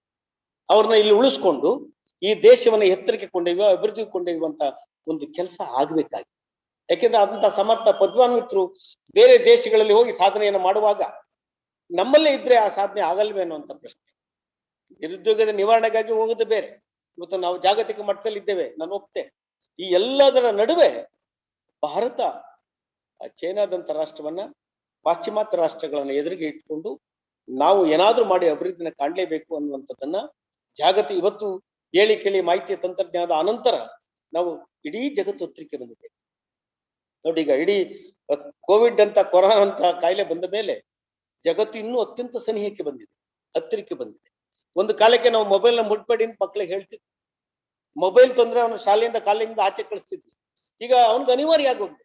ನಾವು ಸರ್ಕಾರ ವ್ಯವಸ್ಥೆ ನಿನ್ ಮೊಬೈಲ್ ತಗೊಳಪ್ಪ, ಆನ್ಲೈನ್ ಬಾಪ, ಆನ್ಲೈನ್ ಅಲ್ಲಿ ಪಾಠ ಕೇಳಪ್ಪ, ಆನ್ಲೈನ್ ಅಲ್ಲಿ ಎಲ್ಲ ನೋಡಪ್ಪ ಅನ್ನೋ ಸ್ಥಿತಿಗೆ ಬರ್ತಾ ಇದೆ. ಹಾಗಾಗಿ ಬದಲಾದ ಕಾಲಘಟ್ಟದಲ್ಲಿ ನಮ್ಮ ಎಲ್ಲ ಜ್ವಲಂತ ಸಮಸ್ಯೆಗಳನ್ನ ಪರಿಹರಿಸ್ತಾ ಈ ದೇಶದ ಅಭಿವೃದ್ಧಿನ ಕಾಣಬೇಕಾದಂತ ದೊಡ್ಡ ಸವಾಲು ನಮ್ಮ ಎದುರಿದೆ. ನಿರುದ್ಯೋಗ ಅಂತ ಸಮಸ್ಯೆಗೂ ನಾವು ಪರಿಹಾರ ಹುಡುಕಬೇಕಾಗಿದೆ, ಬಡತನಕ್ಕೂ ನಾವು ಪರಿಹಾರ ಹುಡುಕಬೇಕಾಗಿದೆ, ಆಹಾರದ ಸಮಸ್ಯೆಗೂ ನಾವು ಪರಿಹಾರ ಹುಡುಕಬೇಕಾಗಿದೆ, ಸಾಮಾಜಿಕ ಸಮಸ್ಯೆಗಳು ನಾವು ಪರಿಹಾರ ಹುಡುಕಬೇಕಾಗಿದೆ. ಬಹಳ ದೊಡ್ಡ ದುರಂತ ಈ ದೇಶದಲ್ಲಿ ಇರ್ತಕ್ಕಂಥದ್ದು ವೈವಿಧ್ಯಮಯ ಧರ್ಮಗಳು ಮತ್ತು ಸಾವಿರಾರು ಜಾತಿ. ಈ ಜಾತಿ, ಕಂದಾಚಾರ ಮತ್ತು ನಮ್ಮ ಇರ್ತಕ್ಕಂಥ ಸಾಮಾಜಿಕ ಅಂತರ ಇವುಗಳು ನಮ್ಮನ್ನ ಕಾಡ್ತಾ ಇದ್ದಾರೆ. ಅಂದ್ರೆ ಬೇರೆ ಬೇರೆ ರಾಷ್ಟ್ರಗಳಲ್ಲಿ ಸಾಮಾನ್ಯವಾಗಿ ಒಂದೇ ಧರ್ಮಕ್ಕೆ, ಸಮುದಾಯಕ್ಕೆ ಸೇರಿದ ಜನರಿರ್ತಾರೆ, ಆ ಸಮಸ್ಯೆಗಳಿಲ್ಲ. ಆದ್ರೆ ನಮ್ಮಲ್ಲಿ ಇಂಥ ಸೂಕ್ಷ್ಮ ಮತ್ತು ಬೆಲೆ ಕೊಡಲೇಬಾರ್ದು ಅನ್ನುವಂಥ ವಿಚಾರಗಳಿಗೆ ನಮ್ಮ ಕಾಲಹರಣ ಮಾಡುವಂತ ಸಂದರ್ಭ ಬಂದು ಇವತ್ತು ಜಪಾನ್ನಲ್ಲಿ ಜನ ಅತ್ಯಂತ ಕ್ರಿಯಾಶೀಲವಾಗಿ ಕೆಲಸ ಮಾಡ್ತಾರೆ, ಪಾದರಸದ ಚಟುವಟಿಕೆ ಜನರಿದ್ದಾರೆ. ತನ್ನ ವೃತ್ತಿಯನ್ನ, ತನ್ನ ಕಾಯಕವನ್ನ ಪ್ರೀತಿಸ್ತಾನೆ, ಅತ್ಯಂತ ಪ್ರೀತಿಯಿಂದ ತನ್ನ ದುಡಿಮೆಯನ್ನು ಮಾಡ್ತಾ ಹೋಗ್ತಾನೆ. ದುಡಿಮೆ ಮಾಡುವ ನಡುವೆ ಆಯಾಸ ಆದ್ರೆ ಒಂದು 10 ನಿಮಿಷ ಕೂತು ಅಲ್ಲೇ ರಿಲ್ಯಾಕ್ಸ್ ಮಾಡ್ತಾನೆ. ಅವನು ಏಕಾಗ್ರತೆಗೆ ಹೋಗ್ತಾನ. ಏಕಾಗ್ರತೆ ಹೋಗ್ತಾ ತನ್ನ ಎನರ್ಜಿಯನ್ನ ಗೇನ್ ಮಾಡ್ತಾನೆ. ಆ ಎನರ್ಜಿಯನ್ನ ಗೇನ್ ಮಾಡಿ ತನ್ನ ಕರ್ತವ್ಯವನ್ನು ಮುಂದುವರಿಸ್ತಾನೆ. ಆದ್ರೆ ಭಾರತದಲ್ಲಿ ಸೋಮಾರಿತನ ಅನ್ನುವಂಥದ್ದು, ಉಡಾಫೆ, ಬೇಜವಾಬ್ದಾರಿತನ ಬಹುಶಃ ನಮ್ಮ ಮಾನವ ಶ್ರಮವನ್ನು ಹಾಳು ಮಾಡೋದ್ರ ಜೊತೆಗೆ ಈ ದೇಶವನ್ನು ಹಿಂದಕ್ಕೆ ತರುವಂತ ಪ್ರಯತ್ನಕ್ಕೆ ಕಾರಣವಾಗಿ ನಿಂತಿದೆ. ಹಾಗಾಗಿ ಈ ನಿರುದ್ಯೋಗ, ಬಡತನ, ಹಸಿವು ಈ ಸಮಸ್ಯೆಗಳ ಜೊತೆಗೆ ನಮ್ಮ ಸೋಮಾರಿತನವನ್ನು ಹೋಗ್ಲಾಡಿಸಿ ನಾವು ಚೈನಾದವರಾಗೆ, ಜಪಾನ್ನವರಾಗೆ, ಅಮೆರಿಕದವರಾಗೆ, ಆಸ್ಟ್ರೇಲಿಯಾದವರಾಗೆ ಈ ರಾಷ್ಟ್ರವನ್ನ ಅಭಿವೃದ್ಧಿಯ ಹಾದಿಯಲ್ಲಿ ಕೊಂಡೊಯ್ಯಬೇಕಾದಂತ ಸವಾಲನ್ನ ಸ್ವೀಕಾರ ಮಾಡಬೇಕಾಗಿದೆ. ಆ ದಿಸೆಯಲ್ಲಿ ಇಂಥ ವಿಚಾರ ಸಂಕಿರಣಗಳು ಮಹತ್ವಪೂರ್ಣವಾದ ಪಾತ್ರ ವಹಿಸ್ತವೆ ನಾನು ಅನ್ಕೊಳ್ತೇನೆ. ಅದಕ್ಕೆ ಹೆಚ್ಚಾಗಿ ಬರೀ ನಮ್ಮ ಅಧ್ಯಾಪಕ ವರ್ಗವೇ ಸೇರೋದಲ್ಲ, ಸಮಾಜದ ಬೇರೆ ಬೇರೆ ಸ್ತರಗಳ ಜನರನ್ನ ಇಂಥ ರಾಷ್ಟ್ರೀಯ ವಿಚಾರ ಸಂಕಿರಣಗಳಲ್ಲಿ ಪಾಲ್ಗೊಳ್ಳುವ ಹಾಗೆ ಮಾಡಿ ಅವರ ಜವಾಬ್ದಾರಿನೂ ಹೆಚ್ಚು ಮಾಡ್ತಕ್ಕಂಥ ಕೆಲಸವನ್ನ ನಾವು ಮಾಡ್ತೀವಿ. ಅದು ರಾಜಕೀಯ ಕ್ಷೇತ್ರ ಇರಲಿ, ಸಾಮಾಜಿಕ ಕ್ಷೇತ್ರ ಇರಲಿ, ಆರ್ಥಿಕ ಕ್ಷೇತ್ರ ಇರಲಿ, ಈ ಎಲ್ಲ ಒಟ್ಟು ಸಮಾಜದ ವ್ಯವಸ್ಥೆಗಳನ್ನ ಸುಧಾರಣೆ ಮಾಡೋದ್ರ ಮೂಲಕ, ಸರಿಪಡಿಸೋದ್ರ ಮೂಲಕ ಈ ಸಾಮಾಜಿಕ ವ್ಯವಸ್ಥೆನ ಸಮರ್ಥವಾಗಿ ಕಟ್ಟುವ ಮತ್ತು ಆ ಮೂಲಕ ಅಭಿವೃದ್ಧಿಯನ್ನ ಮಾಡ್ತಕ್ಕಂಥ ಕೆಲಸಗಳ ಆಗ್ಲಿ. ಆ ದಿಸೆಯಲ್ಲಿ ಇಂಥ ವಿಚಾರ ಸಂಕಿರಣಗಳು ನಮ್ಗೆ ಮೈಲಿಗಲ್ಲಾಗಿ, ತಳಹದಿಯಾಗಿ ನಿಲ್ಲಿ, ಆ ಮೂಲಕ ನಮ್ಗೆ ಬೆಳಕು ಚೆಲ್ಲುವಂತ ಮತ್ತು ಎಚ್ಚರಿಕೆಯನ್ನು ತಂದುಕೊಡುವಂತ, ಜಾಗೃತಿಯನ್ನು ಉಂಟು ಮಾಡುವಂತ ಕೆಲಸಗಳು ಇಂಥ ಸಂಕಿರಣದ ಆಗ್ತಾ ಹೋಗ್ಲಿ. ಆ ಮೂಲಕ ನಮ್ಮ ಈ ಉನ್ನತ ಶಿಕ್ಷಣ ಮತ್ತೂ ಬಲಿಷ್ಠತೆಯನ್ನು ಪಡೆದುಕೊಳ್ಳಿ ಅಂತೆ. ಜೊತೆಗೆ ಇವತ್ತು ನಾವು ಇಡೀ ದೇಶದಲ್ಲಿ ನೂತನ ಶಿಕ್ಷಣ ನೀತಿ 35 ವರ್ಷಗಳ ಅನಂತರ ಬಂದಿದೆ, ನ್ಯೂ ಎಜುಕೇಶನ್ ಪಾಲಿಸಿ. ನಮ್ಮ ಅದರಲ್ಲೂ ಕಸ್ತೂರಿ ರಂಗನವರು ಕರ್ನಾಟಕದವರ ಅಧ್ಯಕ್ಷತೆಯಲ್ಲಿ ಆದಂತ ಒಂದು ಸಮಿತಿ ಕೊಟ್ಟಂತ ಶಿಫಾರಸು ಸ್ವಲ್ಪ ನಾವು ಒಂದು ಎಡವಟ್ಟು ಮಾಡ್ಕೊಂಡಿದ್ದೇವೆ ಅಂತ ನಾನು ಅನ್ಕೊಳ್ತೇನೆ. ಆಗಾಗ ಆತುರವಾಗಿ ಇಡೀ ದೇಶದಲ್ಲೇ ನಾವೇ ಮೊದಲು ಈ ಹೊಸ ಶಿಕ್ಷಣ ನೀತಿಯನ್ನು ಜಾರಿಗೆ ಕೊಡ್ಲಿಕ್ಕೆ ಹೋಗಿದ್ದೇವೆ. ಆದ್ರೆ ಅದಕ್ಕೆ ಅಗತ್ಯವಾಗಿ ಆಗಬೇಕಾದಂತ ಪೂರ್ವ ಸಿದ್ಧತೆಗಳು ಆಯ್ತಾ ಆ ತಾಲೀಮು ಆಯ್ತಾ ಅನ್ನುವಂಥ ಪ್ರಶ್ನೆ ನಮಗೆ. ಸಕಲ ಸಿದ್ಧತೆಯೊಡನೆ ಒಂದು ಯೋಜನೆಯನ್ನ ಜಾರಿಗೆ ಕೊಡುವಂತ ಪ್ರಯತ್ನವನ್ನ ಮಾಡಿದಾಗ ಅದು ಎಲ್ಲ ರೀತಿಯ ಯಶಸ್ಸನ್ನು ಕಾಣುವಂಥದ್ದು ಸರಿ. ಅದೇ ಸಿದ್ಧತೆಗಳ ತೊಂದರೆಯ ನಡುವೆ, ಅಭಾವದ ನಡುವೆ, ಕೊರತೆಯ ನಡುವೆ ಒಂದು ಹೊಸ ಶಿಕ್ಷಣ ನೀತಿಯನ್ನ ಜಾರಿಗೆ ಕೊಡುವಂತ ಪ್ರಯತ್ನವನ್ನ ನಮ್ಮ ರಾಜ್ಯ ಸರ್ಕಾರ ಕೈಗೊಂಡ್ಬಿಟ್ಟಿದೆ. ಅನಿವಾರ್ಯವಾಗಿ ನಾವು ಒಪ್ಕೊಳ್ಬೇಕಾಗಿದೆ, ಆ ವ್ಯವಸ್ಥೆಗೆ ಒಪ್ಕೊಳ್ಬೇಕಾಗಿದೆ. ಆ ಪ್ರಕಾರ ಈಗ ನಾವು ಮಗು 1ನೇ ತರಗತಿಯ ಬದಲು 3 ವರ್ಷ ಮುಂಚೆ ಶಾಲೆಗೆ ಸೇರ್ಬೇಕಾಗಿದೆ. ಅವನು LKG UKG ಮುಂತು ಪೂರ್ವ ಪ್ರಾಥಮಿಕ ಶಿಕ್ಷಣ 1 ವರ್ಷ, ಒಟ್ಟು 3 ವರ್ಷ ಓದ್ಬೇಕಾಗಿದೆ. ಆಮೇಲೆ 1ನೇ ತರಗತಿಗೆ ಬರ್ತಾನೆ. ಮತ್ ಪದವಿಗಳಲ್ಲಿ ಈಗ ಬದಲಾದ ವ್ಯವಸ್ಥೆ ಕಾಲಘಟ್ಟದಲ್ಲಿ 3 ವರ್ಷದ ಬದಲು 4 ವರ್ಷದ ಶಿಕ್ಷಣಕ್ಕೆ ಅವನು ತಯಾರಾಗಬೇಕಾಗಿದೆ. ಅಫ್ಕೋರ್ಸ್ 1ನೇ ವರ್ಷಕ್ಕೂ ಸರ್ಟಿಫಿಕೇಟ್ ಕೊಡ್ತಾರೆ, 2ನೇ ವರ್ಷಕ್ಕೂ ಕೊಡ್ತಾರೆ, ಡಿಪ್ಲೊಮಾ ಅಂತಾರೆ, 3ನೇ ವರ್ಷಕ್ಕೆ ಡಿಗ್ರಿ ಕೊಡ್ತಾರೆ, 4ನೇ ವರ್ಷ ಹೋದ್ರೆ ಆನರ್ಸ್ ಅಂತಾರೆ. ಆಮೇಲೆ PGಗೆ ಸ್ನಾತಕೋತ್ತರ ಪದವಿ 1 ವರ್ಷ ಉಳಿತದೆ. ಆದ್ರೆ ಇಷ್ಟೆಲ್ಲ ಬದಲಾವಣೆಗಳಾಗುವಾಗ ಆ ಕಾಲೇಜಿನಲ್ಲಿ ಕಟ್ಟಡ ಇದೆಯಾ? ಆ ಕಾಲೇಜಿನಲ್ಲಿ ಸಮರ್ಥ ಅಧ್ಯಾಪಕರಿದ್ದಾರಾ? ಆ ಕಾಲೇಜಿನ ಅಧ್ಯಾಪಕ ಕಾಯಂ ಆಗಿದ್ದಾರಾ? ಜವಾಬ್ದಾರಿನ ಹೊರಬಲ್ರ? ಮತ್ತೆ ಈ ಬದಲಾವಣೆಗೆ ಬೇಕಾದಂತ ವಿಷಯಗಳು, ಯಾರು ಯಾವ ವಿಷಯಗಳನ್ನು ಬೇಕಾದ್ರೂ ಆಯ್ಕೆ ಮಾಡ್ಕೊಳ್ಬಹುದು. ಹೊಸ ವಿಷಯಗಳ ಜೋಡಣೆ ಆಗಿದೆ. ಅದಕ್ಕೆ ಸಿಲೆಬಸ್ ಕರಿಕ್ಯುಲಮ್ ಆಯ್ತಾ? ಈ ಎಲ್ಲ ಸಿದ್ಧತೆಗಳಿಗೆ ವರ್ಷಗಟ್ಟಲೆ ಬೇಕು. ವಿಷಯ ತಜ್ಞರನ್ನ ಸೇರಿಸಿ ಹೊಸ ಹೊಸ ವಿಷಯಗಳನ್ನ, ಹೊಸ ಹೊಸ ಸಿಲೆಬಸ್ಗಳನ್ನ ಜೋಡಣೆ ಮಾಡಬೇಕು. ಅದಕ್ಕೆ ದೊಡ್ಡ ತಯಾರಿ ಆಗ್ಬೇಕು. ಈ ಎಲ್ಲ ತಯಾರಿ ಇಲ್ಲದೆ ಇವತ್ತು ನಾವು ಹೊಸ ಶಿಕ್ಷಣ ನೀತಿಗೂ ಕೂಡ ಸಜ್ಜಾಗಬೇಕಾಗಿದೆ. ಆ ಸವಾಲನ್ನು ಸ್ವೀಕಾರ ಮಾಡಬೇಕಾಗಿದೆ. ಹಾಗಾಗಿ ಅಂತ ಸವಾಲುಗಳ ಸ್ವೀಕಾರದ ನಡುವೆ ಈ ದೇಶದ ಅಭಿವೃದ್ಧಿಯನ್ನ ಜಾಗತಿಕ ಮಟ್ಟದಲ್ಲಿ ಚರ್ಚೆ ಮಾಡ್ತಾ ಏನಾದ್ರೂ ಮಾಡಿ ಭಾರತವನ್ನ ಅಭಿವೃದ್ಧಿ ದಿಶೆಯಲ್ಲಿ, ಈ ಅಭಿವೃದ್ಧಿಶೀಲ ರಾಷ್ಟ್ರವನ್ನ ಕೊಂಡೊಯ್ಯುವಂತ ಕೆಲಸವನ್ನ, ಯಾಕೆಂದ್ರೆ ಸ್ವಾತಂತ್ರ್ಯ ಬಂದು 75 ವರ್ಷಗಳಾದ್ರೂ ಇನ್ನೂ ಜ್ವಲಂತ ಸಮಸ್ಯೆಗಳು ನಮ್ಮನ್ನು ಕಾಡ್ತಾ ಇದ್ದೇವೆ ಅಂತ ಹೇಳಿದಾಗ, ಆ ಸಮಸ್ಯೆಗಳಿಗೆ ಪರಿಹಾರ ನಾವು ಇನ್ನೂ ಕಂಡುಕೊಳ್ಳಕ್ ಸಾಧ್ಯ ಆಗ್ಲಿಲ್ಲ ಅಂದಾಗ ನಾವು ನಿಜಕ್ಕೂ ಸೋತಿದ್ದೇವೆ ಅನ್ನೋದನ್ನು ಒಪ್ಕೊಳ್ಬೇಕಾಗ್ತದೆ. ಯಾಕೆಂದ್ರೆ ಇವತ್ತು ನಾನು ಮೊನ್ನೆ ಸದನದಲ್ಲೂ ಹೇಳ್ತಾ ಇದ್ದೆ, ಮಾತಾಡ್ತಾ ಇದ್ದೆ, ನಮ್ಮ ಶಿಕ್ಷಕರನ್ನು ನಮ್ಮ ಉನ್ನತ ಶಿಕ್ಷಣ ಸಚಿವ ಜೊತೆಲೂ ಕೂಡ ಮಾತಾಡ್ತಾ ಇದ್ದೆ. 14,500 ಜನ ಅತಿಥಿ ಉಪನ್ಯಾಸಕರು ಇಟ್ಕೊಂಡಿದೆ. ಕಾಯಂ ಉಪನ್ಯಾಸಕರ ಸಂಖ್ಯೆಗಿಂತ ಅತಿಥಿ ಉಪನ್ಯಾಸಕರ ಸಂಖ್ಯೆ ದೊಡ್ಡದಿದೆ. ಅವ್ರಿಗೆ ನೀವು ಸೆಕ್ಯೂರಿಟಿನೇ ಕೊಟ್ಟಿಲ್ಲ, ಸೇವಾ ಭದ್ರತೆನೇ ಇಲ್ಲ. ಸೇವಾ ಭದ್ರತೆ ಕೊಡಿದರೆ ಹೊಸ ಶಿಕ್ಷಣ ನೀತಿಯ ಜಾರಿಯಲ್ಲಿ ಅವರ ಇನ್ವಾಲ್ವ್ಮೆಂಟ್ ನೀವು ಎಷ್ಟು ಮಟ್ಟಿಗೆ ನಿರೀಕ್ಷೆ ಮಾಡ್ತೀರಿ? ಹೇಗ್ ಸಾಧ್ಯ ಆಗುತ್ತೆ ಅದು? ಎಲ್ಲ ಫ್ಯಾಕಲ್ಟಿಗಳನ್ನ, ಎಲ್ಲ ವಿಷಯಗಳಿಗೆ ಸಂಬಂಧಪಟ್ಟಂತೆ ಈ ಫುಲ್ ಫ್ಲೆಜ್ಡ್ ಫ್ಯಾಕಲ್ಟಿ ಕೊಡದೆ ಮತ್ತು ಸಮರ್ಥ ಪರಿಣಿತ ಅಧ್ಯಾಪಕ ವರ್ಗವನ್ನು ಕೊಡದೆ ಈ ಹೊಸ ಶಿಕ್ಷಣ ನೀತಿಯ ಜಾರಿಯ ಯಶಸ್ಸು ಹೇಗ್ ಸಾಧ್ಯ ಆಗುತ್ತೆ? ಹಾಗಾಗಿ ಇಂಥ ಜ್ವಲಂತ ಸಮಸ್ಯೆಗಳ ನಡುವೆ ಒಂದು ಕಡೆ ದೇಶದ ಅಭಿವೃದ್ಧಿನೂ ಕಾಣಬೇಕಾಗಿದೆ, ಮತ್ತೊಂದು ಕಡೆ ಹೊಸ ಶಿಕ್ಷಣ ನೀತಿಯ ಅನುಷ್ಠಾನದಂತ ಸವಾಲನ್ನು ಸ್ವೀಕಾರ ಮಾಡಬೇಕು. ಬಹುಶಃ ಇವತ್ತು ನಮ್ಮ ಕಾಲೇಜು, ನನ್ನೂರಿನ ಈ ಪ್ರಥಮ ದರ್ಜೆ ಕಾಲೇಜು, ಬೋರೇಗೌಡರು ಮತ್ತೆ ಇಡೀ ಅಧ್ಯಾಪಕ ತಂಡದ ನೇತೃತ್ವದಲ್ಲಿ ಒಂದು ಅತ್ಯಂತ ಉಪಯುಕ್ತವಾದಂತ ಈ ಸುಸ್ಥಿರ ಅಭಿವೃದ್ಧಿಯ ವಿಚಾರದ ಬಗೆಗೆ ರಾಷ್ಟ್ರ ಮಟ್ಟದ ವಿಚಾರ ಸಂಕಿರಣವನ್ನು ನಡೆಸ್ತಾ ಇರ್ತಕ್ಕಂಥದ್ದು ನನಗೆ ಹೆಮ್ಮೆ ತಂದಿದೆ. ಅದು ಯಶಸ್ಸನ್ನ ಕಂಡಿದೆ ಅಂತ ನಾನು ಅನ್ಕೊಳ್ತೇನೆ. ಇನ್ನೂ ಒಂದು ಸೆಷನ್ ನಡಿಬೇಕಾಗಿದೆ, ಅದು ಟೆಕ್ನಿಕಲ್ ಸೆಷನ್ ಮುಂದುವರಿ. ಇಂಥ ಕೆಲಸಗಳು ಚೆನ್ನಾಗಿ ಆಗ್ಲಿ, ನಿಮ್ಮ ಒಟ್ಟಿಗೆ ಇರ್ತಾನೆ. ನಿಮ್ಮ ಅಭಿವೃದ್ಧಿಯ ಒಟ್ಟಿಗೆ ನಾವೆಲ್ಲ ಜವಾಬ್ದಾರಿ ಹೊತ್ಕೊಂಡು ಕೆಲಸ ಮಾಡ್ಲಿಕ್ಕೆ ತಯಾರಿದ್ದೇವೆ. ನಮ್ಮಂತವರನ್ನ ಮತ್ತು ಎಲ್ಲರನ್ನ ಕಣ್ಣು ತೆರೆಸುವ, ಜಾಗೃತಿಗೊಳಿಸುವಂತ ಕೆಲಸ ನಿರಂತರವಾಗಿ ಇಂಥ ಪ್ರಯತ್ನಗಳ ಮೂಲಕ ಆಗ್ಲಿ ಅಂತ ಹೇಳಿ ಆಶಿಸ್ತಾ, ನನ್ನಂದ ಪ್ರೀತಿ ಅಂತ ಕರೆದು ಇಂಥ ಕಾರ್ಯಕ್ರಮದಲ್ಲಿ ಅತಿಥಿಯಾಗಿ ಪಾಲ್ಗೊಳ್ಳಿಕ್ಕೆ ಅವಕಾಶ ಮಾಡಿಕೊಟ್ಟಂತ ಸಮಸ್ತರಿಗೂ ಹೊಂದಿಸಿ ಮತ್ತು ಆನ್ಲೈನ್ ಮೂಲಕ ಈ ಎಲ್ಲ ಮಾತುಗಳನ್ನ ಕೇಳಿಸ್ಕೊಂಡಂತ ಎಲ್ಲ ಭಾಗಿದಾರರಿಗೆ, ಯಾರೆಲ್ಲ ಭಾಗವಹಿಸಿದ್ರು ಅವರೆಲ್ಲರಿಗೂ ವಂದನೆಗಳು ಹೇಳಿ ನನ್ನ ಮಾತುಗಳನ್ನು ಮುಗಿಸ್ತೇನೆ. ಜೈ ಹಿಂದ್ ಕರ್ನಾಟಕ. ನಮಸ್ಕಾರ. Thank you, sir. Being politician yourself, you have highlighted how the role of money and muscle power in politics has deprived. I am not a politician, madam. I was principal. Has deprived intellectuals and the prompt candidate to be in politics. And you also highlighted the need for citizens to be vigilant, and also how citizens have to work towards the developmental path of the country, and how it is very essential to have infrastructure before implementing new education policy. Sir, so now we will move on to the valedictory address. So we have valedictory address by Dr. M. Ramakrishna. So this will be online.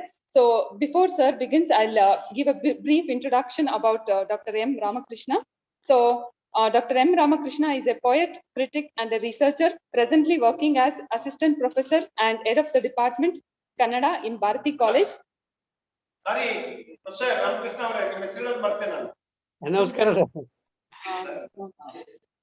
He has got nearly 34 years of teaching experience. He has pursued his bachelor's degree from Maharaja College in Mysore, master's degree from University of Mysore, an MPhil degree from Dharwad University, and PhD from University of Mysore.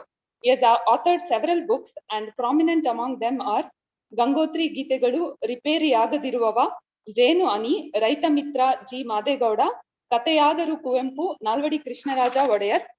In addition to this, he has presented several papers in national and international seminars and conferences.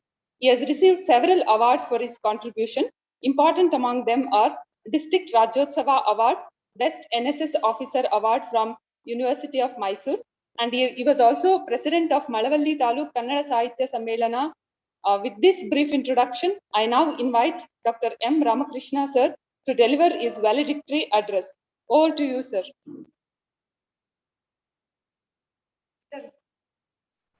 ಎಲ್ಲರಿಗೂ ನಮಸ್ಕಾರ. ನನ್ನ ಮಾತು ಕೇಳಿಸ್ತಾ ಇದೆ ಅಂತೇಳಿ ನಾನು ಭಾವಿಸ್ತೇನೆ. ಮಾತಾಡ್ಬೋದಲ್ಲ? ಸರ್ ಮಾತಾಡಿ. Thank you. ಕೊಪ್ಪದ ಪ್ರಥಮ ದರ್ಜೆ ಕಾಲೇಜು ರಾಷ್ಟ್ರಮಟ್ಟದ ಒಂದು ವೆಬಿನಾರ್ ಅನ್ನ ಈ ದಿವಸ ಮಾಡ್ತಾ ಇರುವಂತದ್ದು ನಿಜಕ್ಕೂ ಕೂಡ ಶ್ಲಾಘನೀಯವಾದಂತಹ ಸಂಗತಿಯಾಗಿದೆ. ಇಂಥದ್ದೊಂದು ವೆಬಿನಾರ್ ಅನ್ನ ಹಮ್ಮಿಕೊಂಡಿರುವಂತಹ ಕಾಲೇಜಿನ ಪ್ರಾಂಶುಪಾಲರಾದಂತಹ ಶ್ರೀ SB ಬೋರೇಗೌಡರಿಗೆ ಮತ್ತು ಕಾಲೇಜಿನ ಎಲ್ಲ ಸಿಬ್ಬಂದಿ ವರ್ಗದವರಿಗೆ ನಾನು ಮೊದಲಿಗೆ ಹೃತ್ಪೂರ್ವಕವಾದಂತಹ ಧನ್ಯವಾದಗಳನ್ನ ಅರ್ಪಿಸ್ತಾ ಇದ್ದೀನಿ. ಈ ವೆಬಿನಾರ್ನ ಅಂತಿಮ ಘಟ್ಟಕ್ಕೆ ಬಂದಿದ್ದೇವೆ. ಇವತ್ತಿನ ಈ ಸಮಾರೋಪ ಸಮಾರಂಭದ ಮುಖ್ಯ ಅತಿಥಿಗಳಾಗಿ ಈಗಾಗಲೇ ಮಾತನಾಡಿದಂತಹ ಶಿಕ್ಷಣ ತಜ್ಞರಾದ ನಮ್ಮೆಲ್ಲರ ಮಾರ್ಗದರ್ಶಕರಾದಂತಹ ಶ್ರೀ KT ಶ್ರೀಕಂಠೇಗೌಡ ಅವರೇ, ಮುಖ್ಯ ಅತಿಥಿಗಳಾದಂತಹ ಶ್ರೀ ಮತ್ಯಪ್ಪೇಗೌಡ ಅವರೇ, ಶ್ರೀ N. ಅಪ್ಪಾಜಿ ಗೌಡ ಅವರೇ ಮತ್ತು ಪ್ರೊಫೆಸರ್ KC ವೀರಭದ್ರಯ್ಯ ಅವರೇ, ಇವತ್ತು ನಾವು ಒಂದು ದಿವಸಗಳ ಕಾಲ ಸುಮಾರು 7-8 ಜನ ಈ ಆರ್ಥಿಕ ವಿದ್ವಾಂಸರುಗಳು, ಅಧ್ಯಾಪಕರುಗಳು ಚರ್ಚೆ ಮಾಡಿರುವಂತಹ ವಿಷಯ ಇದೆಯಲ್ಲ, ಸುಸ್ಥಿರ ಅಭಿವೃದ್ಧಿಗೆ ಇರುವಂತಹ ಸಮಸ್ಯೆಗಳು ಮತ್ತು ಸವಾಲುಗಳು. ಈ ವಿಷಯದ ಬಗ್ಗೆ ಸಾಹಿತ್ಯ ಕ್ಷೇತ್ರದಲ್ಲಿ ಕೆಲಸ ಮಾಡ್ತಾ ಇರುವಂತಹ ನಾನು ನನ್ನ ಕೆಲವು ಆಲೋಚನೆಗಳನ್ನ ನಿಮ್ಮ ಮುಂದೆ ಇಡೋದಕ್ಕೆ ಇಷ್ಟಪಡ್ತೇನೆ. ಸ್ನೇಹಿತರೆ, ಇಲ್ಲಿ ಬಹಳ ಮುಖ್ಯವಾದಂತಹ ಒಂದು ಪದ ಅಭಿವೃದ್ಧಿ ಅನ್ನುವಂಥದ್ದು, ಸುಸ್ಥಿರ ಅಭಿವೃದ್ಧಿ. ನಾನು ಅಭಿವೃದ್ಧಿಯನ್ನ ಮೊದಲಿಗೆ ತಗೊಳ್ತೇನೆ. ಅಭಿವೃದ್ಧಿ ಮತ್ತು ಬೆಳವಣಿಗೆ ಯಾರಿಗೆ ಬೇಡ? ಇಡೀ ಜಗತ್ತು ಈಗ ಅಭಿವೃದ್ಧಿಯನ್ನ ಬಯಸ್ತಾ ಇದೆ ಮತ್ತು ಬೆಳವಣಿಗೆ ಕಡೆಗೆ ದಾಪುಗಾಲಿನಲ್ಲಿ ಸಾಕ್ತಾ ಇದೆ. ಒಂದು ಉದಾಹರಣೆಯನ್ನ ತಗೊಳ್ಳೋಣ. ಮಗು ಹುಟ್ಟೋದು, ಕಣ್ಣು ಬಿಡೋದು ಮೊದಲ ಬೆಳವಣಿಗೆ. ಮಗು ಹುಟ್ಟಿದ ತಕ್ಷಣ ಕಣ್ಣು ಬಿಡುತ್ತೆ, ಕೈಕಾಲು ಆಡಿಸುತ್ತೆ, ಅದು ಒಂದು ಬೆಳವಣಿಗೆ. ಅಳುತ್ತೆ, ಅದು ಬಹಳ ಮುಖ್ಯವಾದ ಬೆಳವಣಿಗೆ. ಒಂದ್ ವೇಳೆ ಮಗು ಅಳಲಿಲ್ಲ ಅಂತಂದ್ರೆ ನರ್ಸ್ ಏನ್ ಮಾಡ್ತಾರೆ ನಿಮ್ಗೆಲ್ಲ ಗೊತ್ತಿದೆ. ತನ್ನ 2 ಬೆರಳುಗಳಿಂದ ಆ ಮಗುವಿನ ಕಾಲನ್ನ ಹಿಡಿದು ಅದನ್ನು ತಲೆಗೆಳಗಾಗಿ ನೇತಾಕಿ ಅದರ ಬೆನ್ನಿನ ಮೇಲೆ ಆಕೆ ಬಡಿಯುವುದರ ಮೂಲಕ ಆ ಮಗು ಅಳುವ ಹಾಗೆ ಮಾಡ್ತಾಳೆ. ಅಂದರೆ ಈ ಮಗುವಿನ ಬೆಳವಣಿಗೆ ಇದೆಯಲ್ಲ, ಇದು ವ್ಯಕ್ತಿಯ ಬೆಳವಣಿಗೆಯನ್ನ, ಸಮಾಜದ ಬೆಳವಣಿಗೆಯನ್ನ, ದೇಶದ ಬೆಳವಣಿಗೆಯನ್ನ ಒಂದು ರೀತಿಯಲ್ಲಿ ಸಾಂಕೇತಿಕವಾಗಿ ಅದನ್ನ ನಾವು ಅನ್ವಯಿಸ್ಕೊಳ್ತಾ ಹೋಗ್ಬೋದು. ಮಗು ಬೆಳೀತಾ ಹೋದಾಗೆ ತಾಯಿ ಎದೆ ಹಾಲನ್ನ ಕುಡಿಯುತ್ತೆ, ಆಮೇಲೆ ಒಂದೊಂದಾಗಿ ತುಂಬಾ ಸಾಫ್ಟ್ ಆಗಿರುವಂತ ಆಹಾರವನ್ನ ಅದು ನೆಕ್ಕತ್ತೆ, ಆಮೇಲೆ ಕುಡಿಯೋದು, ನೆಕ್ಕೋದು, ತಿನ್ನೋದು, ಇವೆಲ್ಲ ಈ ಬೆಳವಣಿಗೆಯ ವಿವಿಧ ಹಂತಗಳು. ಒಂದು ವೇಳೆ ಆ ಮಗುವಿಗೆ ಸರಿಯಾದ ಸಮತೋಲನವಾದ ಪೌಷ್ಟಿಕವಾದ ಆಹಾರ ಸಿಗ್ಲಿಲ್ಲ ಅಂತ ಇಟ್ಕೊಳ್ಳೋಣ, ಏನಾಗತ್ತೆ? ನಿಮಗೆ ಗೊತ್ತು, ಕನ್ನಡದ ಒಳಗಡೆನಲ್ಲಿ ಒಂದು ನುಡಿಗಟ್ಟನ್ನ, ಗಾದೆ ಮಾತನ್ನ ಬಳಸ್ತಾರೆ, ಕೈಕಾಲ್ ಸಣ್ಣ ಹೊಟ್ಟೆ ಡುಬ್ಬಣ್ಣ ಅಂತ ಹೇಳಿ. ಮಗುವಿಗೆ ಸರಿಯಾದ ಪೌಷ್ಟಿಕವಾದ ಆಹಾರ ಸಿಗ್ಲಿಲ್ಲ ಅಂದ್ರೆ ಕೈ ಕಾಲುಗಳು ಸಣ್ಣ ಆಗತ್ತೆ, ಹೊಟ್ಟೆ ದಪ್ಪ ಆಗತ್ತೆ. ಇದರ ಇನ್ನೊಂದು ಅತಿಯನ್ನ ನೋಡೋಣ, ಎಕ್ಸ್ಟ್ರೀಮ್ ಎಂಡ್. ಅತಿಯಾದ ಆಹಾರ, ಅತಿಯಾದ ಪೌಷ್ಟಿಕವಾದದ್ದು ಸಿಕ್ಕಿದ್ರೆ ಏನಾಗುತ್ತೆ? ಕೈ, ಕಾಲು, ಹೊಟ್ಟೆ ಎಲ್ಲ ಕೂಡ ದಪ್ಪ ಆಗುತ್ತೆ. ತುಂಬಾ ಜನ ಆ ಥರದವರು ಇವತ್ತು ಇದ್ದಾರೆ. ಈಗ ಪೌಷ್ಟಿಕ ಆಹಾರ ಸಿಗದೆ ಇರುವಂತದ್ದನ್ನ ಒಂದು ದೇಶಕ್ಕೂ, ಪೌಷ್ಟಿಕ ಆಹಾರದ ಅತಿಯಾದ ಪರಿಣಾಮವಾಗಿ ಆ ದೇಶದ ಜನ ಅನುಭವಿಸ್ತಾ ಇರುವಂತಹ ಆ ಯಾತನೆಯನ್ನ ಇನ್ನೊಂದು ಮುಂದುವರೆದ ದೇಶಕ್ಕೂ ಬೇಕಾದ್ರೆ ನಾವು ಹೋಲಿಕೆಯಾಗಿ ತಗೊಳ್ಬಹುದು. ಅಪೌಷ್ಟಿಕತೆ ಇದ್ರೂ ನಡೆಯೋದಕ್ಕಾಗೋದಿಲ್ಲ, ಓಡೋದಕ್ಕಾಗೋದಿಲ್ಲ, ದುಡಿಯೋದಕ್ಕಾಗೋದಿಲ್ಲ. ಅತಿ ಪೌಷ್ಟಿಕತೆ ಇದ್ರೂ ಕೂಡ ಈ ನಡೆಯೋದು, ಓಡೋದು, ದುಡಿಯೋದು ಅದು ಸಾಧ್ಯ ಆಗೋದಿಲ್ಲ ಅಂತ. ಹೀಗಾಗಿ ಒಂದು ಸಮತೂಕದ ಬೆಳವಣಿಗೆ ನಮಗೆ ಅಗತ್ಯ ಇದೆ ಅಂತ. ಅದು ವ್ಯಕ್ತಿಗಾಗಿರ್ಲಿ, ದೇಶಕ್ಕಾಗಿರ್ಲಿ, ಒಂದು ಸಮತೂಕದ ಬೆಳವಣಿಗೆ ಬೇಕಾಗಿದೆ ಅಂತ. ಈ ಸಮತೋಲನದ ಬೆಳವಣಿಗೆ ಹೇಗಿರ್ಬೇಕು, ಅದಕ್ಕೊಂದು ಮಾದರಿ ಉಂಟಾ ಅಂತ ಕೇಳಿದ್ರೆ ನನಗನ್ಸೋದು ಹೌದು. ನಮ್ಮಲ್ಲಿ ಶಿವ ಅನ್ನುವ ದೇವರಿದ್ದಾನಲ್ಲ, ಆ ದೇವರು ಈ ಸಮತೂಕದ ಬೆಳವಣಿಗೆಗೆ ಒಂದು ಮಾದರಿ ಅಂತ. ನಟರಾಜ ಅಂತ ಹೇಳಿ ಒಂದು ಹೆಸರನ್ನು ಶಿವನಿಗೆ ನಾವು ಕೊಡ್ತೀವಿ. ನೀವು ನಟರಾಜನ ಭಂಗಿಯನ್ನ, ಆತನ ವಿಗ್ರಹವನ್ನೆಲ್ಲ ನೋಡಿದ್ದೀರಾ. ಅದ್ರೊಳಗಡೆನಲ್ಲಿ ಕೈ, ಕಾಲು, ಎದೆ, ಹೊಟ್ಟೆ ಎಲ್ಲವೂ ಕೂಡ ಎಷ್ಟು ಸಮ ಪ್ರಮಾಣದಲ್ಲಿದೆ ಅಂದ್ರೆ, ಎಷ್ಟು ಸೌಷ್ಠವವಾಗಿದೆ ಅಂತಂದ್ರೆ ನೋಡ್ತಾ ಇದ್ರೆ ನೋಡ್ತಾನೆ ಇರಬೇಕು ಅಂತ ಅನ್ನಿಸ್ತದೆ. ಶಿವ ಇಲ್ಲಿ ಸಮತೂಕದ ಬೆಳವಣಿಗೆಗೆ ಒಂದು ಸಿಂಬಲ್ ಆದ್ರೆ, ಆತನ ಮಗ ಗಣಪತಿ ಇದಾನಲ್ಲ, ಆತ ಅಸಮತೋಲಕ್ಕೆ ಮತ್ತೊಂದು ಉದಾಹರಣೆಯಾಗಿರೋದನ್ನ ನಾವು ಕಾಣ್ತಾ ಹೋಗ್ತೀವಿ. ಈ ಗಣಪತಿಯನ್ನ ನೀವು ಗಮನಿಸಿ, ಅವನಿಗೆ ಹೊಟ್ಟೆ ತುಂಬಾ ದಪ್ಪ, ಲಂಬೋದರ ಅಂತ ಕರೀತಾರೆ. ಆಮೇಲೆ ಏಕದಂತ, ಒಂದು ದಂತ ಮುರಿದೋಗಿದೆ, ಒಂದು ಚೆನ್ನಾಗಿದೆ. ಅದಾದ್ಮೇಲೆ ಗಜವದನ, ಮನುಷ್ಯ ದೇಹ ಇದೆ, ಮುಖ ಮಾತ್ರ ಆನೆ ಮುಖ ಇದೆ. ಆಮೇಲೆ ಅಷ್ಟು ದೊಡ್ಡ ವ್ಯಕ್ತಿಗೆ ಮೂಷಕ ವಾಹನ ಅಂತ, ಇಲಿಮರಿಯನ್ನ, ಚಿಕ್ಕದೊಂದು ಇಲಿಯನ್ನ ಅವನ ವಾಹನವನ್ನಾಗಿ ಮಾಡಿದ್ದಾರೆ. ಈ ಎರಡೂ ದೇವತೆಗಳು ನನ್ನ ಇವತ್ತಿನ ಈ ಎಕನಾಮಿಕ್ಸಿನ ಒಂದು ಕಾನ್ಸೆಪ್ಟ್ ಇದೆಯಲ್ಲ, ಆ ಕಾನ್ಸೆಪ್ಟ್ಗೆ ಒಂದು ರೀತಿಯಲ್ಲಿ ಸಂಕೇತವಾಗಿ ಇದ್ದಾರೆ ಅಂತ. ಸಮತೋಲನ ಅಂದ್ರೆ ಅದು ನಟರಾಜನ ಕಲ್ಪನೆ, ಅಸಮತೋಲನ ಅಂದ್ರೆ ಅದು ಗಣಪತಿಯ ಕಲ್ಪನೆ ಆಗುತ್ತೆ. ಶಿವನ ಒಂದು ರೂಪಕವನ್ನ ನಾನು ಸ್ವಲ್ಪ ಮುಂದುವರಿಸ್ತೀನಿ. ಹಾಗೇನೆ ಸುಸ್ಥಿರ ಅಭಿವೃದ್ಧಿಯ ಲಕ್ಷಣಗಳೆಲ್ಲ ಶಿವನಲ್ಲಿ ಇವೆ ಅಂತ. ನಿಮಗೀಗ ನೀವೆಲ್ಲ ಎಕನಾಮಿಕ್ಸ್ ಅಧ್ಯಯನ ಮಾಡಿರೋದ್ರಿಂದ ನಿಮಗೆ ಸುಸ್ಥಿರ ಅಂದ್ರೇನು, ಅಭಿವೃದ್ಧಿ ಅಂದ್ರೇನು ಅದನ್ನ ನಾನು ಹೇಳ್ಕೊಡ್ಬೇಕಾದ ಅಗತ್ಯ ಇಲ್ಲ. ಆದ್ರೆ ನಂಗೆ ಶಿವನಲ್ಲಿ ಸುಸ್ಥಿರ ಅಭಿವೃದ್ಧಿ ಕಾಣ್ತಾ ಇದೆ. ಹೇಗೆ ಅನ್ನೋದನ್ನ ಗಮನಿಸಿ. ಶಿವ ಚರ್ಮಾಂಬರ. ಚರ್ಮಾಂಬರ ಅಂದ್ರೆ ಚರ್ಮವನ್ನೇ ಅಂಬರವನ್ನಾಗಿ ತೊಟ್ಟುಕೊಂಡವನು. ಆ ಬಟ್ಟೆ ಕೂಡ ಅದ್ರಲ್ಲಿ ಅತಿಯಾದದ್ದು ಯಾವುದೂ ಇಲ್ಲ. ನೀವು ಬೇರೆ ದೇವತೆಗಳನ್ನು, ಶಿವನನ್ನು ಹೋಲಿಕೆ ಮಾಡಿ ನೋಡಿದ್ರೆ ನಿಮಗದು ಗೊತ್ತಾಗತ್ತೆ. ಶಿವನಲ್ಲಿ ಒಂದು ಬಟ್ಟೆ ಮಾತ್ರ ಇದೆ. ಆ ಬಟ್ಟೆಯೂ ಕೂಡ ಚರ್ಮ ಅಂಬರವಾಗಿರೋದನ್ನ, ಅಥವಾ ಲೋಕಲ್ ಅಂತ ನೀವೇನ್ ಕರಿತೀವೋ ಅದನ್ನ ಹೇಳ್ಕೋಬಹುದು. ಅವನು ವಾಸ ಎಲ್ಲಿದೆ ಅಂದ್ರೆ ಬಂಗಲೆಯಲ್ಲ, ದೊಡ್ಡ ದೊಡ್ಡ ಬಿಲ್ಡಿಂಗ್ಗಳಲ್ಲ, ಅವನು ಸ್ಮಶಾನದಲ್ಲಿ ಅವನು ವಾಸ ಮಾಡ್ತಾ ಇದ್ದಾನೆ ಅಂತ. ಆಮೇಲೆ ಅವನ ವಾಹನ ಯಾವುದು ಅನ್ನುವಂಥದ್ದು, ಸ್ಕೂಟ್ರು, ಕಾರು, ಪೆಟ್ರೋಲ್ ಇವಿಗೆ ಯಾವುದನ್ನು ಕೂಡ ಅವಲಂಬಿಸದೆ ಇರುವಂಥದ್ದು. ಅರ್ಥಾತ್ ಪರಿಸರಕ್ಕೆ ನಾಶವನ್ನೇ ಮಾಡದೇ ಇರುವಂತಹ, ತೊಂದರೆಯನ್ನ ಕೊಡದೇ ಇರುವಂತಹ ಎತ್ತು ಶಿವನ ವಾಹನವಾಗಿರೋದನ್ನ ನಾವು ಕಾಣ್ತೀವಿ. ಇನ್ನು ಅವನ ಜೊತೆನಲ್ಲಿ ಇರುವಂತಹ ಸ್ನೇಹಿತರು ಯಾರ್ಯಾರು ಅಂತಂದ್ರೆ, ನೀರಿನ ಜೊತೆಯಲ್ಲಿ ಗಂಗೆಯನ್ನ ಇಟ್ಕೊಂಡಿದ್ದಾನೆ. ಆಮೇಲೆ ಅವನ ಹಣೆಯಲ್ಲಿ ಕಣ್ಣು ಬೆಂಕಿಯನ್ನ ಇಟ್ಕೊಂಡಿದ್ದಾನೆ. ಮುಡಿನಲ್ಲಿ ಚಂದ್ರನನ್ನ ಧರಿಸಿದ್ದಾನೆ. ಹಾವುಗಳನ್ನೇ ಆಭರಣವಾಗಿ ಇಟ್ಕೊಂಡಿದ್ದಾನೆ.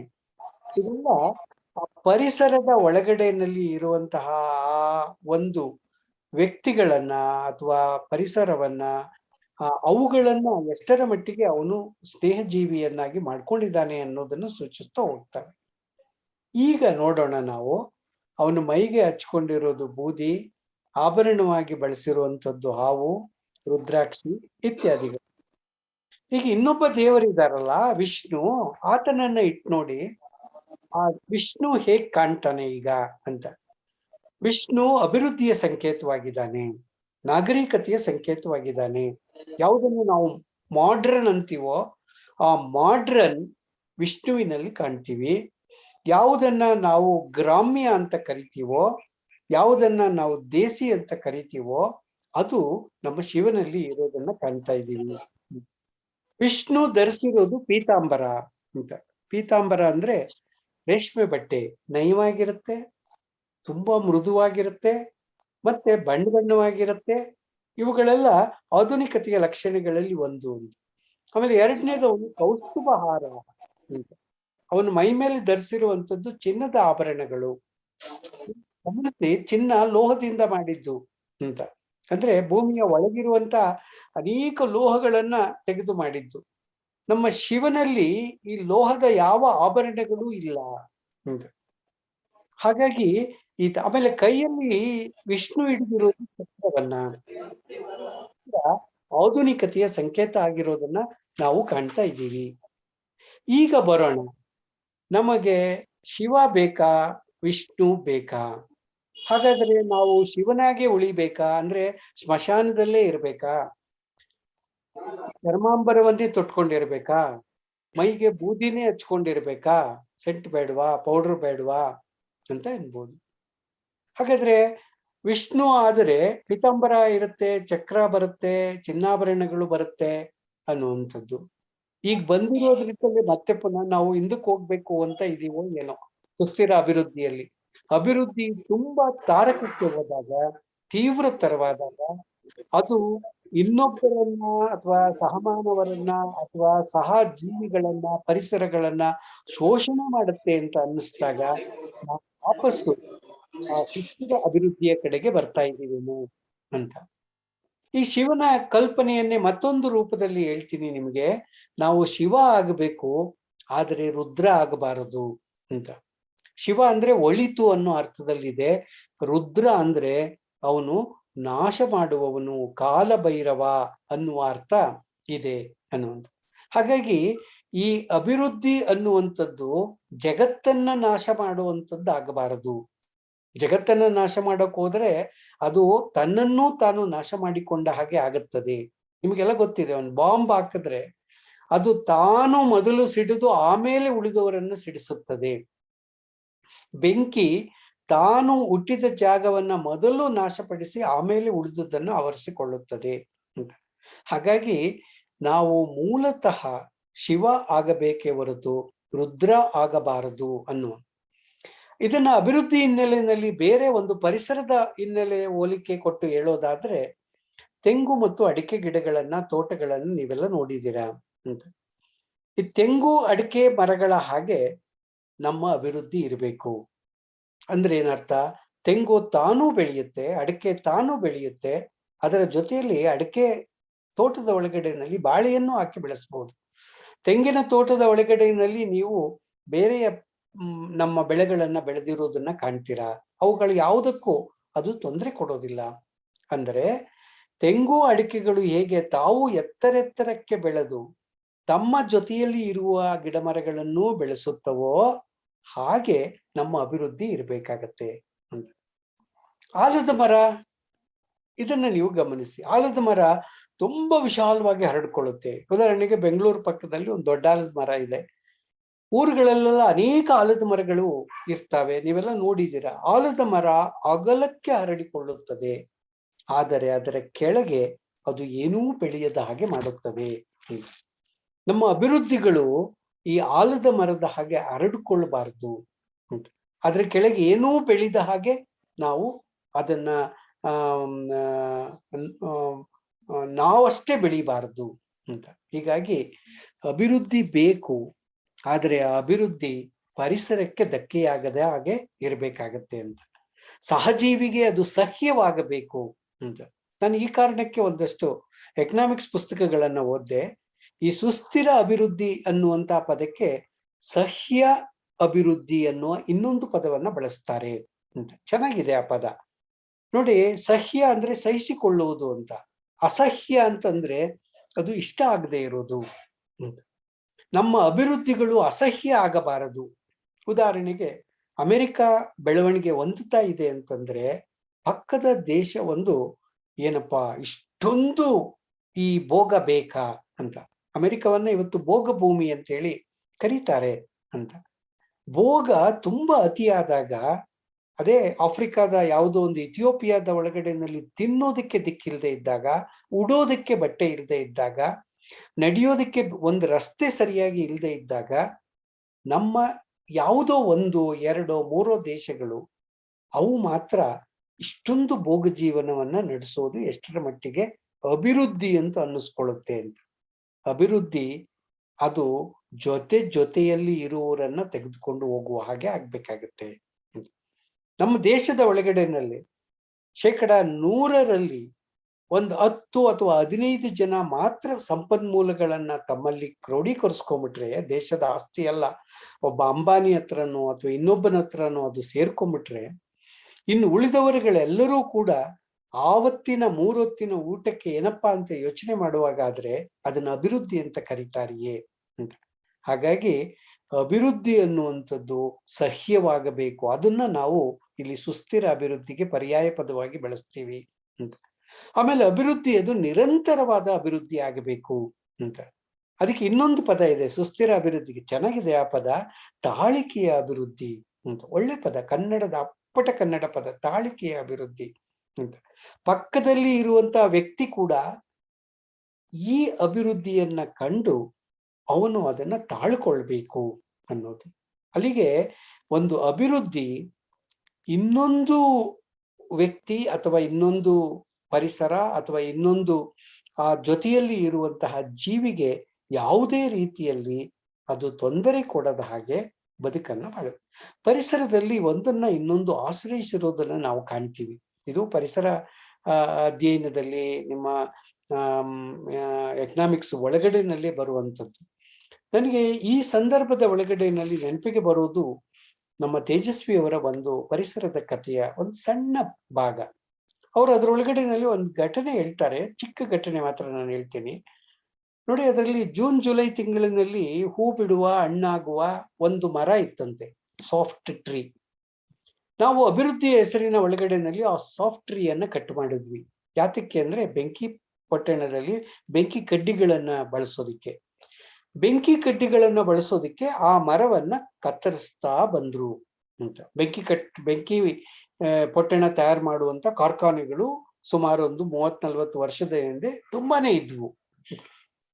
ಆ ಸಾಫ್ಟ್ ಟ್ರೀಯನ್ನ ಕಟ್ ಮಾಡಿದಾಗ ಏನಾಯ್ತು ಅಂತಂದ್ರೆ, ಆ ಜೂನ್ ಜುಲೈ ತಿಂಗಳಿನ ಒಳಗಡೆನಲ್ಲಿ ಅದು ಒಂದು ಹಣ್ಣು ಬಿಡ್ತಾ ಇತ್ತಲ್ಲ, ಆ ಹಣ್ಣನ್ನೇ ತಿಂದು ಒಂದು ಜಾತಿಯ ಪಕ್ಷಿ ಅದು ತನ್ನ ಜೀವನವನ್ನ ಸಾಗಿಸ್ತಾ ಇತ್ತು. ಈಗ ಈ ಜೂನ್ ಜುಲೈ ತಿಂಗಳಿನಲ್ಲಿ ಅದು ಇನ್ಯಾವುದು ಬೇರೆ ತಿಂತಿರ್ಲಿಲ್ಲ. ಈ ಮರವನ್ನೆಲ್ಲ ಕಡಿದ ಮೇಲೆ ಅದಕ್ಕೆ 2 ತಿಂಗಳು ಆ ಪಕ್ಷಿಗೆ ಜೂನ್ ಜುಲೈ ತಿಂಗಳಿನಲ್ಲಿ ಯಾವುದೇ ಆಹಾರ ಸಿಗ್ಲಿಲ್ಲ. ನಾವು ಅಭಿವೃದ್ಧಿ ಆದ್ವಿ, ಆದರೆ ನಮ್ಮ ಪರಿಸರದಲ್ಲೇ ಇದ್ದಂತಹ ಒಂದು ಮರ, ಒಂದು ಜಾತಿಯ ಮರ ನಾಶ ಆದದ್ರಿಂದ ಆ ಮರವನ್ನೇ ಅವಲಂಬಿಸಿದಂತಹ ಒಂದು ಪಕ್ಷಿ ಸಂಕುಲ ಸಂಪೂರ್ಣವಾಗಿ ನಾಶ ಆಗೋಯ್ತು ಅಂತ. ನೀವು ಈ ತರದ್ದು ಬೇಕಾದಷ್ಟು ಉದಾಹರಣೆ ಕೊಡ್ದು. ಡೂಡೋ ಅಂತ ಹೇಳಿ ಒಂದು ಬಾತ್ಕೋಳಿ ರೀತಿಯ ಪಕ್ಷಿಗಳಿದ್ವು, ತುಂಬಾ ಸಾಫ್ಟ್ ಮೃದುವಾದವು. ಆದ್ರೆ ಅದನ್ನ ನಾಗರಿಕತೆ ಹೆಸರಿನಲ್ಲಿ ನಾವು ಬಡಿದು ಬಾಯ್ಗಾಕೊಂಡ್ಬಿಟ್ವಿ ಅಂತ. ಇಂಥ ಅನೇಕ ಪಕ್ಷಿಗಳ, ಪ್ರಾಣಿಗಳ, ಮರಗಳ, ಸಸ್ಯಗಳ ಸಂಕುಲವೇ ಇವತ್ತು ನಾಶ ಆಗೋಗ್ಬಿಟ್ಟಿದೆ ಅಂತ. ಅಭಿವೃದ್ಧಿ ಹೆಸರಿನಲ್ಲಿ ನಾಶ ಆಗಿದೆ. ಆದ್ರಿಂದ ಅಭಿವೃದ್ಧಿಯ ಹೆಸರಿನ ಒಳಗಡೆನಲ್ಲಿ ನಾಶ ಮಾಡುವುದು ಅಭಿವೃದ್ಧಿ ಅಲ್ಲ ಅಂತ. ನಮ್ಮ ಸುತ್ತಮುತ್ತ ಇರುವಂತಹ ಜೀವಿಗಳಿಗೆ, ಪರಿಸರಕ್ಕೆ ಆ ಅಭಿವೃದ್ಧಿ ಮಾರಕವಾಗದ ಹಾಗೆ ನಾವು ಅದನ್ನ ನೋಡ್ಕೋಬೇಕಾಗತ್ತೆ. ಅಂತಹದ್ದೊಂದನ್ನ ಇವತ್ತೆಲ್ಲ ನಾವು ಯೋಚನೆ ಮಾಡಿದ್ದೀವಿ. ನಿಮಗೆಲ್ಲ ಗೊತ್ತಿದೆ, ಪ್ರೈಮರಿ ಸೆಕ್ಟರ್ ಅದು ಕೃಷಿಗೆ ಸಂಬಂಧಪಟ್ಟಿದ್ದು, ಸೆಕೆಂಡರಿ ಸೆಕ್ಟರ್ ಕೈಗಾರಿಕೆಗೆ ಸಂಬಂಧಪಟ್ಟಿದ್ದು, ಸರ್ವಿಸ್ ಸೆಕ್ಟರ್ ಸೇವಾ ವಲಯಕ್ಕೆ ಸಂಬಂಧಪಟ್ಟಿದ್ದು. ಆದರೆ ಕೃಷಿ ಮೊದ್ಲು ಹೇಗಿತ್ತು, ಇವತ್ತು ಹೇಗಿದೆ ನೀವು ನೋಡಿದ್ರೆ, ಅಭಿವೃದ್ಧಿ ಅನ್ನೋ ಹೆಸರಿನಲ್ಲಿ ನಾವು ಎತ್ತುಗಳನ್ನ ಬಳಸ್ತಾ ಇದ್ದಿದ್ದು, ಮರದ ನೇಗಳನ್ನ ಬಳಸ್ತಾ ಇದ್ದಿದ್ದು, ಕೊಟ್ಟಿಗೆ ಗೊಬ್ಬರ ಬಳಸ್ತಾ ಇದ್ದಿದ್ದು, ಕಡಿಮೆ ಆದಾಯ ಇರ್ಬೋದು, ಶ್ರಮ ಜಾಸ್ತಿ ಇದ್ದಿರ್ಬೋದು. ಆದ್ರೆ ಇವತ್ತು ಅವುಗಳ ಬದಲಾಗಿ ಟ್ರ್ಯಾಕ್ಟರ್ ಬಂದ್ಬಿಟ್ಟಿದೆ, ಕಬ್ಬಿಣದ ನೇಗಿಲು ಬಂದಿದೆ, ರಾಸಾಯನಿಕ ಗೊಬ್ಬರಗಳು ಬಂದಿದೆ, 3 ತಿಂಗಳಿಗೆ ಬೆಳೆಯಾಗತ್ತೆ. ಆದರೆ ಆದಾಯ ಜಾಸ್ತಿ ಆಯಿತು, ಅದರ ಪರಿಣಾಮ ಭೂಮಿ ತನ್ನ ಫಲವತ್ತತೆಯನ್ನು ಕಳ್ಕೊಳ್ತು. ನಾವು ವಿಷವನ್ನ ಉಣ್ತಾ ಇದ್ದೀವಿ ಅನ್ನೋದು. ನೀವೆಲ್ಲ ಈಗಾಗಲೇ ಪ್ರಸ್ತಾಪ ಮಾಡಿರೋ ಹೆಸರುಗಳನ್ನ, ಉದಾಹರಣೆಗಳನ್ನ ಪ್ರಸ್ತಾಪ ಮಾಡೋದಿಲ್ಲ, ಅದು ನಿಮಗೆಲ್ಲ ಗೊತ್ತಿರುವಂಥದ್ದೇ. ಗುಬ್ಬಚ್ಚಿಗಳು ನಾಶ ಆಗೋದಕ್ಕೆ ಕಾರಣ ಅಭಿವೃದ್ಧಿ ಹೆಸರಿನಲ್ಲಿ ಅಂತ. ನಮ್ಮ ಮನೆಗಳಲ್ಲಿ ಮೊದಲು ನೊಣವನ್ನ ಸಾಯಿಸೋದಿಕ್ಕೆ ನಾವು ಕೆಲವು ವಿಷದ ಪುಡಿಗಳನ್ನ ಹಾಕ್ತಾ ಇದ್ವಿ. ಆ ವಿಷದ ಪುಡಿಯನ್ನ ನೊಣ ತಿಂದು ನೊಣ ಸಾಯ್ತಿತ್ತು. ಆ ಸತ್ತ ನೊಣವನ್ನ ತಗೊಂಡೋಗಿ ಮೊರದಲ್ಲಿ ತೆಗೆದು ಆಚೆಗೆ ಹಾಕಿದ್ರೆ ಅವುಗಳನ್ನ ಗುಬ್ಬಚ್ಚಿಗಳು ತಿಂತಿತ್ತು. ಸಣ್ಣ ಗುಬ್ಬಚ್ಚಿ ಈ ವಿಷವನ್ನ ತಿಂದಿರುವ ನೊಣವನ್ನ ತಿಂದಾಗ ಅದು ಸತ್ತೋಗ್ಬಿಡ್ತು ಅಂತ. ಅಲ್ಲಿಗೆ ನೋಡಿ, ಒಂದು ನೊಣ ಸಾಯಿಸೋದಕ್ಕೆ ಹೋಗಿ ನಮಗ್ ಗೊತ್ತಿಲ್ಲದೆ ಒಂದು ಗುಬ್ಬಚ್ಚಿ ಸಾಯಿಸಿದ್ವಿ, ಒಂದ್ ಯಾವುದೋ ಕೀಟನಾಶಕ ಹೊಡೆದ್ವಿ, ಪರಿಸರದಲ್ಲಿ ನಾವು ಎರೆಹುಳುವನ್ನ ಸಾಯಿಸಿದ್ವಿ, ಚಿಟ್ಟೆ ಸಾಯಿಸಿದ್ವಿ. ಒಂದು ಕಾಲದಲ್ಲಿ ಮಳೆ ಬಿದ್ದಾಗ, ನಾನು ಚಿಕ್ಕ ಹುಡುಗ ಆಗಿದ್ದಾಗ ಒಂಥರ ಸ್ಪಂಜ್ ಆಗಿರುವ ಕೆಂಪನೆಯ ಬಣ್ಣದ ವೆಲ್ವೆಟ್ ರೀತಿಯ ಹುಳುಗಳು ನಮ್ಗೆ ಕಾಣಿಸ್ತಾ ಇದ್ದು. ಇವತ್ತು ಆ ಹುಳುಗಳೇ ಕಾಣಿಸ್ತಾ ಇಲ್ಲ ಅಂತ. ಯಾಕೆ ಹೀಗಾಯ್ತು ಅನ್ನೋದನ್ನ ಯೋಚನೆ ಮಾಡ್ಬೇಕಾಗಿದೆ ಅಂತ. ಗುಡಿ ಕೈಗಾರಿಕೆಗಳು ನಡೀತಾ ಇದ್ದು, ನೇಕಾರ, ಕುಂಬಾರ, ಗಾಣಿಗ, ಉಪ್ಪಾರ, ಮೇದಿಗ, ಚಮ್ಮಾರ ಎಲ್ಲ ಹೊಟ್ಟೋಗ್ಬಿಟ್ರು ಅಂತ. ಆ ಜಾಗದಲ್ಲಿ ಬೃಹತ್ ಕೈಗಾರಿಕೆಗಳು ಬಂದವು. ಅದರ ಪರಿಣಾಮ ಏನಾಗಿದೆ ಅಂತ. ನಮ್ಮ ಮಂಡ್ಯ ಜಿಲ್ಲೆಯಲ್ಲಿ ಕತ್ತೆ ಮಾರ್ಗ ಅಂತ ನಿಮ್ಗೆಲ್ಲ ಗೊತ್ತಿದೆ. ಹಲಗೂರು ರೋಡಲ್ಲಿ ವಾಹನ ಸಾಗಿಸೋದಕ್ಕೆ ಕತ್ತೆಗಳಿದ್ದು, ಎತ್ತುಗಳಿದ್ದು, ಗಾಡಿಗಳಿದ್ದು. ಒಂದ್ ಕಾಲದಲ್ಲಿ 30-40 ವರ್ಷದ ಹಿಂದೆ ಸೈಕಲ್ ಇದ್ದವನೇ ಶ್ರೀಮಂತ. ಆದ್ರೆ ಇವತ್ತು ಕಾರ್ಗಳು ಬಂದ್ಬಿಟ್ಟಿದೆ. ಡೀಸೆಲ್ ಅನ್ನ, ಪೆಟ್ರೋಲ್ ಅನ್ನ ನಾವು ಅಭಿವೃದ್ಧಿ ಹೆಸರಿನಲ್ಲಿ ಅಷ್ಟೊಂದು ಸುಡ್ತಾ ಇದ್ದೀವಿ ಅಂದ್ರೆ ಆ ಮೂಲಕ ನಾವು ಪರಿಸರಕ್ಕೆ ಉಂಟು ಮಾಡ್ತಾ ಇರುವಂತ ಆ ಪರಿಣಾಮವನ್ನ ನೀವು ಗಮನಿಸಿ. ನಾಟಿ ಕೋಳಿ ಬೆಳವಣಿಗೆ ಆಗೋದಕ್ಕೆ ಎಷ್ಟು ತಿಂಗಳು ತಗೊಳ್ಳುತ್ತದೆ, ಫಾರಂ ಕೋಳಿ ಬೆಳವಣಿಗೆ ಆಗೋದಕ್ಕೆ ಎಷ್ಟು ತಿಂಗಳು ತಗೊಳುತ್ತೆ. ಆದರೆ ರುಚಿಯಲ್ಲಿ ನಾಟಿ ಕೋಳಿಗೂ ಫಾರಂ ಕೋಳಿಗೂ ಎಷ್ಟು ವ್ಯತ್ಯಾಸ ಇದೆ. ಅದನ್ನು ತಿಂದ ಹೆಣ್ಣು ಮಕ್ಕಳ ಅಥವಾ ಗಂಡು ಮಕ್ಕಳ ಹಾರ್ಮೋನ್ ಬೆಳವಣಿಗೆಯಲ್ಲಿ ಎಷ್ಟೊಂದು ವ್ಯತ್ಯಾಸ ಆಗ್ತಾ ಇದೆ. ನಮಗೆ ಗೊತ್ತಿಲ್ಲದೇನೆ ಈ ಅಭಿವೃದ್ಧಿ ಹೆಸರಿನಲ್ಲಿ ನಾವು ವಿಷವನ್ನ ತಿನ್ನುವ, ವಿಷವನ್ನ ಭೂಮಿಗೆ ಹಾಕುವ ಮತ್ತು ವಿಷದ ಗಾಳಿಯನ್ನ ಕುಡಿಯುವ ಈ ಹಂತವನ್ನ ತಲುಪಿದೀವಿ. ಹಾಗಾಗಿ ಅಭಿವೃದ್ಧಿ ಅಂದ್ರೆ ಅದು ಈಗ ಸುಸ್ಥಿರ ಅಭಿವೃದ್ಧಿ ಎನ್ನುವ ಹಂತಕ್ಕೆ ತಲುಪಿದೆ. ಕೊನೆ ಹಂತಕ್ಕೆ ನಾನು ಬರ್ತಾ ಇದ್ದೀನಿ. ನನ್ನ ಮಾತಿಂದು ಜಾನ್ ರಿಸ್ಕನ್ ಹೇಳಿದ ಮಾತು, ಗಾಂಧಿಯ ಮೇಲೆ ಪರಿಣಾಮ ಬೀರಿದ ಮಾತು, 3 ವಾಕ್ಯಗಳು. ಒಂದು, ವ್ಯಕ್ತಿಯ ಹಿತ ಅಂದ್ರೆ ಅದು ಸರ್ವರ ಹಿತದಲ್ಲಿದೆ, ನನ್ನೊಬ್ಬನ ಹಿತ ಅಲ್ಲ ಅಂತ. ಇವತ್ತು ಒಂದು ದೇಶದ ಹಿತ ಅಂತಂದ್ರೆ ಆ ದೇಶ ಅಂತ ಮಾತ್ರ ಅನ್ಕೋಬಾರ್ದು. ಅದು ಅಮೆರಿಕ, ಚೀನಾ, ಜಪಾನ್. ಇವತ್ತಿನ ಕೊರೋನಾಗೆ ಕಾರಣ ಕೂಡ ಬಹುಶಃ ಇಂಥದ್ರಲ್ಲಿ ನಾವು ಕಾಣ್ತಾ ಇದ್ದೀವಿ. ತಾನಷ್ಟೇ ಬೆಳಿಬೇಕು ಅನ್ನುವಂಥದ್ದಾದರೆ ಇನ್ನೊಂದು ದೇಶ ಏನಾದರೇನು ಅಂತ ಅನ್ಸಿದ್ರೆ ಅದು ಸುಸ್ಥಿರ ಅಭಿವೃದ್ಧಿ ಆಗುದಿಲ್ಲ. ವ್ಯಕ್ತಿಯ ಹಿತ ಅದು ಎಲ್ಲರ ಹಿತದ, ಎಲ್ಲರೂ ಅಂತಂದ್ರೆ ಆ ದೇಶದಲ್ಲಿರುವವರು, ಈ ಜಗತ್ತಿನಲ್ಲಿರುವವರು, ಈ ಭೂಮಿಯಲ್ಲಿ ಇರುವವರು ಅಂತ ಹೇಳಿ ಅರ್ಥ. ಆಮೇಲೆ ವಕೀಲನ ಶ್ರಮ ಆಗ್ಲಿ, ರೈತನ ಶ್ರಮ ಆಗ್ಲಿ, ಎರಡೂ ಬೆಲೆಯುಳ್ಳದ್ದು ಅಂತ. ಆದ್ರೆ ಇವತ್ತು ಹಂಗಾಗಿಲ್ಲ. ಕಂಪ್ಯೂಟರ್ ಮುಂದೆ ಕುಳಿತಿರುವಂತವನಿದಾನಲ್ಲ, ಅವನು ಬೌದ್ಧಿಕವಾಗಿ ಇವತ್ತು ಸಮಾಜದಲ್ಲಿ ತುಂಬಾ ಗಣ್ಯ ವ್ಯಕ್ತಿ ಅಂತ ಅನ್ನಿಸ್ಕೊಂಡ್ಬಿಟ್ಟಿದ್ದಾನೆ. ಅದೇ ನೆಲದಲ್ಲಿ ಕೆಲಸ ಮಾಡುವಂತವನು, ಮಣ್ಣಲ್ಲಿ ಕೆಲಸ ಮಾಡುವಂತವನು, ಕಾರ್ಖಾನೆಯಲ್ಲಿ ಕೆಲಸ ಮಾಡಿರುವಂತ, ಇದು ಬೌದ್ಧಿಕ ಶ್ರಮ ಅಲ್ಲ, ಇದು ದೈಹಿಕ ಶ್ರಮ. ಹಾಗಾಗಿ ಆತನ ಸಂಬಳ ಇವನ ಸಂಬಳಕ್ಕೆ ಹೋಲಿಸಿದ್ರೆ ಅದು 10 ಪಟ್ಟು ಕಡಿಮೆ ಇರುತ್ತೆ ಅನ್ನುವಂಥ. ಆದರೆ ರಸ್ಕಿನ್ ಹೇಳಿದ್ದು, ಗಾಂಧಿ ಹೇಳಿದ್ದು, ಎರಡೂ ಶ್ರಮಗಳಿವೆಯಲ್ಲ, ಬೌದ್ಧಿಕ ಮತ್ತು ಭೌತಿಕ, ಇವೆರಡೂ ಕೂಡ ಒಂದೇ ಬೆಲೆಯುಳ್ಳದ್ದು ಅಂತ. 3ನೇದು ಬಹಳ ಮುಖ್ಯವಾಗಿರುವಂಥದ್ದು, ಬೆವರಿಗೆ ತುಂಬಾ ಬೆಲೆ ಇದೆ, ಅದು ತುಂಬಾ ಶ್ರೇಷ್ಠವಾದದ್ದು ಅಂತ. ಈ ಅಭಿವೃದ್ಧಿಯಲ್ಲಿ ಬೆವರಿನ ಬೆಲೆಯನ್ನ ಕಡೆಗಣಿಸಲಾಗಿದೆ ಅಂತ. ಬೆವರಿಗೆ ಬೆಲೆ ಇಲ್ಲ ಇವತ್ತು. ನೀವು ಗಮನಿಸಿ ಅದನ್ನ. ಒಂದು ಕಂಪ್ಯೂಟರಿನ ಸಣ್ಣ ವಸ್ತುವಿನ ಬೆಲೆ 100 ರೂಪಾಯಿ ಇರುತ್ತೆ. ಆದ್ರೆ 6 ತಿಂಗಳು ರೈತ ದುಡಿದ ಆ ಶ್ರಮದ ಯಾವುದೋ ಒಂದು ಫಸಲಿಗೆ ಅದರ ಬೆಲೆ ಅದು ತುಂಬಾ ಕಡಿಮೆ ಇರುತ್ತೆ ಅನ್ನುವಂಥದ್ದು. ಒಂದು ಟೊಮೊಟೊ ಇರ್ಬೋದು, ಒಂದು ಬದನೆ ಇರ್ಬೋದು, ಒಂದು ಭತ್ತ ಇರ್ಬೋದು. ದೇಹಕ್ಕೆ ಬೇಕಾಗಿರುವಂತಹ ಪೌಷ್ಟಿಕಾಂಶಗಳನ್ನು ಕೊಡುವಂತಹ ಆಹಾರದ ಬೆಲೆ ಕಡಿಮೆ ಆದ್ರೆ, ನೀರಿನ ನೋಡಿ ಗಮನಿಸಿ, ಹಾಲಿನ ಬೆಲೆ 20 ರೂಪಾಯಿ ಆದ್ರೆ ನೀರಿನ ಬೆಲೆ 22 ರೂಪಾಯಿ ಆಗೋ ಸ್ಥಿತಿ ಇವತ್ತಿದೆ ಅನ್ನೋದು. ಯಾವುದಕ್ಕೆ ಹೆಚ್ಚಿನ ಬೆಲೆ ಬೇಕಾಗಿತ್ತು ಅನ್ನೋದು. ಈ ಹಿನ್ನೆಲೆಯ ಒಳಗಡೆನಲ್ಲಿ ನಾವು ಸುಸ್ಥಿರ ಅಭಿವೃದ್ಧಿ ಅಂತ ಅಂದ್ರೆ ಅದು ನನ್ನೊಬ್ಬನ ಅಥವಾ ದೇಶದೊಂದರ ಅಭಿವೃದ್ಧಿ ಮಾತ್ರ ಅಂತೇಳಿ ನಾವು ತಿಳ್ಕೋಬಾರ್ದು ಅಂತ ಹೇಳ್ತಾ, ಈಗ ನಮ್ಮ ಪಾತ್ರ ಏನು ಇದನ್ನೆಲ್ಲ ಮಾತನಾಡ್ಬೋದು. ಸುಸ್ಥಿರ ಅಭಿವೃದ್ಧಿಗೆ ವ್ಯಕ್ತಿಯಾಗಿ ನಾನೇನು, ಮೇಷ್ಟ್ರಾಗಿ ನಾನೇನು, ಹುಡುಗನಾಗಿ ವಿದ್ಯಾರ್ಥಿಯಾಗಿ ನನ್ನ ಪಾತ್ರ ಏನು ಅಂದ್ರೆ ನಮ್ದು ಒಂದಷ್ಟಿದೆ ಅಂತ. ಈಗ ಸಣ್ಣದೊಂದು ಹೇಳ್ತೀನಿ. ನಾವು ದಿನ ಬಳಸುವಂತ ಯಾವ್ದಾದ್ರು ವಸ್ತುವನ್ನ ತರೋದಕ್ಕೆ ಪ್ಲಾಸ್ಟಿಕ್ ಬಳಸೋದ್ರ ಬದಲು ಈ ಬಟ್ಟೆ ಬ್ಯಾಗ್ ಅನ್ನ ಬಳಸೋದ್ರಿಂದ ಅಷ್ಟರ ಮಟ್ಟಿಗೆ ಒಂದು ಸುಸ್ಥಿರ ಅಭಿವೃದ್ಧಿಗೆ ನಮ್ಮ ಕಾಣಿಕೆಯನ್ನ ಕೊಡಬಹುದು. ಆದ್ರೆ ಬಟ್ಟೆ ಬ್ಯಾಗ್ ಇಟ್ಕೊಂಡು ಹೋಗೋದು ಅವಮಾನ ಅಂತ ಭಾವಿಸಿದ್ರೆ ಆಗ ದೊಡ್ಡ ದೊಡ್ಡ ಮಾತುಗಳನ್ನ ಆಡೋದಕ್ಕೆ ನಮಗೆ ಯೋಗ್ಯತೆ ಇಲ್ಲ ಅನ್ನೋದು. ಎರಡನೇದು, ಕಾರು ಸ್ಕೂಟರ್ಗಳನ್ನು ಅನಿವಾರ್ಯವಾದಾಗ ಬಳಸೋಣ ಅಂತ. ನಡ್ಕೊಂಡು ಹೋಗುವಷ್ಟು ದೂರಕ್ಕೆ ಸ್ಕೂಟರ್ ತಗೊಂಡು ಹೋಗೋದಿದೆಯಲ್ಲ, ಅದು ಅನಗತ್ಯವಾಗಿ ನಾವು ಪೆಟ್ರೋಲ್ ಅನ್ನ ದಹಿಸಿದಾಗ ಆಗತ್ತೆ ಅಂತ. ಅದು ಅಭಿವೃದ್ಧಿ ಅಲ್ಲ ಅಂತ. ಕಾರಿಗಿಂತ ಕಾಲು ಉತ್ತಮ ಅನ್ನೋದು ಯಾವಾಗ? ಬಹುಶಃ ಜಪಾನ್ ಅಂತ ದೇಶಗಳು, ಚೀನಾ ಅಂತ ದೇಶಗಳು ತುಂಬಾ ಮುಂದುವರೆದ ಮೇಲೆ ಅವು ಸೈಕಲ್ಗೆ ವಾಪಸ್ ಬರ್ತಾ ಇವೆ, ನಡಿಗೆಗೆ ವಾಪಸ್ ಬರ್ತಾ ಇವೆ ಅಂತ. ಅದು ಬಹುಶಃ ಸುಸ್ಥಿರ ಅಭಿವೃದ್ಧಿ ಆಗತ್ತೆ ಅಂತ.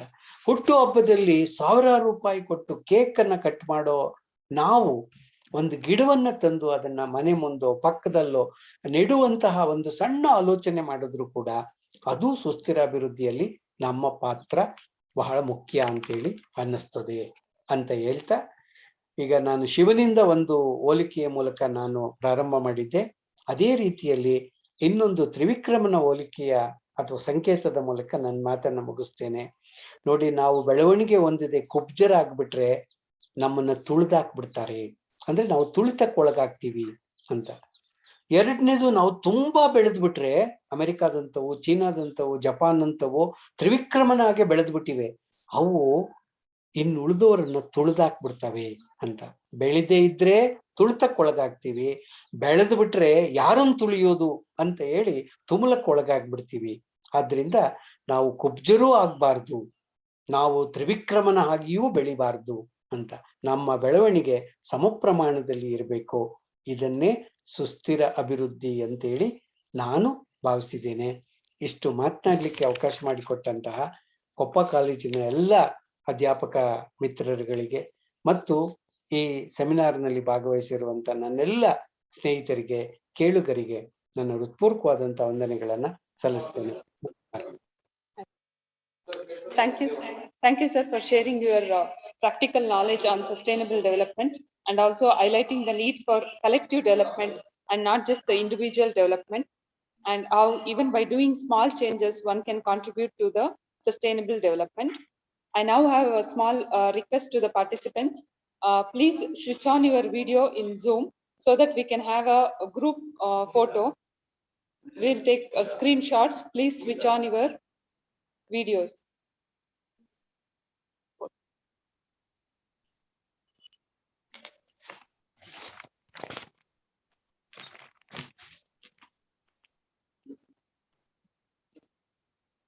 Once again, I repeat, I request the participants to switch on their videos. All those who are there in the Zoom, please switch on your videos so that we can have a group photo. We'll take a screenshot of the Zoom platform.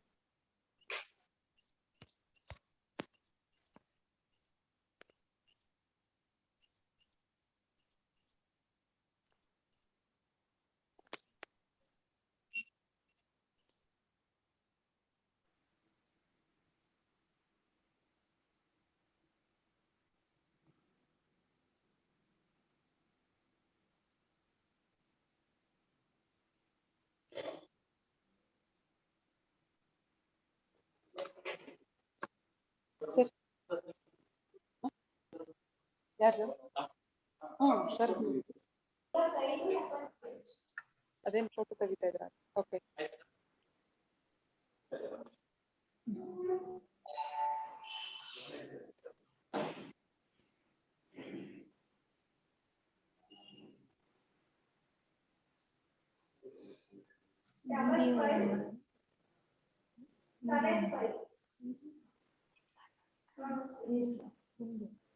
I now invite Shri S.B. Boregoda, Principal GFGC Koppa, to express his presidential address.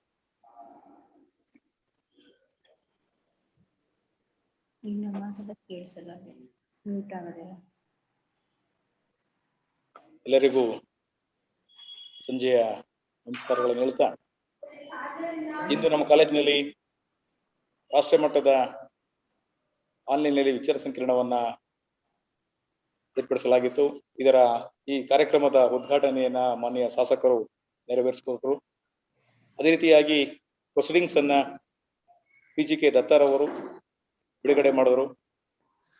ಹಾಗೆಯೇ ಈ technical session ಅನ್ನ ಕಾರ್ಯಕ್ರಮ ಮಾಡಿದಂತಹ ಎಲ್ಲ ನನ್ನ ಪ್ರೀತಿಯ ವೃತ್ತಿ ಬಾಂಧವರಿಗೆ, ಹಾಗೆ ಈ ಸೆಮಿನಾರ್ನಲ್ಲಿ ಪಾಲ್ಗೊಂಡಂತಹ ಎಲ್ಲ ಉಪನ್ಯಾಸಕ ಮಿತ್ರರಿಗೆ, ಹಾಗೂ ಉದ್ಘಾಟನೆಯ ಸಮಾರಂಭದ ನಂತರ ಏನು ಮುಕ್ತಾಯ ಸಮಾರಂಭವನ್ನು ಮಾಡಿದಂತಹ ಶ್ರೀಯುತ KT ಶ್ರೀಕಂಠರವರಿಗೆ, ಮುಕ್ತಾಯ ಸಮಾರಂಭದ ಭಾಷಣವನ್ನ ಮಾಡಿದಂತಹ ಡಾಕ್ಟರ್ ರಾಮಕೃಷ್ಣ ಸರ್ ಅವರಿಗೆ ನಮ್ಮ ಕಾಲೇಜಿನ ಪರವಾಗಿ ಹೃದಯಪೂರ್ವಕವಾದಂತಹ ವಂದನೆಗಳನ್ನ ಅರ್ಪಿಸ್ತಾ ಇದ್ದೀನಿ. ಬೆಳಗಿನಿಂದ ಏನು ನಮ್ಮ ಕಾಲೇಜಿನಲ್ಲಿ ಆನ್ಲೈನ್ನಲ್ಲಿ ಪತ್ರಿಕೆಯನ್ನ ಮಂಡಿಸಿದ್ರು, ಅವರಿಗೆ ಎಲ್ಲರ ಪರವಾಗಿ ಹೃದಯಪೂರ್ವಕವಾದಂತಹ ವಂದನೆಯನ್ನು ಅರ್ಪಿಸ್ತಾ, ಪರೋಕ್ಷವಾಗಿ ಪ್ರತ್ಯಕ್ಷವಾಗಿ ನಮ್ಮ ಕಾಲೇಜಿನ ಈ ಸೆಮಿನಾರಿಗೆ ಸಹಕರಿಸಿದಂತ ಎಲ್ಲ ಉಪನ್ಯಾಸಕರಿಗೆ, ಅದರಲ್ಲೂ ತಾಂತ್ರಿಕ ಸಲಹೆ ನೀಡಿದಂತಹ ಚಲಪತಿ ಸರ್ ಅವರಿಗೆ, ಮೇಡಮ್ ಮಂಜುಳರವರಿಗೆ, ಹಾಗೆ ನಂಜುಣ ಸರ್ ಅವರಿಗೆ, ಹಾಗೆ ನನ್ನ ವೃತ್ತಿ ಬಾಂಧವರಿಗೆ ವಂದಿಸುತ್ತಾ ಅಧ್ಯಕ್ಷೀಯ ಭಾಷಣವನ್ನ ಮುಗಿಸ್ತಾ ಇದ್ದೀನಿ. ಧನ್ಯವಾದಗಳು.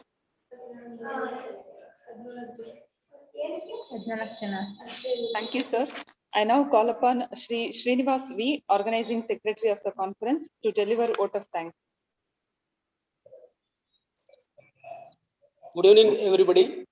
Respected Principal S.P. Boregoda, our most valued invited guest, Shri KT Srikantegoda, Honorable MLC, Government of Karnataka.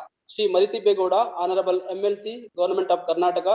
Shri N. Appajigoda, Honorable MLC, Government of Karnataka. Professor K.C. Veerabhadraya, Joint Director, DCA Regional Office, Mysore. Dr. M. Ramakrishna, ladies and gentlemen, it is my privilege to have been asked to purpose a vote of thanks for the one-day online multidisciplinary national conference on sustainable development in recent global scenario, issue and challenges. First of all, I would like to thank the Principal S.P. Boregoda for giving me an opportunity to speak on this occasion, and it is a matter of honor for our college and made this one-day multidisciplinary national conference grand success. At the outset, I must mention our deep sense of appreciation and gratitude for Dr. M. Ramakrishna, Associate Professor, Bharati College, Bharati Nagara, Madhur Taluk, for his keynote address. Thank you, sir. I thank you, Sir KT Srikantegoda, Honorable MLC, Government of Karnataka. Shri Maritibegoda, Honorable MLC, Government of Karnataka. Shri N. Appajigoda, Honorable MLC, Government of Karnataka. Professor K.C. Veerabhadraya, Joint Director, DCA Regional Office, Mysore, the one-day online multidisciplinary national conference, sir. Thank you, being a part of this conference. I thank you, Dr. T. Gangadharan, Department of English, PG and Research, Government Arts College, Autonomous, Salem, Tamil Nadu.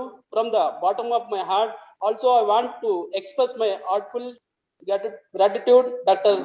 T. Gangadharan, for his wonderful key speakers in this program. Sir, thank you. I thank you, our team of the advisor of their magnanimity of guidance us. Thank you to Shri Suresh Gowda, Honorable MLA, Nagamangala Constituency and President of CDC, GFGC Koppa. Shri KT Srikantegoda, Honorable MLC, Shri Maritibegoda and Shri N. Appajigoda, Honorable MLC, Government of Karnataka. Srimati Kavita Divakar, President Gram Panchayati Koppa, Srimati Renuka Ramakrishna, ex-member Jilla Panchayat Mandya, Sri Marie Egade, ex-member Jilla Panchayat Mandya, Srimati Jayalakshmi, ex-president Taluk Panchayat Maddur, Professor K.C. Veerabhadraya, Joint Director DCA Regional Office Mysuru, Sri P.G.K. Dutt, Vice President NSL Sugar Koppa, Dr. T. Gangadharan, Department of English, PG and Research, Government Arts College, Autonomous Salem, Tamil Nadu. Dr. M. Kannan, Department of Botany, TDE, Vinayaka Mission, University, Salem, Tamil Nadu. Professor G.S. Prem Kumar, Department of Economics, MUV PG Center, Mandya. Dr. T.M. Manjunath, President, Karnataka Government College Teacher Association, Bengaluru. Dr. H.G. Narayan, General Secretary, KGCTA, Bangalore. Srimati M.B. Pramila, Vice President, KGCTA, Bangalore. Dr. H. Krishnegowda, Associate Professor, Government College for Women, Maddur. Dr. M. Manjunatha, Tumkur University, Tumkur. Dr. Chik Chennaya, Department of History, GFGC, Channapatna. Dr. M. Ramkrishna, Associate Professor, Bharati College, Bharati Nagara, Maddur Taluk. Dr. G.S. Dayanand Sagar, Department of English, GCW, Autonomous Mandya. Dr. B.S. Divya, Department of Economics, GCW, Autonomous Mandya. Dr. Pashupati, Department of Physical Education, GFGC, Bilkere, Mysore. Dr. Lingaraju, Department of History, Government College, Autonomous Mandya. Dr. N. Govindaraju, Department of Kannada, GFGC, Yebburu. Sri Rajashekar D. Kumbara, Librarian, GFGC, Kapu, Udupi. Srimati B. Swarna, Department of Sociology, Government College, Autonomous Mandya. I would like to thank Dr. Manjula V, Assistant Professor, Department of Sociology, GFGC, Kanupura. Dr. Venkatachalapati, G. Physical Education Director, GFGC, Karakapura. Mr. Nanjundahar, Physical Education Director, GFGC, Channapatna, for their support in organizing and assisting technical support throughout the one-day online multidisciplinary national conference. Well, ladies and gentlemen, an event like this cannot happen overnight. The wheels started rolling a year ago. Unfortunately, pandemic period, it requires planning and bird's eye for details. We have been fortunate enough to be backed by a team of very motivated and dedicated colleagues and non-teaching staff of our college. Thank you. I would like to thank all the participants for registering and participating on the conference, College Development Committee, students and alumni of College GFGC Koppa. Ladies and gentlemen, once again, on behalf of the entire team of Government First Aid College Koppa, I want to state that we are most grateful to all speakers for the event. We thank you for being with us. It has been great pleasure. Last but not the least, I welcome all these who have for conducting this program directly and indirectly. Thank you very much. Thank you, sir, for expressing vote of thanks on behalf of our college to all those who have contributed for the success of today's conference. As we have already mentioned, now we have our fourth technical session. So fourth technical session will be chaired by Dr. N. Govindaraju, Department of Kannada, GFGC, Yebburu. And the rapporteur for this session is Srimati B. Swarna, Department of Sociology, Government College, Mandya. Over to you, Govindaraju sir and Swarna ma'am.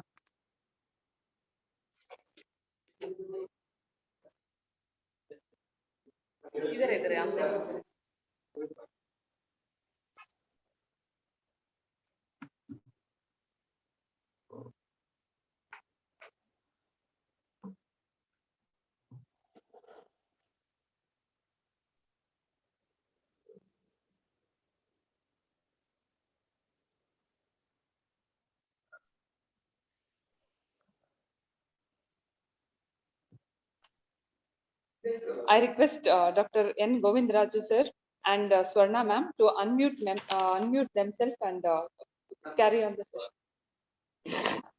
Hello. Hello. Sir. Sir, ಕೇಳಿಸ್ತಿದ್ಯಾ? Yes, sir. Yes, sir. It's audible. Okay sir. ಎಲ್ಲರಿಗೂ ಸಂಜೆಯ ಒಂದು ನಮಸ್ಕಾರ. ಸೆಮಿನಾರ್ನ ಕೊನೆಯ ದಿನ ಅವಧಿ ಹಾಗೂ ಸಮಯದ ಅಭಾವದ ಕಾರಣ ಎಲ್ಲ ಪ್ರಬಂಧ ಮಂಡನಕಾರರು ಕೂಡ ತಮ್ಮ ಪ್ರಬಂಧವನ್ನ 2 ಅಥವಾ 3 ನಿಮಿಷದಲ್ಲಿ ಮುಗಿಸ್ಬೇಕಾಗಿ ಕೋರುತ್ತಾ, ಮೊದಲನೇದಾಗಿ Anand H Good evening, sir. Please submit. Hello. Respected the chairperson and rapporteur and all my paper presenters. So myself, Anand, guest faculty, Department of Social Work, PD Center, Ramnagara, Bangalore University. My topic is organic farming, a path for sustainable agriculture. Agriculture is central to human survival. It provides a food and fuel and other ecosystem services, is an important source of livelihood and plays a crucial role.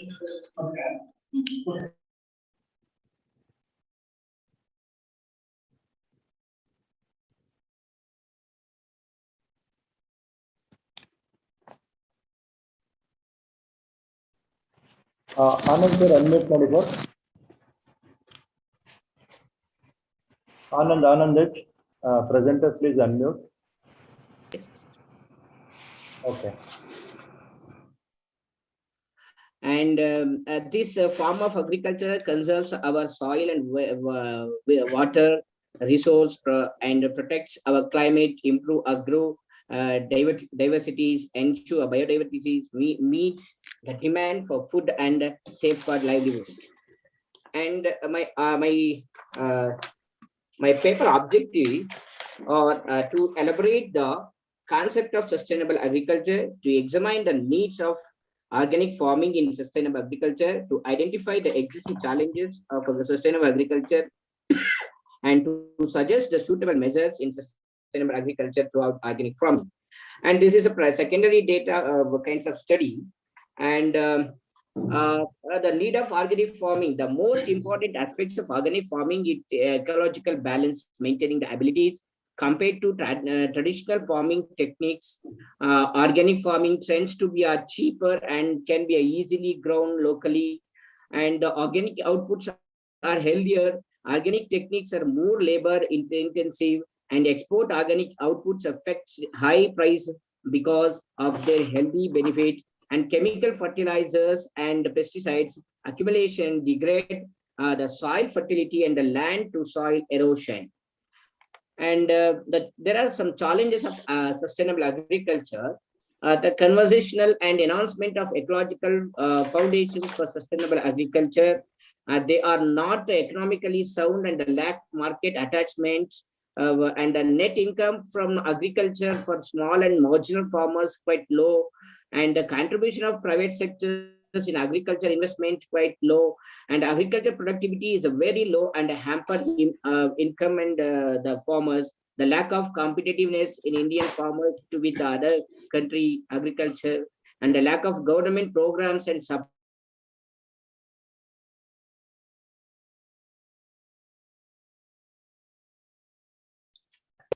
The findings of the study are the maintaining. Sir, Anand sir. Hello, Anand sir. Conclude bani sir, please. Time.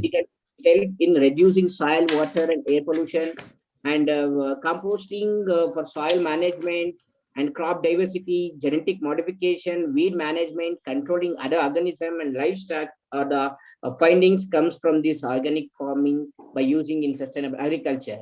And there are some suggestions. Organic farming in India needs both technical and institutional support systematic training with a strong network across the regions is the need of our. The low cost and hassle-free certification need to be put in place. Even group certification can be encouraged, and the government should be provide so many programs and well subsidy and affordable subsidies for the farmers. Self-help groups should be formed in this oriented and well-developed domestic market circuit should be provided for the marketing purpose. These are all the suggestions from this study, and I'm going to conclusion. In a modern age, increasing pollution levels in very sphere of life is a key challenge in sustainable development of environment. Increasing demand and lavish lifestyle of people causes environmental deterioration. Our agriculture system is also affected by pollution. Modern agriculture practice such as the use of synthetic fertilizer, pesticides, and etc. To maximize the crop yielding the contribution in environmental pollution. These approaches ultimately disturb the nutrient balance of the soil and therefore the reduce the soil fertility. To deal with this problem, organic farming is one of the solution. Organic farming provides a natural way of a crop cultivation by using environmental friendly animal and plant-based local organic resources that are highly enriched in nutrients and required for the crop plants. It enhances the microbial activities and increases soil health. Organic farm is efficient. Okay, sir. Close ಮಾಡಿ sir, please. Thank you for the organizer and the chairperson of this session and the report here for giving me opportunity to present my things in this. Thank you, sir. Thank you. Next ಮಾಡುವಂತವರು 2 ಅಥವಾ 3 ನಿಮಿಷದಲ್ಲಿ ಮುಗಿಸ್ಬೇಕು. Next Latha L ಇದ್ದೀರಾ? Latha L.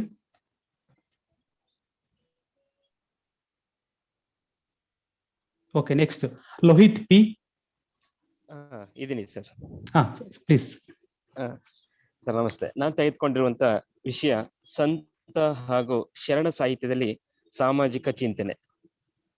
ಕ್ರಿಸ್ತಶಕ 10ನೇ ಶತಮಾನ ಮಹಾಕಾವ್ಯದಗಲ ಸುಗ್ಗಿಯ ಕಾಲ ಪಂಪನಿಂದ ಕುವೆಂಪುವರೆಗೆ ಸಾಹಿತ್ಯದಲ್ಲಿ ಸಾಮಾಜಿಕ ಮೌಲ್ಯಗಳ ಹಾಗೂ ಸಾಮಾಜಿಕ ಚಿಂತನೆಗಳ ಕುರಿತು ವಿವೇಚಿಸಲಾಗಿದೆ. ಕನ್ನಡ ಸಾಹಿತ್ಯದಲ್ಲಿ ಸಂತ ಹಾಗೂ ಶರಣರ ಕೊಡುಗೆ ಸಾಕಷ್ಟಿದೆ. ಅದರಲ್ಲಿ ನಾವು ಮೊದಲನೇದಾಗಿ ನೋಡೋದಾದ್ರೆ ಶರಣ ಸಾಹಿತ್ಯದಲ್ಲಿ ಸಾಮಾಜಿಕ ಚಿಂತನೆ. 12ನೇ ಶತಮಾನದ ಜನರನ್ನು ಸಾಮಾಜಿಕ ಚಿಂತನೆಗೆ ತೊಡಗಿಸಿದ ಪೂರ್ವ ಕಾಲ ಆದ್ಯ ವೇದ್ಯ ವಚನಕಾರ ಜೇಡರ ದಾಸಿಮಯ್ಯ, ಬಸವಣ್ಣ, ಅಂಬಿಗರ ಚೌಡಯ್ಯ, ಅಕ್ಕಮಹಾದೇವಿ, ಮುಕ್ತಾಯಕ್ಕ, ಆಯ್ದಕ್ಕಿ, ಲಕ್ಕಮ್ಮ ಮುಂತಾದ ವಚನಕಾರರಿಂದ ಸಾಹಿತ್ಯ ಮೌಲ್ಯಯುತವಾಗಿ ಪ್ರಖರಗೊಂಡಿತು.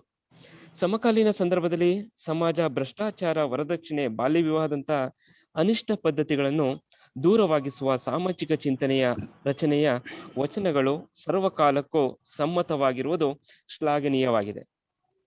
ಆರಂಭದ ವಚನಕಾರರ ಜೇಡದಾಸಿಮಯ್ಯನವರ ವಚನಗಳಲ್ಲಿ ಸಾಮಾಜಿಕ ಚಿಂತನೆಯ ಪ್ರಖರತೆಯನ್ನು ಕಾಣಬಹುದು. ಜನರ ಅಹಂಕಾರವನ್ನು ಹಾಗೂ ಮೇಲು ಕೀಳು ಹೆಣ್ಣು ಗಂಡು ಎಂಬ ಅಹಂಕಾರ ವ್ಯಕ್ತಪಡಿಸುವ ಈ ವಚನವನ್ನು ನಾವಿಲ್ಲಿ ಗಮನಿಸಬಹುದು. ಹೆಣ್ಣು ಮಾಯೆ ಎಂಬುದು ಹೆಣ್ಣು ಮಾಯೆಯಲ್ಲ, ಹೊನ್ನು ಮಾಯೆ ಎಂಬುವರು ಹೊನ್ನು ಮಾಯೆಯಲ್ಲ, ಮಣ್ಣು ಮಾಯೆ ಎಂಬರು ಮಣ್ಣು ಮಾಯೆಯಲ್ಲ, ಮನದ ಮುಂದಣ ಆಸೆಯೇ ಮಾಯೆ ಎಂದಿದ್ದಾರೆ. ಅದೇ ರೀತಿ ಅಳಿಮನದವನ ಭಕ್ತಿ ದಿಟವೆಂದು ನೆಚ್ಚಲು ಬೇಡ, ಮಠದೊಳಗಣ ಬೆಕ್ಕು ಇಲಿಯ ಕಂಡು ಪುಟನೆ ನೆಗೆದಂತಾಯ್ತು ಕಾಣ ರಾಮನಾಥ. ದಾಂಭಿಕತನದ ಪರಮಾವಧಿಯನ್ನು ಈ ವಚನದಲ್ಲಿ ವ್ಯಕ್ತಪಡಿಸುತ್ತದೆ. ಹಾಗೆ ಅಂಗಕ್ಕೆ ಬಡತನವಲ್ಲದೆ ಮನಕ್ಕೆ ಬಡತನ ಉಂಟೆ, ಬೆಟ್ಟ ಬಲ್ಲಿತೆಂದರೆ ಉಳಿಯ ಮನೆಯಲ್ಲಿ ಬಡತನವಿದ್ದರೆ ಘನ ಶಿವಭಕ್ತರಿಗೆ ಬಡತನವಿಲ್ಲ. ಒಡೆಯದೆ ಸತ್ಯವಿರದಕ್ಕೆ ದುಷ್ಕರ್ಮವಿಲ್ಲ, ಎನಗೆ ಮಾರಯ್ಯ ಪ್ರಿಯ ಅಮರೇಶ್ವರ ಲಿಂಗವುಳ್ಳು ನಕ್ಕರ ನನಗಾರ ಹಂಗಿಲ್ಲ ಮಾರಯ್ಯ. ಇಲ್ಲಿನ ಬಡತನದ ಮಾತುಗಳು ಯಾರೂ ಆಂದೋಲನಕಾರರಲ್ಲಿ ಪ್ರಸ್ತುತ ಬಡತನದಲ್ಲಿದ್ದ ಮಹಿಳೆಯಲ್ಲಿ ಹೇಳುವಂತ ಕೆಲಸ ನಾವಿಲ್ಲಿ ನೋಡ್ತಾ ಇದ್ದೀವಿ. ಇಲ್ಲಿ ಇಷ್ಟಕ್ಕೆ ನಿಲ್ಲಿಸುವಂತ ಕೆಲಸವನ್ನ ಮಾಡ್ತಾ ಇದ್ದೀನಿ. ಯಾಕೆ ಅಂದ್ರೆ ಇಲ್ಲಿ ನನ್ನಲ್ಲಿ ಇದು ಇಲ್ಲ ಸರ್, ಅದಕ್ಕೋಸ್ಕರ ಚಾರ್ಜಸ್ ಕಡಿಮೆ ಆಗ್ತಿದೆ.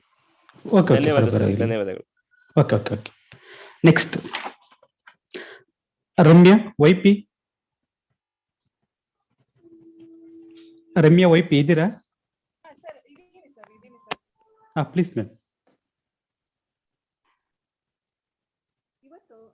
ಇವತ್ತು ನಾನು ಮಾತಾಡ್ತಾ ಇರುವಂತಹ ಒಂದು ಟಾಪಿಕ್ ನಮ್ಮ ಕಾಶ್ಮೀರ ಕೃತಿಯನ್ನು ಕುರಿತ ಒಂದು ಅವಲೋಕನ. ಅಂದ್ರೆ ಈ ಕೃತಿ ಶಿಕಾರಿಪುರ ಹರಿಹರೇಶ್ವರ ಅವರು 2010ರಲ್ಲಿ ಪ್ರಕಟಗೊಂಡಂತಹ ಒಂದು ಕೃತಿಯಾಗಿದೆ. ಈ ಕೃತಿ ಕಾಶ್ಮೀರವನ್ನು ಕುರಿತಂತಹ ಅನೇಕ ಲೇಖನಗಳ ಒಂದು ಸಂಗ್ರಹ ಆಗಿದೆ.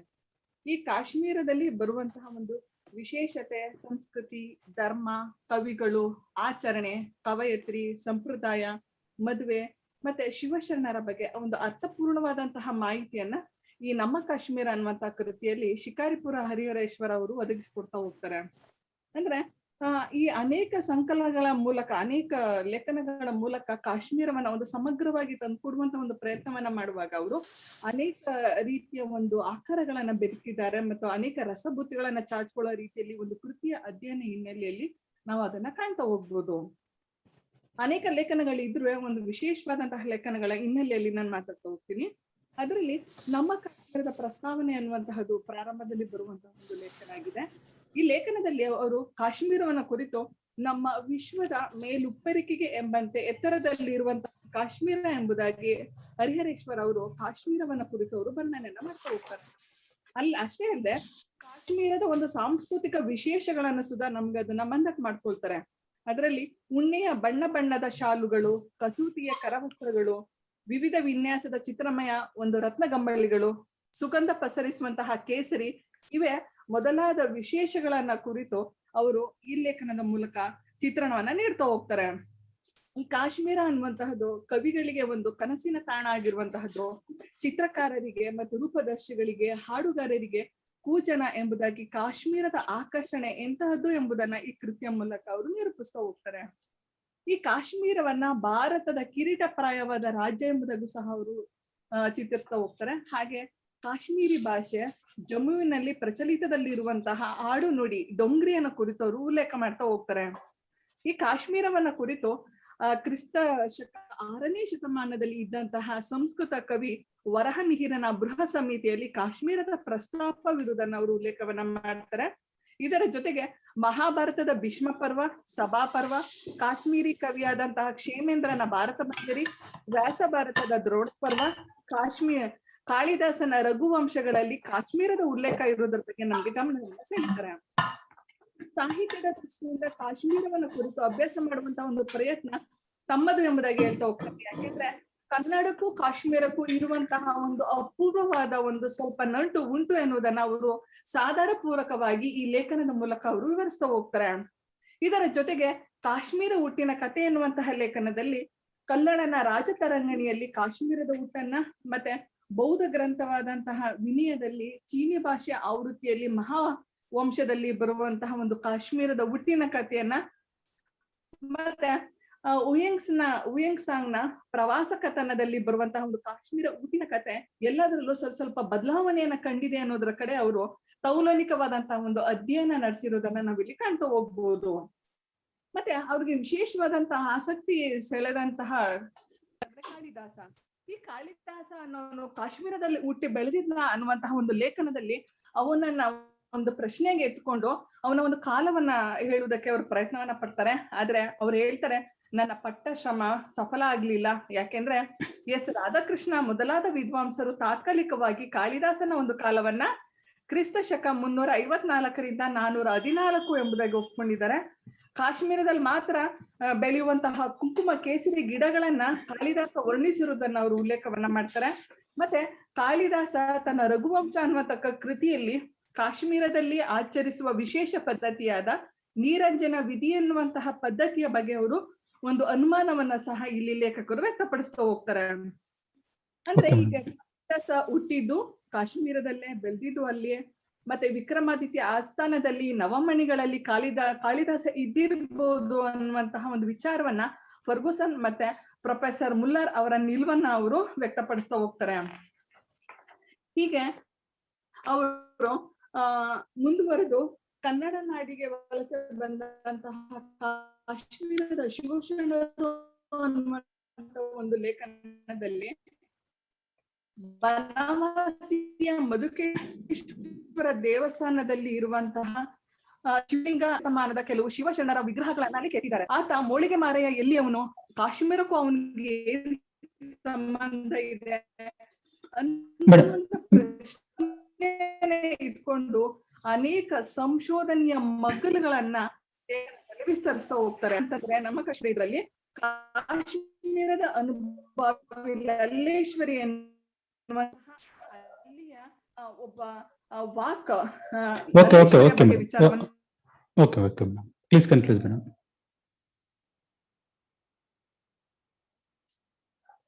ಕಟ್ ಆಗ್ತಾ ಅನ್ಸುತ್ತೆ. Next Sujatha B. Hello sir. ಹಾ ಮೇಡಮ್, ಪ್ಲೀಸ್ ಮೇಡಮ್. ಮೇಡಮ್ ಬೇಗ ಒಂದು 3 ನಿಮಿಷ ಮುಗಿಸ್ಕೊಡಿ. ನನ್ನ ಪ್ರಬಂಧದ ವಿಷಯ ಬೆಸಗರಹಳ್ಳಿ ರಾಮಣ್ಣನವರ ಸುಗ್ಗಿ ಕಥೆಯಲ್ಲಿ ಗ್ರಾಮೀಣ ಬದುಕು ಮತ್ತು ಮೌಲ್ಯಗಳು.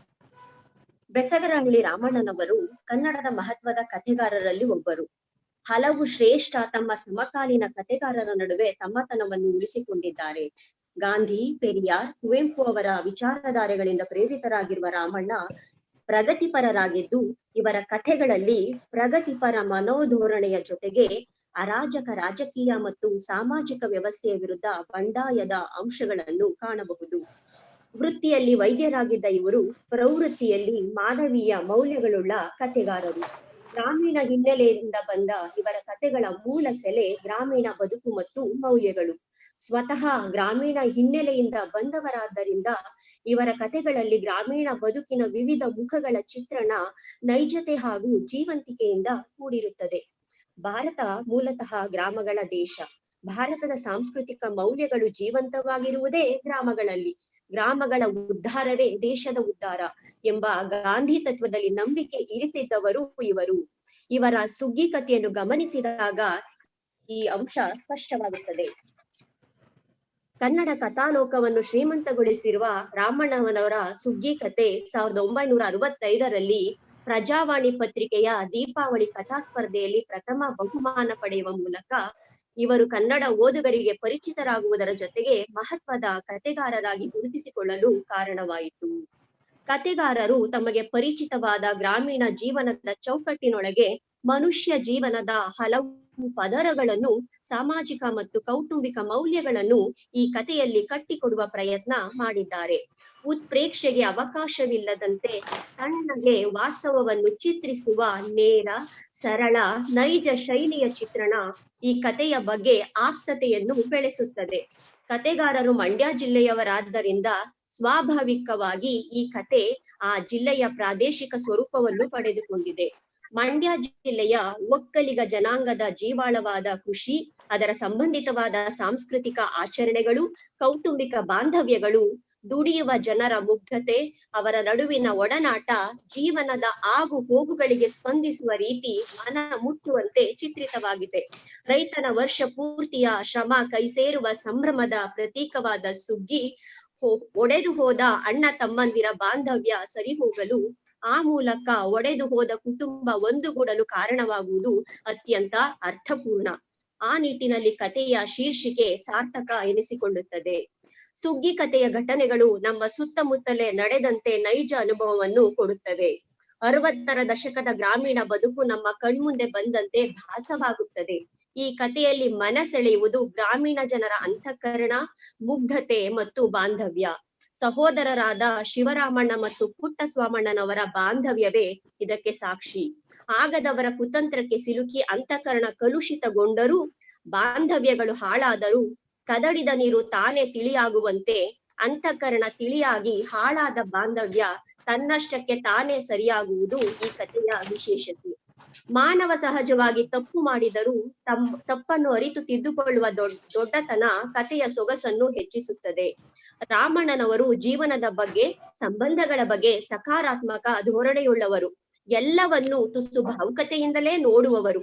ಹಾಗೆಂದು ಬದುಕಿನ ವಾಸ್ತವಗಳಿಗೆ ಕುರುಡಾದವರಲ್ಲ.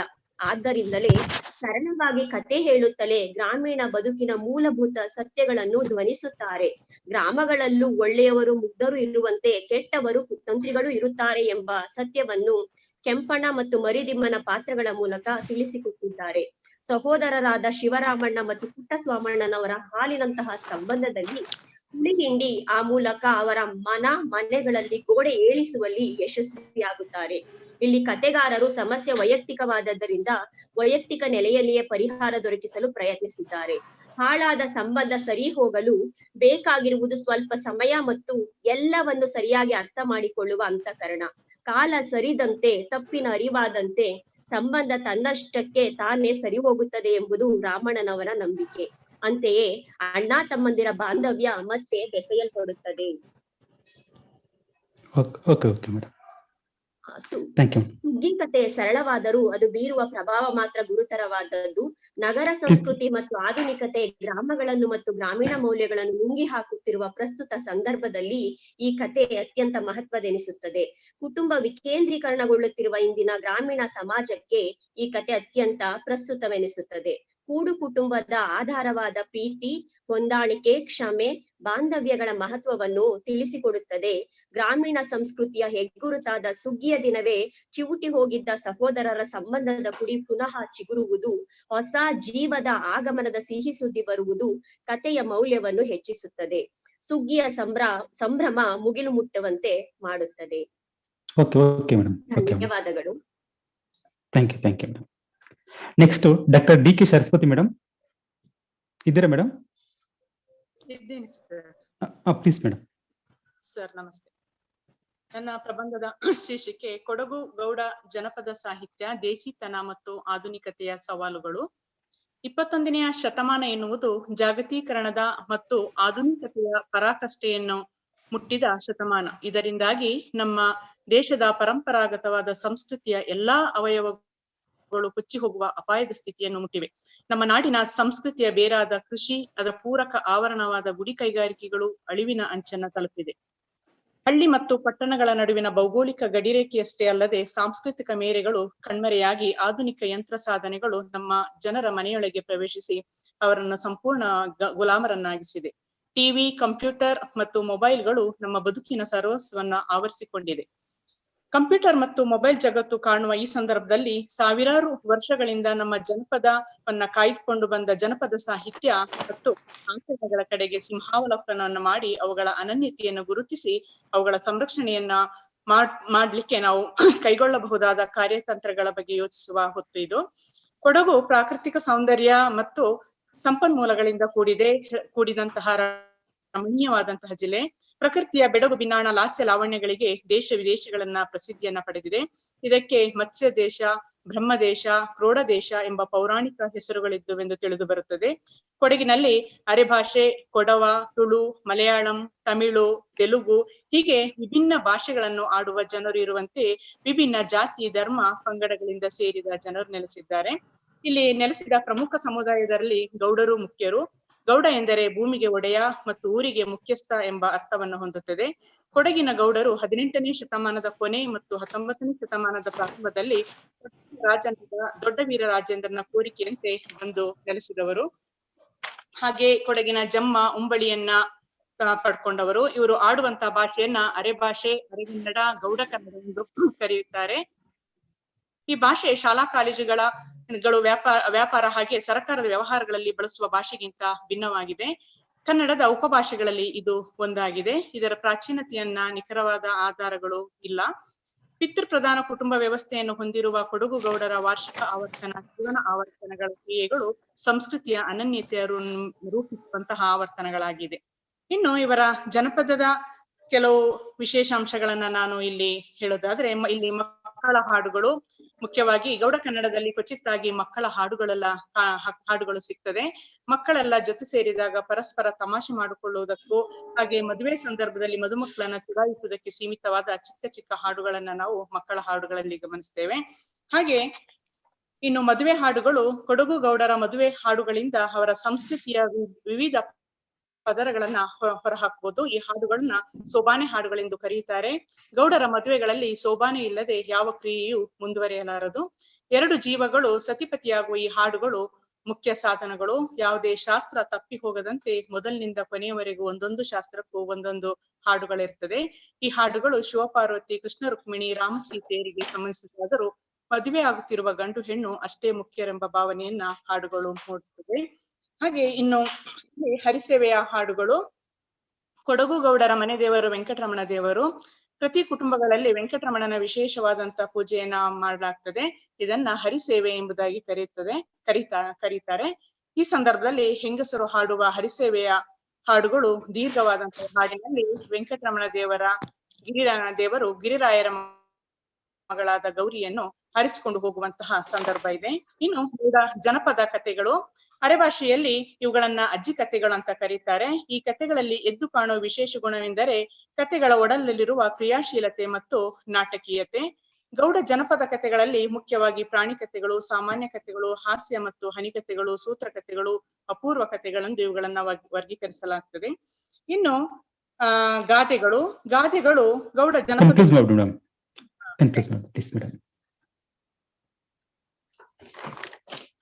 ನೆಕ್ಸ್ಟ್ ಡಾಕ್ಟರ್ ಎಂ ಕೆಂಪಮ್ಮ ಆಯ್ತಲ್ಲ, ಬನ್ನಿ ಮೇಡಮ್ ಪ್ಲೀಸ್. ಕೇಳಿಸ್ತಿದ್ಯಾ? ಹಾ ಮೇಡಮ್ ಕೇಳಿಸ್ತಿದೆ.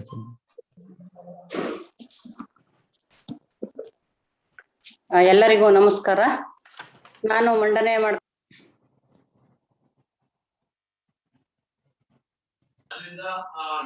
ಜ್ಞಾನ ಅಂತೇಳಿ. ಮಾನವ ಮೂಲತಃ ಸಮಾಜ ಜೀವಿ, ಪ್ರಕೃತಿಯ ಮಡಿಲಲ್ಲೇ ಬೆಳೆದವನಾಗಿದ್ದಾನೆ. ಹಾಗಾಗಿ ಪ್ರಕೃತಿಗೂ ಮಾನವನಿಗೂ ಕೂಡ ಮೊದಲಿನಿಂದಲೂ ಒಂದು ಬಿಡಲಾರದಂತಹ ನಂಟು. ಯಾಕೆಂದ್ರೆ ಮನುಷ್ಯನ ಅಸ್ತಿತ್ವ ಇರುವುದೇ ಪ್ರಕೃತಿ ನಡುವೆ. ಹುಟ್ಟಿನಿಂದ ಸಾವಿನವರೆಗಿನ ಅವನ ಎಲ್ಲ ಚಟುವಟಿಕೆಗಳು ನಡೆಯುವುದು ಕೂಡ ಪ್ರಕೃತಿಯ ಮಧ್ಯದಲ್ಲಿ. ಹೀಗಾಗಿ ಪ್ರಕೃತಿಯ ಪ್ರತಿಯೊಂದು ವಸ್ತುವನ್ನ ತನ್ನ ಬದುಕಿನ ಎಲ್ಲ ಹಂತಗಳಲ್ಲೂ ಎಲ್ಲ ಕಾರ್ಯಗಳಲ್ಲೂ ಮನುಷ್ಯ ಇಂದಿಗೂ ಕೂಡ ಬಳಸ್ತಾ ಬಂದಿದ್ದಾನೆ. ಹೀಗಾಗಿ ಸಸ್ಯ, ಪ್ರಾಣಿ, ಮಾನವ ಸಮುದಾಯಗಳು ಪರಸ್ಪರ ಅವಲಂಬಿಗಳಾಗಿವೆ. ಒಂದನ್ನ ಮತ್ತೊಂದು ಅವಲಂಬಿಸಿಯೇ ಬದುಕಬೇಕಾದಂತಹ ಒಂದು ಅನಿವಾರ್ಯತೆ ಎಲ್ಲಾ ಕಾಲಕ್ಕೂ ಇದೆ ಎನ್ನುವಂಥದ್ದು. ಯಾಕೆಂದ್ರೆ ಪ್ರಕೃತಿಯಲ್ಲಿ ಮೊದಲು ಹುಟ್ಟಿದ್ದು ಸಸ್ಯ, ಆಮೇಲೆ ಜೀವಿಗಳು, ಕೊನೆಗೆ ಮಾನವ ಎಂಬ ನಂಬಿಕೆ ಅನೇಕ ಜನಾಂಗಗಳಲ್ಲಿದೆ. ಹೀಗಾಗಿ ಜನಿಸಿದ್ದು ಸಸ್ಯಗಳು ತುಂಬಿದ ಕಾಡಿನಲ್ಲಿ, ಬೆಳೆದದ್ದು ಗಿಡ ಮರಗಳ ಜೊತೆಯಲ್ಲಿ ಬದುಕಿದ್ದು, ಅವುಗಳ ಹಣ್ಣು ಹಂಪಲು ಗೆಡ್ಡೆ ಗೆಣಸುಗಳನ್ನ ತಿಂದು, ಮಳೆ ಗಾಳಿ ಬಿಸಿಲುಗಳಿಂದ ರಕ್ಷಣೆ ಪಡೆಯುತ್ತಾ ಮಾನ ಮುಚ್ಚಿಕೊಂಡಿದ್ದು ಸಸ್ಯಗಳ ತೊಗಟೆ ತಪ್ಪಲು ಪ್ರಾಣಿ ಚರ್ಮಗಳಿಂದ, ಆಶ್ರಯ ಪಡೆದದ್ದು ಗಿರದ ಮರದ ಪಟರೆಗಳಲ್ಲಿ. ಹೀಗೆ ತನ್ನ ಬದುಕಿಗೆ ಪ್ರಾಕೃತಿಕ ಸಂಪತ್ತು ಎಷ್ಟು ಅನಿವಾರ್ಯ, ಅಗತ್ಯ ಎಂಬುದನ್ನು ಅರಿತುಕೊಂಡು ತನ್ನ ಊಟಕ್ಕೆ, ಉಡುಗೆಗೆ, ಉಪಕರಣಗಳಿಗೆ, ಜೊತೆಗೆ ರೋಗ ಗುಣಪಡಿಸಲು ಒಟ್ಟಾರೆ ತನ್ನೆಲ್ಲ ಭೌತಿಕ ಮಾನಸಿಕ ವ್ಯವಹಾರಗಳಿಗೆ ಹಲವು ರೀತಿಯಲ್ಲಿ ಬಳಸ್ಕೊಳ್ತಾ ಬಂದಿದ್ದಾನೆ. ಇಂದು ಆಧುನಿಕವಾಗಿಯೂ ಕೂಡ ಮಾನವ ತನ್ನ ಸೌಕರ್ಯಗಳಿಗೆ, ನೀರು ನೆರಳಿಗೆ ಸಸ್ಯ ಸಂಪತ್ತನ್ನೇ ಅವಲಂಬಿಸಿದ್ದಾನೆ. ಆಹಾರ ಪದಾರ್ಥಗಳಾಗಿರ್ಬೋದು, ಬಟ್ಟೆ ಕಾಗದಗಳಿಗೆ ಬೇಕಾದ ಕಚ್ಚಾ ಸಾಮಗ್ರಿಗಳಾಗಿರ್ಬೋದು, ಎಣ್ಣೆ ಔಷಧಿಗಳಿಗೆ ಆಧಾರಭೂತವಾದ ವಸ್ತುಗಳಾಗಿರ್ಬೋದು, ವಸತಿ ನಿರ್ಮಾಣಕ್ಕೆ ಬೇಕಾದ ಮರ, ಹೀಗೆ ಜೀವನದ ಎಲ್ಲ ಅಗತ್ಯಗಳು ಕೂಡ ಸಸ್ಯ ಕ್ಷೇತ್ರದಿಂದಲೇ ಪೂರೈಕೆ ಆಗಬೇಕಾಗಿದೆ. ಹಾಗಾಗಿ ಮಾನವನ ಜೀವನೋಪಾಯಕ್ಕಾಗಿ, ಆಹಾರ ಉತ್ಪಾದನೆಗಾಗಿ ಪ್ರಾಣಿಗಳ ನೆರವು ಕೂಡ ಬೇಕೇ ಬೇಕು. ಪಶು ಸಾಕಾಣೆಯಿಂದ ತನ್ನ ಆರ್ಥಿಕ ಮಟ್ಟವನ್ನ ಸುಸ್ಥಿತಿಯಲ್ಲಿ ಇಟ್ಕೊಂಡಿದ್ದಾನೆ. ಹೀಗಾಗಿ ಮಾನವ ತನ್ನೆಲ್ಲ ಅಗತ್ಯಗಳನ್ನ ಸಸ್ಯ ಹಾಗೂ ಪ್ರಾಣಿ ಜಗತ್ತಿನಿಂದ ಪೂರೈಸಿಕೊಳ್ತಿದ್ದು, ಅವುಗಳ ನಾಶವಾದರೆ ಮಾನವ ಕುಲ ಹಾಗೂ ಸಕಲ ಜೀವರಾಶಿಗಳ ಅಸ್ತಿತ್ವವೇ ಇರುವುದಿಲ್ಲ ಅನ್ನೋದನ್ನು ಸತ್ಯ ಅನ್ನುವಂಥದ್ದು. ಆ ಮನುಷ್ಯ ಸಸ್ಯ ಕುಲದಷ್ಟೇ ಪ್ರಾಣಿ ಕುಲವೂ ಕೂಡ ಮಾನವನಿಗೆ ಇಂದಿನಿಂದಲೂ ಕೂಡ ಮಹಾ ಉಪಕಾರಿಯಾಗಿದೆ. ಕಾಡಿನಲ್ಲಿ ವಾಸ ಮಾಡ್ತಿದ್ದಾಗ ಆಹಾರಕ್ಕಾಗಿ ಪ್ರಮುಖವಾಗಿ ಅವನು ಅವಲಂಬಿಸಿದ್ದು ಬೇಟೆ, ಪ್ರಾಣಿಗಳನ್ನ ಬೇಟೆಯಾಡುವುದನ್ನೇ ಅನ್ನೋದು. ನಂತರ ಅವುಗಳನ್ನೇ ಕೆಲವು ಪಳಗಿಸಿ ಆ ಪಶುಪಾಲನೆಯನ್ನ ಶುರು ಮಾಡ್ದ. ಕೃಷಿಯ ಜೊತೆಗೆ ಅವುಗಳನ್ನ ಬೆಳೆಸ್ತಾ ಬಂದ ಅನ್ನೋದು. ಹಾಗಾಗಿ ಗಿಡಗಳಿಗೆ ಬೇಕಾದ ಗೊಬ್ಬರವನ್ನ ಅವು ರಾಸಾಯನಿಕ ಕ್ರಿಯೆಗಳಿಂದ ಆ ಎರೆಹುಳುಗಳು ಹೊರಹಾಕ್ತವೆ. ದನ, ಕರು, ಎಮ್ಮೆ, ಹಸು, ಆಡು, ಕುರಿಗಳು ಆ ಬದುಕಿನ ಜೊತೆಗೆ ಕೃಷಿಗೆ ಉಪಯುಕ್ತವಾದ ಕೊಟ್ಟಿಗೆ ಗೊಬ್ಬರವನ್ನು ನೀಡ್ತವೆ. ಈಗ ಒಂದರೊಡನೆ ಒಂದು ಸಂಬಂಧದ ಜೊತೆ ನಿರಂತರವಾಗಿ ಬೆಳ್ಕೊಂಡು ಬಂದಿದೆ. ಇಂತಹ ಬದುಕಿಗೆ ಅನಿವಾರ್ಯವೂ ಅಗತ್ಯವೂ ಆದಂತಹ ಸಸ್ಯ ಮತ್ತು ಪ್ರಾಣಿ ಸಮೂಹದ ಬಗ್ಗೆ ಜನಪದರಲ್ಲಿ ಸಹಜವಾಗಿ ಹಿಂದಿನಿಂದಲೂ ಕೂಡ ಒಂದು ಆತ್ಮೀಯವಾದ, ಪೂಜನೀಯವಾದ ಭಾವನೆ, ಭಯ, ಭಕ್ತಿಗಳೊಂದಿಗೆ ಬೆಳ್ಕೊಂಡ್ ಬಂದಿದೆ. ಅಂತ ಸಸ್ಯ ಪ್ರಾಣಿಗಳನ್ನ ಕುರಿತು ಅವರು ತಾಳಿದ ಭಾವನೆಗಳೇನಿದಾವೆ, ಅವರು ಅನುಸರಿಸಿದ ಪದ್ಧತಿಗಳೇನಿದಾವೆ, ಅವೇ ಸಸ್ಯಾಚರಣೆಗಳಾದವು, ಪ್ರಾಣಿ ಆಚರಣೆಗಳಾದವು. ಯಾಕಂದ್ರೆ ಅವ್ರು ಬೆಳಿಗ್ಗೆ ಎದ್ದ ತಕ್ಷಣನೇ ಏಳುತ್ತಲೇ ನಾನೆದ್ದು ಯಾರ್ಯಾರ ನೆನೆಯಾಲಿ, ಎಳ್ಳು ಜೀರಿಗೆ ಬೆಳೆಯೋಳ ಭೂಮಿ ತಾಯ, ಎದ್ದೊಂದು ಗಳಿಗೆ ನೆನೆದೇನು ಅಂತೇಳಿ ಪ್ರತಿ ನಿಮಿಷ ಭೂಮಿ ತಾಯಿಗೆ ನಮಿಸುತ್ತಾ ತನ್ನ ಪ್ರತಿನಿತ್ಯದ ಕಾಯಕವನ್ನ ಪ್ರಾರಂಭ ಮಾಡ್ತಾನೆ. ಈ ಹಿನ್ನೆಲೆಯಲ್ಲಿ ಪ್ರಕೃತಿಯ ಜೊತೆಗಿನ ಅವನ ನಂಟು ಆ ಆತ್ಮೀಯವಾದ, ಆ ಭಾವನಾತ್ಮಕವಾದ ಮತ್ತು ದೈವಿ ನೆಲೆಯಲ್ಲಿ ಹುಟ್ಟಿಕೊಂಡದ್ದು, ಅದರಿಂದ ಆದಂತ ಅನುಕೂಲಗಳೇನು ಅನ್ನುವಂಥದ್ದು ತಿಳ್ಕೊ. ಹೀಗೆ ವೈವಿಧ್ಯಮಯವಾದ ಗಿಡ ಮರಗಳಿಂದ ಕೂಡಿದ ಪ್ರಕೃತಿ ಮತ್ತು ಜೀವಕುಲ ತಮ್ಮ ಜೀವನಕ್ಕೆ ಹೇಗೆ ಪೂರಕವಾಗಿವೆ, ಆಧಾರವಾಗಿವೆ ಎಂಬುದನ್ನು ಅರಿತು ಮನುಷ್ಯ ಅವುಗಳಲ್ಲಿ ತಳೆದ ದೈವಿ ಭಾವನೆಗಳೇ ಇವತ್ತು ನಮ್ಮ ಪ್ರಕೃತಿ ಸಂಪತ್ತು ಉಳಿದಿರೋದಕ್ಕೆ ಕಾರಣ ಆಗಿದೆ. ಹಾಗಾಗಿ ಜನಪದರ ಯಾವುದೇ ಆಚರಣೆಗಳಾಗಿರ್ಬೋದು, ಪದ್ಧತಿಗಳಾಗಿರ್ಬೋದು, ಅವು ಮೂಢ್ಯಗಳಲ್ಲ. ಅವರ ಆಚರಣೆಯಿಂದ ದೇವರ ಕಾಡು ಅಂತೇಳಿ ಪೂಜೆ ಮಾಡ್ತೀವಿ. ಅವುಗಳಿಂದ ಆ ಪ್ರಕೃತಿ ಸಂಪತ್ತು ಇಷ್ಟು ಸಮೃದ್ಧವಾಗಿ ಇವತ್ತಿಗೂ ಉಳಿದಿರೋದಕ್ಕೆ ಕಾರಣ ಜನಪದರು ಅವುಗಳಲ್ಲಿ ತಳೆದಿದ್ದಂತ ದೈವಿ ಭಾವನೆ. ಆದ್ರೆ ಆಧುನಿಕ ಮನುಷ್ಯ ಏನ್ ಮಾಡ್ತಾ ಇದ್ದಾನೆ, ಅವುಗಳ ಬಗ್ಗೆ ಆಗ್ತಿದ್ದಾಗೆ ಇವತ್ತು ನಮ್ಮ ಪ್ರಕೃತಿ ಸಂಪತ್ತು, ಪ್ರಾಣಿಗಳ ನಡುವಿನ ಸಂಬಂಧಗಳು ಕಡಿಮೆ ಆಯ್ತಿದ್ದಾಗೆ ಪ್ರಕೃತಿಯಲ್ಲಿ ಅಸಮತೋಲನ ಉಂಟಾಗ್ತಾ ಇದೆ ಅನ್ನುವಂಥದ್ದು. ಹಾಗಾಗಿ ಮನುಷ್ಯ ಅಭಿವೃದ್ಧಿಗಾಗಿ ಪ್ರಕೃತಿಯನ್ನ ಬಳಸ್ಕೊತಾ ಇದ್ದಾನೆ ಅನ್ನುವಂಥದ್ದು. ಧನ್ಯವಾದಗಳು. Thank you madam. Doctor Shilpashree ಇದ್ದೀರಾ ಮೇಡಮ್? ಡಾಕ್ಟರ್ ಶಿಲ್ಪಶ್ರೀ ಇದೀನಿ ಸರ್. ನಮಸ್ತೆ, ಇದೀನಿ ಸರ್. Please madam. ಹಾ ಸರ್, ಎಲ್ರಿಗೂ ನಮಸ್ಕಾರ. ಇವತ್ತು ನಾನು ಮಂಡಿಸ್ತಾ ಇರುವಂತಹ ವಿಷಯ ಗೋಪಾಲಕೃಷ್ಣ ಅಡಿಗರ ಒಂದು ಕವಿತೆ, ಭಾರತದ ತಂದೆ ಗಾಂಧಿ ಎಂಬುದು. ಇಡೀ ಭಾರತೀಯ ಸಾಹಿತ್ಯವನ್ನ ಮಹಾತ್ಮ ಗಾಂಧೀಜಿಯವರು ಹಲವು ರೀತಿಯಲ್ಲಿ ಪ್ರಭಾವಿಸಿದ್ದಾರೆ. ಹಾಗೆ ಕನ್ನಡ ಸಾಹಿತ್ಯದಲ್ಲೂ ಇಲ್ಲಿವರೆಗೂ ಕೂಡ ಗಾಂಧಿಯ ಮೇಲೆ ಹಲವಾರು ಸಾಹಿತ್ಯ ಸೃಷ್ಟಿಯಾಗಿದೆ, ಹಲವಾರು ಬಗ್ಗೆ.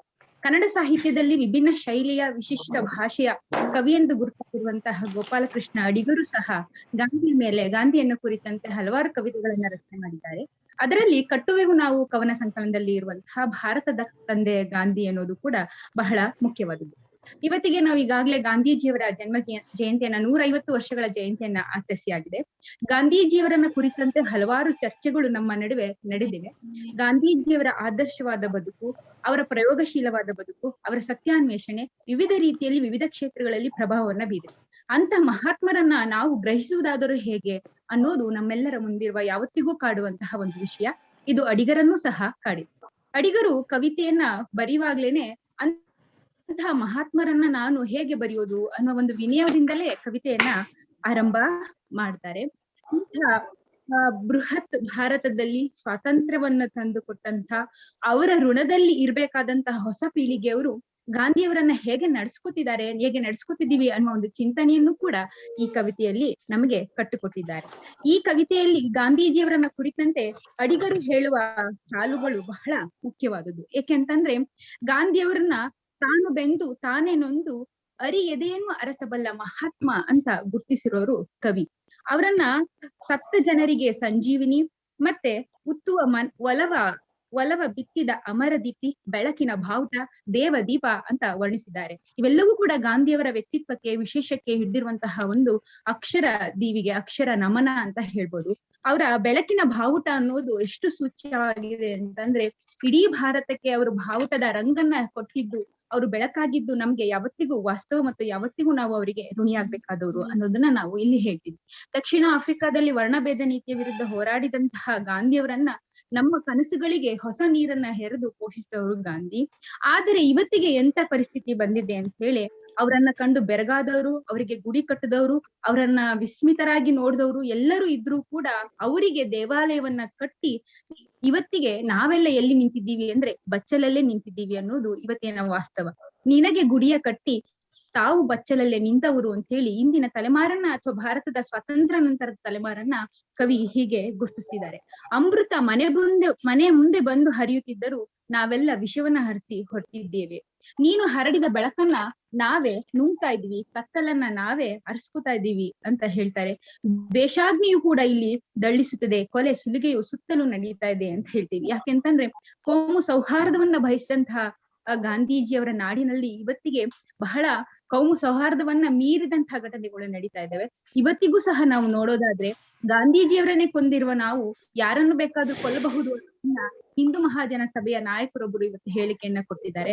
ಹಾಗೆ ನಾಥೂರಾಮ್ ಗೋಡ್ಸೆಯವರ ಒಂದು ವಿಗ್ರಹವನ್ನ, ಸ್ಟ್ಯಾಚ್ಯೂವನ್ನ ಅನಾವರಣ ಮಾಡ್ಲಿಕ್ಕೆ ಎಲ್ಲ ಕ್ರಮಗಳನ್ನ ಕೈಗೊಳ್ತಾ ಇದ್ದಾರೆ. ಇಂಥ ಹೊತ್ತಿನಲ್ಲಿ ಗಾಂಧಿಯವರನ್ನ ಕುರಿತಾದಂತಹ ಸಾಹಿತ್ಯವನ್ನು ನಾವು ನೆನೆಯುವ ಅವಶ್ಯಕತೆಯನ್ನ ಕವಿ ಮೂಲಕ ಹೇಳ್ತಿದ್ದಾರೆ. ಹಾಗಾಗಿ ಈ ಕವಿತೆ ಯಾವತ್ತಿಗೂ ನಮ್ಗೆ ಪ್ರಸ್ತುತ ಅಂತ ಅನ್ಸ್ತಾನೆ ಇರುತ್ತೆ. ಮತ್ತೆ ಗಾಂಧಿಯವರನ್ನ ಕುರಿತ ಹೊಸ ನೋಟಗಳು ಏನಿದಾವೋ ಅದೆಲ್ಲ ಈ ತಲೆಮಾರಿಗೆ ಬೇಕಾಗಿರೋದನ್ನ ಅಡಿಗರು ಬಹಳ ಸೂಚ್ಯವಾಗಿ ಈ ಕವಿತೆಯಲ್ಲಿ ನಮ್ಗೆ ಕಟ್ಕೊಟ್ಟಿದ್ದಾರೆ. ಧನ್ಯವಾದಗಳು. Thank you madam. Next doctor Shivakumar C. Sir ಇದ್ದೀನಿ. Please sir. ಎಲ್ಲರಿಗೂ ನಮಸ್ಕಾರ. ಮೊದಲನೇದಾಗಿ ಇಂಥದೊಂದು ರಾಷ್ಟ್ರೀಯ ವಿಚಾರ ಸಂಕಿರಣವನ್ನು ಏರ್ಪಡಿಸಿರುವಂತಹ ಕೊಪ್ಪ ಕಾಲೇಜಿನ ಪ್ರಾಂಶುಪಾಲರು ಮತ್ತು ಎಲ್ಲ ಅಧ್ಯಾಪಕ ವರ್ಗ ಮತ್ತು ಸಿಬ್ಬಂದಿ ವರ್ಗಕ್ಕೆ ನನ್ನ ಅಭಿನಂದನೆಗಳು. ಇವತ್ತಿನ ಈ ಸಂಕಿರಣದಲ್ಲಿ ನಾನು ಗೋಪಾಲಕೃಷ್ಣ ಅಡಿಗರ ನಾವೆಲ್ಲರೂ ಒಂದೇ ಜಾತಿ ಕವಿತೆಯ ವಿಶ್ಲೇಷಣೆಯನ್ನು ಮಾಡ್ತಾ ಇದ್ದೀನಿ. ಇದು ದೇಶದ ಅಭಿವೃದ್ಧಿಗೆ, ಅದರಲ್ಲೂ ಆರ್ಥಿಕ ಅಭಿವೃದ್ಧಿ ಮತ್ತು ಅದರ ಸುಸ್ಥಿರತೆಗೆ ತೊಡಕುಗಳು ಅನೇಕ ಬಗೆಯಲ್ಲಿ ಉಂಟಾಗ್ತವೆ.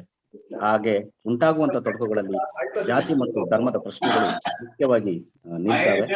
ಇಂಥ ಸಂದರ್ಭದಲ್ಲಿ ಸ್ವತಂತ್ರೋತ್ತರ ಭಾರತದಲ್ಲಿ ಸಮುದಾಯ ಹೇಗೆ ಸೃಷ್ಟಿಯಾಗಬೇಕು ಅನ್ನೋದನ್ನ ಹೇಳ್ತಾನೆ ಗೋಪಾಲಕೃಷ್ಣ ಅಡಿಗರು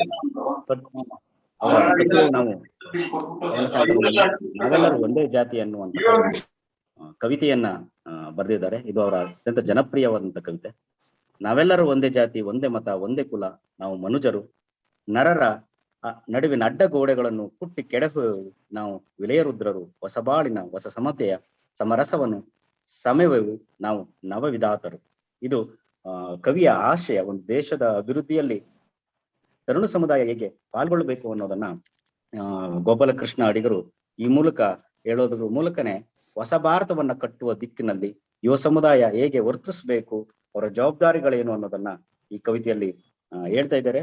ಇದು ಎಲ್ಲ ಕಾಲಕ್ಕೂ ಸಲ್ಲುವಂತಹ ಮಾತುಗಳನ್ನ ಅವರು ತಮ್ಮ ಈ ಕವಿತೆಯನ್ನ ಹೇಳ್ತಾ ಇದ್ದಾರೆ. ಮುಂದುವರೆದು, ಕ್ರಾಪು ತಲೆಯು ಈ ನವೀನ ಯುಗದ ಜಗದ ಕೇತನ, ಅದರ ಕೆಳಗೆ ತಿಂತಿಣಿಸಿದೆ ಯೋಧ ಗುಣ ವಿನೂತನ.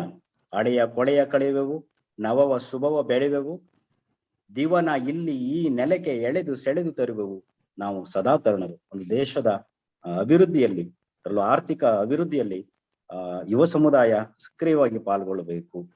ಅದ್ರ ಜೊತೆಗೆ ಈ ಸಮಾಜದಲ್ಲಿ ಇರುವಂತಹ ಅನೇಕ ಕಟ್ಟುಪಾಡುಗಳನ್ನ ತಾರತಮ್ಯಗಳನ್ನ ಹೋಗಲಾಡಿಸ್ಬೇಕು. ಹಾಗಾಗಿ ನಾವೆಲ್ಲರೂ ಒಂದೇ ಜಾತಿ, ಒಂದೇ ಮತ, ಒಂದೇ ಕುಲ, ನಾವು ಮನುಷ್ಯರು ಆದ ಮೇಲೆ ನಾವೆಲ್ಲರೂ ಒಂದೇ ಅನ್ನುವ ಒಂದು ತತ್ವವನ್ನ ಪ್ರತಿಯೊಬ್ರು ಪಾಲಿಸ್ಬೇಕು. ಈ ಪ್ರತಿಯೊಬ್ರು ಪಾಲಿಸುವುದರ ಮೂಲಕನೇ ಈ ಜಾತ್ಯತೀತ ಮನೋಭಾವವನ್ನ ಹುಟ್ಟು ಹಾಕ್ಬೇಕು ಅನ್ನೋದು ಕವಿಯ ಆಶಯ. ಭಾರತದ ಚತುರ್ವರ್ಣ ಪದ್ಧತಿ, ಅದರಿಂದ ಉಂಟಾಗಿರುವಂತಹ ಜಾತಿ ಶ್ರೇಣೀಕರಣ ವ್ಯವಸ್ಥೆ, ಆ ಪರಿಣಾಮದಿಂದ ಉಂಟಾದಂತಹ ಅಸಮಾನತೆ, ಜಾತಿ ಹೆಸರಿನಲ್ಲಿ ರೂಢಿಸ್ಕೊಂಡು ಬರ್ತಿರುವಂತಹ ಅಸ್ಪೃಶ್ಯ ಭೇದ ಭಾವಗಳು, ಈ ಬಗೆಯ ಹಳೆಯ ಕೊಳೆಗಳನ್ನ ನಾವು ತೊಳಿತಿದೀವಿ ಅಥವಾ ಅದಕ್ಕೆ ತೊಳಿಲಿಕ್ಕೆ ನಾವು ಸಜ್ಜಾಗ್ತಾ ಇದ್ದೀವಿ ಮತ್ತು ಆ ಜಾಗದಲ್ಲಿ ನವದ ಶುಭವನ್ನ ಬೆಳಿತೀವಿ. ನಾವು ಈ ಕಾಲದ ತರುಣರು ಶಕ್ತಿವಂತರು ಅನ್ನೋದನ್ನ ಹೇಳ್ತಾ, ಸರ್ವ ಸಮಾನತೆಯ ಹೊಸ ಸಮಾಜವನ್ನು ನಿರ್ಮಿಸುವ ಸಲುವಾಗಿ ಕವಿ ಎಲ್ಲರ ಸಹಕಾರವನ್ನ ಬೇಡ್ತಾ ಇದ್ದಾರೆ. ನಡೆಯ ನುಡಿಯ 100 ಗೋಡೆಗಳನ್ನ ಮೀರಿ ನಾವೆಲ್ಲರೂ ಒಂದೇ ತಾಯಿಯ ಎದೆಯಾಸಿಯ ಕುಡಿಗಳು ಅನ್ನುವ ಮಾತುಗಳನ್ನ ಅವರು ಈ ಕವನದಲ್ಲಿ ವ್ಯಕ್ತಪಡಿಸಿದ್ದಾರೆ. ಮುಂದುವರೆದು, ಒಂದೇ ಮಹಾ ಪ್ರೇಮಾಗ್ನಿ ಅಂತ ಹೇಳ್ತಾ, ಜಾತಿ ಮತದ ಗುಹೆಗಳಿಂದ ಹೊರಬನ್ನಿರಿ ಬಯಲಿಗೆ, ಕೃತಕ ತಿಮಿರದ ಆಳದಿಂದ ವಿಸ್ತಾರದ ಬೆಳಕಿಗೆ, ಸೇರಿಕೊಳ್ಳಿ ಕೂಡಿಕೊಳ್ಳಿ ಮುನ್ನುಗ್ಗುವ ಸಾಲಿಗೆ, ಕತ್ತಲೊಡನೆ ಹೂಡಿದ ಈ ಉತ್ಸಾಹದ ದಾಳಿಗೆ, ಕೂಡಿಸಿರಿ ಎದೆಯ ಕೊರಲುಗಳ ಹೊಸಬಾಳಿನ ಹಾಡಿಗೆ ಅನ್ನುವ ಆಶಯದಿಂದ ಈ ಕವಿತೆಯನ್ನು ಅವರು ಮುಕ್ತಾಯ ಮಾಡಿದ್ದಾರೆ. ಅವಕಾಶ ಮಾಡಿಕೊಟ್ಟದಕ್ಕೆ ಎಲ್ಲರಿಗೂ ಕೂಡ ನಾನು ಧನ್ಯವಾದಗಳನ್ನು ಅರ್ಪಿಸ್ತೇನೆ. Okay sir. Next last one, Lokesh K P ಇದ್ದೀರಾ? ಲಾಸ್ಟ್ ಒನ್ ಇದೀನಿ sir. Please sir. Okay sir, ನನ್ನ ಹೆಸರು ಲೋಕೇಶ್ ಅಂತ ಹೇಳಿ, ಸರ್ಕಾರಿ ಮಹಾವಿದ್ಯಾಲಯ ಸ್ವಾಯತ್ತ ಮಂಡ್ಯ ಕಾಲೇಜಿಂದ. ನನ್ನ ಹೆಸರು ಲಿಸ್ಟ್ ಅಲ್ಲಿ ಬಿಟ್ಟೋಗಿದೆ ಸರ್, ದಯವಿಟ್ಟು ಸೇರಿಸ್ಕೊಳ್ಳಿ ಸರ್ ಅದನ್ನ. ಓಕೆ, ಎಲ್ರಿಗೂ ನಮಸ್ಕಾರ. ಅಡಿಗರ ವರ್ಧಮಾನ ಕವಿತೆಯಲ್ಲಿ ವ್ಯಕ್ತಿ ವಿಶಿಷ್ಟತೆಯ ಹಂಬಲ ಅನ್ನುವಂತಹ ವಿಷಯ ಮಂಡನೆಯನ್ನ ಮಾಡ್ತಾ ಇದ್ದೀನಿ.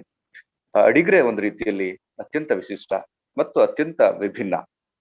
ಅನ್ಯರೊರದುದನೆ ಬರೆದುದನೆ ನಾ ಬರೆದು ಭಿನ್ನಗಾಗಿದೆ ಮನವು, ಬಗೆಯೊಳಗನೆ ತೆರೆದು ನನ್ನ ನುಡಿಯೊಳೆ ಬಣ್ಣ ಬಣ್ಣದಲ್ಲಿ ಬಣ್ಣಿಸುವ ಪನ್ನತಿಕೆ, ಬರುವನಕ ನನ್ನ ಬಾಳಿದು ನರಕ ಎಂದು ಹೇಳುತ್ತಾ ಅತ್ಯಂತ ಪ್ರಯೋಗಾತ್ಮಕವಾಗಿ ಬರೆಯುತ್ತಾ ವಿಭಿನ್ನತೆ ಅಭಿವ್ಯಕ್ತಿ ತಂತ್ರದಲ್ಲಿ ಬೆರಗು ಮೂಡಿಸಿದ ಕವಿ ಅಡಿಗರು.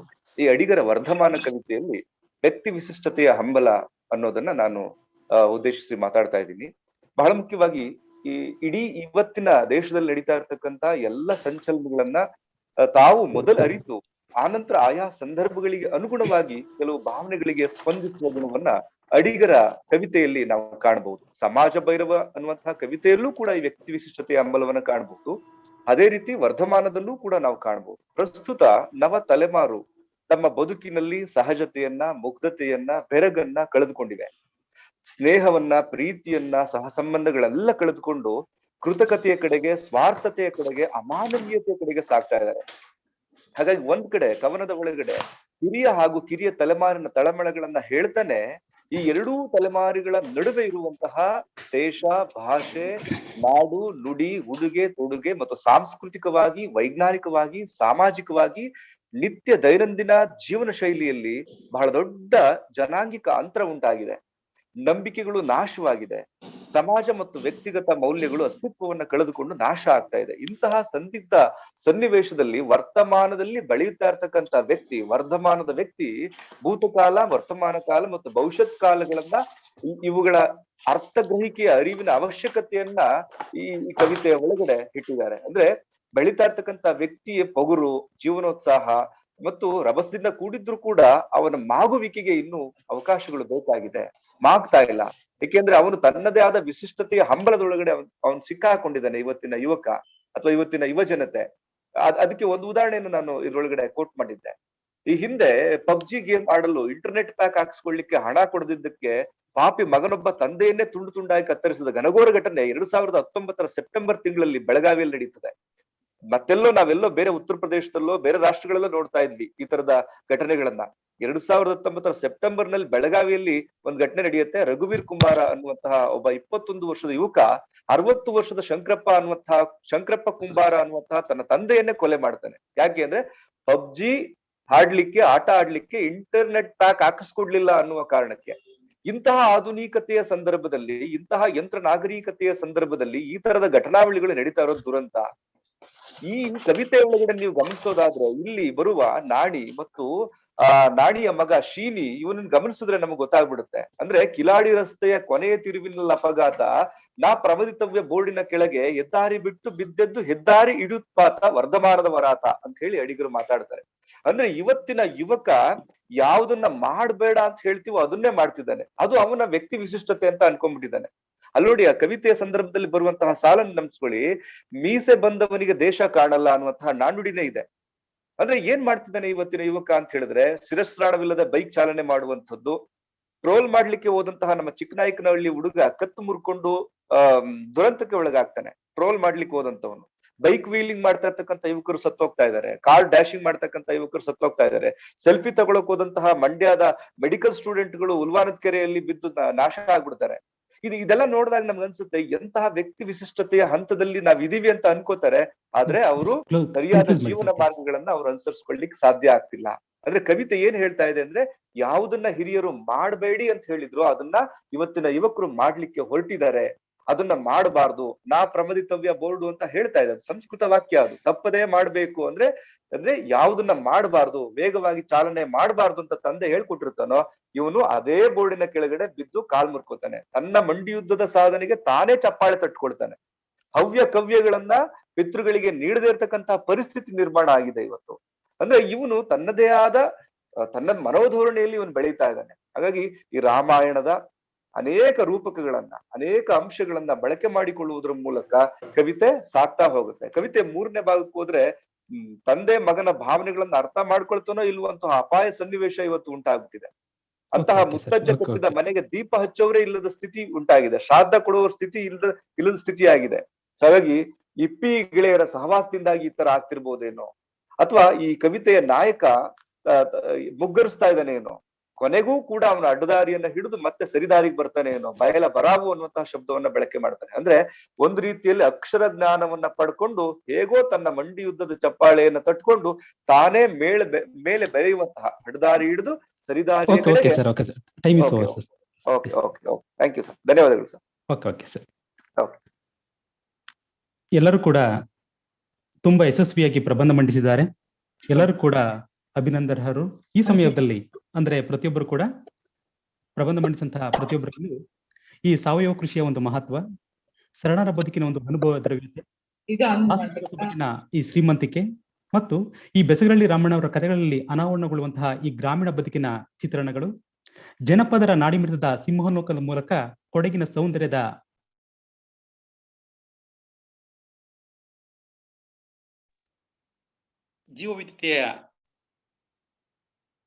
ಜೀವ ವೈವಿಧ್ಯತೆಯ ಸಂರಕ್ಷಣೆಯಲ್ಲಿ ಮಾನವನ ಪಾತ್ರ ಹತ್ತಿ ಇರದದ್ದು ಎಂಬುದನ್ನು ಕೂಡ ನಮಗೆ ಅರಿವು ತಂದಿಟ್ಟ ಈ ಸಂದರ್ಭ, ಹಾಗೂ ಈ ಗೋಪಾಲಕೃಷ್ಣ ಅಡಿಗಾರ ತಮ್ಮಲ್ಲಿ ಕಂಡಂತಹ ಗಾಂಧಿ ಕುರಿತ ಆದರ್ಶ ಜಗತ್ತು, ಹಾಗೂ ನಾವೆಲ್ಲರೂ ಒಂದೇ ಜಾತಿ ಒಂದೇ ಮತ ಎಂದು ದೇಶವನ್ನು ಕಟ್ಟುವ ರೀತಿಯನ್ನು ನಾವು ಇಲ್ಲಿ ನೋಡಿದ್ದೇವೆ.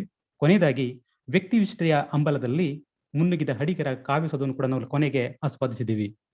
ಈ ಕಾರ್ಯಕ್ರಮ ಯಶಸ್ವಿಯಾಗಿದೆ ಅನ್ಕೊಂಡಿದ್ದೀವಿ ಎಲ್ಲರೂ ಕೂಡ.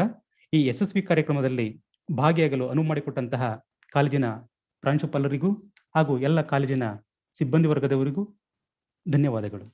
ನಮಸ್ಕಾರ. Thank you, Govindraj sir, for chairing this session, and I also thank Swarna ma'am for being the rapporteur of this session. So there are few more announcements for the participants. So certificates will be sent to the participant through email within a week's time. and the proceedings of the conference will reach you shortly. And a request to please fill the feedback, and the feedback link will be sent through email. Thank you.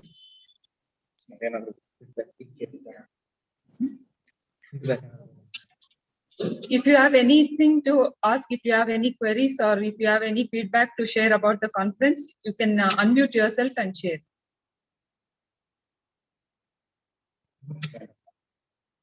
If there are no questions or any feedback or suggestions, then we'll wind up. Thank you.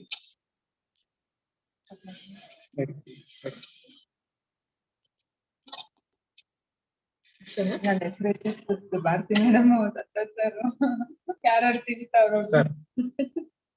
Close ಮಾಡದಾ?